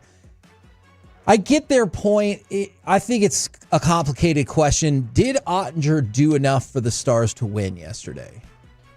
That's really complicated. Because I know you're going to be like, fluky goal off the skate, and then obviously the 5th goal that your own person knocked in. Like, I understand that, and he saw a barrage of shots yesterday. I don't think the defense did him any favors. I would say with the way the Stars' offense looked, especially in that second period, I think he did enough. I do think he did enough. I think the defense let him down a little bit. Obviously, we touched on it at the open of the show that Bischel getting hurt, obviously not going to look like himself after getting smashed into the boards like that.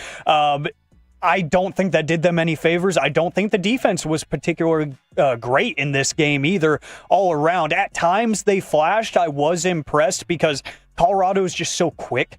Like, they feel so twitchy to me that there were a couple times where they would poke the puck away. And I'm like, okay, good, because that would have been a straight-on rush on Ottinger, and I would not have liked the result of that. But I do think he did enough. Was it perfect? Absolutely not. But with this Stars offense, even with the injuries that they're battling right now, I think if you're in that mode where your first and second line are putting up some playoff historic numbers, then you should probably win that game. Okay, I like that. And I've seen some people asking if Bischel's not at 100%, how are you going to replace him? And I know this is not a person-for-person replacement because no human being, it feels like in history, has been as big as Bischel on the ice. But is now the time when Miro is going to come back? Because obviously if he doesn't come back in this game, you might not see him again for, 4 months? Yeah, at least till next season. Yeah, exactly. And so I am curious if, like, Miro's, I'm sure Miro's like, I want to play in this game. And I'm curious how that plays out. But even if he does play, like, what can you reasonably expect out of him? I mean, oh, by the way, we know you haven't played in a while. Oh, by the way, Game 7. Yeah. And we need you. Yeah. Anyway, we're gonna ramp it up to 11. So get your mind right. Your point is well made. Physically, it is well made. That'd be my only question. Mentally, I get the sense that maybe hockey players in general, and definitely Miro, he's like, no, I'm going to come back and I'm going to be 100%. I don't know if I'm really going to be 100%, but I'll be 100%. I'll give you what I got. Yeah, exactly. So I'm not sure if that's going to be enough or not. And I have also seen, we'll probably wrap back around to this, some people hearkening back on the Dallas Stars history in Game 7s against the Avalanche. It is very good. You also have a coach who's never lost in Game 7. I love those kind of stats. When they drop the puck, they are all irrelevant. I was going to say, it doesn't matter. But yeah. You do, but at the same time, to your point, you know that the coach has been there in big situations. The team understands the situation it's going into. And I don't know that this, like, you knew going into this was going to be a dogfight. Like, everybody knew going into the NHL playoffs. I agree. That Colorado Dallas was the premier. It was the Clippers Denver of the NHL. So I don't know. Like, if you're a Stars, yes. Does it suck that you let one get away yesterday, but you're not necessarily undeterred by it, right? And so going into it, hey, we knew this was going to be a dogfight. We knew Colorado wasn't going to give up, and here we go. Let's do what we got to do tomorrow. Yeah, no, I definitely understand that from the 214. If Bischel is good to go, you don't throw Miro in Game 7. And like we talked about this earlier, you can see Bischel out on the ice, but I just don't know how close to 100% Bischel will be. So I'm not saying that, and I don't want to put Miro out there if you're like, oh, he might get hurt again, But if they were like, hey, let's see if we can win Game 6 and hold him out until Game 1. Otherwise, he might be able to play. Yeah. If he's like, I'm ready to play, I will take that as well as Bischel out there. I don't know what percentage he'll be at though. What was reminds me of what Landeskog played 11 minutes when he came back his first game, and and the emotional lift of that. And they still lost. Yeah. Right? Now they still lost. It was so sad. But my point in that is, look, Miro hasn't been out for 3 years. Yeah. Okay? It hasn't been, however long the previous administration since the last time he played. Yeah. So, maybe you get 12, 15 minutes out of it. And I'm not opposed to if Bischel is out there, you play them both. So either way, I mean, he's going to give you the best he can. And again, if you get 12 to 15 minutes of good ice time out of him, you'll take that. From the 972, does that mean 13:20 is when Fred will answer all of the questions? You know what? I think we might have to. Have to do that. From the 214, key factor is going to be Jamie Benn. Although Landeskog is getting the spotlight, we have the better captain in the locker room, maybe not in public. And it's tough because I don't want to say, oh, we got Jamie Benn. He's going to get everybody fired up. Like, Colorado has two of the best 5 players in the world. I'm sure they're internally motivated, and they're like, I don't need a hype up speech. You know what? That would be my speech. I would walk up there and I would say, if you need a hype up speech for this game, get the hell out of my locker room right now. What did Jokic say about Michael Porter Jr.? when they asked him what does he need to do to get engaged defensively. He says, if I need to tell you to get engaged in the playoffs, then don't play. Yeah. I mean, it's as simple as that. My thing would be, if you're the Stars, shout out to my boy Billy Brown, my East Texas hockey correspondent, beat the hell out of him. Just beat the hell out of him to start things off. That's where you're going to need punch him in the mouth. You're going to need 100% Bischel if you're going to do that, because look, we talked about yesterday or the day before. I don't think team hits are always as representative as people think they are about who is the most physical in that game. But there's no question your most physical player is Bischel. He's the most gigantic human ever as well. So you'd hope he'd be as close to 100% as possible if you're going to hang physically on Saturday night. I think two things are going to happen tomorrow. I think defensively they're going to come out and waylay Colorado early, and I'm calling my shot right now. 3 points at Amico. Man. Including the game-winning goal. Book it! I love the specificity of that. If you look at Mikko Rantanen and Roope Hintz in the second period yesterday, both of them had 4 points, which both of them in that one period alone had 4 points, which was tied for the most points in any playoff game period in the history of hockey. You had two people tie it. It gave you the lead, and then you lost. And I see people saying bad bounces. I know that came up in the morning news as well. But bad bounces have got you to Game 7, and you're not going to leave Game 7 if you lose and being like, yeah, but we didn't really lose because we got a bad bounce. Like, you're going to see something's going to happen tomorrow, especially on our ice. Something is going to happen tomorrow that you're going to like, the hell was that? And that could be the tipping point in the game. Let's just hope it's pro Dallas. Yes, absolutely. All right, Alec, are we going to win tomorrow? And will we be talking about maybe Winnipeg on Monday? Oh, Winnipeg is back. I think we are going to win. It might be hopeless optimism, but I do like what I've seen here in the past few games from the Stars. I do think that things are starting to get a little bit more comfortable with Rantanen. And if he's getting comfortable with the team around him is facilitating, and what I really liked about his goal, and Kenny Albert even pointed it out on the broadcast, he said you could hear the communication from the press box, from their broadcast booth on his goal. He was yelling out players' names, like saying, like, give me the puck. I'm ready to shoot. I have a lane. Like, you could hear that. You're starting to see it on the TV copy too, that like it seems a little bit more fluid. It seems like everybody's settling in, and now, you know, one of your most physical players getting dinged up doesn't help that account by any means. But coming back to Dallas, thank God we finally don't have a midnight start for one of these games. I can't wait to... Actual prime time. Yes, I'm actually going to take in every single second of this game, and I can't wait for it. But I think that coming home, I think that everybody's kind of finding their groove again. Again, I don't want to blame the loss on fluky points and fluky goals. I don't want to blame it on that. But I do think, like I said, I really liked how the offense played yesterday for 2 periods. Yeah. If they can string that out for a full hockey game, I think they're going to win this game by a goal or 2. I think they will. Now, Ottinger had an amazing quote after the game last night. He goes, you're just like, are you serious? I can't believe that. I think if we play well on Saturday, we'll be happy with the result. And so so many people were like, Ottinger's got to be mad. He's got to be furious because there's a couple of fluky goals. But I predicted Dallas in 7 at the beginning. I'm not going to go off of that now that now that we're in Game 7, I'm not going to be like, what a heel turn. You know what? Colorado. 7. I lied. No, I'm definitely not going to do that. And I still think that this team has what it takes to lift the cup. And like, these are the 2 betting favorites in the Western Conference. The way they came together, it's unfortunate. I think whoever wins will be the favorite over Winnipeg. They would certainly be the favorite over St. Louis in the next round. And I'm going to stick with the Stars. I say that they win this game 4-3 in overtime. I love it. I'm here for it. Fingers crossed. We need to make it happen. DFW needs it to happen. Good Lord. You know what? That's a great point. Cowboys, or just TBD. Yeah. I mean, it's a pink cloud that we're on right now with them. Cowboys fell back to missing the playoffs, and before that, playoff heartbreak. The Rangers, we got our World Series and then had a terrible year. And then one of the most confusing trades in the history of the NBA. If the Stars lose in the first round, I mean, look, think about it. If the Stars, God forbid, the Stars lose tomorrow night, we are banking, we are putting our hopes and prayers on Donnie Ecker and this offensive unit to turn it around. You're really gonna go after that hitting coach. I just want to hear from him. Yeah. Just I'm not saying you're the reason. Yeah. But what do you want to hear from him? I don't know anything.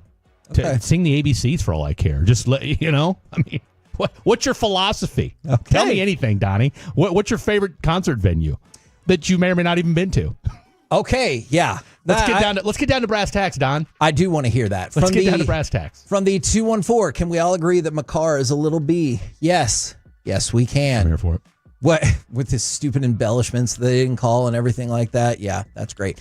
From the 561, this will be the fourth Game 7 between the Stars and the Avalanche. Does that include a Minnesota series as well? The seventh head-to-head matchup in NHL history with that many. Dallas has won each of the 3 Game 7s prior. Look, I love those stats. Yeah, I'd stop it.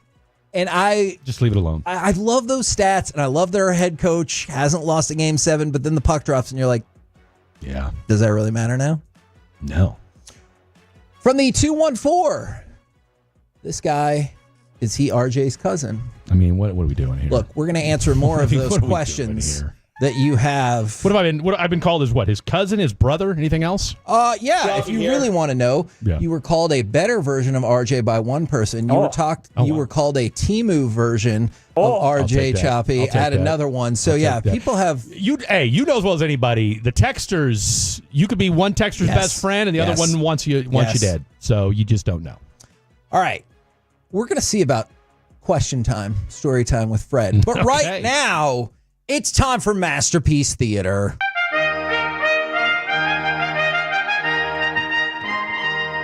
Welcome to another edition of Masterpiece Theater, where we discuss theater with you.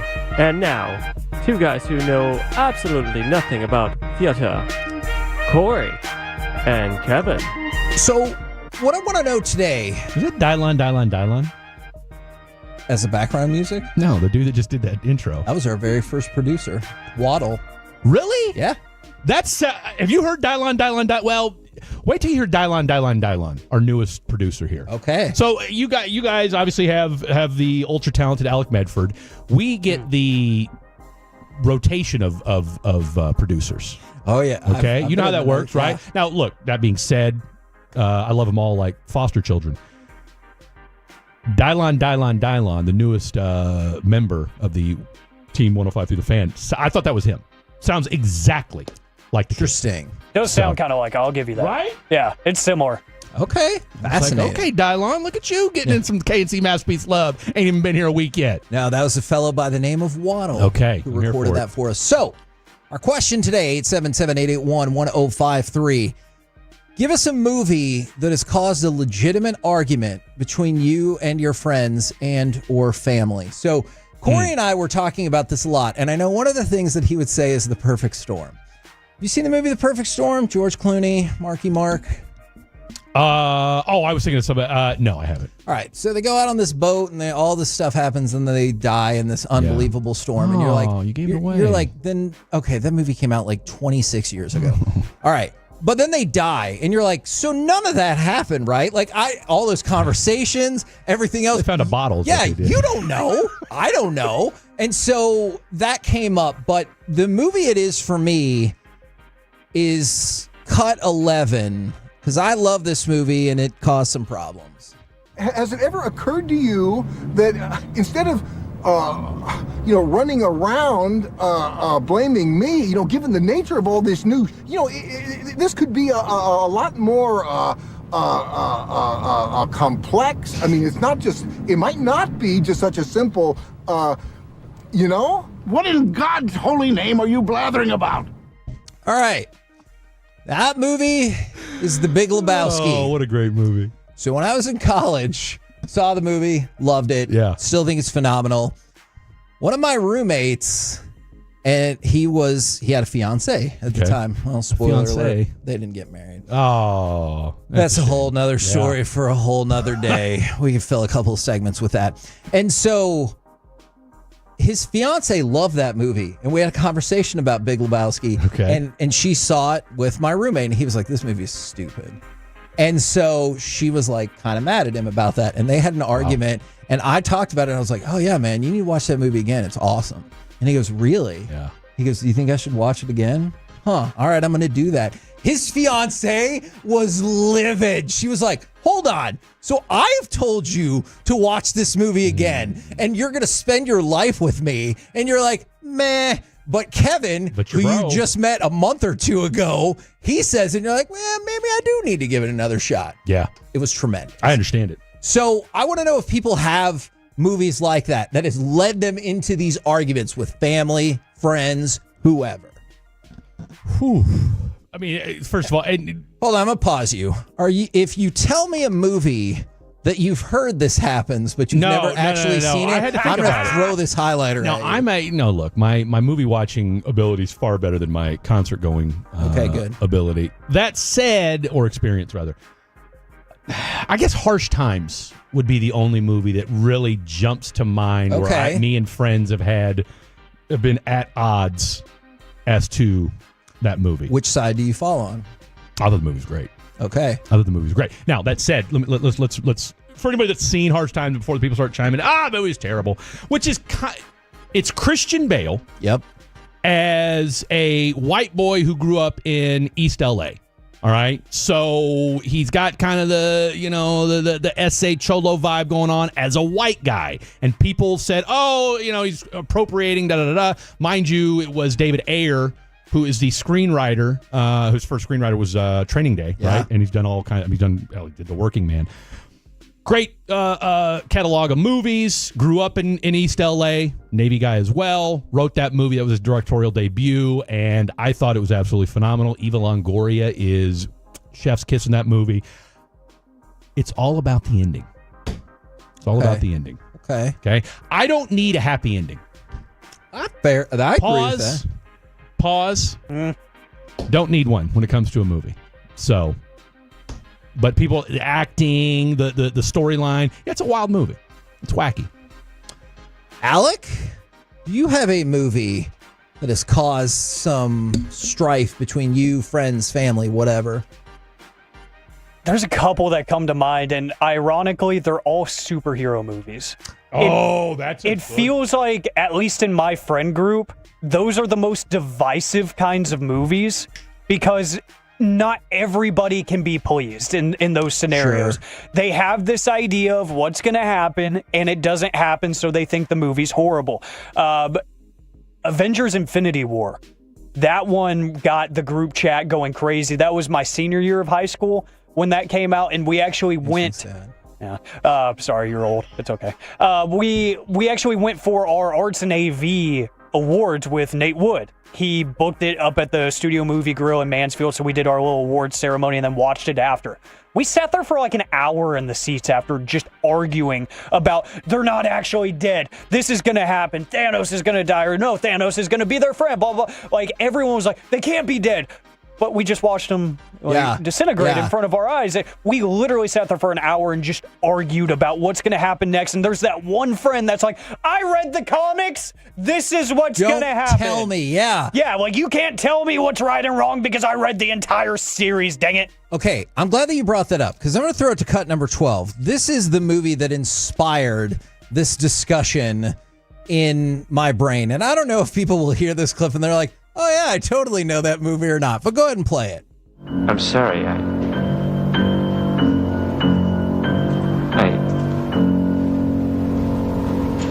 I seem to have forgotten it. That's unfortunate. Because here, it doesn't matter whether you have forgotten it or if you never knew it. You will kindly remove your mask. That is the movie Eyes Wide Shut. So, I was in a group of 5 people. Me and another guy and 3 girls. Okay. We were supposed to go out to dinner after the movie. We got in such a heated argument outside the theater that we decided to go our own separate ways. Like, we were all going to go out to dinner together. The 3 girls were like, that movie was just porn. And of course, 20-year-old Kevin was like, you don't understand art and whatever. Like, I was definitely being a doucher about it. And so we stood firm that it was Stanley Kubrick and he does nothing but art. And like it led to this huge argument. I appreciate that, though. Outside the theater. And people were probably like, oh my God, it's a movie. Move on with your life. And we didn't. We got so mad at each other. We split apart for the rest of the night. Did you guys ever reconvene? Yeah, eventually. Yeah. But we definitely like tried to stay away from this conversation because we're like, hey, what about Eyes Wide Shut? Nope, we're not talking about that. I'll give you guys one. And this is actually got me thinking after Alec brought up superhero movies, which I'll still don't understand. Interstellar. Thank you, Kevin Hageland. Oh, it's such a mind-twisting movie. It's 2.5 hours of Space Odyssey, okay? Oh, he's in the water. Oh, my God, they're going to get killed. Oh, my God, the aesthetics are incredible. Yeah. And then there's the meme. You know what? It's funny. It's too bad Corey's not here from this because I'm pretty sure he is an Interstellar defender. Oh, him and Blake. Father and daughter and all that. And I was like, that's great. There are elements of Interstellar that I definitely like. Yeah. But yeah, the ending beats me down so hard. The whole movie beats me down. I mean, me and my son had the nerve to tell me, you just don't get it, bro. And that's the go-to, right? I just told you. All right, 17-year-old that doesn't know squat about life. You're right. I don't know what's going on in Interstellar. Oh, my God, there's a problem, and somebody's got to go back in the future and find it. Wow, never heard that premise before. Do you think that's what makes it even worse in the argument? It's kind of like when you're like, you should just smile some more. And you just want to, like, rip that person's face off. It's, you didn't get it. And you're like, because I couldn't possibly have understood and still not liked it. Understand what happened in Interstellar. Yes, there is a movie, I believe it's a documentary called Room 237. If I'm wrong, people will correct me. It's a documentary about everyone's different theory about The Shining because they couldn't accept that, like, at the time, people thought it was mediocre. And so they couldn't accept that it was just a mediocre horror movie made by Stanley Kubrick. They're like, nope. It's got to be about something else. It's about Native American colonization. It's about the sexual revolution. And then the one person who said it was about Stanley Kubrick admitting that he faked the moon landing. It's if you get a chance to watch this documentary, it's really good because these people's theories are crazy. And the one guy about space, he's the most confident person you will ever see in your life. He is 100% sure that is what the point of the movie The Shining is about. What's in the briefcase in Pulp Fiction? Wallace's soul. That's it. Right? That's it. That's what I say. 100%. Yeah, so I'm not a big Interstellar person. No. But I don't think I'm passionate enough about that movie to like get into an argument about it. I'm just like, my whole thing is like, I understand people love it and I get it, but I just don't. Like, I watched it and I blocked out 3 hours of my life to focus on it because I had to hear from Blake. I had to hear from my son. I want to say Khaki Kev was giving me the business about it. Too much hype leading into it. That's problematic as well. Well, they made this thing out to be like, oh, Christopher Nolan, this movie is just going to blow your mind. Like, I want to say my son and Blake, who are eerily similar, that's the crazy part about it, both said it would change my life. Oh. Yeah. Really? Interstellar? That's going to change my life. Yeah. Interstellar. That's not the movie I would All Dogs Go to Heaven had a bigger impact on my life than Interstellar. Okay? All right, that's my favorite thing that you said all day. From the 817, the live action Avatar The Last Bender was obviously complete garbage. My roommate thought it was good. We argued for days. From the 817, this has come up a couple of times, but this is a different kind of argument. So these movies, people are arguing like good, bad, whatever. Die Hard. From the 817, Die Hard is a Christmas movie. Yes, sir. My sister finally gave in a few years ago, so we watch it every Christmas now. But that has been an argument amongst my family. Mike Bassick firmly believes it's not a Christmas movie because it's not uplifting. It's set at a Christmas party. It is clearly a Christmas movie. Not uplifting. He saves the day. Yippee-ki-yay. I mean, what are we talking about here? It is true. A lot of people had to die along the way. Who doesn't? You know, that's movies. Okay? That's movies. It's interesting. From the 214, Clockwork Orange is that movie for me. So you know what we've noticed real quick? Eyes Wide Shut. Yeah. The Shining. Stanley Kubrick. Clockwork Orange. Stanley Kubrick's got a lot of movies that, he does. You know what? And you're going to hate me for this. Have you seen 2001: A Space Odyssey? It's been probably 30, 40 years since I've seen it. I love that movie. It is one of my favorite movies. I watched it with my wife. Yeah. Once the movie was over, she goes, "Oh my God, I'm so glad it's over." She hated it so freaking much. She's like, nothing happens in that movie. Yeah. It's stupid. And like just on and on. And so now we'll get to a point where I'm like, would you rather do this or watch 2001 back to back consecutively? And she's like, yeah, we can do the other thing. So it's actually going to work out for you in a way. Yeah. Yeah. Now, what movie does she like that you don't? Does you feel as passionately about it as she does about 2001: A Space Odyssey? So it's the movie Dirty Dancing. Nobody puts baby in a corner. That's Come on, great, you know that. unless you're a pedophile, and then you should probably not be running around with that girl. These are hard facts that people have to deal with. In that movie, how old is she in that movie? Yeah, she's not in college, and he's high like school. 35 years old. It's disgustingly. Exactly, Mike McCarthy. In fairness, I feel like Are you up about to until tell he me died, times were different? No. Okay. Because I don't want to hear that. No. I mean, they were, but that doesn't excuse, Oh, my that doesn't God. excuse it. No, my point was with Patrick Swayze, I felt like he looked like he was 35 in every movie. Yeah. Up until he Okay, died. well, he looked 35 in that movie, and then the dad's just trying to stand up for his high school age daughter because he's like, hey, I'm a full grown man. I might have two kids you don't know about. So we're the we got to go. We're the K&C Masterpiece right here on 105.3 The Fan. Coming up next, it's time for AM on the FM. We got the question of the day, plus get ready for another year of this next on The Fan.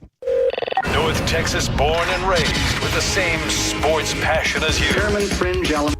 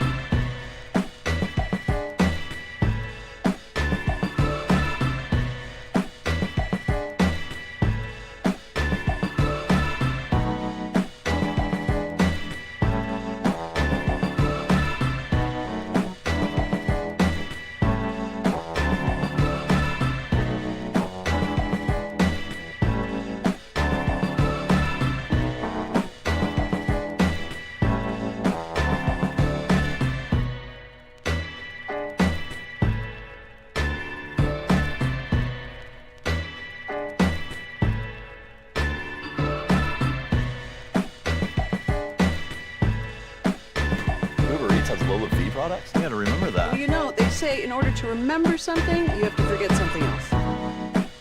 Okay, now that is a very cute haircut. That's like a little shag. I've never seen it before. Well, I mean, of course you have. It's the Rachel. Oh, is that your name? No, I mean like your name. No, I'm Jen. My name's Jen. Right, but I just mean like this is your haircut, but that's hair on your head. I'm not saying this is your hair. Okay, forget it.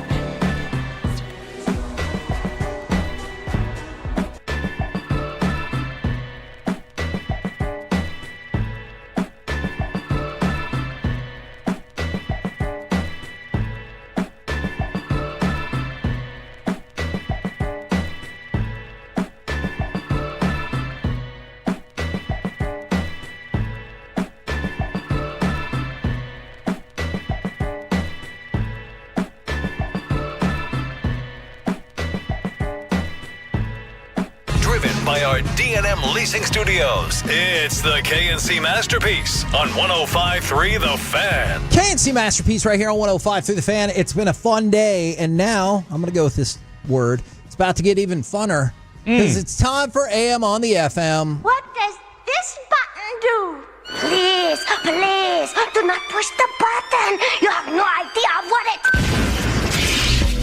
Alec, you be quiet. Alec, that was awful. 1 for Alec, 0 for Peyton. Don't you dare touch that dial. Don't you dare do it. It is time for AM on the FM. My name is Alec Medford here with Fred Davis. Hasn't heard that in a while. It's been a minute. Yeah, well, I know because I hear it on a pretty regular basis because I do listen to you guys. Oh, so. yeah, but you haven't heard it like actually, in one of the driver's seats. No. It's probably been, what? Since June 28th was the last time. Huh. You actually know the very exact first show. date? Oh, yeah. Me and Alec Medford. Wow. Look at that. Yeah. There you I was go. just thinking about that on the way in. I was like, I haven't really worked with you directly Not since since then. Not since. I did my very first show with Alec Medford. Khaki Kevin was producing, and this is the first time me and Alec have worked together. No, take that back. Right before you got the KNC gig, you, me, and Blake. I remember that. Because that's when we started calling you the redheaded baddie. Yeah, out and at Globe Life Field. Hated everything about There that. you Yeah. Yes, because I was telling you all the Memorial Day baseball tradition. I remember that. Okay, so Well, that and you were doing karaoke that night, Yes. and you wouldn't give us a taste of what you were going to do. and it's still not going to So- happen. So Oh, that's I feel like Nick Saban. I'm not going to. Not So gonna quit happen. asking. That's it. 877-881-1053, the Frankel and Frankel injury attorneys text line to answer the question of the day. Plus, get ready for another year of this meme. We'll get to that here in just a little bit. But gentlemen, my favorite way to kill time is look at the National Day calendar. That's not true. I just look at it for content. Tomorrow is National Free Comic Book Day. Ooh. National Free Comic Book Day. So I guess you can look around and see if there's any local places celebrating that. If you're really into that stuff, that would be pretty cool. That might be something to do tomorrow for me. But that got me thinking about what your favorite comic character is of all time. 877-881-1053, Twitch and YouTube. Comic book based character. Who is it? For me, there's no question. It's Batman. I love Batman. Batman also has the greatest gallery of villains of any character. I know Derek Holland loves Batman. He has a Batmobile, essentially. Yep. For a while, he has a full-grown Batman outfit, but I love Batman. I love his detective prowess, the fact that he doesn't actually have any Superpowers. any superpowers. Batman for sure. He's just a dude. I love it. Is being rich a superpower? I'd consider it that. one. Yeah. It's the same thing with Tony Stark, right? He does not have any inherent superpowers. Yeah. He just builds the super suit. A lot of money and a lot of brains. That's it. FU money is a superpower. Okay. And that's what Bruce Wayne's There got. you go. I love Interesting. it. Yeah. There you go. I wish I had that superpower. That would be so cool if I could just fly over traffic and stuff because I can just, invent that machine. Be cool. fantastic. That would be amazing. I would. plane. Yeah. Well, that's a little bit less accessible. I'm just kidding. Yeah. Thanks, Kevin, for taking a dump on that. Southwest doesn't let me get my free bag anymore. So that. Oh yeah. Yeah, and they want to equate it to Luka being traded, because they're losers. Yeah. Thanks for that. Fred, I know you're not big on the movies. Do you at least appreciate a certain comic book character out there?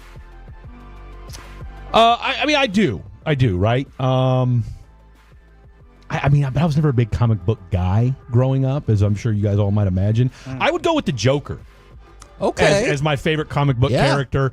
I almost got a Joker tattoo in the Navy. Really? And then I got a genie instead. That's another conversation for another time. So I would just go with the Joker. Where is the genie? Okay. Left bicep. You can see how I'd be concerned that it might have been somewhere else. Oh, no. Well, it was during the whole Christina Aguilera Genie in a Bottle thing, too. Oh. So, yeah, it was popping in 99. But, yeah, Joker is my I like go-to. that one. So, Okay, That's I a like great that. villain. Yeah, and I like how he's transcended the comic book universe to tattoos, to remember Odell Beckham had the gloves that went viral, and now you can, see them all over the different football, like equipment shops and stuff. I love how he's just transcended the character itself, and like the movies and the comic books, it's people take that on as a persona. Like whenever one of my buddies had this kind of like illusion that he drew that connection, that there was one time, I think it was like post breakup during the pandemic or something, he was like, you give me like Darth Vader vibes, like remember when the Obi-Wan show came out and there was that line where he was like, you didn't kill Anakin Skywalker, I did. He was like, you need to get in the gym and be like that. He was like, that's why I can see you being like, no, you didn't do this, I did this. People like really take on these characters. It's pretty cool. Now, this is going to be weird, Alec. I have an update from like an hour ago for that person who performed in Carnegie Hall. Okay. They were in the Texas A&M Wind Symphony, which, as we've established, you have completely... I was just curious what they did. That's all I said. Yeah. What'd you do? Yeah. What's a wind symphony, by the way? Just a bunch of wind instruments? Probably. Yeah. That would make a lot of sense, Fred. Okay. You're smarter than I thought. I like it. I'm just, just spitballing over here. Hey, just get this man a gaming chair and we're set. That's all I need. Let's see, from the Frankel and Frankel Injury Attorneys text line, from the 214, Batman is the GOAT, from the 817, Venom. And I will say the movies kind of did help me appreciate him a little bit more, just because there's a bit more of a lighter side to him that as a kid I didn't necessarily see. I did not know that existed until those movies. I just thought he was evil Spider-Man. And I do like what Marvel and DC has kind of done here in the past, maybe like 10, 15 years, is kind of give a human element to some of these characters. They're not just the big bad. They're not just the super shredded superhero. Some of these guys are funny, and I really do appreciate that. That's why mine is probably Spider-Man, because the Peter Parker persona is just so relatable. Nothing about Spider-Man is necessarily, because he can shoot webs out of his body. That's, or depending on which version you like. I know Dawson is very, very strict about which version of Spider-Man he likes. Yes. So maybe it is machinery that's doing it. Maybe it is from an actual magical spider. Who knows? But that was what kids called me in high school, was Peter Parker, because I did have the comb over and I had the giant frame glasses like I do now. So Peter Parker was kind of my nickname, walking around the halls of school. And I kind of had that same like clumsy nature and just like unpredictable. And I do like the relatability of some of these characters now, because growing up as a kid, it was just like, oh, he can throw things like Hulk. He can throw things very far and destroy cities for fun. That would be cool. If I could do that, I'd go to jail. That wouldn't make a lot of sense. Yeah. And I love how sometimes you'll see, especially when the new Marvel movies are coming out, like Thunderbolts is hitting theaters this week, and I think I'm going to try to go see that tonight. I think that's going to be my spontaneous activity. It's gotten really good reviews. It has gotten amazing reviews. I had some friends that went and saw it last night, and they're like, rush to the theater before the spoilers start getting everywhere, because this is a really good movie. I'm disappointed they didn't say run, don't walk to see this movie. Like, that used to be a big thing that you would hear from critics. Run, don't walk to go see Die Hard. And I'm really excited about this one. I haven't been excited about superhero stuff in a while, just because it's been kind of lackluster. Yeah. I've kind of been on the Fred side of things, is like, what's happening here? Like, we're trying a little bit too hard, or we're not doing nearly enough with the Marvel scene, but it feels like just the way everybody's getting excited, they are back. From the 512, Green Lantern. I loved Green Lantern as a kid. And I remember in art class, I actually made like a little paper mache like ring, Green Lantern ring, because I thought that was the coolest thing ever. Him, and like another thing I tried to make like out of construction paper in like 4th grade maybe, was the Ben 10 watch. My older son loved Ben 10. Ben 10 was so cool, because I was like, I could just like transform into these things. And, because I was always the small kid. I still am by every parameter. Corey Majors, I know you're not here to make that joke, so I'll make it for you. I'm still in that situation. So I always like the idea of, I could just transform into something that's 8 feet tall. That would be pretty cool. Beast Boy, too. That was another one that I was like, hey, people want to pick on the size. How about I just transform into a T-Rex? Yeah. That would be amazing. And then I realized quickly at like 8 years old, that's not physically possible. So that's not going to happen. Yes. Here you go from the 972 Saw Thunderbolts last night. Best Marvel movie since Endgame. It's bold of you to stay on the text after you're like, I need to go see this movie before spoilers, because people can be jerks on the text. And I think this is probably the part where I'm going to start transitioning away or just scrolling down to the earlier text that we got, because you guys are lighting up the text line. But from the 214, I have a Silver Surfer tattoo. Okay. Are they finally going to figure out how to make that movie correctly where people don't hate that universe? Ooh. That's a great question. Because I know they're about to try again. And yeah. Good luck. I feel like anything DC is going to be like super, like, I don't know, just criticized. Yeah. And really anything Marvel too right now. Like any superhero movies I feel like are getting ultra criticized just because there hasn't been that kind of wow factor lately. No. And especially from DC, there has not been anything that has really grabbed my eye. Silver Surfer is one of the most underrated heroes, though. I will say that. So if they can find a way to make that appreciated, I'd appreciate it. But let's see. Johnny Quest from the 903 and Venom and Punisher from the 830. Punisher is an interesting one because, again, that I know there's more elements to his character, but I just think of him as like the badass dude that carries around a gun. Yeah. Are you guys surprised Punisher, to your point, a badass guy that carries a gun? Like, I feel like there's been like 6 Punishers in my lifetime. Yeah, and see, I didn't really get into the movie ones, but I really like the TV version that they did. Maybe that's what it is. They did a great job with the TV version. Because the movie version, I can see the guy's face. The Thomas dude, Jane. Thomas Jane, yes. Who did it in like the 90s? But then wasn't there another famous actor that did another Punisher? Colby would be so mad I don't know this, but probably. Yeah. I want to say, and last thing, I feel like it had a decent soundtrack. Oh. So, again, I could be completely wrong about that. And in that same light, The Flash, I think they did a great job on TV. Flash was legit back in the day. I think they did a great job on TV. Here recently, the movie adaptations, I'm good.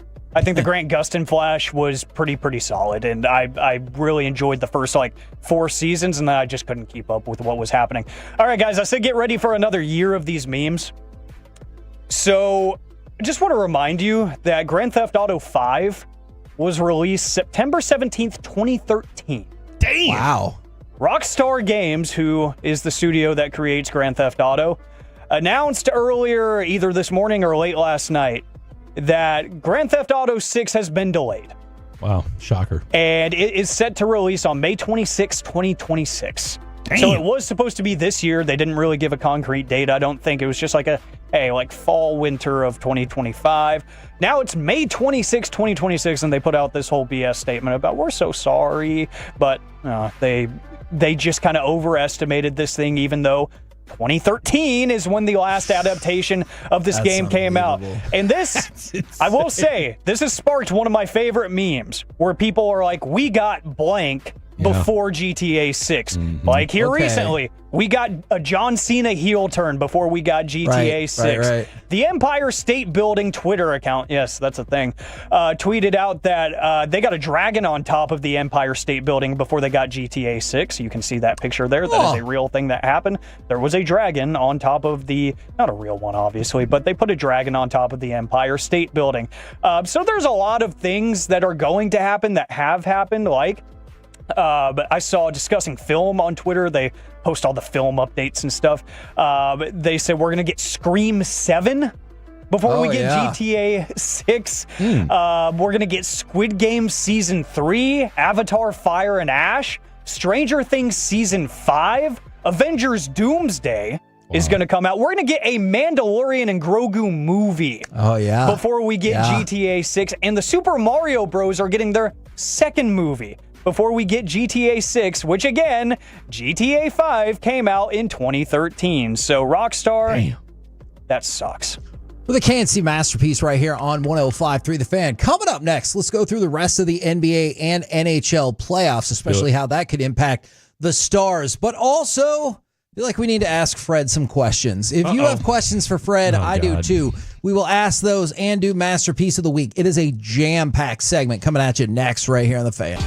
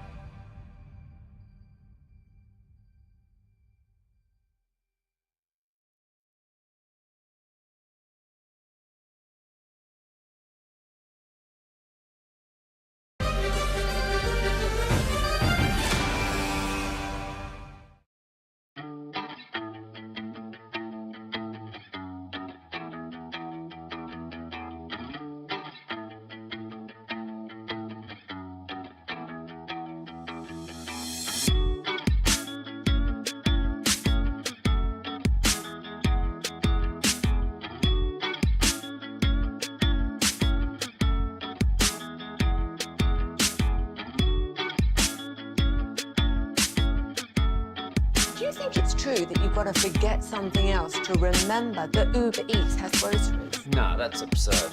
Hey, remember when you used to be Pepper Lady? Pepper Lady? Wasn't it Cinnamon Sisters? Basil Babes. Saffron Squad? Nutmeg Maidens? Pre-curd? No. Nutmeg Maidens. I just said that. Was it Spice Girls? Doesn't sound right.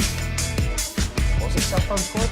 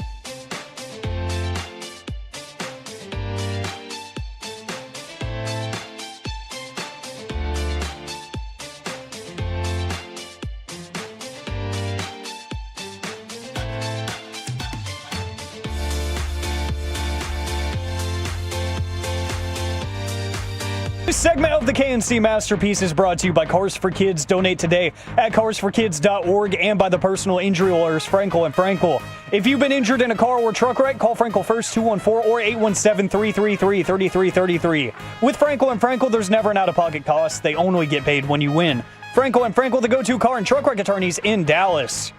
Hits over to play the puck. Herb Rantanen pulling for it. He scores!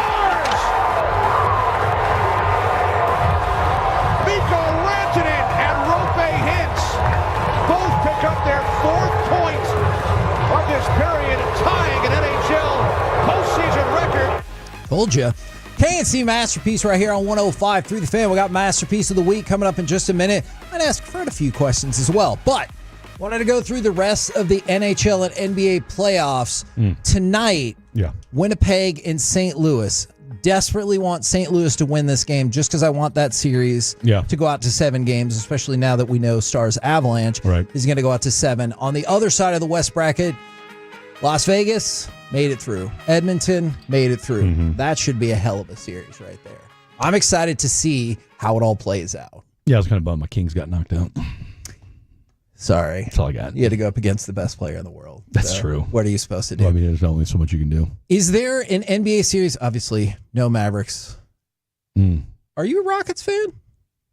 Not huge. No. Okay. Is there a first round playoff series that has your imagination or did capture your imagination? Because I've been enthralled by Nuggets Clippers just because I have been too. Yeah, and so that's been my series. I feel like I was on Team Jokic before everyone realized it was inevitable, and so I really enjoy watching him play. Oh, so was this your I was on to Jokic before anybody else, and it was a cool thing to do claim? 100%. And I sat I'm here for it. I sat here in this seat. You don't hear a lot of those. When I talked about how Jokic was definitely better than Luka, and people got mad, and now it's been proven to be a fact. All right. You don't disagree with that take, do you? For the sake of this segment, no, I don't. Oh, man. All right, we'll pick that up at some other time. Has there been a series that has really caught your attention for this? I would go back to the like you said, the Clippers in Denver and the Rockets and Golden State. But the thing about these, I mean, really, you could argue both these series. Golden State Rockets has been one ass kicking after another. Who's kicking ass today? All right, so that's why tonight's game should be pretty interesting. And really, the beauty of the Clippers and the Nuggets is, okay, who will anybody have more than 2 people off the bench? Yeah. Now, granted, that's what the Denver Nuggets have been doing all year long, right? Like, I mean, the fact that their starters are averaging 40 minutes in the playoffs is kind of wild to me. I'm kind of refreshed, though, by the fact that Kawhi Leonard looks like a capable basketball player once again. Now, he may decide after the season he's done. Who knows? Kawhi's kind of a mercurial like that, but it's been fun to watch, and I do enjoy watching James Harden. All right, who was Luka before Luka? Right. If we're being honest with ourselves, people don't like that comparison, but I get it. I don't know what's not to like about it. That the guy never won anything and didn't consistently stay at the top of the NBA. Put it to you like this: he had a 4-year stretch with D'Antoni where he was maybe the greatest offensive player in the NBA. Right? I mean, maybe. Okay. I mean, we're hand wringing here. And then the playoffs happen. But, hey, I'm not disputing that. Okay. I'm not disputing that. And look, he was a bum for pretty much most of his playoff career. And then the one time when you really, really needed him, Game 7 against Golden State, Chris Paul tweaks his hammy. Stop me if you've heard him get hurt before. And then looks absolute dog, you know what, in Game 7. They missed 27 threes in a row, and the rest is history. More competitive second-round Eastern Series, Cavs-Pacers or Knicks-Celtics? Knicks-Celtics. Okay. Knicks Celtics. And do you think it's maybe not inevitable, but pretty likely that we're getting Cavs Celtics? I would be stunned. Okay. I would be Luka going to the Lakers stunned if something if that didn't happen. Whoever wins Game 7 between Nuggets and Clippers, what chance do you give them against the Thunder? I had the Clippers and the Lakers in the Western Conference Finals. So let me just go ahead and put that out there, full disclosure. I mean, in the same vein that you got to ride with the Stars tomorrow because that's who you went with, which is what you should do. Yeah. Dude, you're not beating OKC right now. Okay. Now, some people have submitted questions for you, Fred. I've had the lucky opportunity to ask you lots of questions. First time working together. I think it's gone quite swimmingly, if I do say so myself. We'll see. From the 817, show's not over yet. Yeah. I'm just kidding. From the 817, Fred, do you agree that Pulp Fiction is one of the most overrated movies of all time? What a horrible take, and I hope your phone gets blocked. They did that to troll you. I know they did. I had a feeling. I know they did. Now, this comes from, make sure I get that, Christina from 817. Christina, Fred, why are you single? I think the first question should be, are you single? And then if so, well, first of all, how do we know her name's Christina? Did she sign her name Christina? Her name's Christina. Wow. I mean, I choose to be. I say that all the time too, Fred. It only works for so long. Come on. And you choose 2C and 2D and 2E. I got what you're saying. Thank you, Fred. Do you think 100 Freds or 100 Blakes would have a better chance against the gorilla? No, neither. No, but you had to pick one. Oh, neither. 100 Freds. All day. And why is that? All day. Because we don't know what we don't know. Okay. Shout out to my boy Barry Warner. Only time I ever wanted to physically assault a co-host. Oh. Almost did, too. Almost did.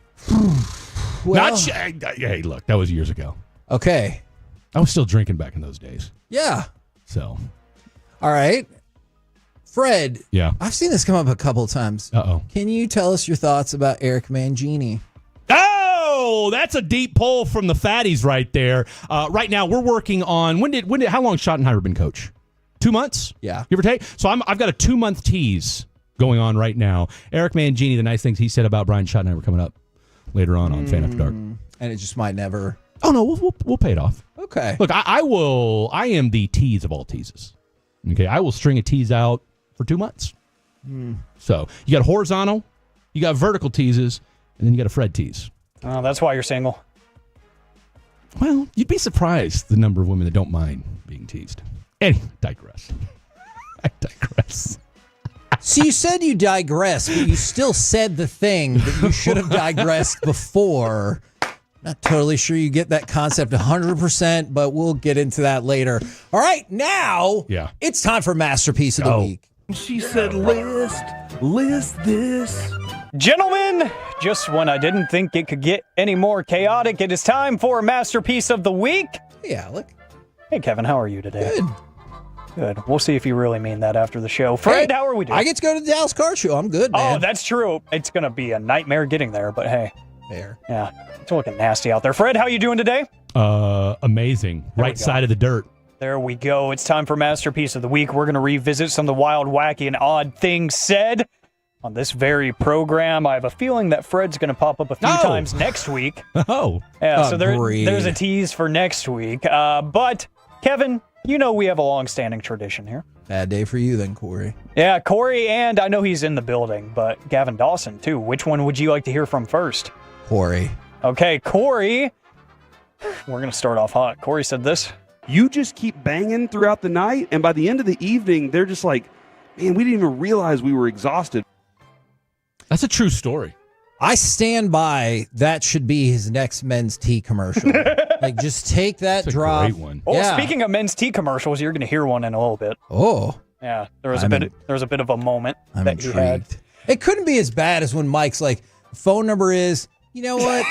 The hell with the phone number.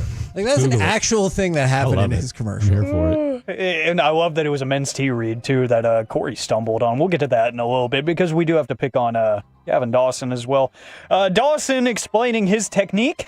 Well, I probably did get a wide stance and drive it down low. I mean, that's the only way to do it. Yeah.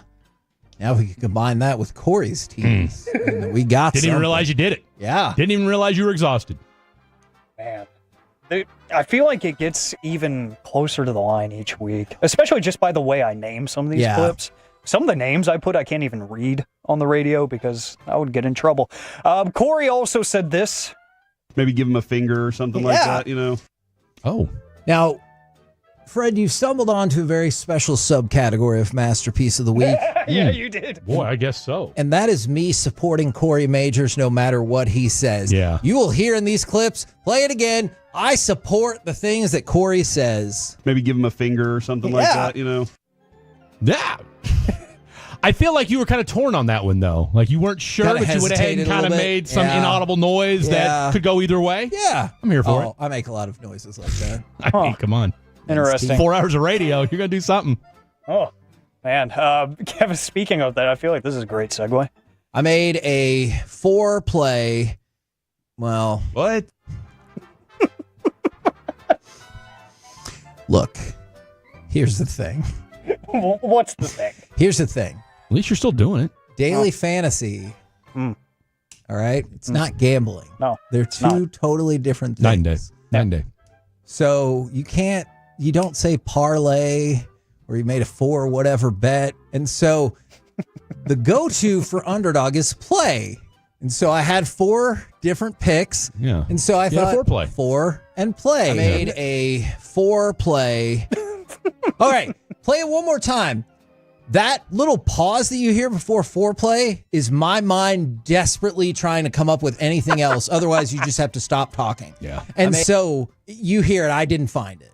I made a 4-play. You did string it out long enough, though, to where you were kind of like, these aren't connected. Yeah. But I also panicked and couldn't find any other you word to use. Yeah, because in that moment, you have half a second to figure out something better? I found nothing. Yeah, and that happens a lot, trust me. And there's a lot of times that you don't even realize it, and then you hear it again on Friday at 1:30, and you're like, that did sound a lot worse than I anticipated.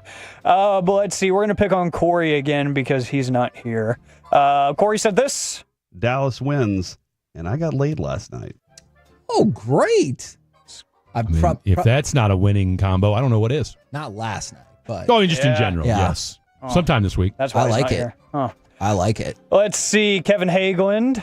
We're going to go back to you for this. This is another, we have a lot of subcategories. I just love Kevin's very astute statements. Don't fight a gorilla. Yeah. Hey, more relevant now than ever from the 214. Okay, Tolo family, who wins, 1 gorilla or 100 gorilla soldiers?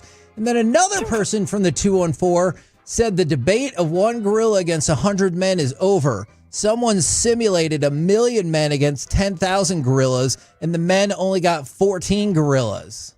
Okay, but that wasn't the question asked. So 1 gorilla. These are both in the last 4 minutes. Wow. So these gorilla questions are as relevant as ever. Nonstop.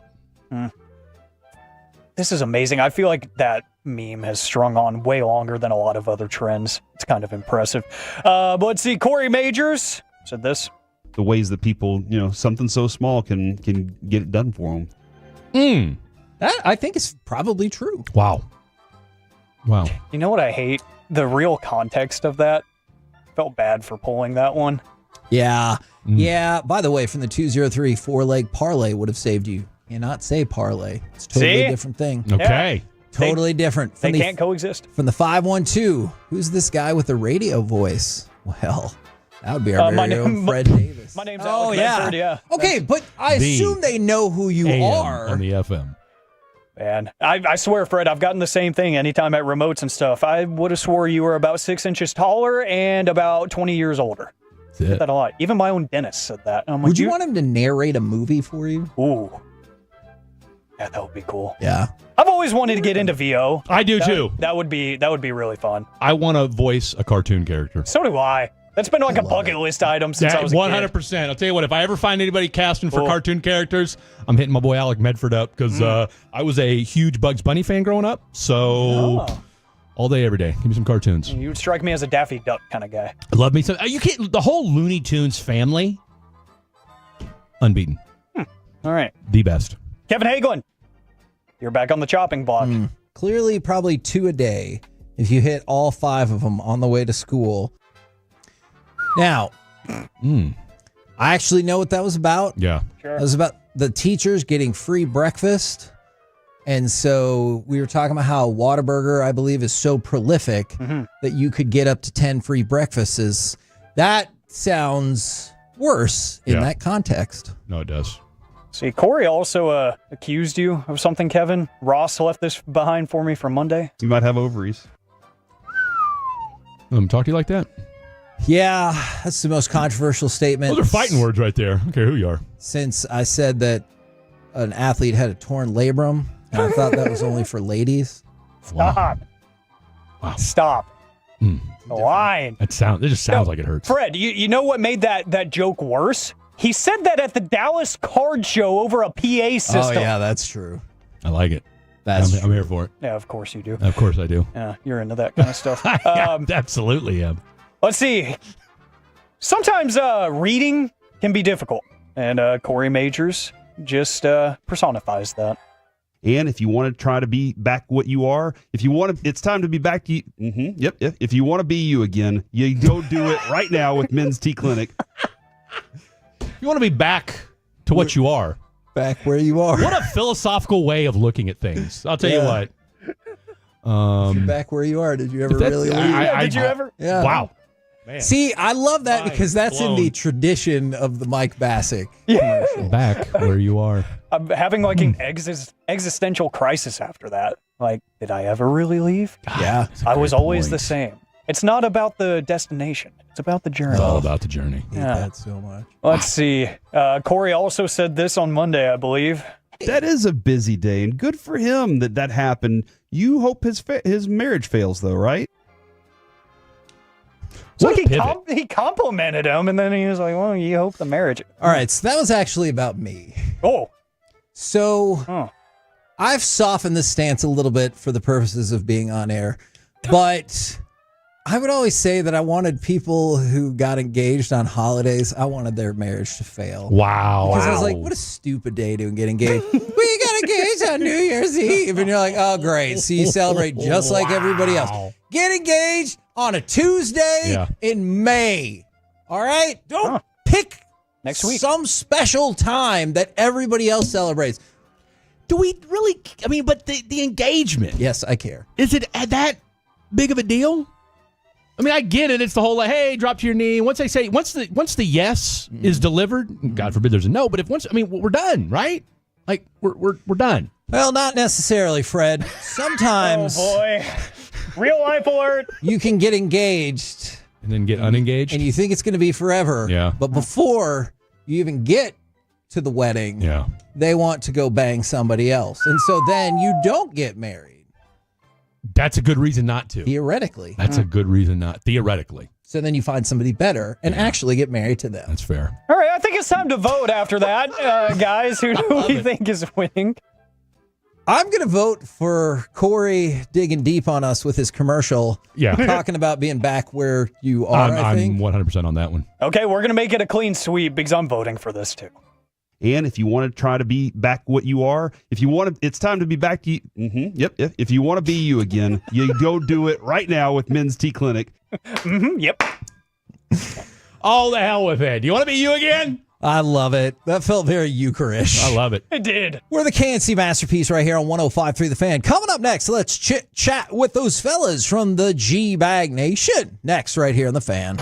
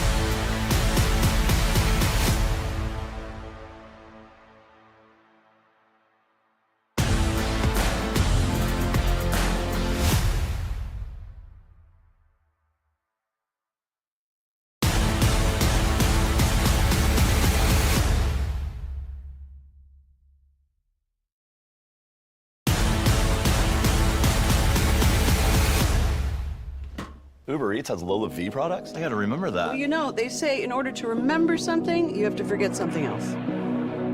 Okay, now that is a very cute haircut. That's like a little shag. I've never seen it before. Well, I mean, of course you have. It's the Rachel. Oh, is that your name? No, I mean like your name. No, I'm Jen. My name's Jen. Right, but I just mean like this is your haircut, but that's hair on your head. I'm not saying this is your hair. Okay.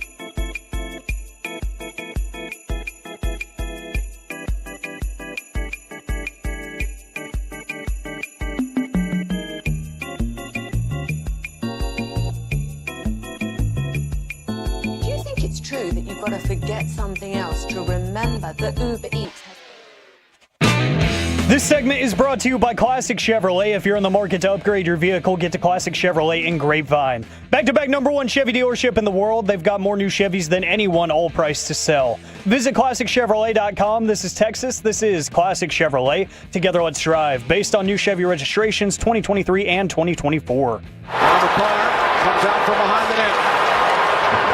Shot through a screen by McKinnon, gets blocked.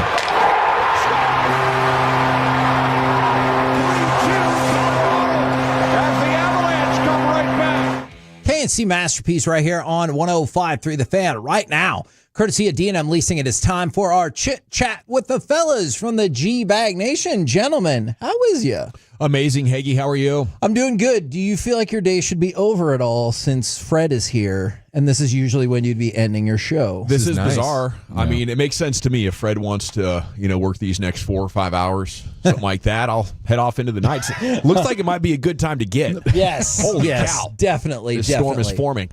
Now, I wanted to ask you guys a question specifically about the game yesterday before we get into the second and third period. At the end of the first period, I thought the Stars were done.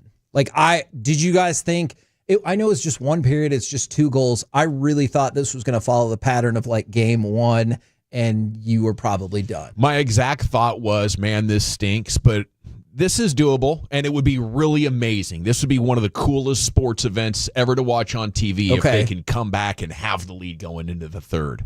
Okay. And then I thought we were living in a fantasy land there by 20 minutes later. So yeah, I think because the way the series has shifted back and forth, which team was in control, I thought it was entirely doable. The Stars could come out and outplay them for a period. Bronitz, what about you? Yeah, I was disappointed, but I've just kind of felt like as this series has gone on, if you could find a way to get to their goalie, if you could, yeah, and it was going to be about some of the saves shaky, positioning shaky. There were things about I'm like, listen, you got the better goalie, even with it down 2-0. Yeah. Just find a way to get a goal and then work from there.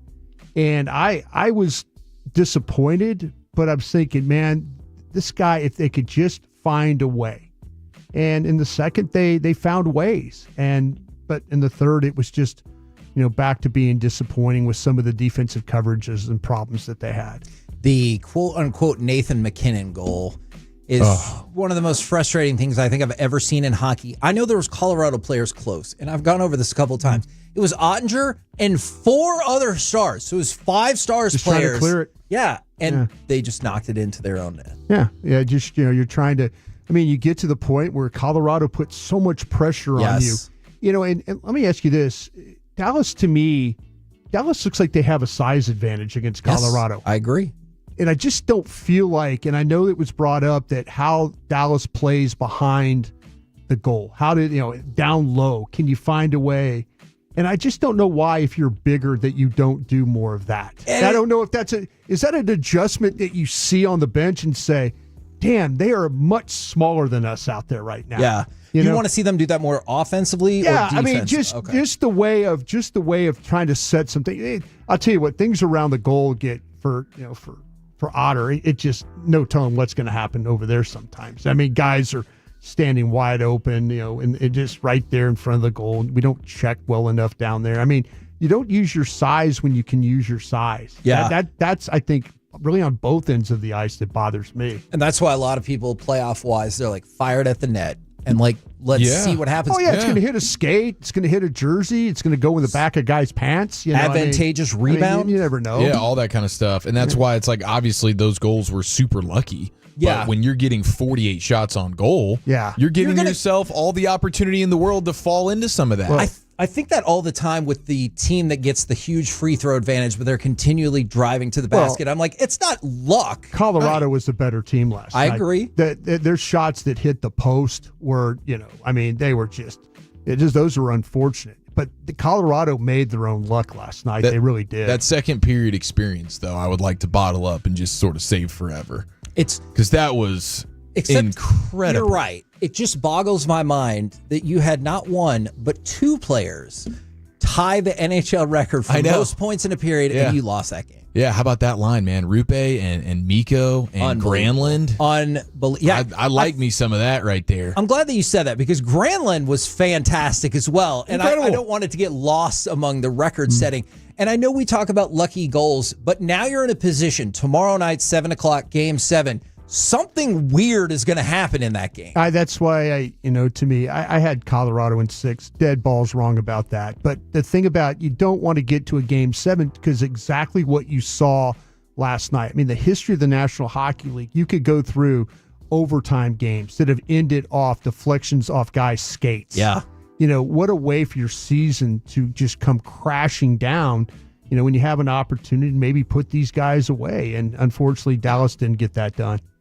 What are you guys feeling for Game 7? Stars or Avs?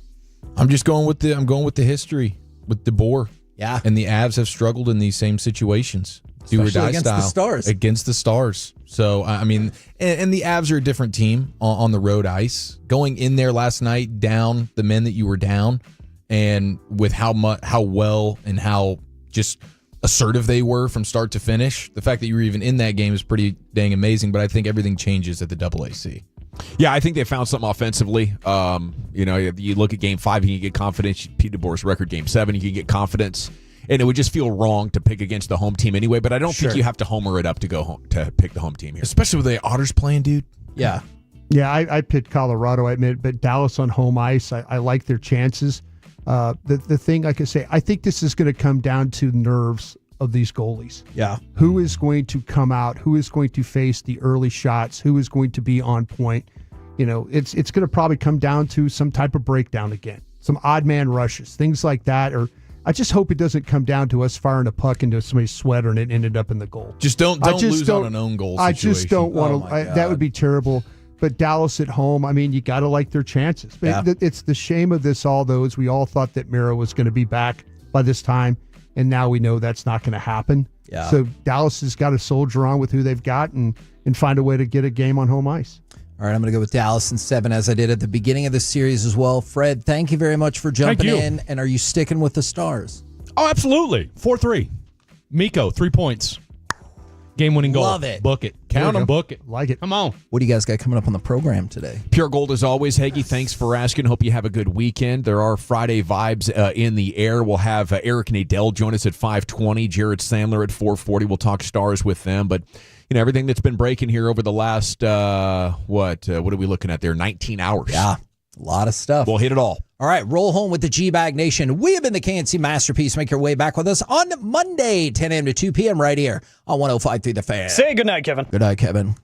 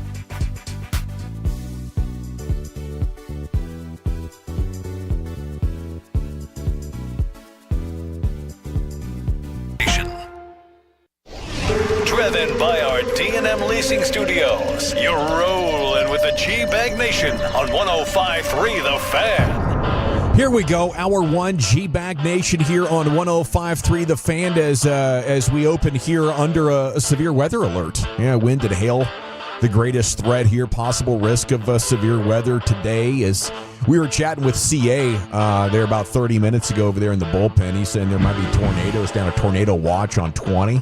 So, and you can hear maybe the thunder rumbling in the background, the traffic on Central North here out of downtown. It's at a standstill.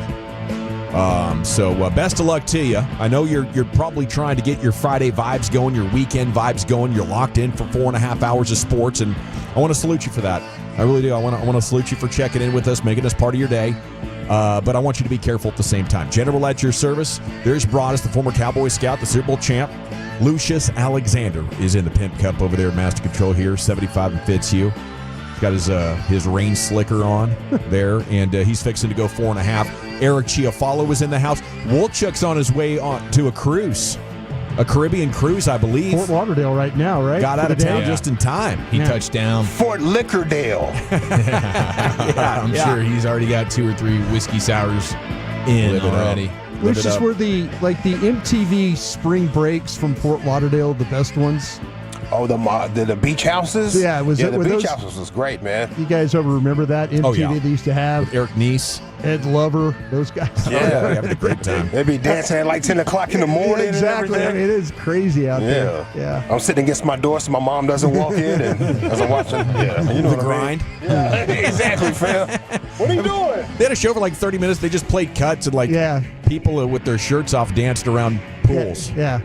Crazy time. It was kind of like Soul Train without all the clothes, right? Yeah, it was like Soul Train without the soul. You right? Yeah. Well, Stars had their soul zapped out of them last night in that third period. Super lucky goal doing them in. I know, you hit that button when the game's over and you're like, this was one of the most incredible sports events I've ever watched on television. I have this feeling like I just got kicked in the junk, but you have to appreciate the fact it was a great evening of entertainment. But damn, that was hard to accept. As after the second period, you're like, wow, this is a magic carpet ride of sports viewing. Yeah, dude. It was incredible. That second period was so freaking fun. I was asking myself, what have I done for the sports gods to suddenly change their opinion of North Texas here? Like, no, we'll go ahead and make it happen. Here you go. You guys have paid your penance here since the beginning of February. Go ahead and have your fun. 2 goals from Rupe Hintz, a goal and 2 assists from Mikko Rantanen. It was outstanding. And then, no doubt, I don't think this has to be like Rangers 2011, where it was ripped from you, and then you go out there and you don't get the job done. Right. I think we've seen enough in this series to believe. We've seen enough from DeBoer to believe. But I think this is just the cruel nature of hockey and how they call it puck luck. I've had enough of that puck luck. I know. I'm so sick of those 2 words. Well, maybe they earn it. You had your puck luck at home, maybe with some of the we got a little bit of that, the early goals for and sure, stuff like that. It happens, but I think it's well deserved for the Avs with just how assertive they were from start to finish. It felt like, and they were peppering shots on Ottinger all night long. So you are giving yourself the opportunity to stumble in to a couple of things. And so I think it's more credit to them, but it was gut-wrenching to watch puck off skate, own goal. Like, what are we doing? Fan on the shot ends up on the stick of somebody that's unmarked. I mean, those are the tough ones you have to deal with. You could deal with the goals that are set up where there's, real crisp pass, or they do some good work down in the corner and get the puck in front. But man, those ones that are just, where the goalie has no shot, just the redirection is just, and that's what I always say, just, no shot's a bad shot in hockey because of just the things that we saw last night. The analysts last night were talking about how important it is for Colorado to stay aggressive, and it's quite overwhelming when they get it going. They're hard to defend. Yes, and I think the Stars defenders can be asleep just a little bit. It only takes a split second of turning your head and lack of awareness, and all of a sudden the guy's diving in front of you for that puck that maybe as a defender you should be first to. Yeah, the thing that was encouraging to me, though, is in the second you survived, another defenseman being down. You're basically playing, the Bish play was crazy, dude. So all of a sudden you're thinking like, okay, and now you worry about things that could happen in the game that can maybe, do you have too many men on the ice? How the shift's going to be? Who's going to be paired with who? Do you get all that correct? I mean, they navigated that so well in the second, not only with the offense, but their ability to find ways to, like, okay, hey, we're down a man. Let's, okay, you got to be paired with him. Be ready to be on, and they never had, I mean, it came close a couple of times where they might have, got caught short, but I give them credit for that part, that you couldn't have drawn it up any better for a team in the second than what they had, especially with the way that Colorado was playing. Like you mentioned, Eric, with all the shots. I mean, that's tough to deal with when a team's out shooting you by 20. So great to see a guy like Miko step up the way he did. I mean, oh my gosh. And that line right there. Just shows you the talent he has. Yeah. Oh, I mean, he's down full low. display. He's down low, and he fires like just a no-look pass. So just right to the middle, and you're like going, man, what a great, I mean, just not even looking, just kind of having that awareness where your teammates the skill, the chemistry, all of it involved. It was beautiful. But Bischel and that spill, and then coming back in that game. Yeah. We didn't get a great angle of it to see exactly what smashed into the boards there, but his forehead. I thought it was his face and forehead too. I'm like, that's a concussion. Yeah, that looked like there's no way this guy's coming back, and then boom, all of a sudden there he is again. How's he feeling today? Yeah, when he got to the bench, that was shocking. How about that? What an animal! About that plane flight home, that would be kind of tough too. Yeah, absolutely. But I thought it had to be a concussion or something. Yeah, he just took such a massive body blow that it stunned him that much. He was down. Yeah. But he was able to carry on. Well, when is that a double Toradol shot back there? I was wondering what the heck do they have back there. I mean, hockey dudes are built different. Playoff hockey. That's what. That's a 20-year-old guy that just, I got to play. And the doc's like, what day is it? It's, I don't know what day it is. I've got to play. They have concussion Colorado. How many times do I have to keep telling you? Are we playing the Blues tonight? I've got to play. I mean, but when he got over to the bench, it looked like the doctor, was the NHL doctor was really helping him, reaching in over to grab him, like, okay, man, you don't look good right now. So yeah, for him to come back on the ice, that's just you don't need to be told hockey players are tough. We all know that. 903 asked Gavin, do we have an episode for the Kentucky Derby today? We need to talk some horse racing. We do. It's Tolo Truck. Are you going to get him taken care of, Brian? I got you covered at 3:40 today. Absolutely. Nice. Brian knows the ponies. I love the ponies. It's fun going to the track with Broadus. Yeah. The one thing that I saw today, there's a chance of rain.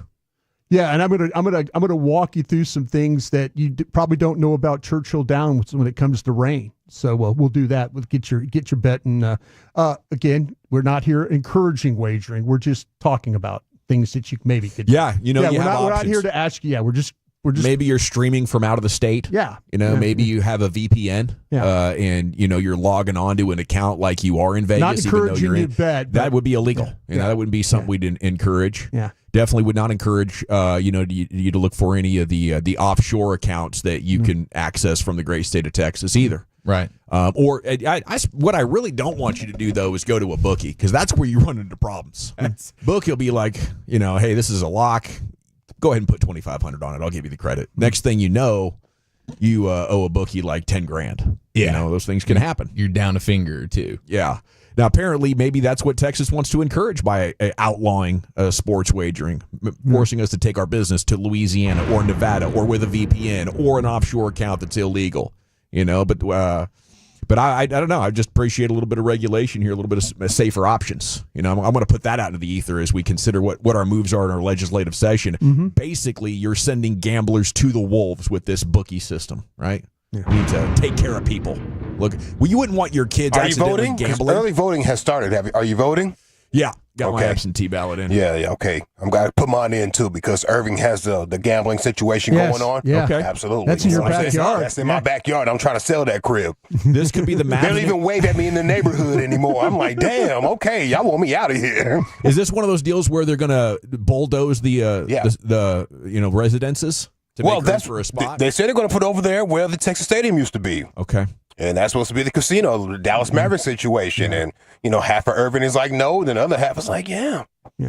Well, I say give it a big thumbs up. That would be amazing. Even though the Dumont and Adelson family might benefit from it, I think all of us, would get a big dub there. I would like to say I nailed the Mike Trout injury the other day, didn't I? You were talking about it, yeah.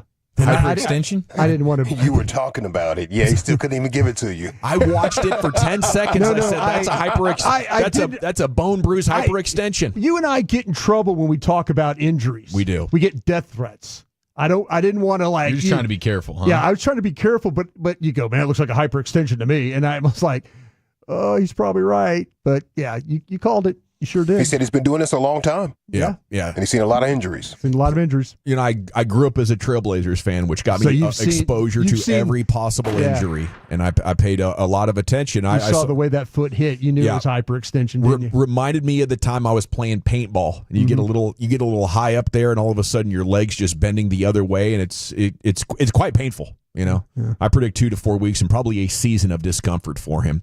Rangers baseball is coming up at 6:30 tonight. Jared Sandler's going to join us at 4:40. Eric Nadel 5:20. They host the M's after dropping 3 of 4 to the A's. Mariners are playing good baseball. Guys, I hate to be the wet blanket guy, but this series I think is crucial because they're about to go on a road trip where they're going to go to Boston and then to Detroit after that. Ouch! You can't do what you did going into Seattle and getting swept, especially after what happened with the A's these last 4 games. I mean, you've better find a way to put some games together here and get some wins. If not, this is going to be a long 10 days of baseball for the Texas Rangers. It could be. Boston, they never really play great there. And Detroit is We got the Seager return. We got the burger, have a seat. Krim come in. Hopefully this is rock bottom. Yeah. I mean, this has been brutal. The last 4 series. They start 8-2. I remember this moment last year, though, where they were heading back towards 500. Then we went into a big series, and we had to ask, is this the last time they're going to be 500 or above the rest of the season? I feel like I do worry. It's just important. Could be pivotal. It's just not because of the division standings and stuff. That for you to lose 5-7 games, the A's, I get it. The A's are playing better. But it's inexcusable. That to me was that's a kick in the junk right there for sure. It could be. I think I still have faith in this team because of the starting pitching. The bullpen's pretty good. You should have and faith the division is not like some daunting. It's not like you're just going to get unseated by some team that's just crazy. And obviously, I know you're losing some divisional games here, but none of these teams are really striking a ton of fear into you that they're going on some ridiculous runs, and you're just scratching and clawing throughout the summer for a wild card spot. What have you lost, 8 of the last 10 division games? Yes, that is true. You did sweep. Okay, I should say that. I forgot about the Angels sweep. That was in there. You swept. That helped quite a bit. That helped. That got you some wins. But yeah, the division. You're on the wrong side of things when it comes to the division games so far, and that's playing the A's and playing the Angels. Right. And playing, the Mariners. Yeah, it's not good. It's not even faced the Astros yet. I just don't believe they're one of the worst offenses in baseball. They are, Dawson. They have been. They are. They have been. They are right now. Yeah, that's what it says. I mean, all the stats say 28th, 29th. They're very bad. They are extremely fortunate that their pitching has been so awesome because the fact that you're at 500 right now with this pitching speaks to just how disgusting your offense has been. I would rather be the Dodgers, and this is going to sound strange. That's a bold take, man. Are you sure you want to go out there on that line? No, but the Dodgers, they don't score runs, but they hit home runs. That's how they win games. The power, say they don't get timely hits, but you watch the Dodgers play, they win with really good pitching, and they hit a ton of home When runs. they hit it, they boom it. Yeah, they win games that way. Our home run guys are mostly cold. Jake Berger demoted to AAA. Blaine Krim gets the call up. It's not only the That might not be 190 the average for Berger, but he's not getting any walks. He's not slugging at all. His OPS is under 600. So, you do have to wonder who else could be facing that harsh reality soon. Could be Tavares, but he actually has 7 hits in his last 5 games. Yeah. So maybe when he goes cold again is when you'll be looking to bring up Evan Carter. That might make sense. But I'd be surprised if Berger doesn't get himself right. There's just been too much good quality at bats at the big league level for him to be this bad. So hopefully that's the blessing that he needs. As I think if this offense can just push inside the top 20, just be like the 18th best offense, I think that should be a playoff team, and maybe a trade for a big bat pushes you above average. Wait a minute, I've heard this before. You said 15 earlier. We could just be a top I'll 50. take 18 now. I'll take top 20. I'm trying to lower the expectations I'm to something that sounds more realistic. I'm hearing you say, man, if they could just be a top 15, and now it's a top 18, and I'm sure next week it'll be, gosh, if they could just be the top 23 offense, we'll be all right. I'll take it. Let's just get out of the cellar here, boys. Let's, little wins. It's like when I first got here, they said just beat ESPN radio, right? Oh, yeah. Eventually we did that. Yeah. Okay, top 10 at 220 is coming up next. Chiafalo, where are you taking that? We wish Dwayne "The Rock" Johnson a happy birthday with the top 10 most famous Johnsons of all time. That's next year in the nation.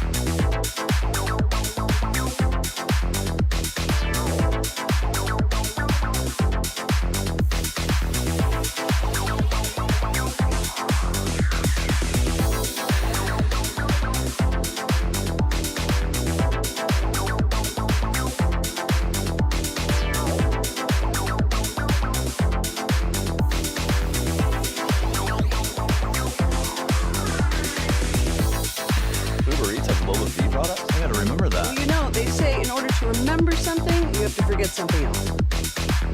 Okay, now that is a very cute haircut. That's like a little shag. I've never seen it before. Well, I mean, of course you have. It's the Rachel. Oh, is that your name? No, I mean, what's your name? No, I'm Jen. My name's Jen. Right, but I just mean like this is your haircut, but that's hair on your head. I'm not saying this is your hair. Okay.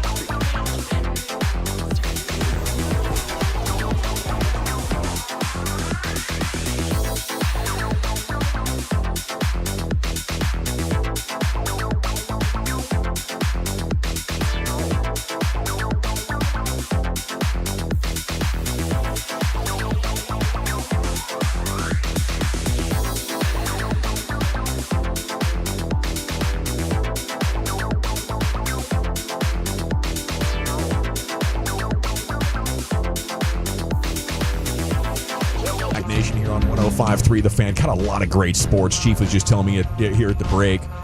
And we're looking forward to talking about that with you here over the next 4 hours. Pre-game's coming up at 6:30. Rangers host the Mariners. Big old series. I don't think Brian's overstating it, although I think they could get swept and come back out of this next week because of the top three pitchers they have. You know, I think DeGrom, Eovaldi, Mahle. I mean, and then even Gray and Bradford, Leiter and Rocker. I should just say their starting pitching is going to keep them in this thing.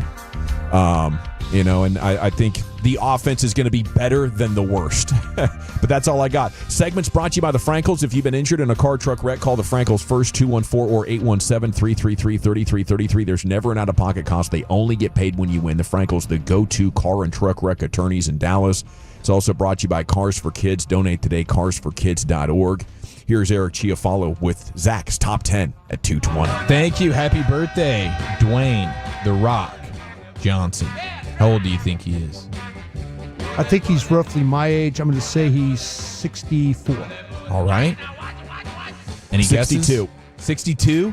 Lucius, how old's The Rock? I would say about 51.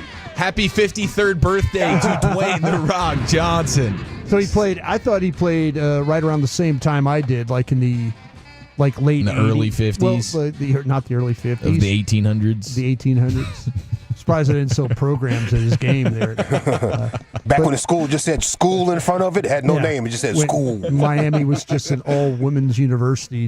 Is that what it was at one point? Florida State was at one time. Oh, yeah? Florida State was like a teacher's college at one time. Still have a pretty damn good ratio from what I understand. Yeah.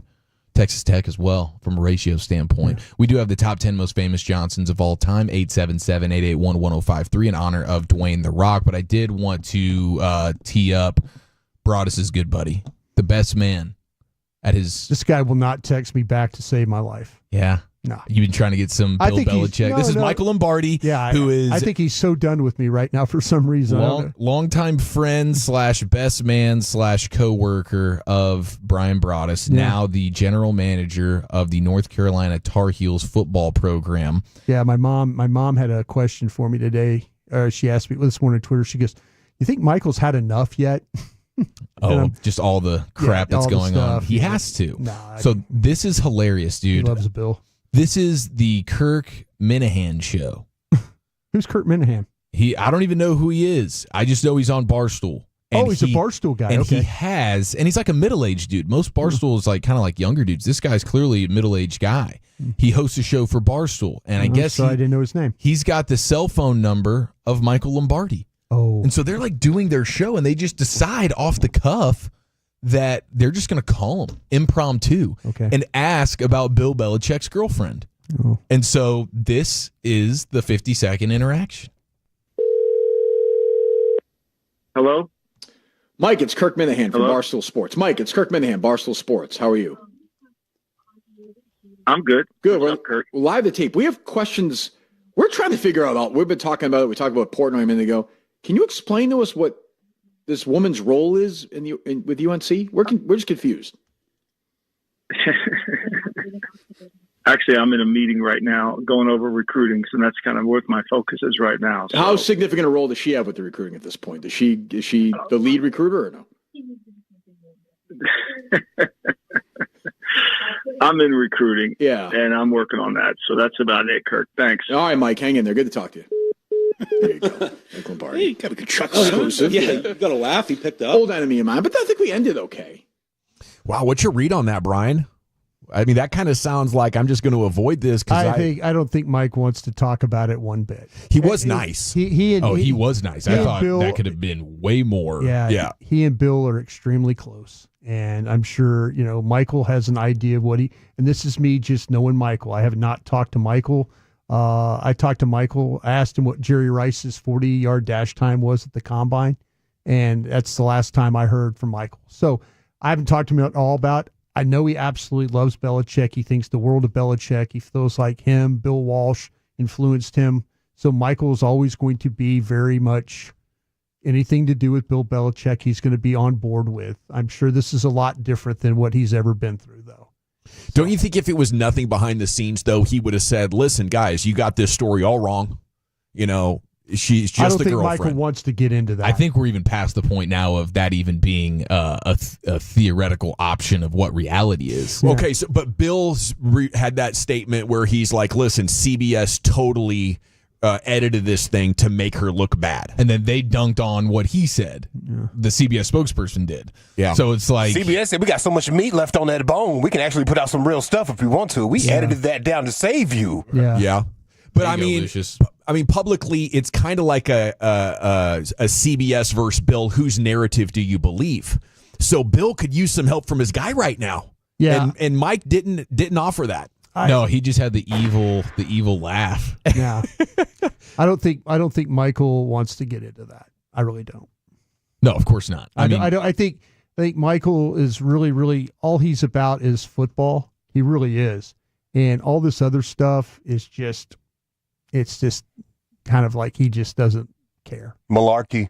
Well, it's not. I wouldn't say malarkey because it affects him. It really does. So you're definitively saying not malarkey. Yeah. Lucius alleging malarkey. Yeah, I think that if he had to do it over, that he would probably not want her involved as much as she is. That's just me speculating. I do like the idea of her being in that room right there while he's on the phone, laughing. She's probably sitting right next to him. Yeah. What's funny, Bill? Yeah. She's probably sitting right there, and Michael didn't want. He's like, yeah, you don't know who's sitting right next to me, do you? Yeah, that one of the things. Yeah. Yeah, I mean, that is a good flex. I wish I would have thought of it first. Yeah, just call him live on the air. Yeah. I mean, that was a heck of a flex. Yeah. Good point out by you. Yeah. And even Bill Belichick's real daughter-in-law. Who's married to the defensive coordinator or whatever guy who's on staff at UNC, Steve. Yeah. Bill's son. She's even said, this is ridiculous. Yeah. So it's not even just sort of rumors about whatever. Even people within the family, his daughter-in-law. Where's the old wife at? Is she being petty online somewhere? No. That's a good question. I think that was really just a girlfriend. It wasn't like this was his long-standing wife of forever. Oh, okay. Yeah. So I'll still be petty. Yeah. Yeah, I'll still retweet the story with some eyes on it or something like that. I'm being petty, bro. She got taken care of financially very well. So she's chilling. She probably doesn't care less what happens there. Pretty crazy stuff. Okay, we got Biggest L, Biggest Dub coming up here in a few minutes, but it's the Wooly Bully Top 10. Dwayne The Rock Johnson, 53rd birthday. 53rd. God, I thought he was about the same age as me. Yeah, I know. That was I was surprised that you reached that high for it. But he I thought he was 56, 57 years old. I figured he was in his 50s for sure, but 53. So we have the most famous Johnsons of all time in the world. Mm-hmm. And we can go ahead and perhaps go around the room a little bit here. But I think let you start because I don't know where you're going. Yeah, with this. I never do either. Well, I like to start with the texters, Yeah. 903, our buddy Rat, easy. Lyndon Baines, Texas. There you go. I like that. Mm-hmm. We got, let's see here. Who else do we have? Walter Johnson, the runner Michael Johnson. Hey, there is a documentary on Netflix about the Vietnam War that I started watching last night. I don't know why I did that, bro. Is it heavy? It's heavy. Yeah. It's real good, though. Yeah. Whole lot of things I didn't know. Yeah, LBJ. Is it one of those Lucius where they doing the phone conversation? There's phone conversations. Man, yes. for some reason, President Johnson, they like to tape those phone conversations. Jack started it. Yeah, and they just tape every conversation. A lot of. It makes me think between about the generals and stuff, and just kind of. I don't know who killed JFK now because I'm like, whoa, wait a minute, we kind of helped the coup over there. Unbelievable. I guess I'm going to have to tee it up. No, it's all good. I'll ask you a question. Were you even listening to what Lucius and I were talking about? I was listening. How close were you to really listening? I would say 5 or 6%. Were you? And so the only word you could come up with was, that's awesome. Well, that's 2 words. Well, we'll get to that with Charles Barkley a little bit later on in the program. But for the meantime, I'm just focused on the Johnson list here. And we got a lot of great texts, a lot of good interactions. We just don't know where you're going with this. Magic getting texted in quite a bit, of course. Are you kidding me? Yeah. He's going to be high on this list. Do you think The Rock, because we're honoring The Rock, do you think he's going to be number 1? Oh, he'll be top 5, probably. I mean, you got a lot of. That's a very common last name. Yeah, I mean, how many great? He's very popular. He's very, very popular. One of the most popular. Yeah, he's. Magic Johnson? Well, Dwayne The Rock. Oh, sorry. It's all right. Now who's not listening? It's contagious. It really is, and I have to own that. I was the starter. I was the host. Yeah. Okay, so yeah, I mean, we got even Larry Johnson getting texted in, and there's a handful of different Larry Johnson that you could go. We have, I mean, LBJ is getting texted in rapidly. Yeah. That's the older generation right there. Yeah. Don Johnson getting a lot of love here on the Miami text Vice. as well. Yeah, Miami Vice. Great. I mean, staying in Dallas, Michael Johnson, the great runner. Yeah, there you go. Randy Johnson, great pitcher. The Bird Killer. Yeah. How about Jimmy? Yeah, Jimmy. I was waiting for a Jimmy announcement. Multiple Jimmys. He was Racing Johnson. Jimmy Johnson, yeah. Coaching Johnson. Yeah. Our football Jimmy Johnson is 18th on the list. Wow. So, I mean, I still think this is a national list. He's a top 20 Johnson of all time. I mean, think about it. We have guys like Andrew Johnson that are being talked about from the 1800s. Yeah. You know which number president he was? Is he 18? Close, bro. I'm going to give it to you. He was 17. Damn. Let's see. Calvin Johnson, Megatron. Calvin Johnson. Not cracking the top 10. Now, if this was just a sports Johnson list, there's no question he's in the mix there. We got Van Johnson also on the outside looking in. Figured that'd be a guy that Broadus would be familiar with. No idea who Van Johnson, the actor? Yeah.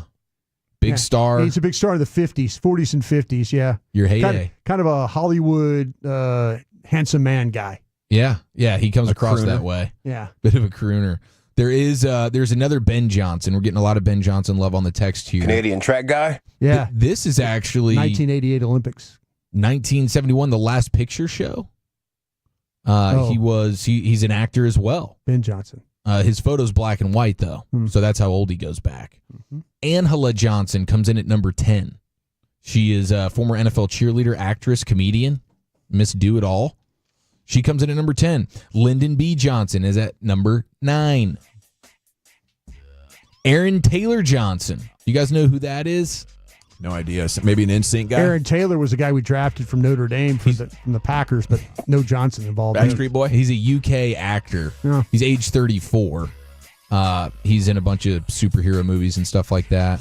Which ones? Kick-Ass, to name one. Oh. Also Macbeth on stage. That would be not a superhero. Not a superhero movie, but still a movie. Hey, yeah. Somebody on Fantex said OG Bobby Johnson. How about that one? There we go. Yeah. This is not the segment I thought it was going to be, really. Because I had a list. Are you disappointed? Go ahead, give me your list. Well, give me your list. I didn't hear Lenny Kravitz on there at all one time. Yeah. And that is a very famous Johnson, bro. It went viral. In a good way. I mean, I guess so. The women's like it. Yeah. They got it saved in their phones. He had some leather pants on. He tried to bend down and pow. Yeah. Jimi Hendrix. Oh, you want to go my way? Started. All right, who's next after Lenny here? Top 10 Johnsons all time, Lucius. Baby Billy's Johnson has been all over television as of late. I don't want to be too knee-jerk about it, but it is topical. LeBron James had a situation. Yeah, he got kind of... During a timeout, I think he did it on purpose. He got LeJohnson. Yeah, man, the girls beat him up for it. Yeah. We try to let him know, hey, it kind of changes. Yeah. He's got a situation going on. Adrenaline's rushing up. This ain't compression shorts. Yeah, dude, I'm competing. All my blood is in my veins elsewhere, dude. I'm trying to get buckets. Who else? Will Chamberlain. That, absolutely. That's a pretty famous Johnson, bro. I mean, at least he more claims. More than one photo, too, in terms of just like him standing around. I'm like, good night. The last one, I just tried to squeeze this in there. Sure you did. Yeah. Andy Dick. That's a famous Johnson. Ding. It's a famous Johnson. You get credit for all those. Yeah, all those are on the board. Let's see. All those were on the I think he board. got canceled, though, didn't he? Deservedly so. Yeah. Like, listen to him on the Stern He was show. a wild guy, bro. Wow. Yeah. He got canceled. He did, yeah. He's like on celebrity rehab or something, boy. He was twisted. There was a lot going on there. A lot of demons. Great reality TV, though, you know? Yeah. You want to see somebody crashing out. That's what you want to do. Good radio guy, too. Talent guy. 682, Lucius, your list is awesome. Yeah, that's like Famous Johnson. Pause. I did have the game on there, but because he always puts the thirst traps out there, he has like the tight underwear and he takes a photo in front of his real big mirror. This whole bit. After he's been kind of like working out a little bit. Yeah, he tried a thirst trap. Don Johnson comes in at number 7. Betsy Johnson at 6. You familiar with Betsy? She make the flag? That's Betsy Ross. Damn. Okay. Fashion designer. Okay. Jack Johnson at 5. He was a famous boxer. Yes. Bare knuckles boxer, I believe. And singer. It's the singer. Okay. Oh, is it? How about Boris Johnson? Boris Johnson's the prime minister of of England, right? That's the one that crazy haircut, right? My man just like the Mark Davis. They like they kind of like what, we elected this dude. The Mark Davis. He's standing outside. They're like, whoa, wait, we didn't vote for this guy. Who's this guy? Fair question from the 469, Lucius. No Serge Ibaka.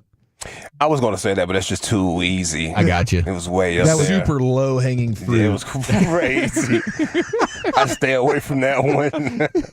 Dakota Johnson, actress, 50 Shades. Yeah. Magic Johnson at 2. Dwayne The Rock, 53rd birthday Johnson, comes in at number 1. No Joe Johnson, huh? No Joe. He should make an appearance on the sports Johnsons, though, I would have to say. Absolutely. Thank you, Chief. You're very welcome. Doing a heck of a job there filling in for the Woolly Bully, who's he's on a cruise. All right. Some are calling it the worst vacation decision of all time, as him and his formerly pregnant wife, because now they have a kid, obviously. Kids along too, right? They're taking that kid. Taking the a baby to on an a cruise. 8-day cruise. 8-day cruise. And his wife has sworn to her own sobriety. It was like a Lent thing that turned into like a long-standing kind of deal. Wow. So no booze for her, little baby. There's no mother-in-law, caretaker, babysitter. And we can't have the baby. Hopped on a bird. I would love to text him how that flight went with the baby. Now he's going 8 days on the cruise ship. This could be disastrous. I think they booked this schedule before Eliza. I think that's how it happened. It was just kind of like, real long-term planning. It's a hell of a deal. yeah.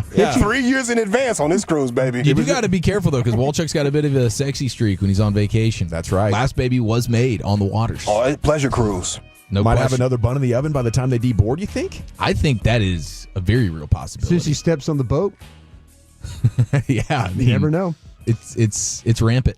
Well, thank you. There it is, the top 10 at 2:20 every day here in the G-Bag Nation. We'll take a look at Rangers, Stars, Cowboys stuff coming up at 3 and at the C-Note at 3:20. But it's a Friday staple next, Eric. What's in store? 877-881-1053. Where have you taken some L's this week? More important. Remember that Uber Eats has groceries.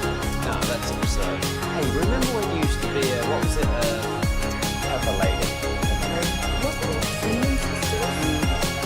Razor blades. Nutmeg maybes? No. You said that. Was it Spice Girls? Doesn't sound right. Was it Saffron Squad?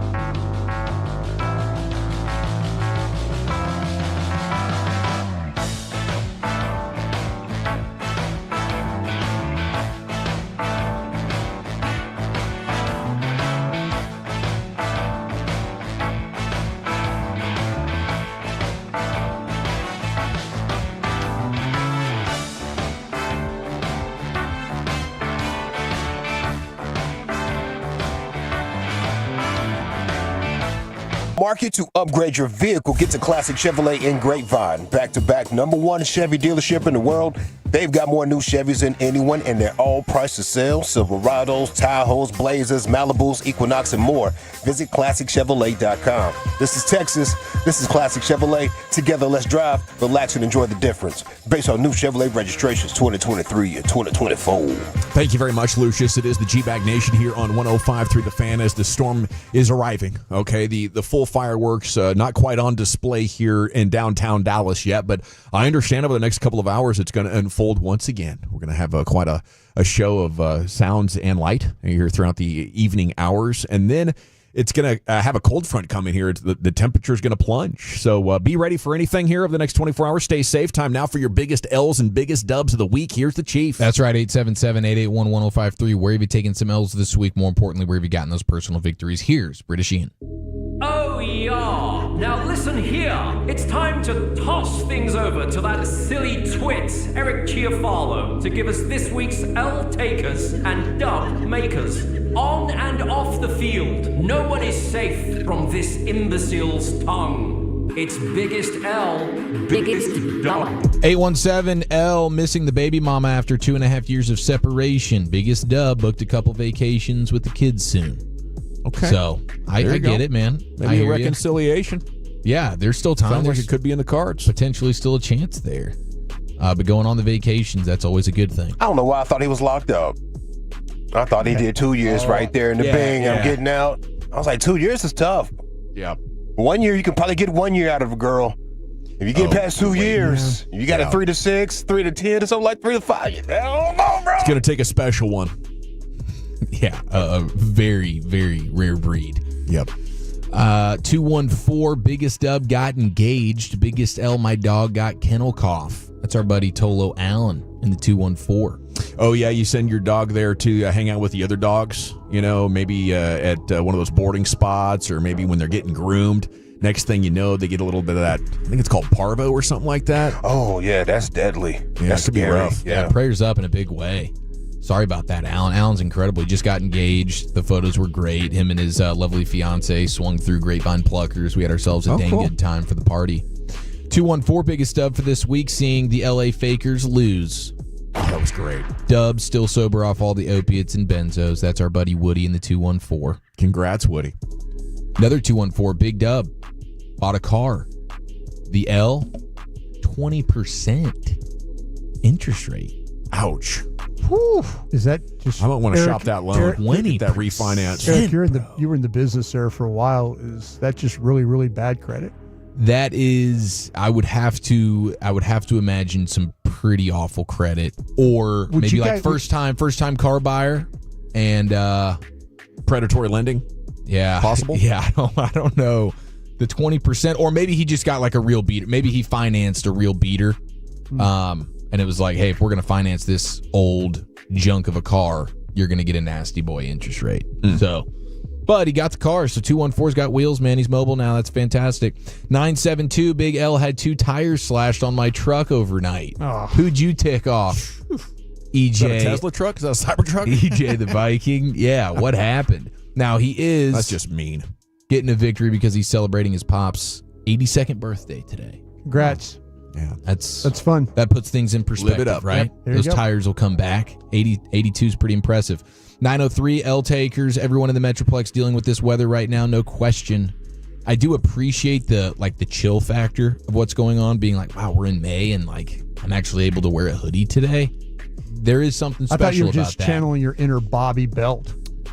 No, that would be like in August if you see me in a hoodie. That's what I'm doing. My man does not own anything other than a hoodie, right? He just he raw dogs it too. He's got like no t-shirt underneath. He's just got fleece on his bare skin, sweating through August Texas heats. And it's just nothing for him, man. He's talking about a different breed. Bobby Belt. Otherworldly. Biggest but win. Fluid of the hips, bro. Oh, yes. Fluid of the hips, yeah, that's a good point. Okay. Very athletic. Like a damn ballerina. Had a lot of potential in there. Just swinging all throughout the halls, man. Floats. Biggest L, Abby hit me for $270 for new cleats. Is that what they're running these days, bro? Yeah. Are these one of those cool ones that save your ACLs because Nope, she wouldn't wear those. Not cool enough. I said, well, how about if we get some swooshes and stitch them on there? Nope. So yeah, that's the top end now for kids cleats, $270. And I've always resisted it, but she's had a lot of issues with tendonitis. I said, okay, let's see if this makes it better. Probably won't, but worth a shot, I guess. And she's still in the I mean, even the mid-range is like 150. So we don't have the capacity. Yeah. At what point? At any point, do they start getting like? Whenever I played football, by the time I got to like high school, we were getting cleats. They were issuing us that stuff. I bet if you play on one of the top teams that's got a sponsorship, okay, maybe FC Dallas pulling something like that off. I'm not sure, but we have gone 2 straight games without giving up a goal. So our goalkeeper, she got broken in, and the defense is just putting on a show. Block party. I feel like Otter's probably been just inspiring her. Yeah, absolutely. To just dominate. 469 Big Dub closed and funded 37 loans and was able to put 37 families into a home. Very but he nice. had a great work. An L with the car breaking down. Sorry about that, dude. A lot of car troubles this week, man. What's going on? 940 Biggest Dub won $20K at WinStar. There you go. Holy cow. cash, homie. Maybe a slot? That's got to be a slot pull, right? To actually walk out with 20K? Yeah. That was just one special hit of the button.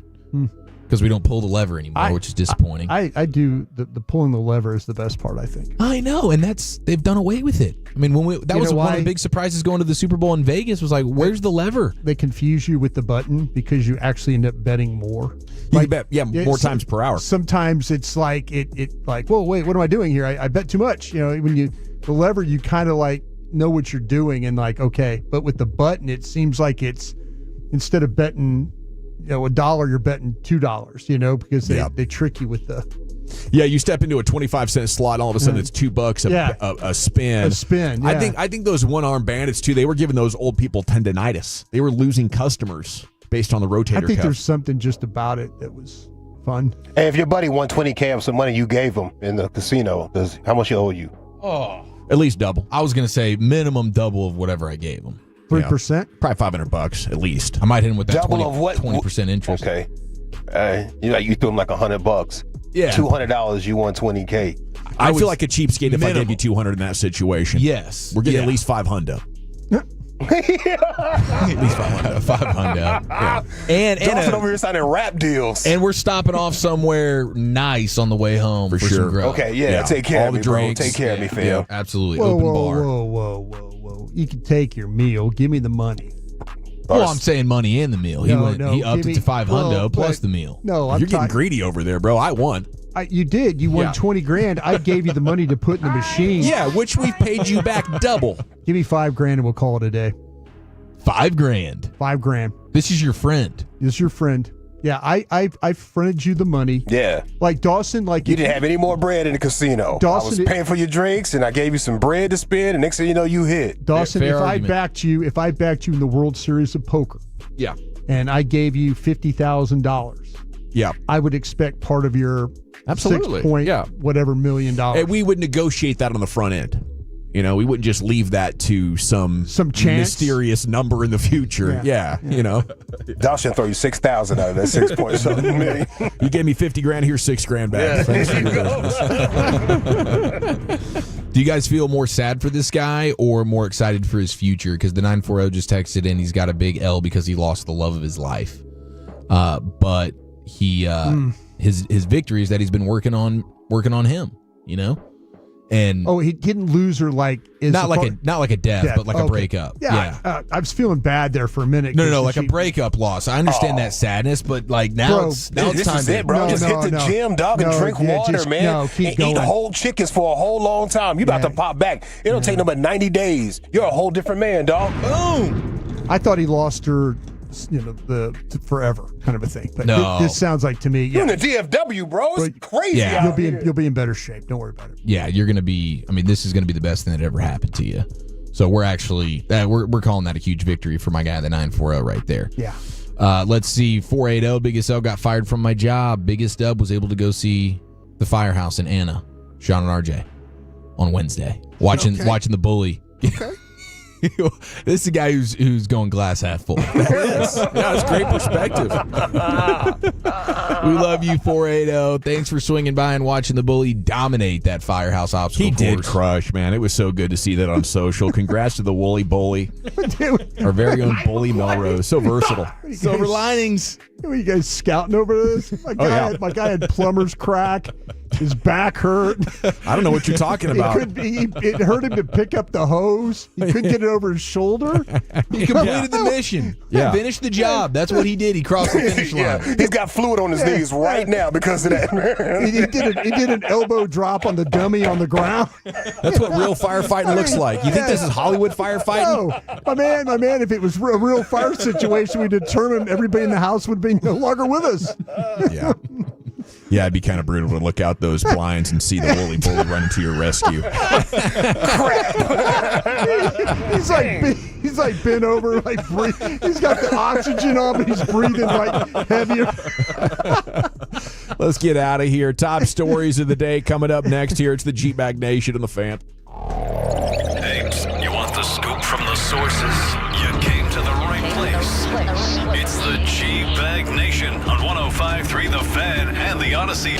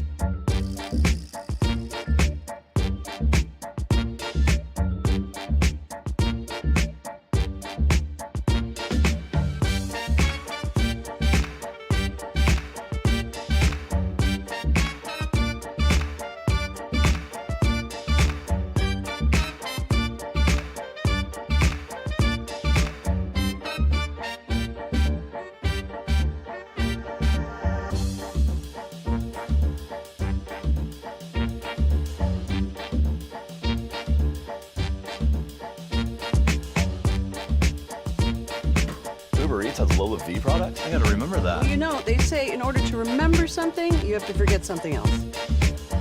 Okay, now that is a very cute haircut. That's like a little shag. I've never seen it before. Well, I mean, of course you have. It's the Rachel. Oh, is that your name? No, I mean like your name. No, I'm Jen. My name's Jen. Right, but I just mean like this is your haircut. But that's hair on your head. I'm not saying this is your hair. Okay, forgive me a little bit.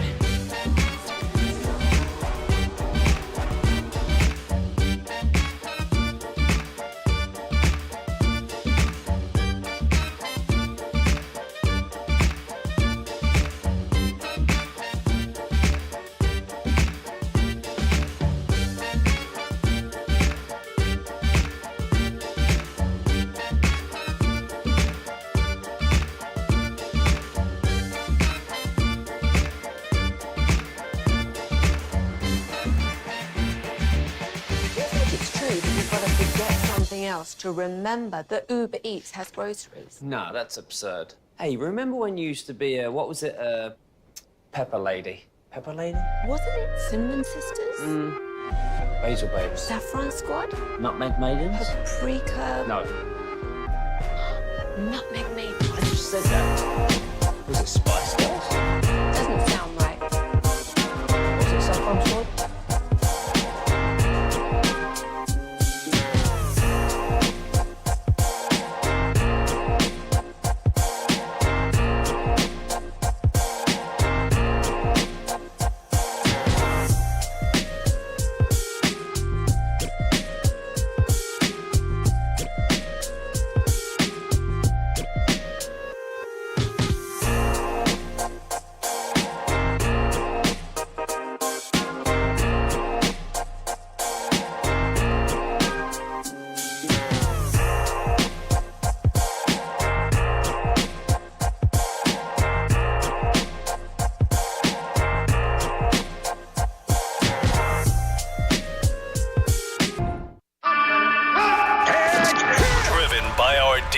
Leasing Studios, you're rolling with the G-Bag Nation on 105.3 The Fan. Here we go. It's hour number 2 of the G-Bag Nation here on 105.3 The Fan. Hope you're having a fantastic afternoon and you have a great weekend.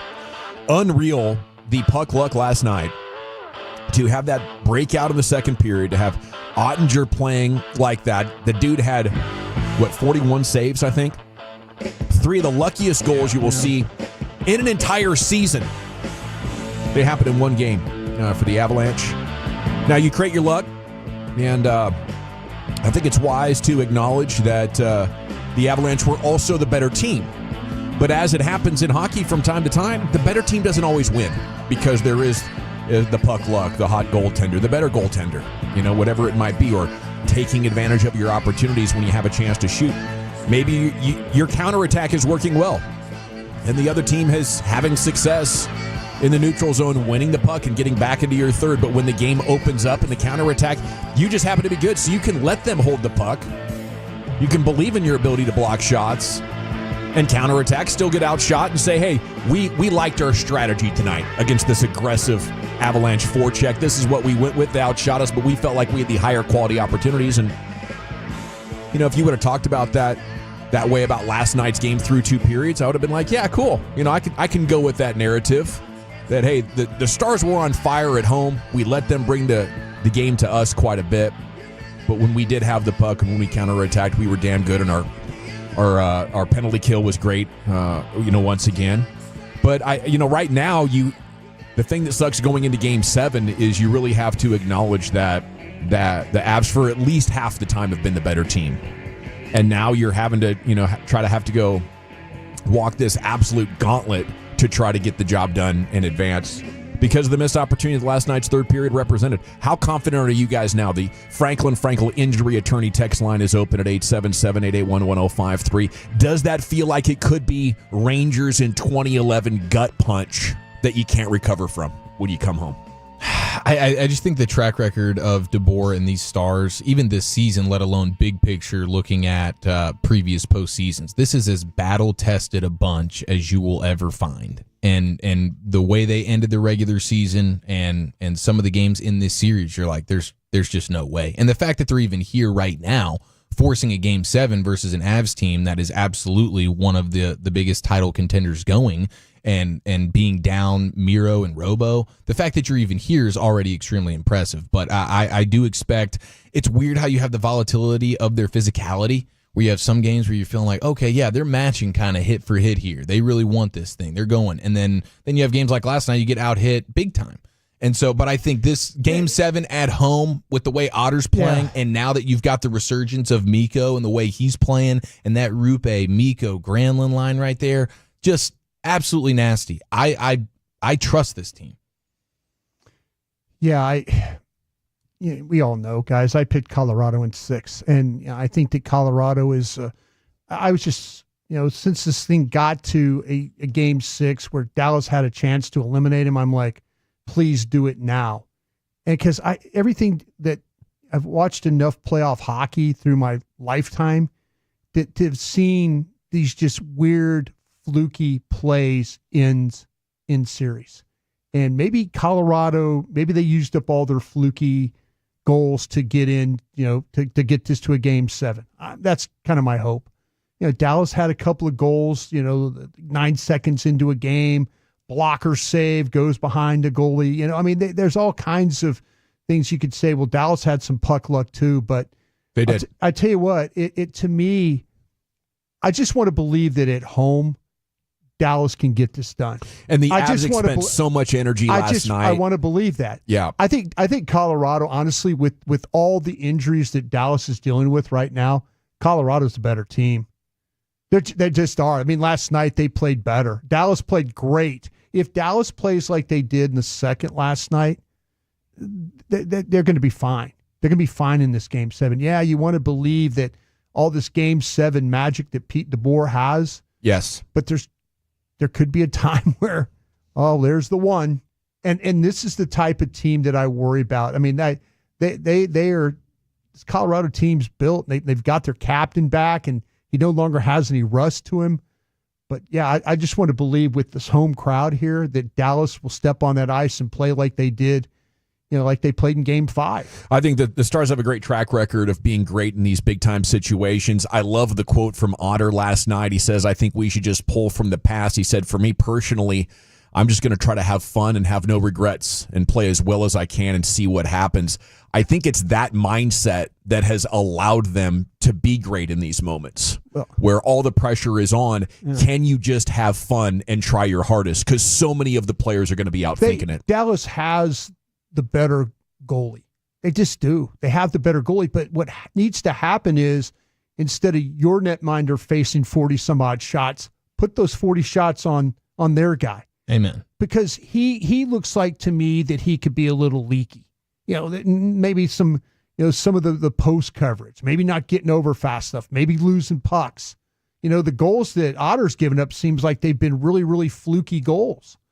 But, man, I just think if they've got to find ways to get more shots on net, because I think Colorado will crack that way. I just don't think they have the best goalie. And if they win this series, it's probably because they didn't have the best goalie, but their offense was just that much better.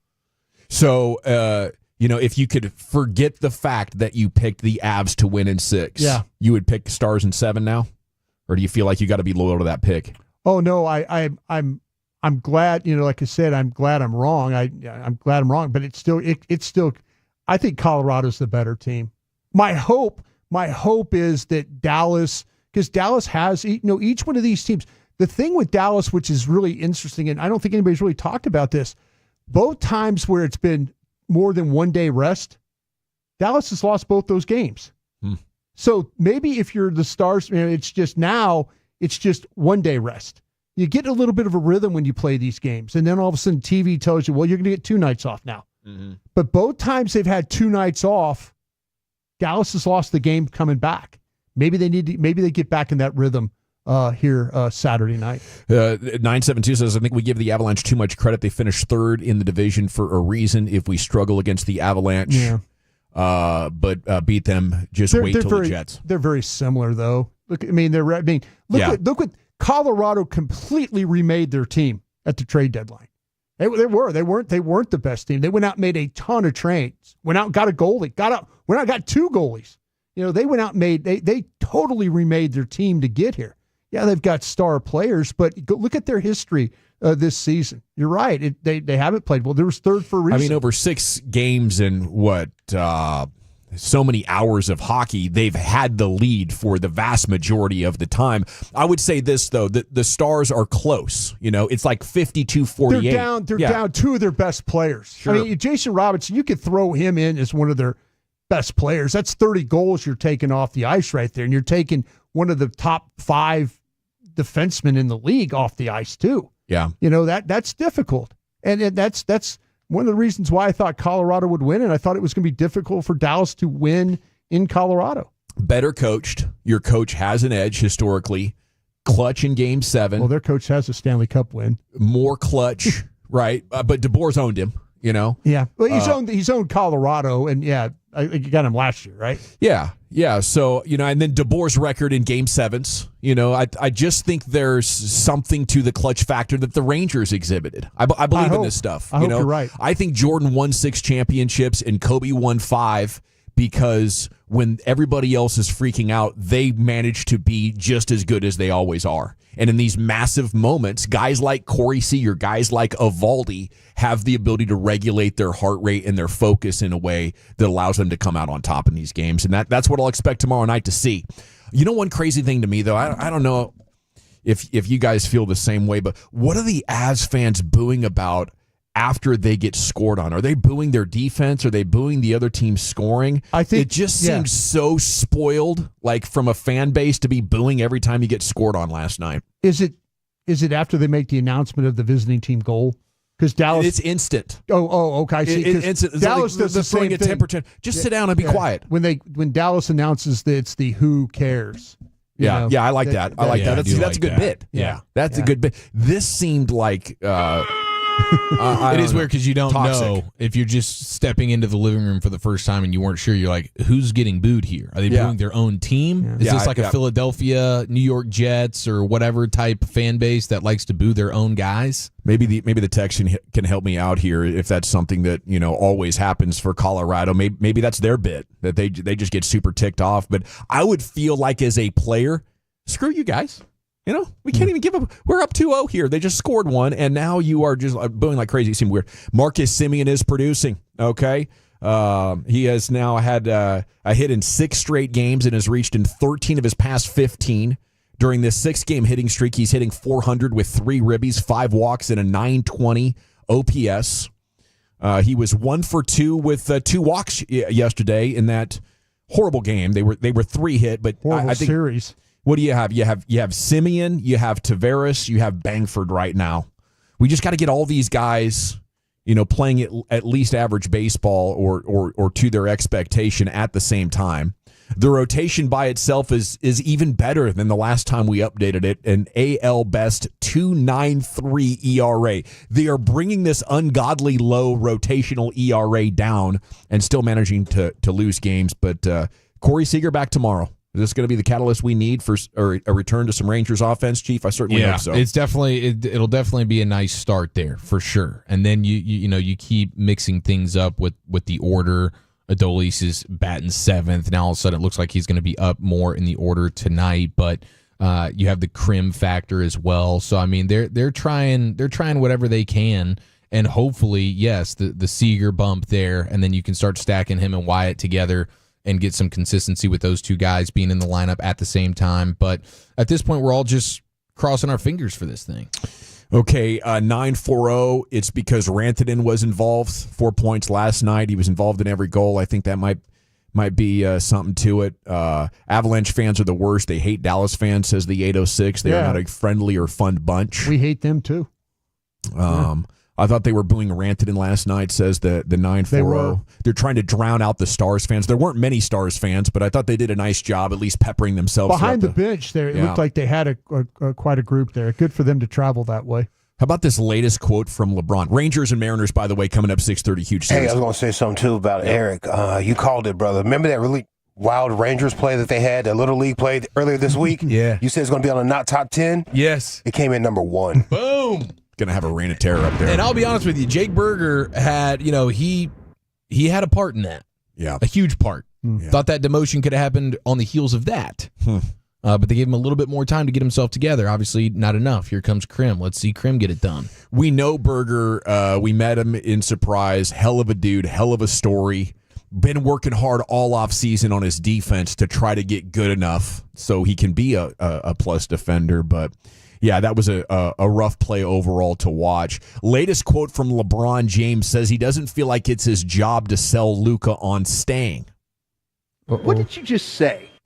Quote, ultimately, he said, that trade happened for the future. That's not for me. Luka has to decide what he has to do with his future. Dun, dun, dun. That's interesting. Yeah. I think this is LeBron, in fairness, being like, it's not like I'm here for the next half decade. It's not like we're trying to team up together because we want to go on some huge run here like I did in Miami or whatever. So I get LeBron being like, dude, I'm kind of year to year at this point. So I'm not going to rope him into something if he doesn't want to do it.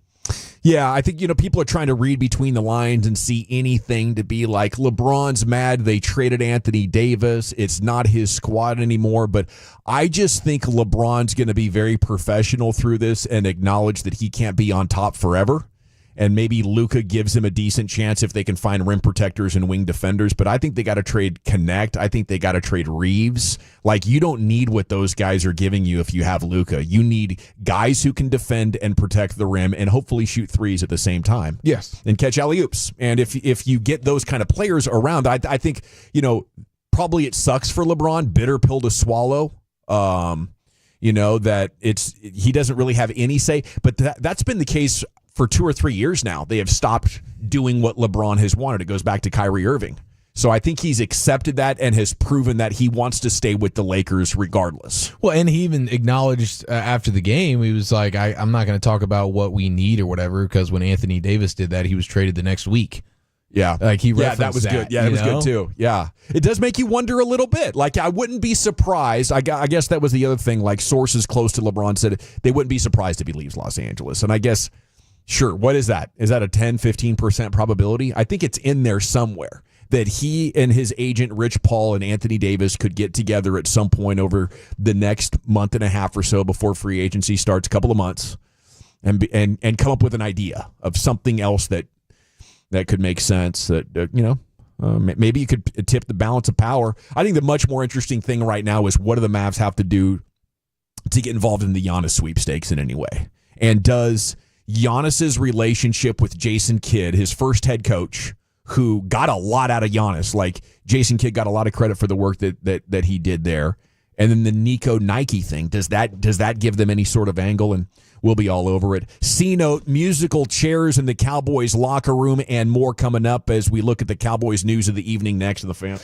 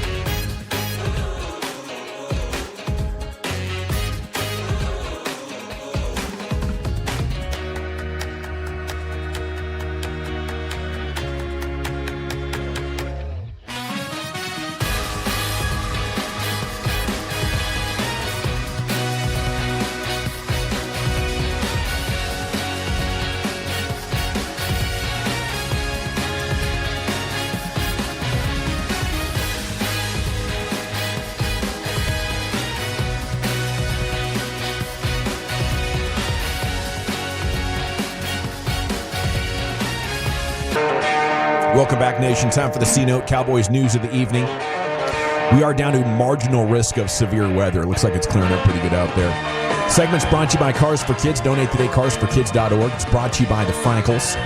If you've been injured in a car truck wreck, call the Frankels first, 214 or 817-333-3333. There's never an out-of-pocket cost. They only get paid when you win. Franklin Frankel, the go-to car and truck wreck attorneys in Dallas. Yeah, 864 says, shout out to Dak Prescott visiting Aledo High School today, continuing to be a leader and advocate and speaking to our youth about mental health and suicide awareness. So that's a good note to pass along here as we do open up this C-Note here, Cowboys news of the evening. And we have a Texas Rangers starting lineup as well. We have Josh Smith starting at shortstop. It's a big win. Maybe Seager back tomorrow. So, but I love that Bocha has just decided if you're hitting, we're playing you and we're batting you up top, right? And if you're not, then you're going to have to wait for your opportunity. Langford's hitting second. Love that. I might just lead him off. But, I mean, Smith's hitting so well that I like this. Jock Peterson hitting third, though. We need this guy to get a good matchup here with Wu tonight. Rangers have good history hitting against Wu. I think maybe he's got like a 6.5 ERA against the Rangers throughout his career.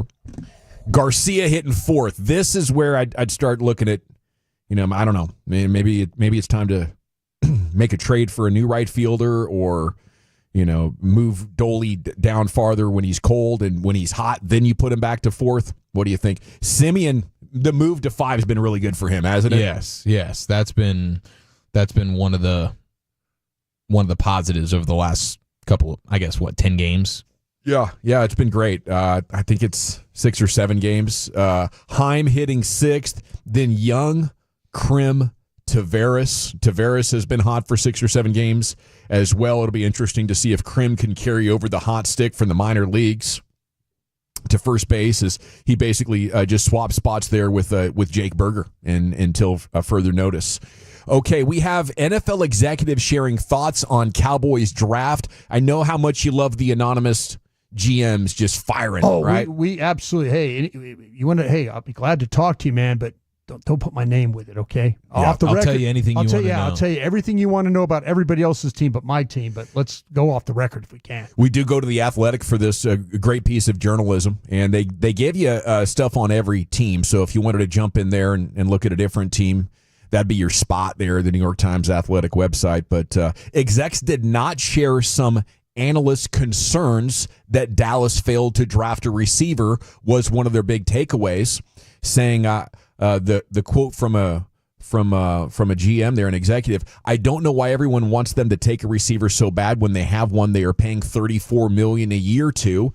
There are always wideouts out there, and you have a guy that demands coverage. So kind of going with the idea that, hey, as long as you got that one player that the defense has to react to and double team, then you've set yourself up for success, and job done, apparently.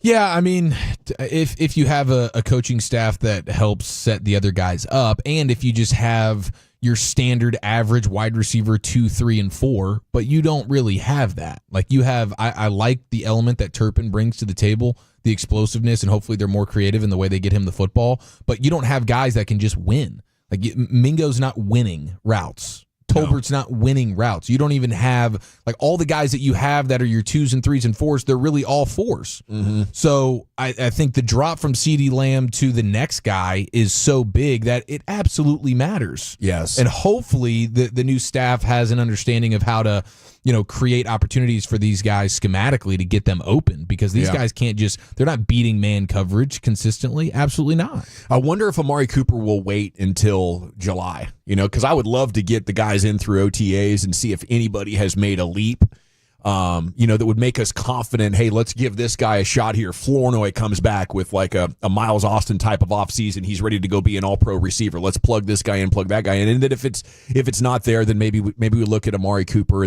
in the offseason, because I don't want to go into week 1 like this. No, you can't. I really don't. I don't think you can. Not if you want to be serious about your season. Yeah.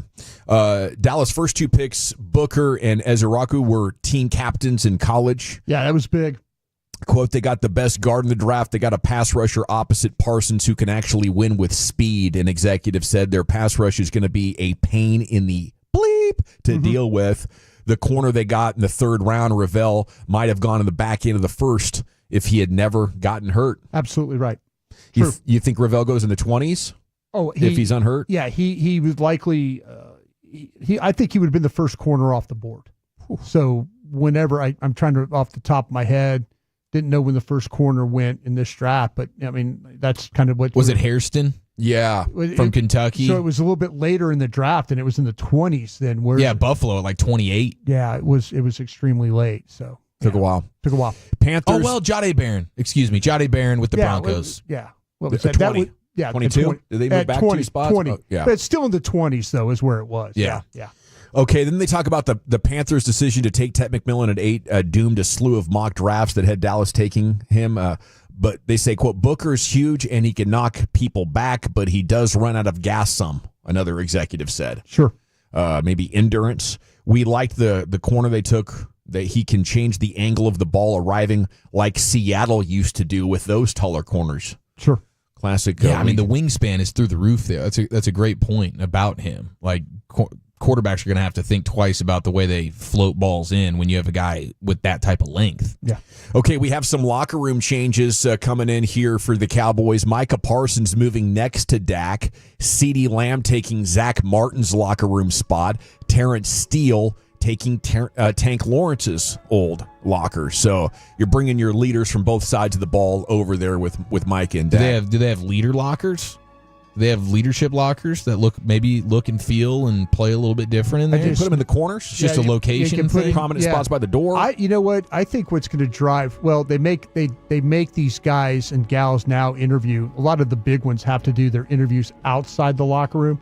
There was a time where if you were next to a player that, like a Dak Prescott, or you were next to a quarterback or running back, receiver, big time player, you had all those media crowding around your locker. That was undesirable. Yeah, you're like, you did not want to be next to some guy who was having to deal with the media. Well, that's going to be a hot spot with Dak and Micah there. That's just going to be they take them outside. They make them interview outside the locker room. So that's kind of a thing that they've done now to try and limit some access to being in the locker room. Man, I'd have been hot as a pro athlete if I came back to my locker after a shower and I had to ask a blogger to step aside so I could get to my clothes. It's just very awkward in those situations. You see it happen all the time? Yeah, it's constant. But yeah, I wonder if Ezra Raku, the team captain, is going to move in as the leader of this offense. I think he and Micah Parsons' relationship is quite interesting coming. It is. If I remember a real quick story, if I could, Marion Barber, we were interviewing, I think it was Tank, interviewing him, and all of a sudden, Marion Barber had aerosol deodorant, and it was in that area. Just completely missed the underarms. He was just spraying it. It's repellent, blogger repellent. In everybody's face. We're standing there, and Marion Barber's got his arms. He just hit the smoke screen on Spy Hunter. It's just going. Everybody's asking questions, and now it's in their eyes. The biggest shock of all this is that the Barbarian used deodorant. Just thought he might have been a au naturel kind of guy. Yeah, I could see that. We have some quotes from Cowboys rookies here. Tyler Booker on already signing his rookie deal. Only took him a week. He said, we are both on the same page. We know this rookie contract, Lord willing, is just the first couple I have coming in front of me. I told my agent, let's get this thing done. I'm ready to go to work. It's always weird when a player holds out into training camp of the rookie deal because the framework is there. Right. You're going to get this amount of money, but there's a couple of things that if you want to negotiate hard, you can. But apparently, Booker and the team on the same page early on, and he's anxious to get to work. Texas A&M Shamar Stewart says he was shocked the Cowboys didn't take him at 12, Brian. Said, I had a great meeting with Jerry. The D-line coach texted me a few days out and said he wanted to get on the phone and talk to my dad. He proceeded to reach out to my dad and tell him how much he loved me. So it was a shock. At the end of the day, it's God's plan. I'm never going to question God's plan. Whatever He's got for me, He's got for me. But didn't go at 12. Yeah, they knew that McMillan was not going to be there, and Booker was their guy the whole time. They knew that they were prepared that they weren't going to have a shot at McMillan, and so they honed in on Booker, and he was there. That's a guy in Shamar Stewart who ended up in Cincinnati, right? Yeah. He's feeling that. He's like, man, I could have been a Cowboy. Now I'm out here in Cincinnati with the Skyline Chili and nothing else. Jamar Chase loves Cincinnati because there's no distractions. Hashtag nothing to do. Yeah, that's a tough interview, because you're probably thinking, holy cow, this is going to come. And you can see on the faces of the family members when a Cowboy family gets drafted into the Cowboys. They're pandemonium. hyped, dude. They are. Yeah, Yes. they're absolutely hyped. And you think that's about to happen? Agents got to be better, though, about warning their guys. Like, hey, So. this happened. These coaches, these GMs, they're schmoozing you the whole time. Oh, yeah. There's stories every year about, this team said they were definitely going to draft me, and then next thing I know, I'm in the second round. And it's no knock on the coaches. He's probably trying to learn more so we can have more ammunition for convincing the rest of the room that this is our guy. There you go. When you go into the room and you're trying to sell a player, like I talked to his dad, man. He's amazing too. Exactly. Yeah. Yeah, I think that could. But I don't know. Maybe as that coach, I'd call back and be like, "Hey, wanted to let you know that it's not going to come together for you. Sorry about that." Todd Archer writing about Brian Schottenheimer's draft strategy. The headline: Schotty's draft focus, adding leaders to Cowboys roster. And it's just more on the whole leadership deal. And Schotty's approach was, I think we've got outstanding football players that just happen to have incredible intangibles in leadership. It goes a long way. He says, some of the best players I've ever been around, LaDainian Tomlinson, Drew Brees, they weren't just great players. They were great people. They were great leaders. My take is just, I hope you don't sacrifice talent at all for that.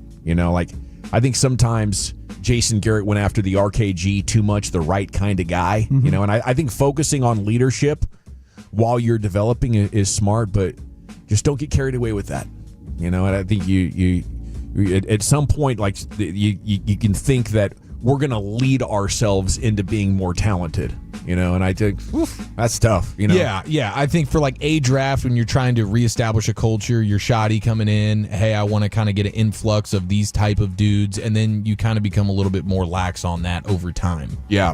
Yeah. Like I need great players who are also leaders. We're not taking any leaders who are just okay players because you can't lead if you're not great. Right? Exactly. You can kind of lead by example and be a great soldier, but nobody's going to admire you enough to follow you unless you're balling.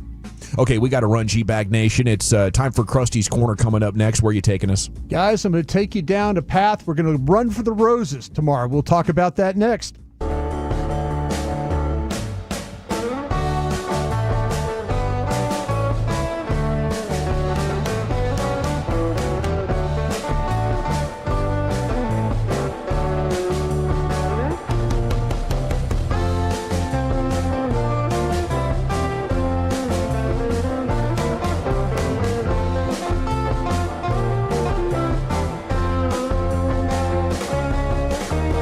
Uber Eats has low fee products. You gotta remember that. They say in order to remember something, you have to forget something else. Okay, now that is a very cute haircut. That's like a little shag. I've never seen it before. Well, I mean, of course you have. It's the Rachel. Oh, is that your name? No, I mean, like, your name. No, I'm Jen. My name's Jen. Right, but I just mean, like, this is your haircut. But that's hair on your head. I'm not saying this is your hair. Okay, freaking me out a little bit.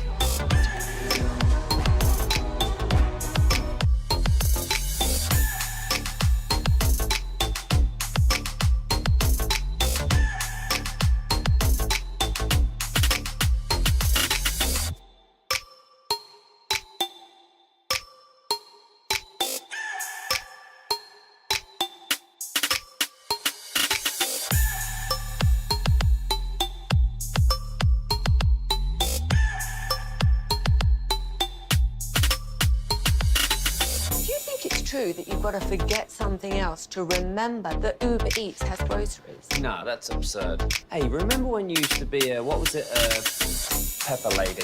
Pepper Lady? Wasn't it Cinnamon Sisters? Hazel Babes. Saffron Squad? Nutmeg Maidens? Paprika? No, Nutmeg Maidens. I just said that. Was it Spice Girls? Doesn't sound right. Was it Saffron Squad?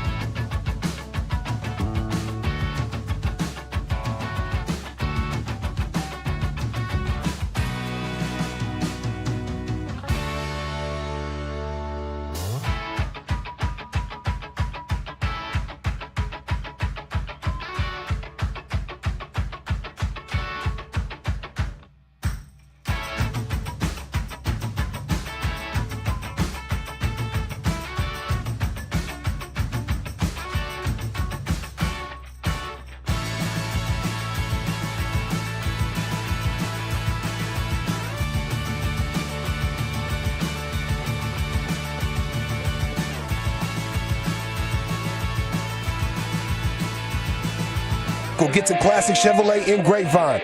Back-to-back #1 Chevy dealership in the world. They've got more new Chevys than anyone, and they're all priced to sell. Silverados, Tahoes, Blazers, Malibus, Equinox, and more. Visit ClassicChevrolet.com.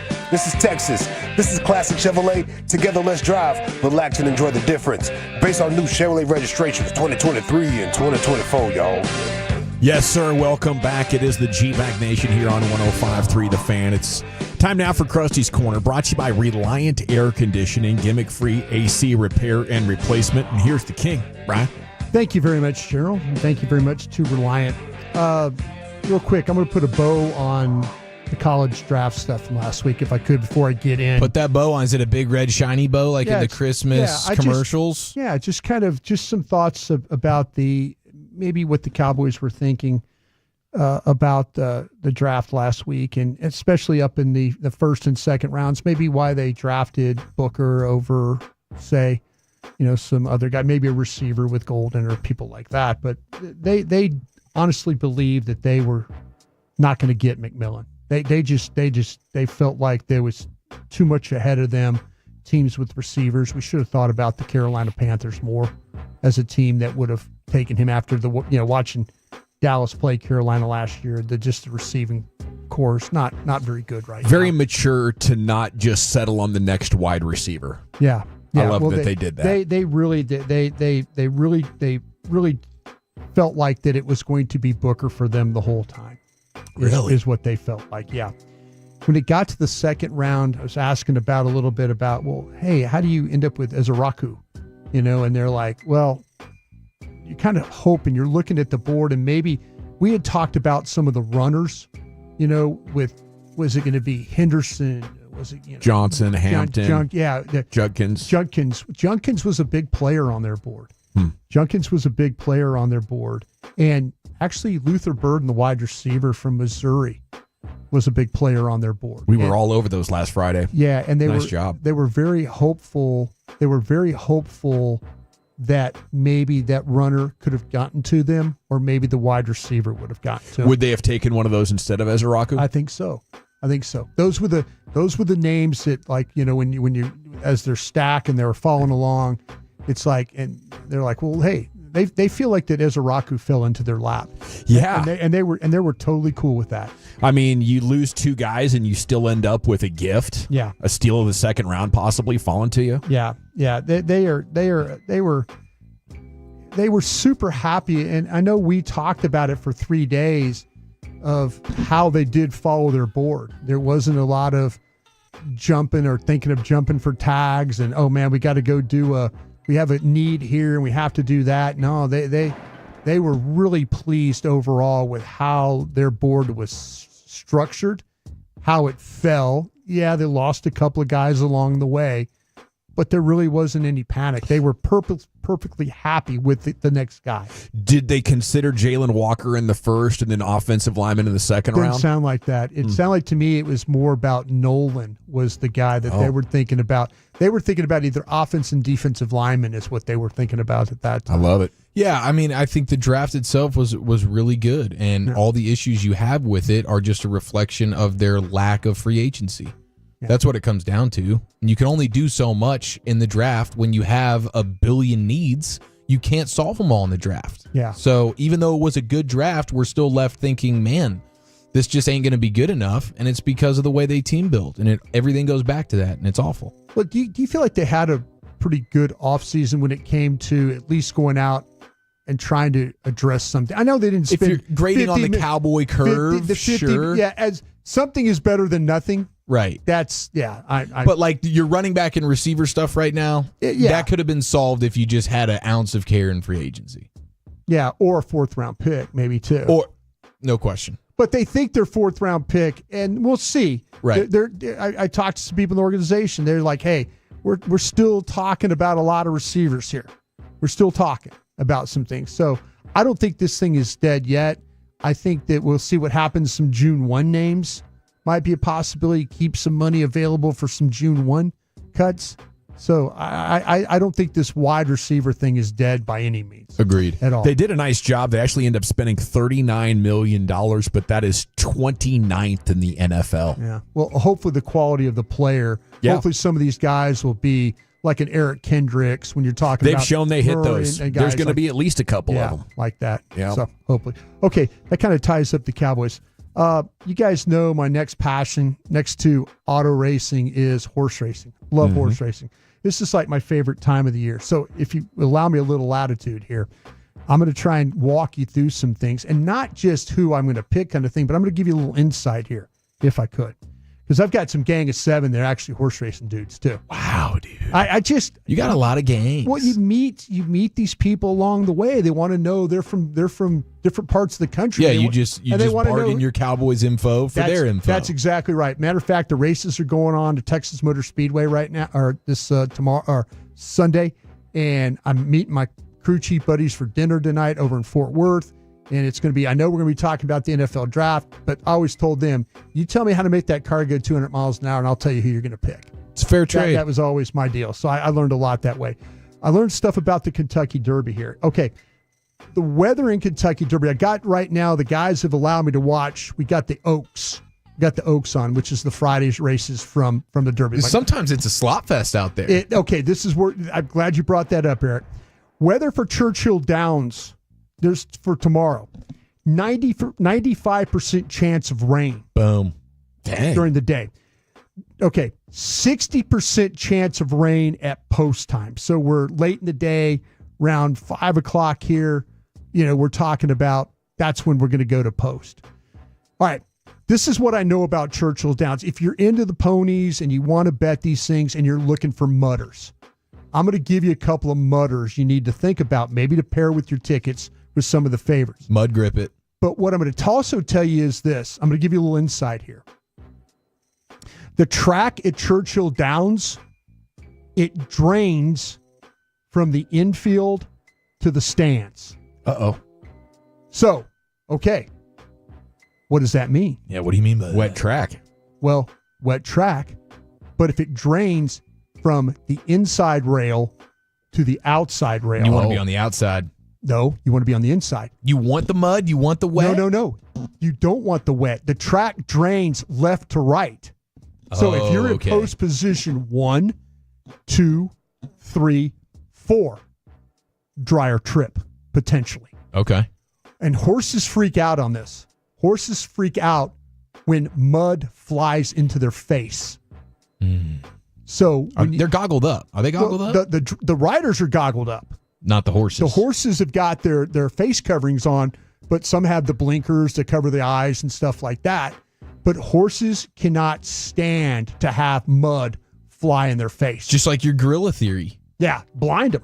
Yeah, they don't like that, so they're going to try and get out of that. Okay, here are the top mudders for this thing. Out of the 7 hole, Luxor Cafe is in the 7. That's a 15-1 horse. This is a Japanese horse, by the way, but it was sired by American Pharaoh, Triple Crown winner. Legend. Yeah. Good DNA. Okay, Japanese horse. Record on wet tracks: 4 starts, 3 wins, 1 second. 15-1, guys. I like that. 15-1. Cha-ching. Okay. Yeah, I saw he won Japan's Fukuryu Stakes. The Fukuryu Stakes. Yeah. There you go. Had to be careful when I said that one. This horse is a stalker, which it could be really an advantage in muddy conditions. Keep an eye on Luxor Cafe coming out of the 7 hole. Okay. 15-1. We got the eye on the cafe. Right. What's a stalker mean? He's right off the leader. He kind of holds, and then bang! Boom. Yeah. So muddy conditions, that favors that type of horse. 4 starts, 3 wins, 1 second. Okay. Coming out of the 16 post. Now, this is a little further. We're talking about potentially sloppy area out there because of the way the track drains. But out of the 16 post at 30-1, Cole Battle. Cole Battle is a horse. Recently won the Jean Lafitte Stakes in its debut race and it's got 2 starts, 2 wins on sloppy tracks. 2 starts, 2 wins. That's a 30-1 horse. 16 spot. That's a little wide. That's a far trip out there. We've never had a winner come out of the 17 spot.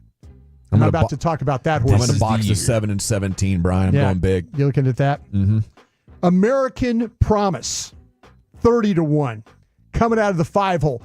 Most Kentucky Derby wins. It's come out of the 5-hole. How about it? Okay. The Marcus Simeon hole. Yeah. American Promise, 30-1. Record on wet tracks, 1 win, 1 8th place finish. Okay, not so good on the second. But the maiden win at Oaklawn Park on a muddy track. D. Wayne Lucas, the Hall of Fame trainer, is the trainer for this horse. So we don't know a lot about these horses that run in this thing, do we? Only that they've won. Yeah, that's the whole idea, whether they win Louisiana. California horses are really, really good in this thing, by the way. For some, when you look at the history of the Derby, California horses tend to do pretty well in there. That's another thing you could kind of look at. The last horse I want to talk about here in the mudders. Now, this horse has no prior starts in mud, but it was sired, and we're talking about journalism. Journalism is a 3-1. It's going to be the favorite. It's in the 8-hole, the 8th spot. No prior starts in wet track, but its pedigree deep on this. It was sired by Curling. Curling is a stallion who often excelled on wet surfaces. So if you're looking for bloodlines of a horse, genetics of a horse, and that's kind of what we do in horse racing. You look at, who's the mom, who's the dad? Is it more important, mom or dad? Like, does dad matter more than mom? I think it's dad is the one that matters the most here. There we go. While journalism lacks experience on muddy tracks, his pedigree suggests he could potentially adapt. Okay, that's it for that. Just another thing to think about here. I got about a minute or so here. Just think about this. 28 of the last 33 Derby winners have had a buyer speed rating over 95. That's how they measure. That's like the 40-yard dash for the horses. Okay. What's your buyer speed? Yeah, what's your buyer speed? Okay. Journalism, who's the favorite, had a speed of 108. Sandman. This is the horse, Sandman, that's in the 17 spot. There's never been a winner of the Derby from the 17th spot. Doesn't sound like the day to do it with all this rain coming in. Yeah. Sandman's got 99 speed. Citizen Bull coming out of the first spot has got a 98. Burnham Square at 96. Eastern Avenue at 96. Publisher at 95. We talked about American Promise at 95. And those are your horses. So how's journalism lose if he's got a 108 running against 96s? 35% of the horses that are favored across American tracks are winners. 35%. 35%. Okay. So when you think about you putting your tickets together, you want to put these favorites with, but pair them with some of these horses that have these 30-1 odds. $5 exacta box. Yeah, just kind of craft your ticket. Put some long shots in there. We had an 80-1 win it here 3 years ago. You just every once in a while, it's kind of fun to do those things. But make sure you're thinking about horses that can run in the slop, because tomorrow it's going to be probably. Where do you make your bets? You go out to Grand Prairie, or I go out to Grand Prairie. Is what I would do. I love that. What's the most you've ever won in a single day betting ponies? Oh, about $3,000. Nice. Yeah, it's a good score right there. I handed Jeff Kavanaugh. Good. Jeff Kavanaugh. That was that day? No, you were on fire that day. I was on fire that day. We were betting races in Australia that day too. Kavanaugh parked the car and I handed him $60. He goes, "What's this for?" I go, "We just won the first race." He goes, "Oh, this is gonna be a great day." It was fun. We had a lot of fun. The Coldies were flowing. Thank Everybody you guys. was Appreciate betting. that. Good luck with your tickets tomorrow. Brian brought us in Krusty's Corner every afternoon, 3:40 here in the G-Bag Nation. It's time for a Friday news dump. Chief, what's in store? We prep our bodies for a legendary sports weekend with a few stats of the day and the Delco Defecator next in the nation.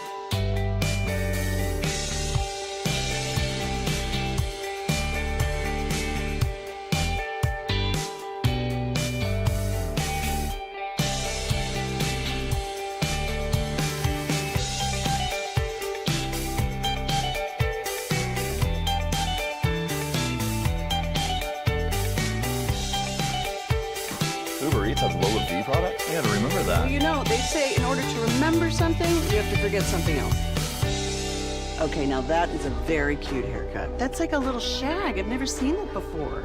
Well, I mean, of course you have. It's the Rachel. Oh, is that your name? No, I mean like your name. No, I'm Jen. My name's Jen. Right, but I just mean like this is your haircut. But that's hair on your head. I'm not saying this is your hair. Okay, freaking me out a little bit.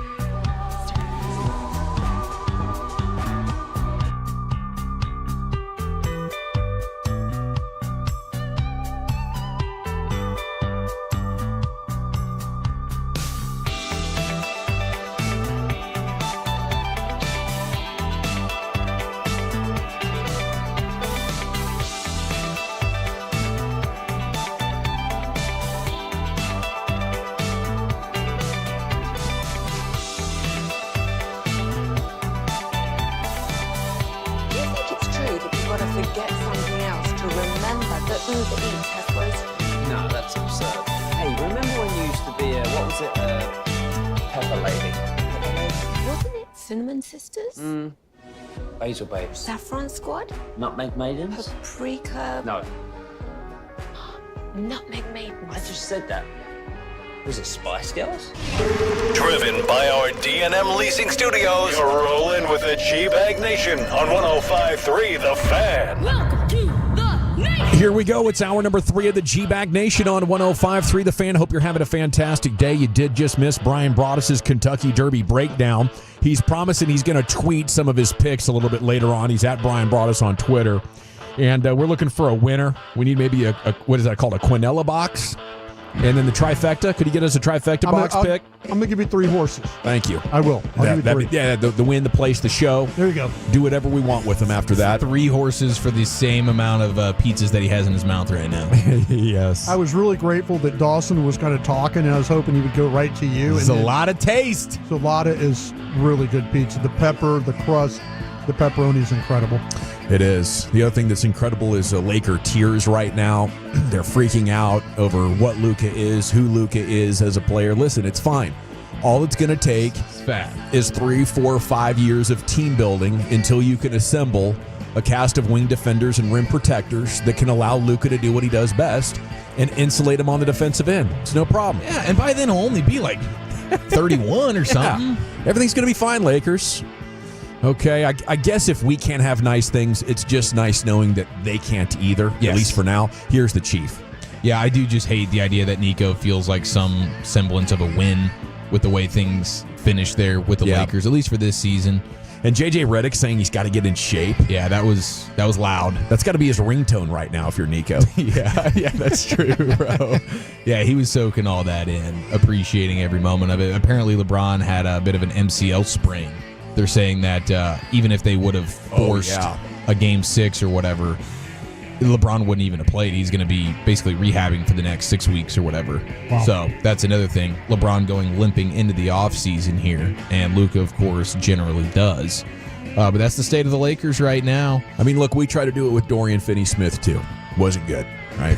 That's a good point. Just go find a trade for P.J. Washington. Bro, they put out Maxi Kleba for the biggest part of their season. It's the first time he'd played in months. Kleba hadn't played in forever. Yeah. JJ Redick, one of the single worst coaching performances in NBA history. Yeah. Year 1 in the books.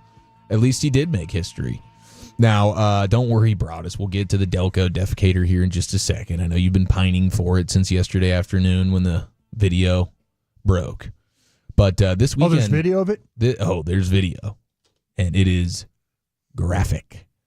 But this weekend, pretty incredible sports schedule. We talked about the Derby. We'll get to the infield here in just a second, because inside the infield at Churchill Downs, especially if we have the downpours that you were laying on us, wow, that's pretty incredible stuff. Looks pretty messy there right now. Derby, you got F1 Miami, Grand Prix, NBA playoff games. We got the Byron Nelson. We got Texas Motor Speedway, Madrid Open Finals, UFC in Des Moines, and a bunch of Game 7s. Best 2 words in sports, all leading into a Cinco de Mayo Monday. I mean, this is going to be debaucherous. It's a great time to be a sports fan. I just saw a Kentucky Derby preview up here, and it was raining, and some gal was in this really fancy, like, gown. Yeah. And it was just pouring all over her. She was, like, soaked. She had the hat? That's what's most synonymous with the Kentucky Derby is all these dresses, these big hats. Everybody's dressed that's the to Millionaire nines. Rose. That's exactly. Yeah. Take me into the general population of the infield. Yes, that's where things get real messy, buck wild. Yeah. And especially when I think it's even better when you do have the downpours and the mud is just ridiculous. Full on debauchery. You have the Porta-John Gauntlet. That's where we start the proceedings, where guys are hammered, getting on top of a line of Porta-Johns and they're running the roofs. Is that Belmont? Do they do that at the Derby too? They got it's Belmont. Heathens. Yeah, That's Belmont, Preakness, Belmont. Yeah, that's the Preakness where you run on top of the things and they throw like full cans of beer at you. Yeah, it's caught on. Like people have loved it so much that it is now you're seeing the Porta-John Gauntlet even at the Derby. Wow. Jeez. That's how much this thing has gone viral, taken the world by storm. And these dudes are just not going to let the Preakness have all the fun. Hammered. They're throwing beers at them, just all sorts of like shoes, chancletas, boom, as they're trying to run and make it to the finish line. So that's part of it. But you also have the beer could cause a concussion. They're Let's be honest. Exactly. Can I wear a helmet? I know. These guys are nuts. Idiots throwing full beers, man. You gotta full beer. I mean, once you're hammered, right? it does sound fun. Drinking them at 20 years old. Sure. Yeah, knowing that if I fall in between these porta potties, I'm going to be okay and definitely not break a leg. Just landed on some mud. Yeah. But look at the screen, bro. Okay, he's talking. Look. I pulled it up. Yeah, look at that. That's some game footage right here. There goes a beer. He's already taken 3 to the dome. Bam. Oh, of course he's wearing a wife beater. Yeah. Bro, it's like 88 beers in the air. I'll tell you what, that's good ability right there. He's got lean, kill shot. The lean got he almost went over the fence. Oh, he's got to go down. Yeah, get down. He did not make it. Yeah. Dude, he was like that was a long roll of them too. He was 2 Porta-John roofs away from getting to the finish line. See, these guys are smart. You let the first guy go through, and a lot of the cracked beers have been thrown. Now, wait, you got a guy in front of you. Threw a whole box. You got a guy in front of you here though. If he's slowing down, push him. Yeah. Oh no! Wow. You got to go. Wow, that's very impressive. They're falling from 7 feet at that age and just landing while hammered. He made it. That guy made it. He can tell about it. He can tell his kids. Very few get to the finish line on the Porta-John Gauntlet there in the infield, but you also have, they're doing like mud wrestling. They're doing mud Oklahoma mud drills. Oklahoma drills. Yeah. We see that. We think about spring break with that, but get that thing in the mud and get going. Then they do like the human bowling, where they set up. Slide them in mud? Yeah. You get running. Your body is the bowling ball. Yeah. And you just go mudslide into, I guess, a bunch of beers that they have stacked up. Sounds amazing. That's the type of ridiculousness that is taking place in the infield while Tom Brady and all these other bigwigs are just rubbing elbows in the nicest outfits you've ever seen. Your bougie teammate here. I'd love that. Would absolutely have his bow tie on, and I'm going nowhere near the mud deal. I'll drag you jousting. in the mud with me. No, I'm not After doing 18 beers, I think we could talk Mardi Gras Brian into it. I don't know about Flutie Tootie Broadus. Yeah. But how do you get traction to run along the mud for the human bowling would be my first question. Are we bringing cleats to this in preparation? Are we going downhill? A little bit downhill and maybe some slip and slide kind of elements. With the grass and mud, and you're going, you right before you get there, you're sliding right into the pins or whatever they stack as pins, I'm sure. Reminds me of growing up playing soccer in the Pacific Northwest where it rained like 200 days a year. How about that car ride home though? Normal. How about that car ride home with everybody's just drunker than all get out, but you're all muddy and just concussed. You have scrapes and you're bleeding from your elbows. We're probably hitting the public showers, aren't we? Or we're getting hosed down or something, hopefully. I wonder, otherwise, you're right in the back of the truck. I never have noticed this because I've done this at NASCAR, like at the Texas Motor Speedway. I spent 4 days in the infield and never left. So, but we had a bus and we had shower and stuff like that, but I've never known because the Kentucky Derby is a 1-day sporting event, so I don't think they would have camping ability in there. I don't know.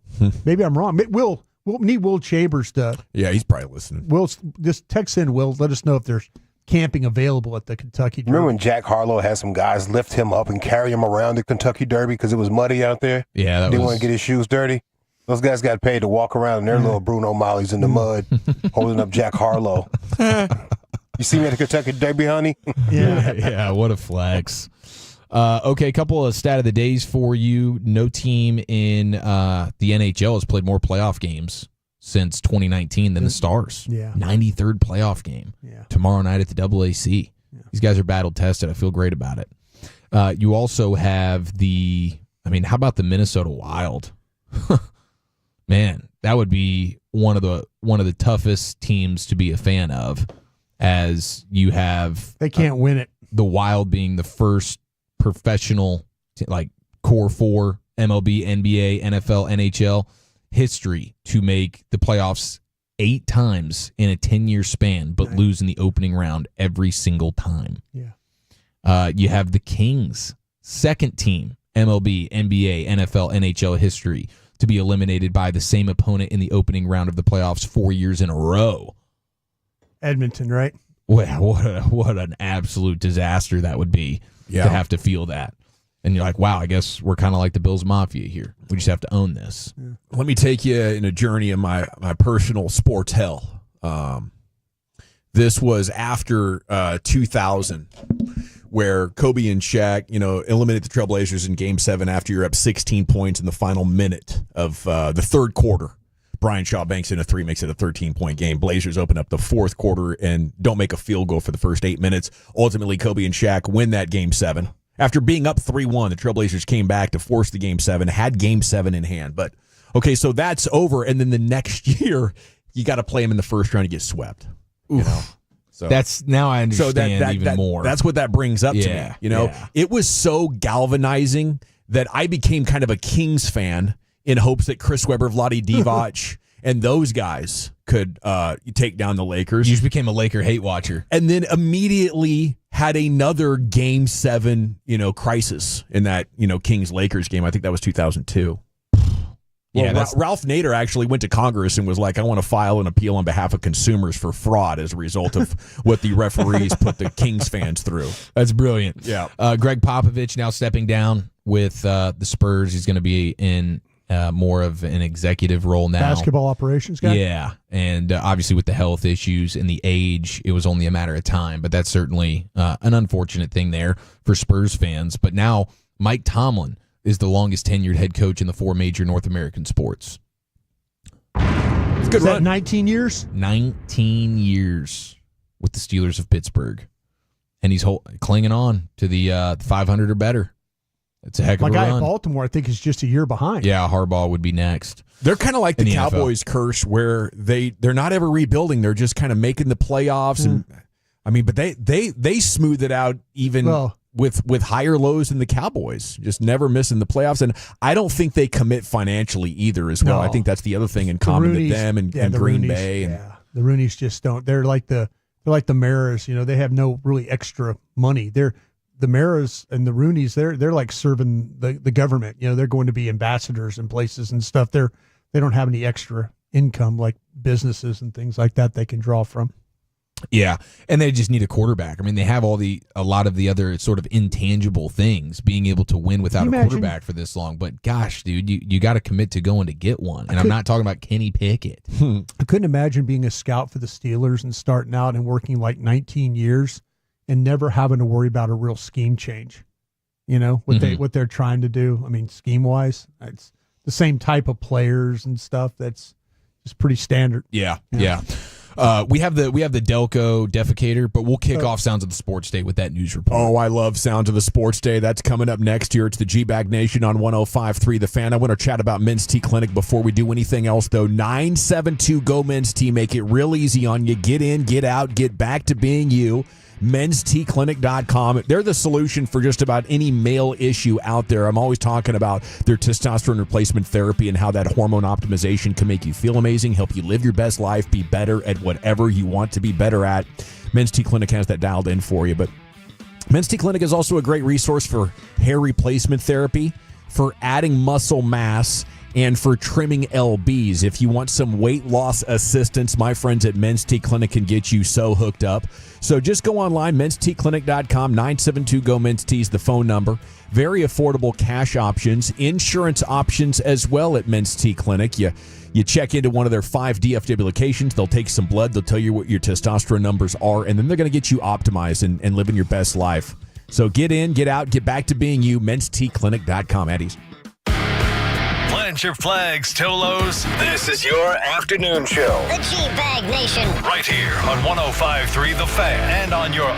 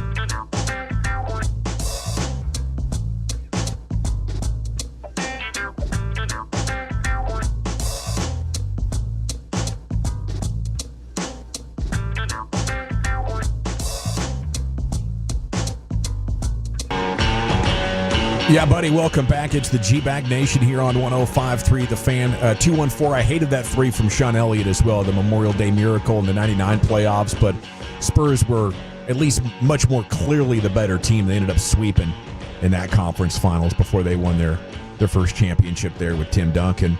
It's time now for your Sounds of the Sports Day. Segment's brought to you by the Frankels. If you've been injured in a car truck wreck, call the Frankels first, 214 or 817-333-3333. There's never an out-of-pocket cost. They only get paid when you win. Franklin Frankel, the go-to car and truck wreck attorneys in Dallas. And Jared Sandler's coming up here in about 20 minutes. We'll preview Rangers-Mariners, a huge series in the AL West. Just 1 month into the season. Here's the Chief. How about that? Blaine Krim said his parents drove 14 hours from Destin, Florida to be here tonight because they couldn't find a flight as he's getting the call up to the big leagues. Oh, no. Mom and dad driving 14 hours from Destin. Feats of strength. To make sure they're in the building. Yes. That is fantastic. What a great story. Cannot wait to watch 3 him. home runs. It'd be nice. I'm looking at 4 for 4. Yeah, all please. Jimmy Jacks. Please. Okay, so obviously Sounds of the Sports Day here. We got some good stuff for you, but I do want to pick up from the news dump, and this was really the biggest story in the dump. We just didn't get a chance to get to it. Sorry for burying the lead there, but here we are, Broadus. You've been waiting for it. Delco woman seen defecating on another car in road rage fit. This is in Filthy, of course. She just decided to, out of anger, drop her lunch off right there on the hood of what was like a 2011 Beamer. So let's go ahead and take it away. Fox 29 Filthy. Well, talk about a crappy situation in Delco. By now you've seen the video. It's splattered everywhere. The video, that is. Police charging the woman, they say, defecated on another driver's car. It's always awkward when news anchors have to say the word defecating, but here we are tonight. This is the 10 o'clock news. I'm Jason Martinez. I'm Dawn Timoney. Police say it all started with a case of road rage that quickly escalated into a shocking scene. Our Chris O'Connell is live for us tonight in Prospect Park. And Chris, the strange case has a lot of people asking a simple question. Why? A strange case, to say the least, guys. In fact, so strange, many people thought this story was fake. But according to Prospect Park police, the Delco pooper is all too real, and she's under arrest tonight. Can you tell us what happened? The lady chased me. She chased me and I asked her that's what's happening. That is 44-year-old Christina Solometto being put into a Prospect Park police car. But you may know her by this, now viral video. Police say the Ridley Park mother is the woman seen getting out of her car and, yes, defecating on the hood of the car of another woman. She's seen getting right back into her black Nissan we saw parked outside of her home tonight. They were both headed in the same direction. They both lived not far from one another. And the woman in the dark colored car thought the woman was following her, which was actually just going home. So this lady must have some, beyond, like, the mental illness here is through the roof. I think so. She's fit for a straitjacket. Yeah. She's driving home, and she feels like this lady is tailing her and following her. Might be paranoid a little bit. She says she has a condition. Yeah. But because everybody was asking, how'd you make it just come out on command like that? And it shot out like snot. You see it? Yeah. Oh, I saw it. She's like, she has a condition. Because some reporter said, what did you eat today? Pat's cheesesteak, yeah. Oh, my gosh. This is one of the most graphic and ridiculous stories and videos that you could ever see. I mean, you'd have to be mentally ill to be comfortable doing that and then not wiping and just sitting down in a driver's seat and driving home. It was pretty impressive. Nuclear case of swamp ass waiting for you. The fluidity in which she just stormed out of her vehicle, went there, pulled the skirt up, let it fly, and then skirt back up, walk right to the car. That was definitely not her first time. She acted like she had been there before. Yes. Yeah, and I would say an impressive amount of, RPM, horsepower. I don't know quite exit the right velo. word. Exit velo. And clearly getting her fiber. It is healthy diet. Truly. I wonder if she's married. Like, how could you? Yeah, that's like a mom. Like, she's 44 years old, dude. Yeah, what if your bros are like, hey, saw the missus? Oh, jeez. Is or that hey, I divorce? Saw your mom when you get on the school bus the next morning? Are you kidding me, dude? Yeah. You don't come back from this. No. This is as jarring a story as you'll ever find. The fact that it came straight from Filthy makes all the sense in the world. And Godspeed to She talked to the reporters on the way to jail. You want to hear it? Oh, yeah. Yeah, hold on. Can you tell us what happened? The lady chased me. She chased me and I asked her that's what's happening. What did you eat that day? Chase you? I have a sickness. Yeah. You said she chased you? Yeah. She chased me. And I got out and begged her to stop. Better to do. Listen to her side of the story. That's mom? Oh, she lives with her mom. She said, what did you eat that day, bro? Listen to her side of the story. That's hard-hitting questions, bro. Because we want to know why I shot out like that, lady. Yeah. But also, cue. The sickness can only describe the nature of the two that she presented, but it doesn't describe like why you got out of the car and felt the need to drop that on the hood of a vehicle, one of your neighbor's vehicles. Clearly, you got food poisoning, but what's going on with everything else? Yeah, you have some gut health issues, clearly. I mean, does she have road rage sickness, possibly? I thought that might be. You're so pissed off you get bubble guts. What a terrible combo. You won't like me when I'm angry. Squirt. Hulk splash, baby. Okay, here we go. Sounds of the sports day. How about this from Boston Globe's, what is his name again? Greg Bedard? Oh. This guy's credible. Bob Ryan. No, this is not Bob Ryan and his teeth. This is Greg Bedard. And he's talking about Joe Milton. Yes, Broadus. No, real quick. I'm looking out the window. If you're traveling north on 75, you're in a world of trouble. Yeah, just get if you're coming from downtown and you hear it, you're going through downtown and you're thinking about taking 75 north, don't do it. I mean, they've got that whole thing basically shut down with a fire truck blocking 3 lanes. I mean, get a record and get that 4Runner out of here. That thing has been there for a while. 18-wheeler's gone now. Yeah, but they're having some problems. But if you're coming, just an announcement looking out the window here real quick, you're coming north on 75 right before the Fitzhugh exit in there. Just don't go somewhere else. Go around. We'll drown in this traffic. Yeah. Okay, sorry about that, Eric. No, that was Greg Bedard. What's the guy? That was educational. Was this Thank the you guy for that was traffic doing report. the videos about the Cowboys were going to trade Micah? No. Okay, different guy. Yeah, this is. I think this is a different guy. This is Or we're credible. going to trade Dak. Yeah. we're This is gonna not trade Bruce Dak. Drennan Oh, from Bruce Ohio. Drennan. Okay. This is a credible journalist from the Boston Globe talking about Joe Milton, and we have to ask ourselves now, your new Cowboys backup quarterback, are we Milt in or Milt out after hearing this? Joe Milton was, and this is like direct quotes from somebody in the organization, not a good dude. Knowing your role, playing your role, being part of a harmonious quarterback room, that was going to be an issue. And it wasn't about Drake May. It was just about the room.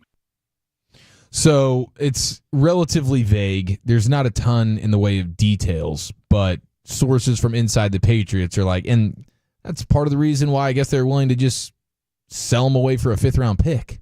Yes, I think it's one of the toughest things, I think, in the NFL is how do I become the humble backup?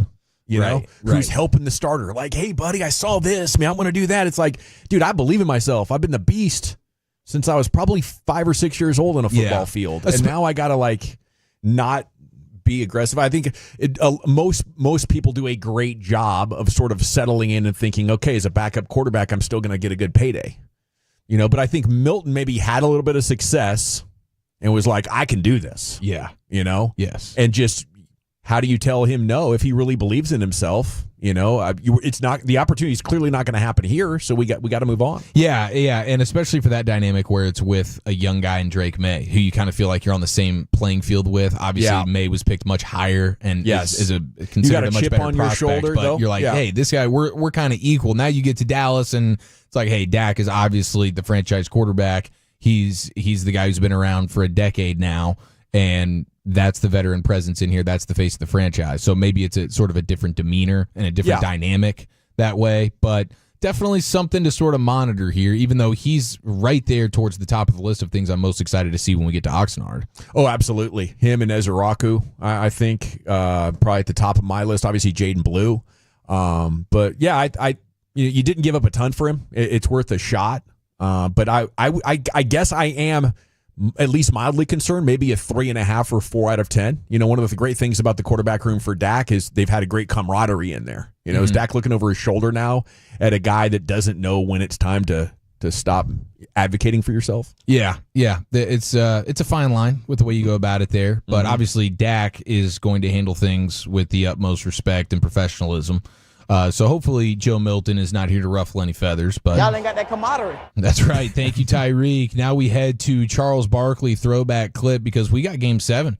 And Game 7 is what? DeBoer time? Yeah.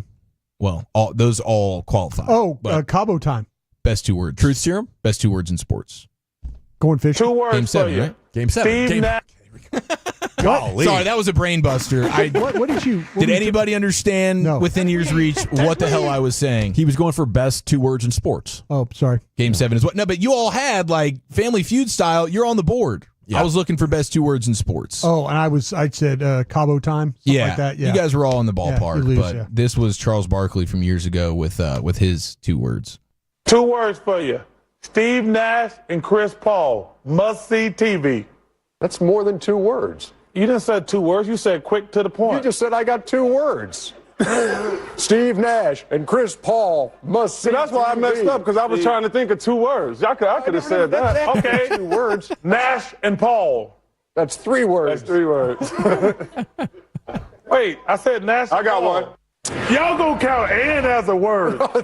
Suddenly, and is not a word. Charles Barkley, man, he's been incredible from day one. That's a big-time throwback clip right there, but it still stands the test of time. Now, last night we had, how about Jalen Brunson, dude? Jalen Brunson with a savage bucket. Playing an through incredible injury. game. Yeah. 40. Game-winning 3. What else do you want from me? It was so good that Jay Williams was on First Take today claiming that Jalen Brunson is the best player to ever wear a Knicks uniform, which is really, really stretching it there. It's a damn good take in the sense that it is extremely knee-jerk. But here was Mike Breen. Dave DeBusschere, Bill How Bradley, many bangs do you Willis think this Reed, called for? Walt Frazier. I would say 2. Double bang. Yeah. That's standard. Brunson holding. Knicks trying to wait till the end. Brunson puts up a 3. Bang! Bang! Jalen Brunson hits the 3 with 4.3 remaining. And the Pistons call timeout. You know, it's not difficult to imagine, but you got Patrick Ewing, you know. Patrick Ewing and I was going through guys in the 70s when they actually won a championship with. I started going with Walt Frazier, Willis Reed, Bernard King, Dave DeBusschere, Bill Bradley. They've had they haven't had a GOAT candidate or anything close to it, but they have had some really good players. Yeah. Here is John Kruk with the final clip in Sounds of the Sports Day. He obviously on the broadcast last night, Philadelphia, and he tells a story about almost being arrested. Did I ever tell you I almost got arrested in Oregon? Doesn't surprise me, but no, you never told me. Doesn't surprise me. Last 10 games for Kepler, 11 hits, 2 home runs.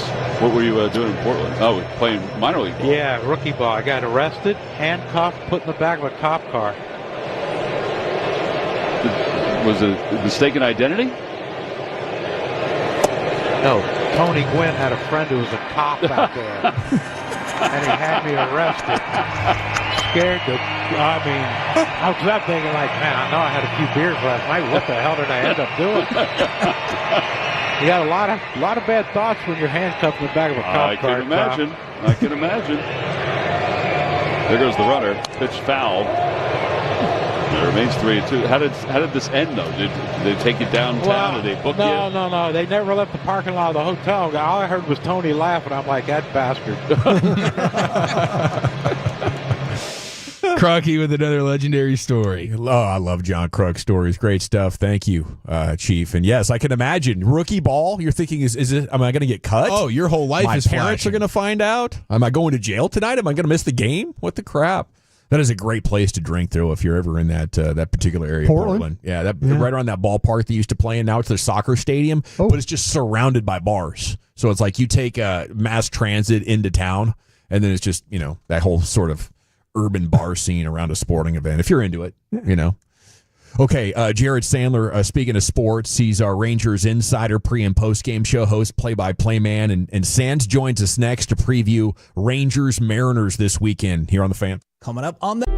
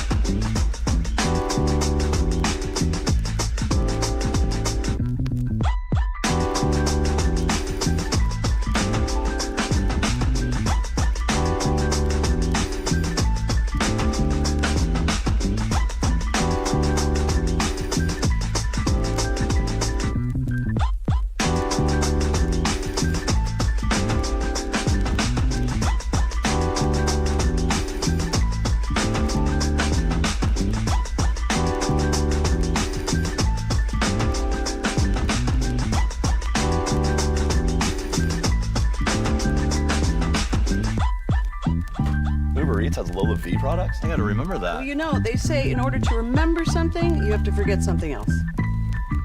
Okay, now that is a very cute haircut. That's like a little shag. I've never seen it before. Well, I mean, of course you have. It's the Rachel. Oh, is that your name? No, I mean like your name. No, I'm Jen. My name's Jen. Right, but I just mean like this is your haircut, but that's hair on your head. I'm not saying this is your hair. Okay.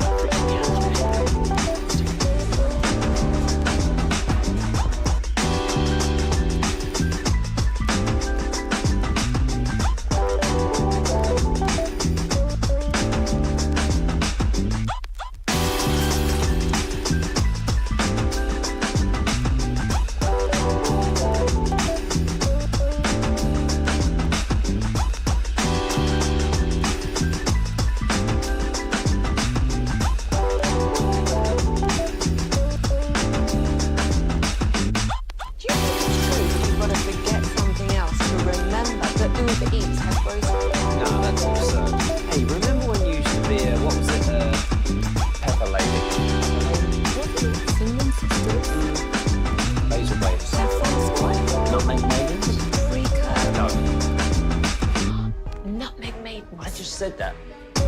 Is it Spice Girls? Doesn't sound right. Was it Saffron Squad?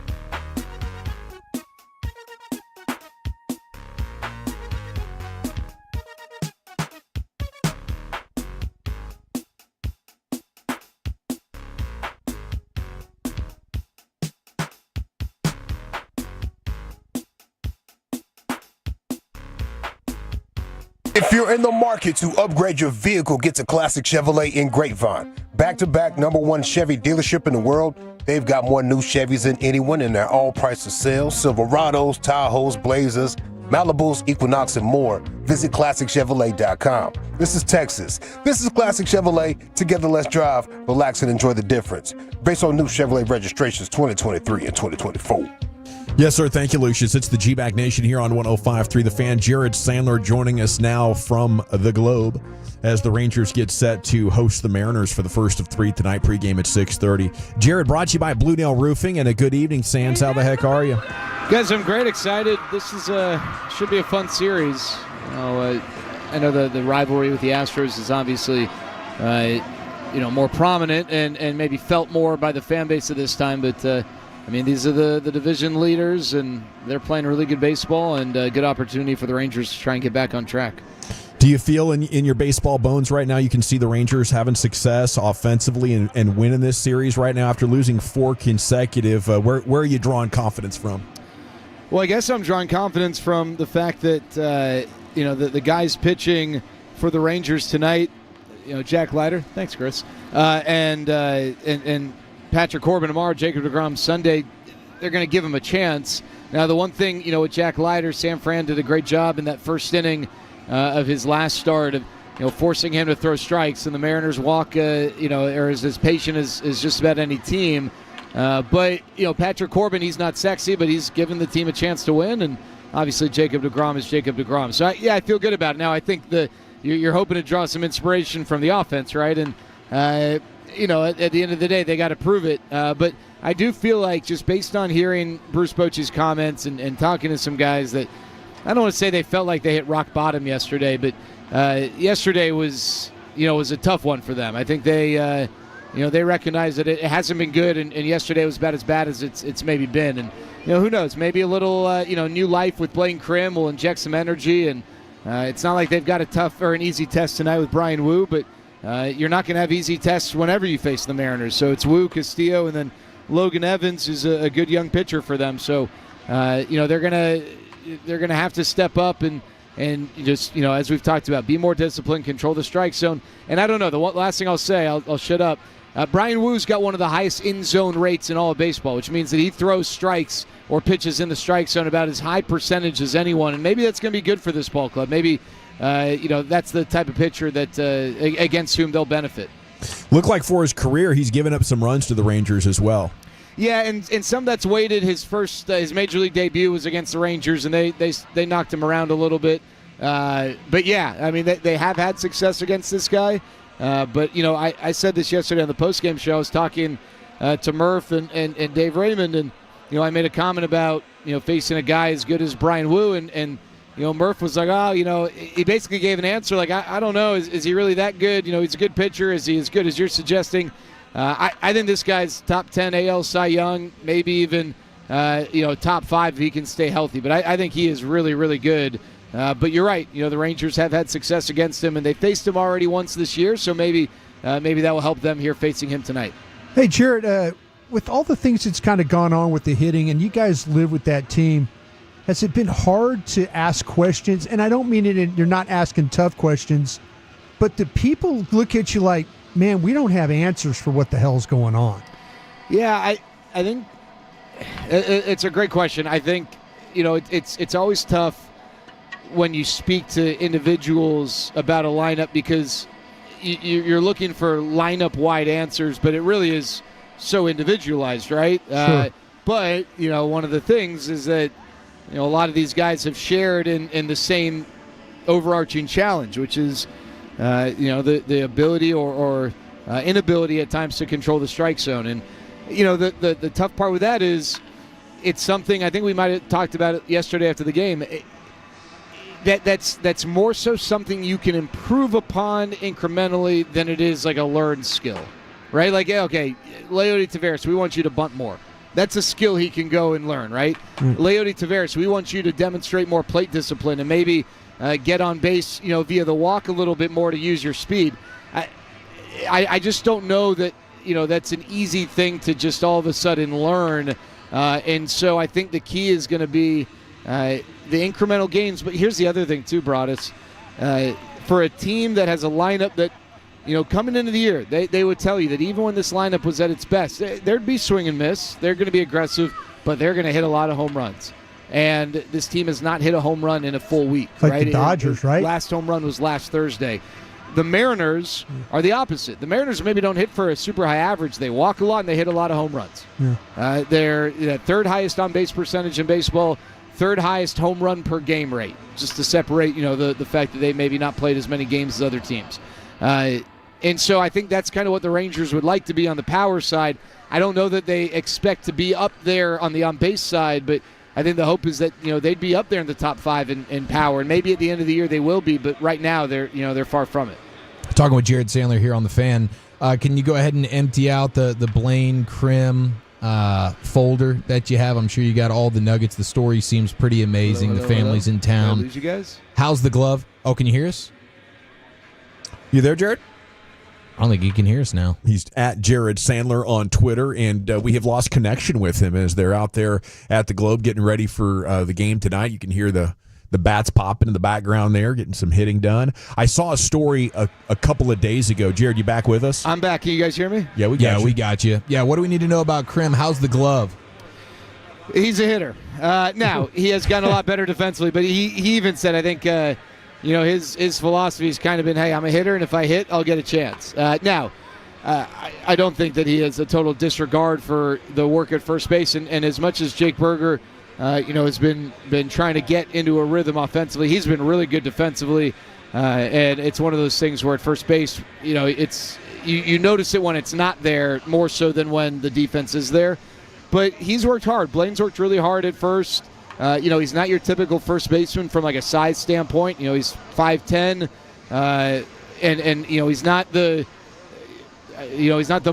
most agile necessarily. He's not a guy that's going to steal 20 bases per se, but he is athletic, and I think that athleticism has allowed him to grow as a first baseman.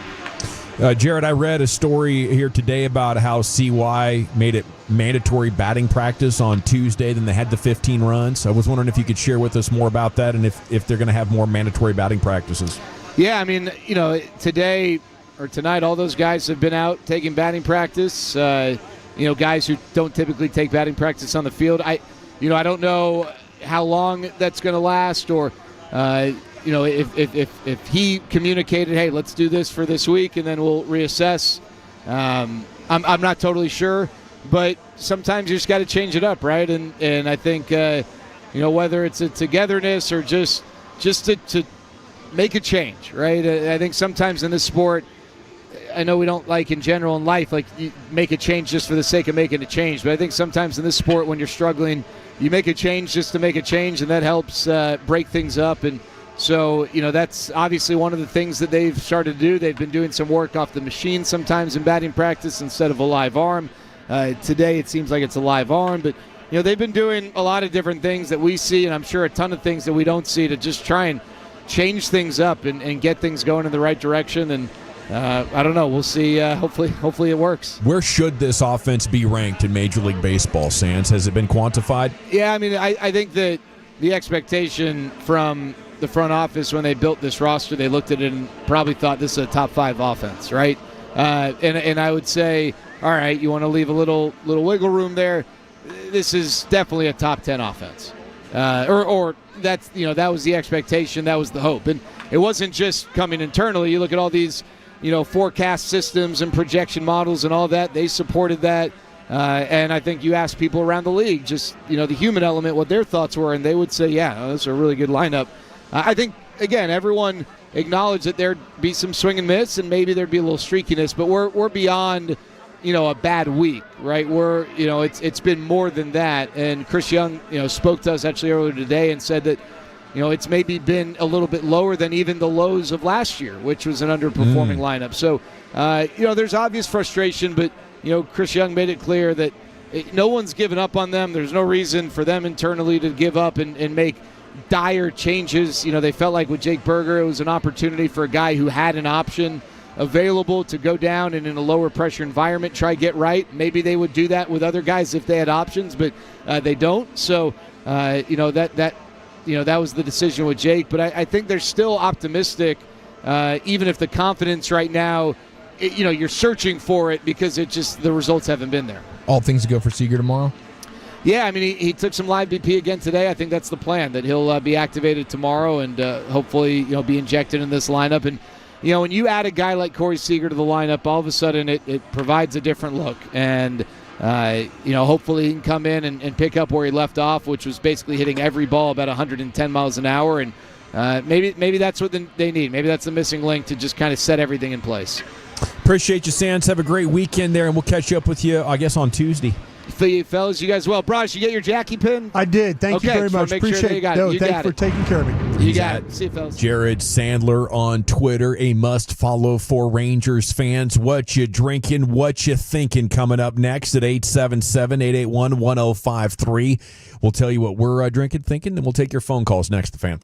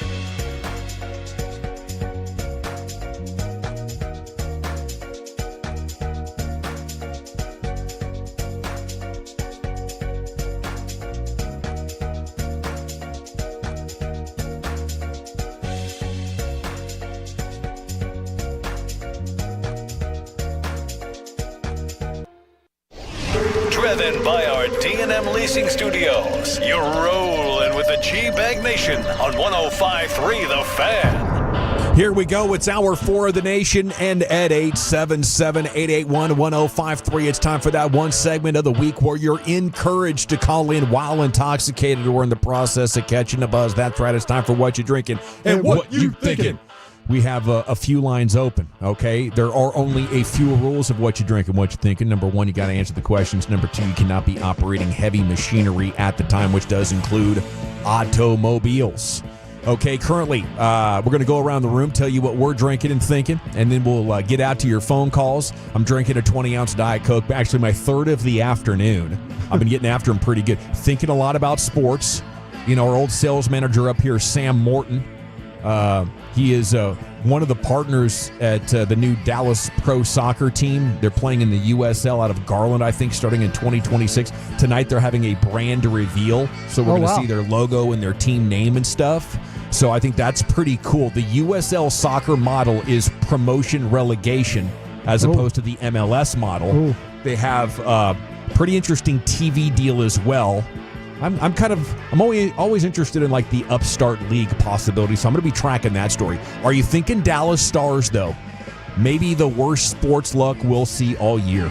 That was even worse than giving up those 3 goals in 1 minute to Vancouver about a month or so ago. Oh, jeez. It was just... I don't know if it get worse than that. But 3 with the chance to eliminate the Avs. 3 goals that likely should not have gone in. But, hey, you know, these things happen. You got the benefit in Game 5. You were on the other side of it in Game 6. Was that your best opportunity to win the series? I sure as hell don't think so. Kennedy Landry posted some Rangers offensive rankings at the conclusion of the A series. This is rock bottom. Barreled balls, they're 29th. Runs per game, 29th. On base percentage, 28th.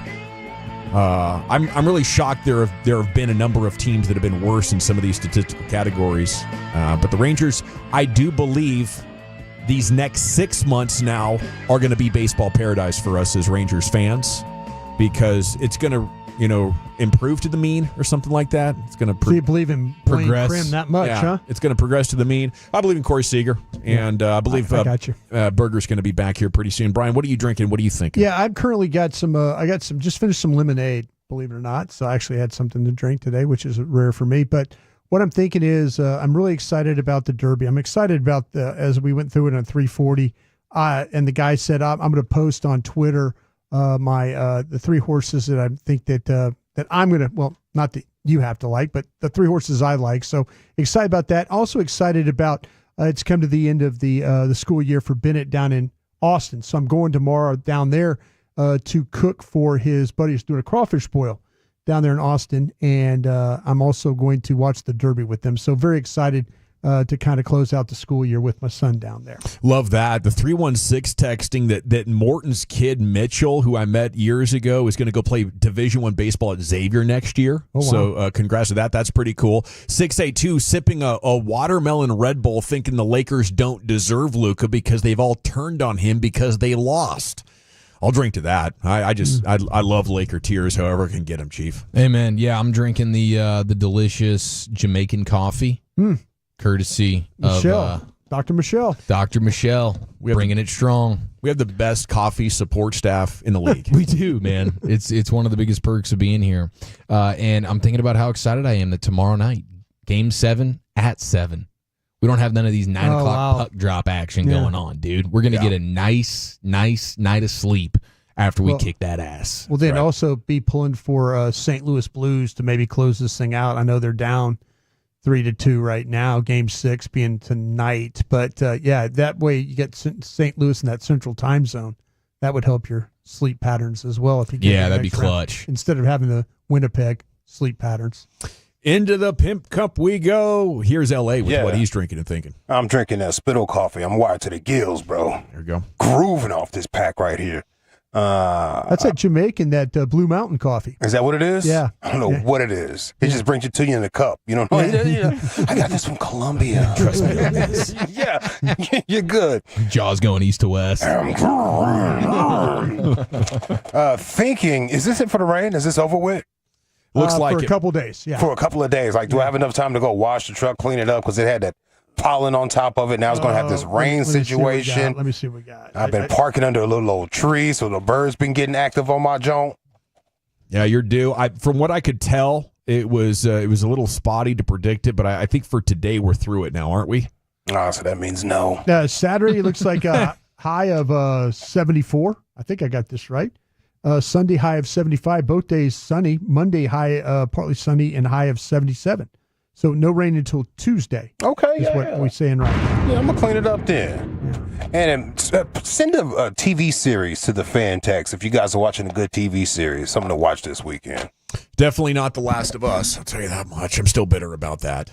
We got season 2, episode 3 coming on Sunday, and it's a truth serum episode. Right? Is that right? I might change my tune by next week, Lucius, but right now I would say just watch season 1. That's what I would do. You're in a third and long situation. We're done with it, right? Thank you very much. And play the video game. Let's go to line 1 here at 877-881-1053. It's Rodeo Ron in the G-Bag Nation. What you drinking? What you thinking, buddy? I'm drinking some mighty fine H2O today. There you go, sir. Trying to clear up a major case of cotton mouth. And what I'm thinking is I got a question for y'all.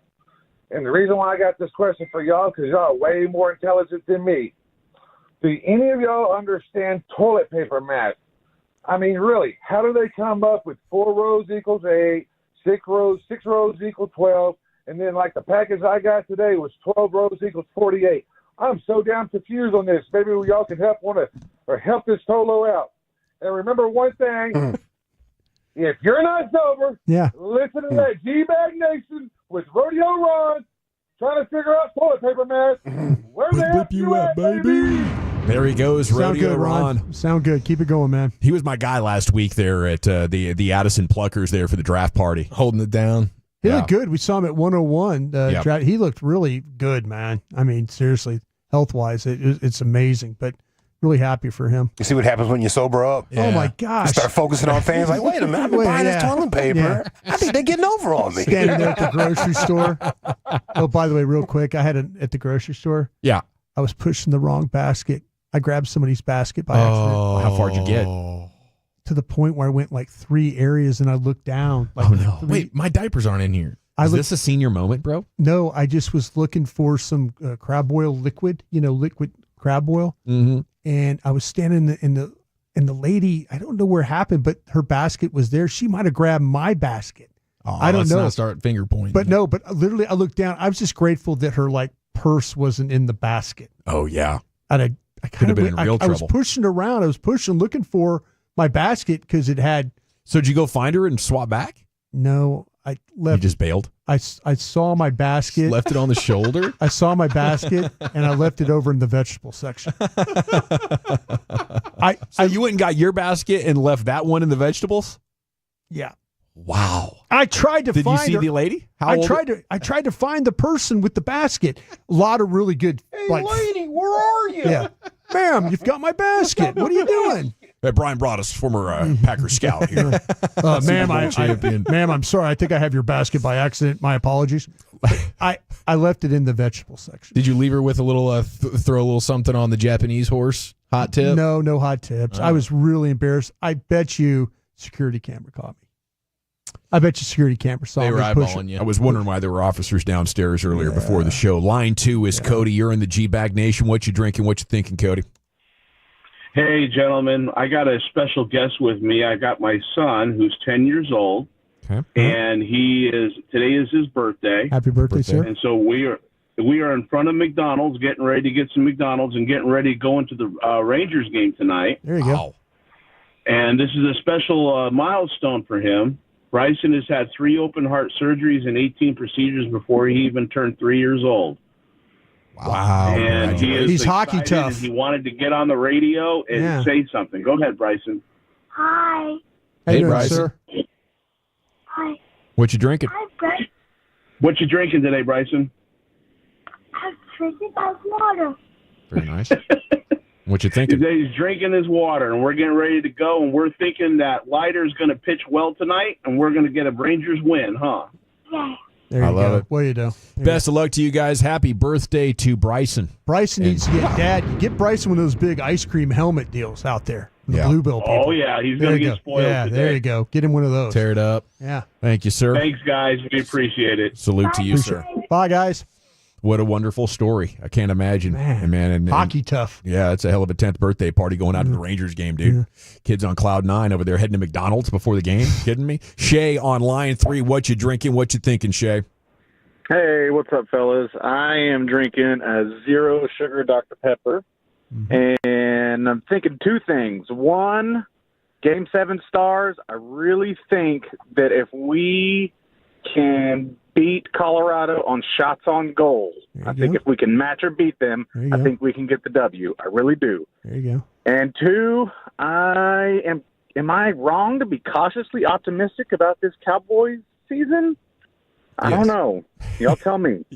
Appreciate the call, Shay. I share your optimism about the Dallas Stars, and I think that's a good strategy. You have the better goaltender, so maybe they can shoot a few more. Yeah. The Cowboys, I mean, you just the injuries, and the youngsters that are unreliable. I think the most I could see would be 10-7. I think somewhere between 7 and 10 wins is my range right now. You're a tough division. Tough schedule. Tough schedule, yeah. But everybody in the division has to play the schedule. But, man, yeah, you've got a couple of games that maybe you can navigate there. But I think Dawson's right about 10-7. Chris in Arlington, you're in the G-Bag Nation. What you drinking? What you thinking, Chris? Hey, what's going on? I am drinking some pre-workout, pulling into the gym. And what I'm thinking is I am very happy that the Lakers are out. I can't stand LeBron. But my heart hurts. I miss Luka. I'm a huge MFFL season ticket holder, and I'm thinking about where we were a year ago, and I'm never going to get over it, man. I hear you, Chris. Appreciate that. Go crush that workout. That's a good way to go into a weekend. You head out to the bars on Friday after lifting weights for a couple of hours on Friday evening. Yeah, you earned that. You just feel amazing. Yeah. The confidence is just coming out of your pores. Jay online. And the gym is pretty empty too, by the way, on a Friday. Yeah, it's pretty good. Friday afternoon, Friday evening, you're pretty good, man. Nice, live it up. Not like a Monday or Tuesday. I am happy the Lakers are out. I've never had any LeBron angst. I thought some of his antics were weird and annoying, but he never really hurt me as a sports fan. The Mavs, ultimately you get over on them in 2011. Right. You know? And then the championship in 2020, it wasn't part of a Lakers reign of terror. By the time Magic Johnson and Kareem were done with you, everybody hated the Lakers. Same with Kobe and Shaq. If you didn't love them, you hated them. Yeah. I just don't think they've had enough success either there in Miami or Cleveland. But I get it. LeBron's polarizing. Jay's on line 5. What you drinking? What you thinking, Jay? I'm sipping on some seltzers because it's easy on my stomach. But I got two things real quick. The guy that called earlier about the Cowboys being optimistic. Cowboys are just like politicians. They'll let you down every time. And then number two is I'm kind of starting to feel like we got a Luka curse because of Nico with our teams in here in the Metroplex. I'll leave y'all with that. Thanks for the call, Jay. Yeah, fair consideration. Hopefully the Stars go ahead and break whatever theoretical curse is out there tomorrow night. It definitely is felt cursed. It's just too small of a sample size at this point. Yeah. We're about 10 weeks in. My man says seltzers. I remember drinking those seltzers by the pool and eating like a mustardy hot dog, a mustardy hot link or something like that together. I had indigestion for a week, bro. Oh, I can imagine. Yeah. It was worth it. It's just rough on your stomach, huh? Yes. And he was saying it was easy on his. It worked out for him, I wonder what he's drinking otherwise. Yeah. For these streets. It's a good time for heartburn, though. Have you seen what Tums has been doing? Tums? They got these more Skittle-like chewable Tums than the old chalky ones. They're not bad. More candy-like? They're close to a candy now. Okay? I hate time they heartburn leveled myself. up. Yeah, but Tums usually clears it out How for often me. do you get heartburn? I can go months, but if I'm eating poorly like I have been the last couple of days, then I would say a couple times a week. I have to admit, I don't think I've ever had heartburn. I just don't know it then. I just never Like acid reflux. I never or any of that? no, I never have felt where I've had to have Tums or anything like that. No headaches, no heartburns. No. You got a good gastro system. I don't know what you don't get headaches either. I gotta study you, bro. Even after drinking. Mm-mm. Because what I would do is because I never drink I don't drink Cokes like you do. Like I never like rum and Cokes and stuff so the sugar is what gave me headaches. So I never did. I was always drinking Scotch with water or with beer, stuff like that. But no, I don't Got your hangover cure? Just drink scotch? Well, I never get hungover. It's all about the mixer, though. The mixer makes a huge difference, I dude. do. Like I said, I never drank any like carbonated drink with the booze, and like because there was the sugar. The sugar's what made me feel bad. So but I've never. I don't think because you talk about these Tums. I'm like, I'm 61 years old. I've never had a Tums. Wow. So I wouldn't know. I don't. You're in the 1%, bro. You're gonna live to 110. Maybe not. I'll be giving takes into a microphone for the rest of time. Ryan's on line 6 here. God, what you how drinking? awful would that be? Let's get through a couple more here. Then we got Eric Nadell here coming up in about 6 minutes. Ryan, you're in the nation. What you drinking? I'm drinking some water right now, but y'all know I'll be drinking when I get home. I love it. Mountain Dew and JD. JD, Thinking? Oh yeah, and I'm thinking that I love having daughters who, at least one daughter who is a nerd like me. This weekend, I took her to go see Star Wars: Revenge of the Sith in theaters. She's only 3 years old, but she loved it. It was adorable. She had a Darth Vader mask on and everything. Nice. And I just can't wait for her to get older, and I'm going to teach her everything about nerd culture. There you go, Ryan. Enjoy the weekend. Enjoy your nerd culture, sir. And I tell you what, 3 years old is peak, right? If I could stop my kid from aging ever again out of 3 or 4, I think I'd keep her right there, Can they can go to the bathroom by themselves and do everything by themselves? Yeah. Okay. Yeah. I can't remember. It's been a while. Fairly. I mean, even some 2-year-olds can get totally potty trained and everything. Line 7, Polo, you're in the G-Bag Nation. What you drinking? What you thinking? What's going on, fellas? I ain't drinking or thinking nothing right now. I just bought some live. About. Can you hear me? No. Yeah, we got you now. Now we do. I said I'm buying some lottery tickets. I ain't drinking nothing right now. There you go. What I'm thinking is, okay, we went and got Marcus Simeon and Corey Seager. These big old money contracts, and they really not producing. Everybody said Corey Seager's the best player in the Metroplex and through sports and all this, but I just don't swing it. I just don't see it because every time the dude swing at a ball, he's trying to hit a home run versus just trying to get a regular hit like all the other dummies and like Adolis Garcia dumb butt because it's just sorry. It's just sad that y'all so strong and powerful and y'all can't even hit a single or a double. That's why y'all gonna mess y'all backs up. Y'all gonna be on IR all the time. Appreciate you, Polo.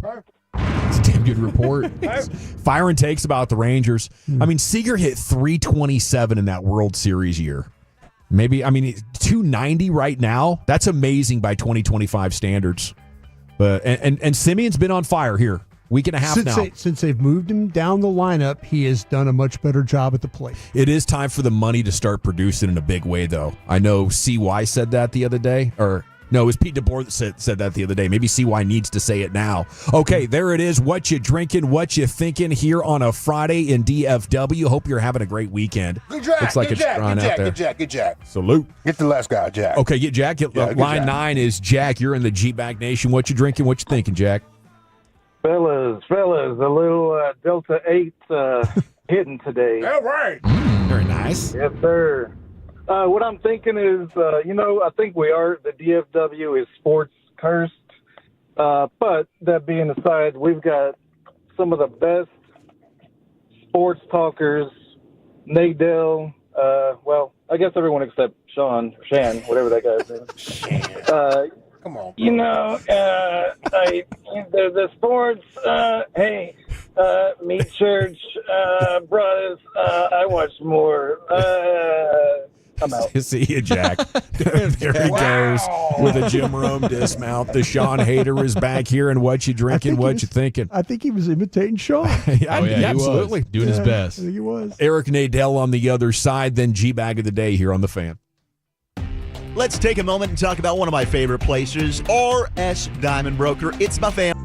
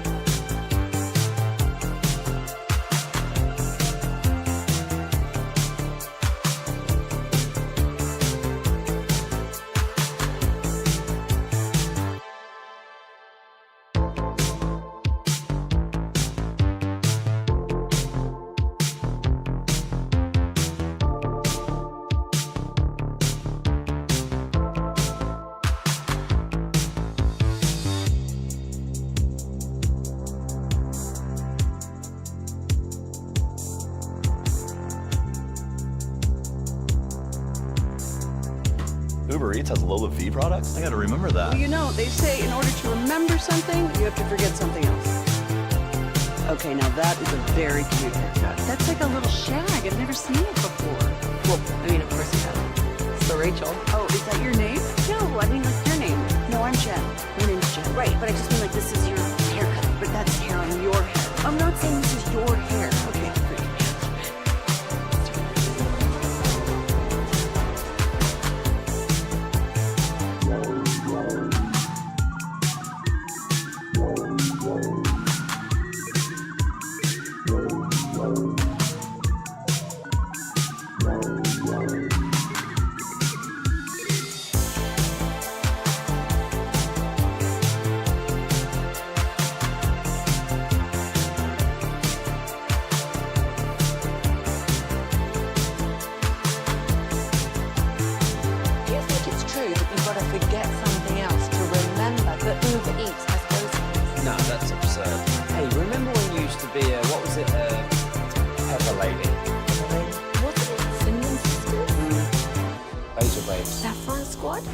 Maidens? Paprika. No. Nutmeg maidens. I just said that. Was it Spice Girls? Doesn't sound right. Was it Saffron Squad?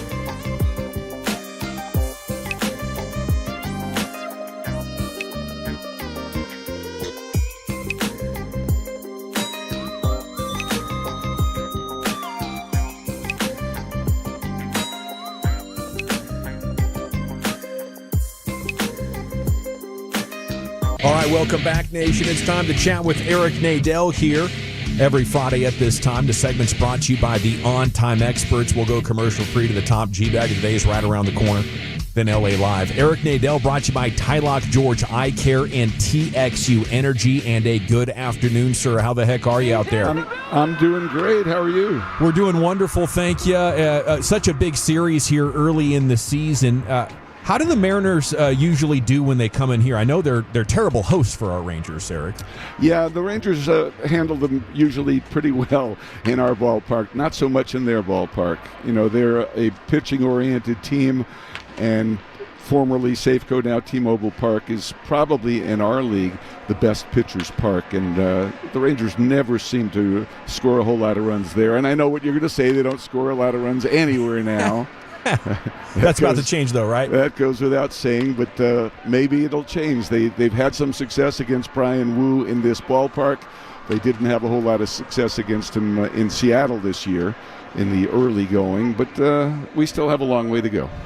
How are we doing with Jack Leiter going into this game? Remind me of how he's been since the injury and what he needs to do to have success. Yeah, Gavin, he's only pitched one game since the injury, and he was very erratic. His command was intermittent, to say the least. So hopefully that was just signs of rust, and he gets back to the way he looked in his first two starts, where he's able to throw more quality strikes, not fall behind hitters, which is something that he was doing in that game in San Francisco last weekend. Eric, I'm going to ask you a baseball question here. How does a team stop pressing that doesn't need to press? Yeah, I don't know that that's a baseball question as much as it's a mental skills coach question. Yeah. A question for the psychologists. Yeah. How do you stop the guys from pressing when they're all frustrated and they're not scoring? I don't know how you do it. It's maybe it's something that a gifted coach or a manager like Bruce Bochy can somehow transmit to the players, but we really thought that the 15-run game was going to do it. And they'd come to the park relaxed the next night and, would not necessarily score 15 runs, but at least start hitting again the way you expected these guys to hit. And obviously it just didn't happen the last two games. Well, Eric, I'll draw from your experience then. You've been around different eras of baseball players. How do these players maybe take not having success as opposed to guys when you were with the team, covering the team in the 70s and the 80s and stuff? Everything's so much more serious now. I think it has to do with the amount of money that players are making now. But in the old days, they would have sacrificed a goat or done something crazy like that. Sure. Burnt someone in effigy, or brought in some sort of a witch to break a spell. Sure. That kind of stuff. That kind of lighthearted stuff doesn't seem to happen anymore. Do you have your own personal slump-busting strategy? Yeah, Matt and I have our slump-busting strategies. We use different pens. We change our shoes. Matt has lucky pants that he wears. And this year, nothing's been working. Well, he said he got a haircut. He told us he got a haircut when they scored all the runs. So I was just kind of wondering, maybe can we find ways to get haircuts? I don't think you can do that, right? I thought you were asking me if I could find it. No, hair to get cut. Me too, Eric. I'm with you on that. Has Hicksy put you onto the Tommy John undies that he's so proud of? No. How do you approach? What's your underwear strategy, Eric? It's funny, the Duluth Trading Company. Oh yes, very good. I like theirs. Yeah. Okay, that's a good answer. Brace, to look into those. For many years, I was just a jockey guy. Yeah, he's not wrong. And then it's funny, when we did that road trip at the end of 2023, where the Rangers went to Seattle and then lost their first place standings, and then had to go to Tampa and then had to go to Baltimore. Well, I ran out of underwear in Baltimore, and fortunately for us, there's an Under Armour store right next to the hotel. Yeah. So I wound up buying some Under Armour underwear for the first time, and it was expensive and not worth the extra money. But so now I've got a combination of Jockey's, Duluth, and Under Armour. The move to the Under Armour material was shocking for me at first. It took an adjustment period. I didn't know what to think about. I don't think I've ever asked a Hall of Famer a question about his underwear. Are we scraping the bottom of the barrel here? Erica, I'm reading about Dylan Dreiling, a prospect with some power. I'm wondering about Evan Carter. Blaine Krim is up. What do you think about the demotion and what else we could see here? Yeah, I think it's as much as anything, maybe to shock the team, make it a wake-up call that if Jake Berger can get sent down, there can be all kinds of other changes. But, Blaine Krim's a guy who's hit well in the system, all through the system. And, we all have thought every year in spring training, it's too bad this guy is blocked at first base and it's too bad this guy's never going to get a chance. Well, here he's getting a chance. I don't know how long the chance is going to last, but let's see how he looks against big league pitching because, as well as he's done in spring training at times, it's generally been against minor league pitchers. He usually hasn't been in the ballgame at the beginning of the game where the legitimate major league starter is pitching. So this is going to be a test for him this weekend facing these guys that Seattle's running out there. Do you get the feeling that they don't like the player's focus or demeanor, or they're just trying lots of different stuff? I think they're just trying lots of different stuff. It's not that guys have not been working hard. They certainly have, maybe working too hard, when they're frustrated at not getting the job done. But, I really do think that they were trying to shock the team into starting to hit with this Berger send-out. And that's just my personal opinion. I haven't talked to anybody on the inside about it. I've been off this week, so I haven't had the opportunity to talk to Bruce Bochy or any of the people down in the clubhouse. But I'm here at the ballpark tonight. I want to see Jack Leiter pitch. I came out the other night to see Jacob deGrom pitch. I sat in the stands, and the Rangers scored 15 runs. There you go. Yeah. So I'm thinking maybe the magic is me sitting in the stands. Okay. Well, we'll have to track that. Shutting up and sitting in the stands. Well, I don't think anybody wants that. We're glad to have you back on the call tonight, Eric Nadel. Before we let you go, I'm not back on the call. I'm back on your show, but I'm not going back on the air. Oh, wow. Not till Tuesday in Boston. Yeah, I'm going to let Jared and Matt see if they can work their way out of this. So you're hanging out with them tonight? Yeah, I'll be with them some of the time, and I'll be in the stands with some friends of mine some of the time, and hopefully celebrating some of the time. What are you going to be snacking on? I'll probably hit the Hurtado stand.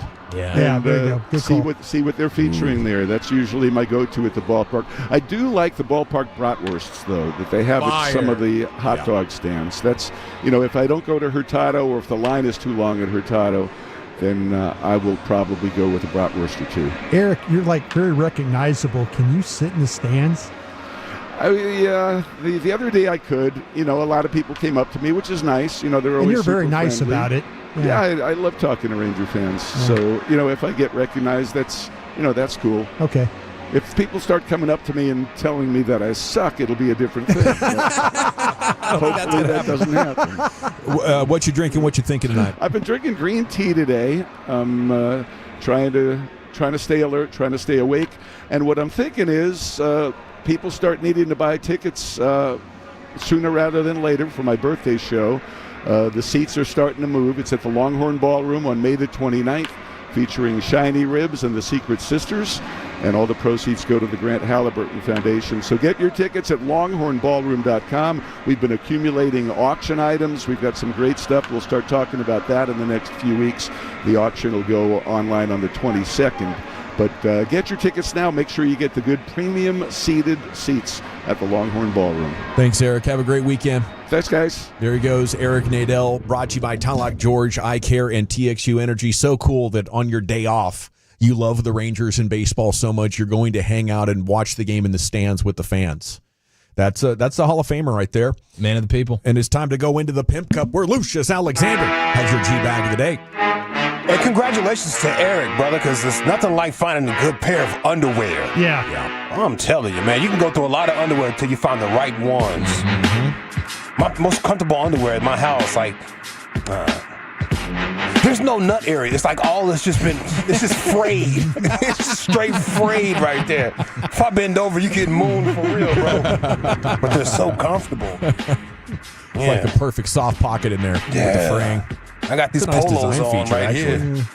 They came in like a pack of 3 polos. Mm-hmm. I lost one pair already. Ooh. Uh-oh, must have been a fun time. It's in my butt somewhere. I'm trying to get it. All right, even too much.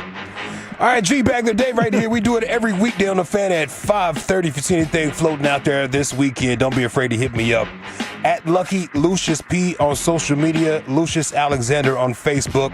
You can find us all if you find G-Bag Nation on Twitter. Our winner right here is former Dallas Cowboy Pac-Man Jones, Crashman Jones. He went off on the Browns GM for how they were playing with Shadur. And I really do think the president has something to do with this in a good way. Like, hey, yo, tweet about it, boom. Obviously, he get picked 5 minutes later from the worst team that could have picked him. And the coach, I don't know if y'all seen the interview of the coach. This guy has the GM, sorry.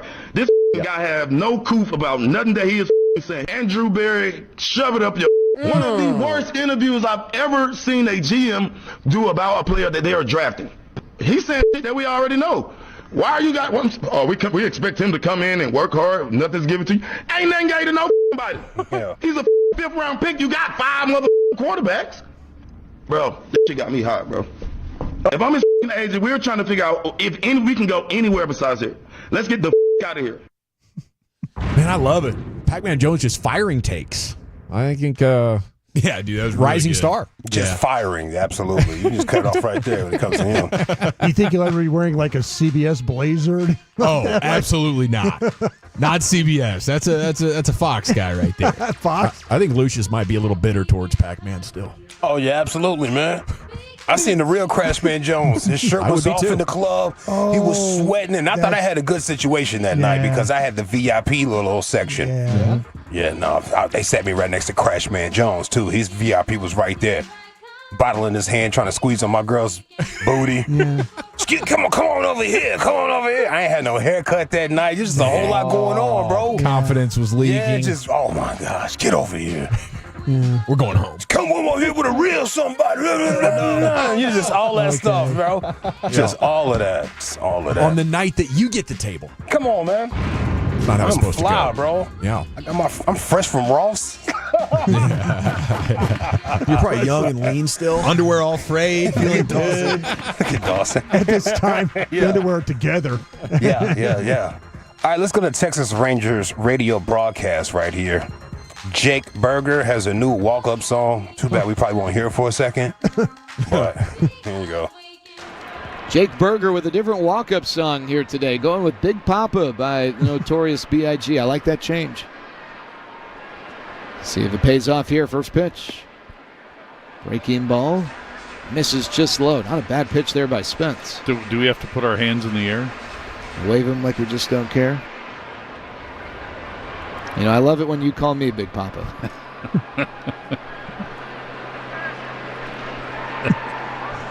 The 1-0.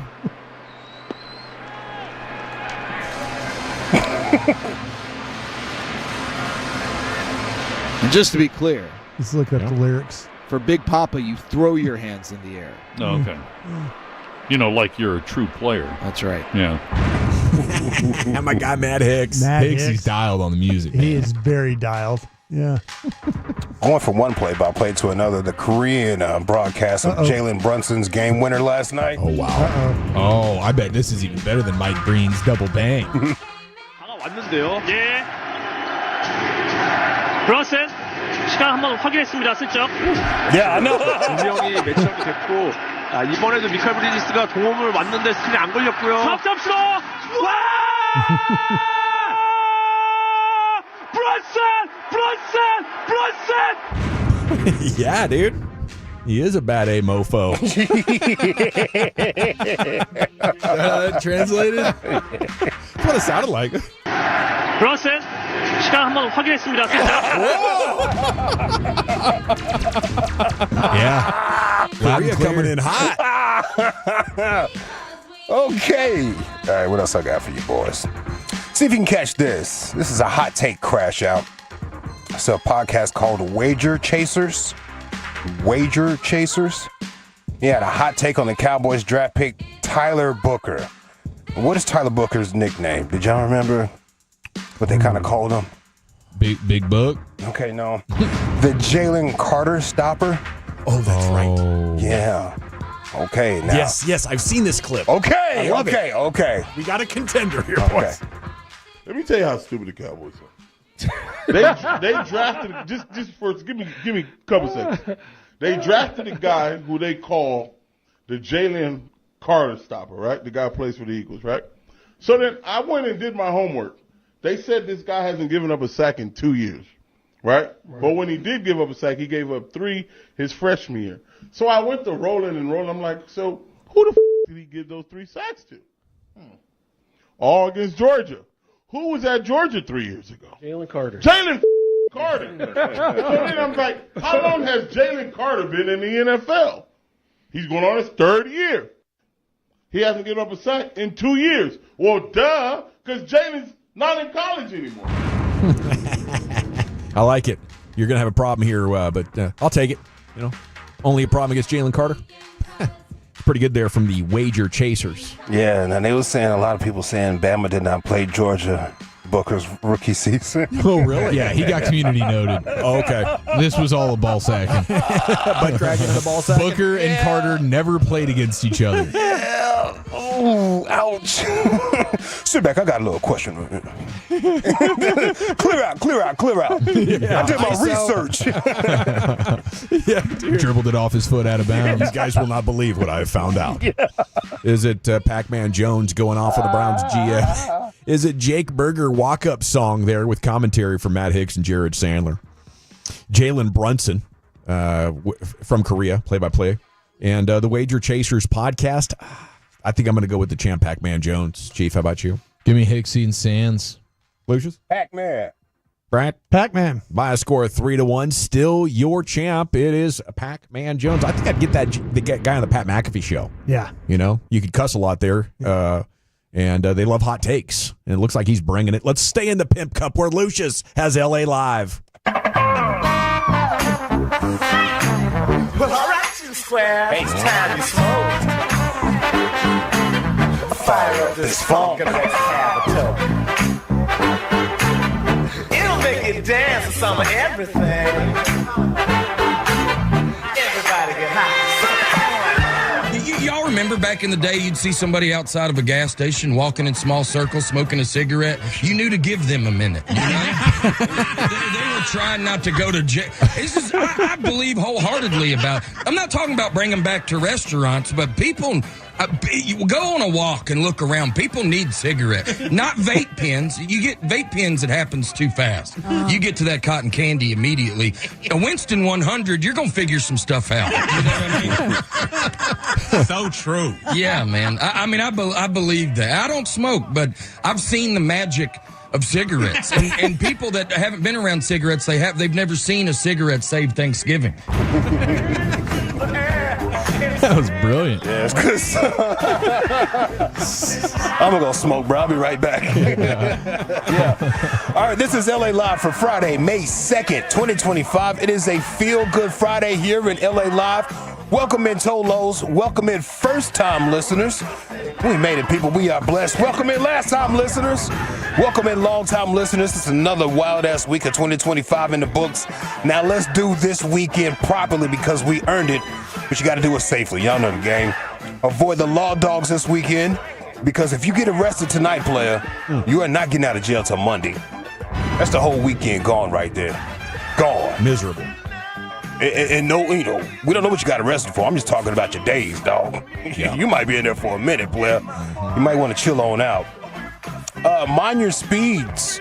Someone ran into my dad's Denali the other day. Jeez. Totaled it out. He was parked on the side of the road helping someone else, and their car is stalled, and a drunk driver ran right into it. Bam! Right into the back of that joint. No, man. Yeah, and that's the one there. That's Patterson's old truck. Yeah. Patterson's old Denali? Yep. Coach Patterson, TCU. That's his old Denali. My dream vehicle. Yep. Dad told me the story. I was like, well, what you doing now? Oh, I'm at the Cadillac dealership and give me an Escalade. Yes. Yeah, the insurance, they done cash me on out. Y'all be safe, man. Don't drink and drive this weekend. Keep your emotions in check. I don't want to see you on Dallas, Texas TV or DFW scanner this weekend. In other words, do not crash out like this woman right here did.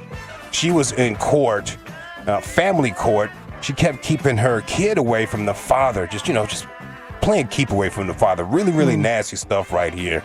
And then she went off on the judge, and I could see why old dude left her.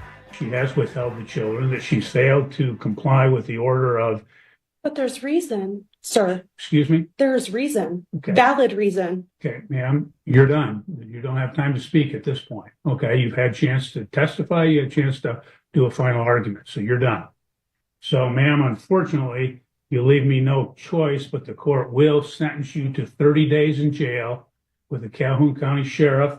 The court will further remand you to the care of the Calhoun County Sheriff, where you will remain until such time as the children are turned over to the plaintiff and until such time as you have paid the previously ordered attorney fees of $1,000. So, ma'am, you can go with the sheriff, and Are you serious? this matter is concluded.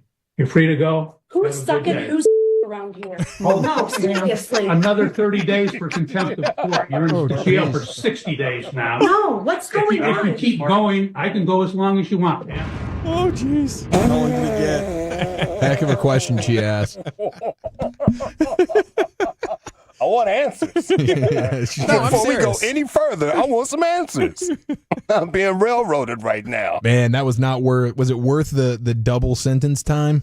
No, absolutely not. I mean, it was worth it for us. Definitely for us. I mean, 30 days, you can be like, okay, this is going to suck, but it's 4 weeks. Once it's 60 days, 60 is crazy. Yeah. You're going to build lifelong friendships in there and get a regular card game going. The dad was in the courtroom, too. And you could just see the double screen. My man shrugged his shoulders when she said that. He was like, I told you. I told you. Looking like Nico watching the Lakers the other night. I'm trying to tell y'all. No common sense on some of these. Oh, my gosh. I love the little viral clip of that dude that looks kind of like Nico Harris's step-cousin. You've seen that? And he has like the money phone and he's rapping. Fam, that song goes so hard. Song goes so hard, bro. This is Nico Harrison's cousin? And well, I'm not saying it. It kind of looks like a Bizarro World Nico. Okay. Except the hairline is like more thinning. Has he got the cash? Yeah, he's on got his the shoulder? cash. Okay, I'm seeing it. There he is. And it's supposed to be Nico celebrate because, the Lakers got booted. I love that clip. That song goes so hard. I watched it like 20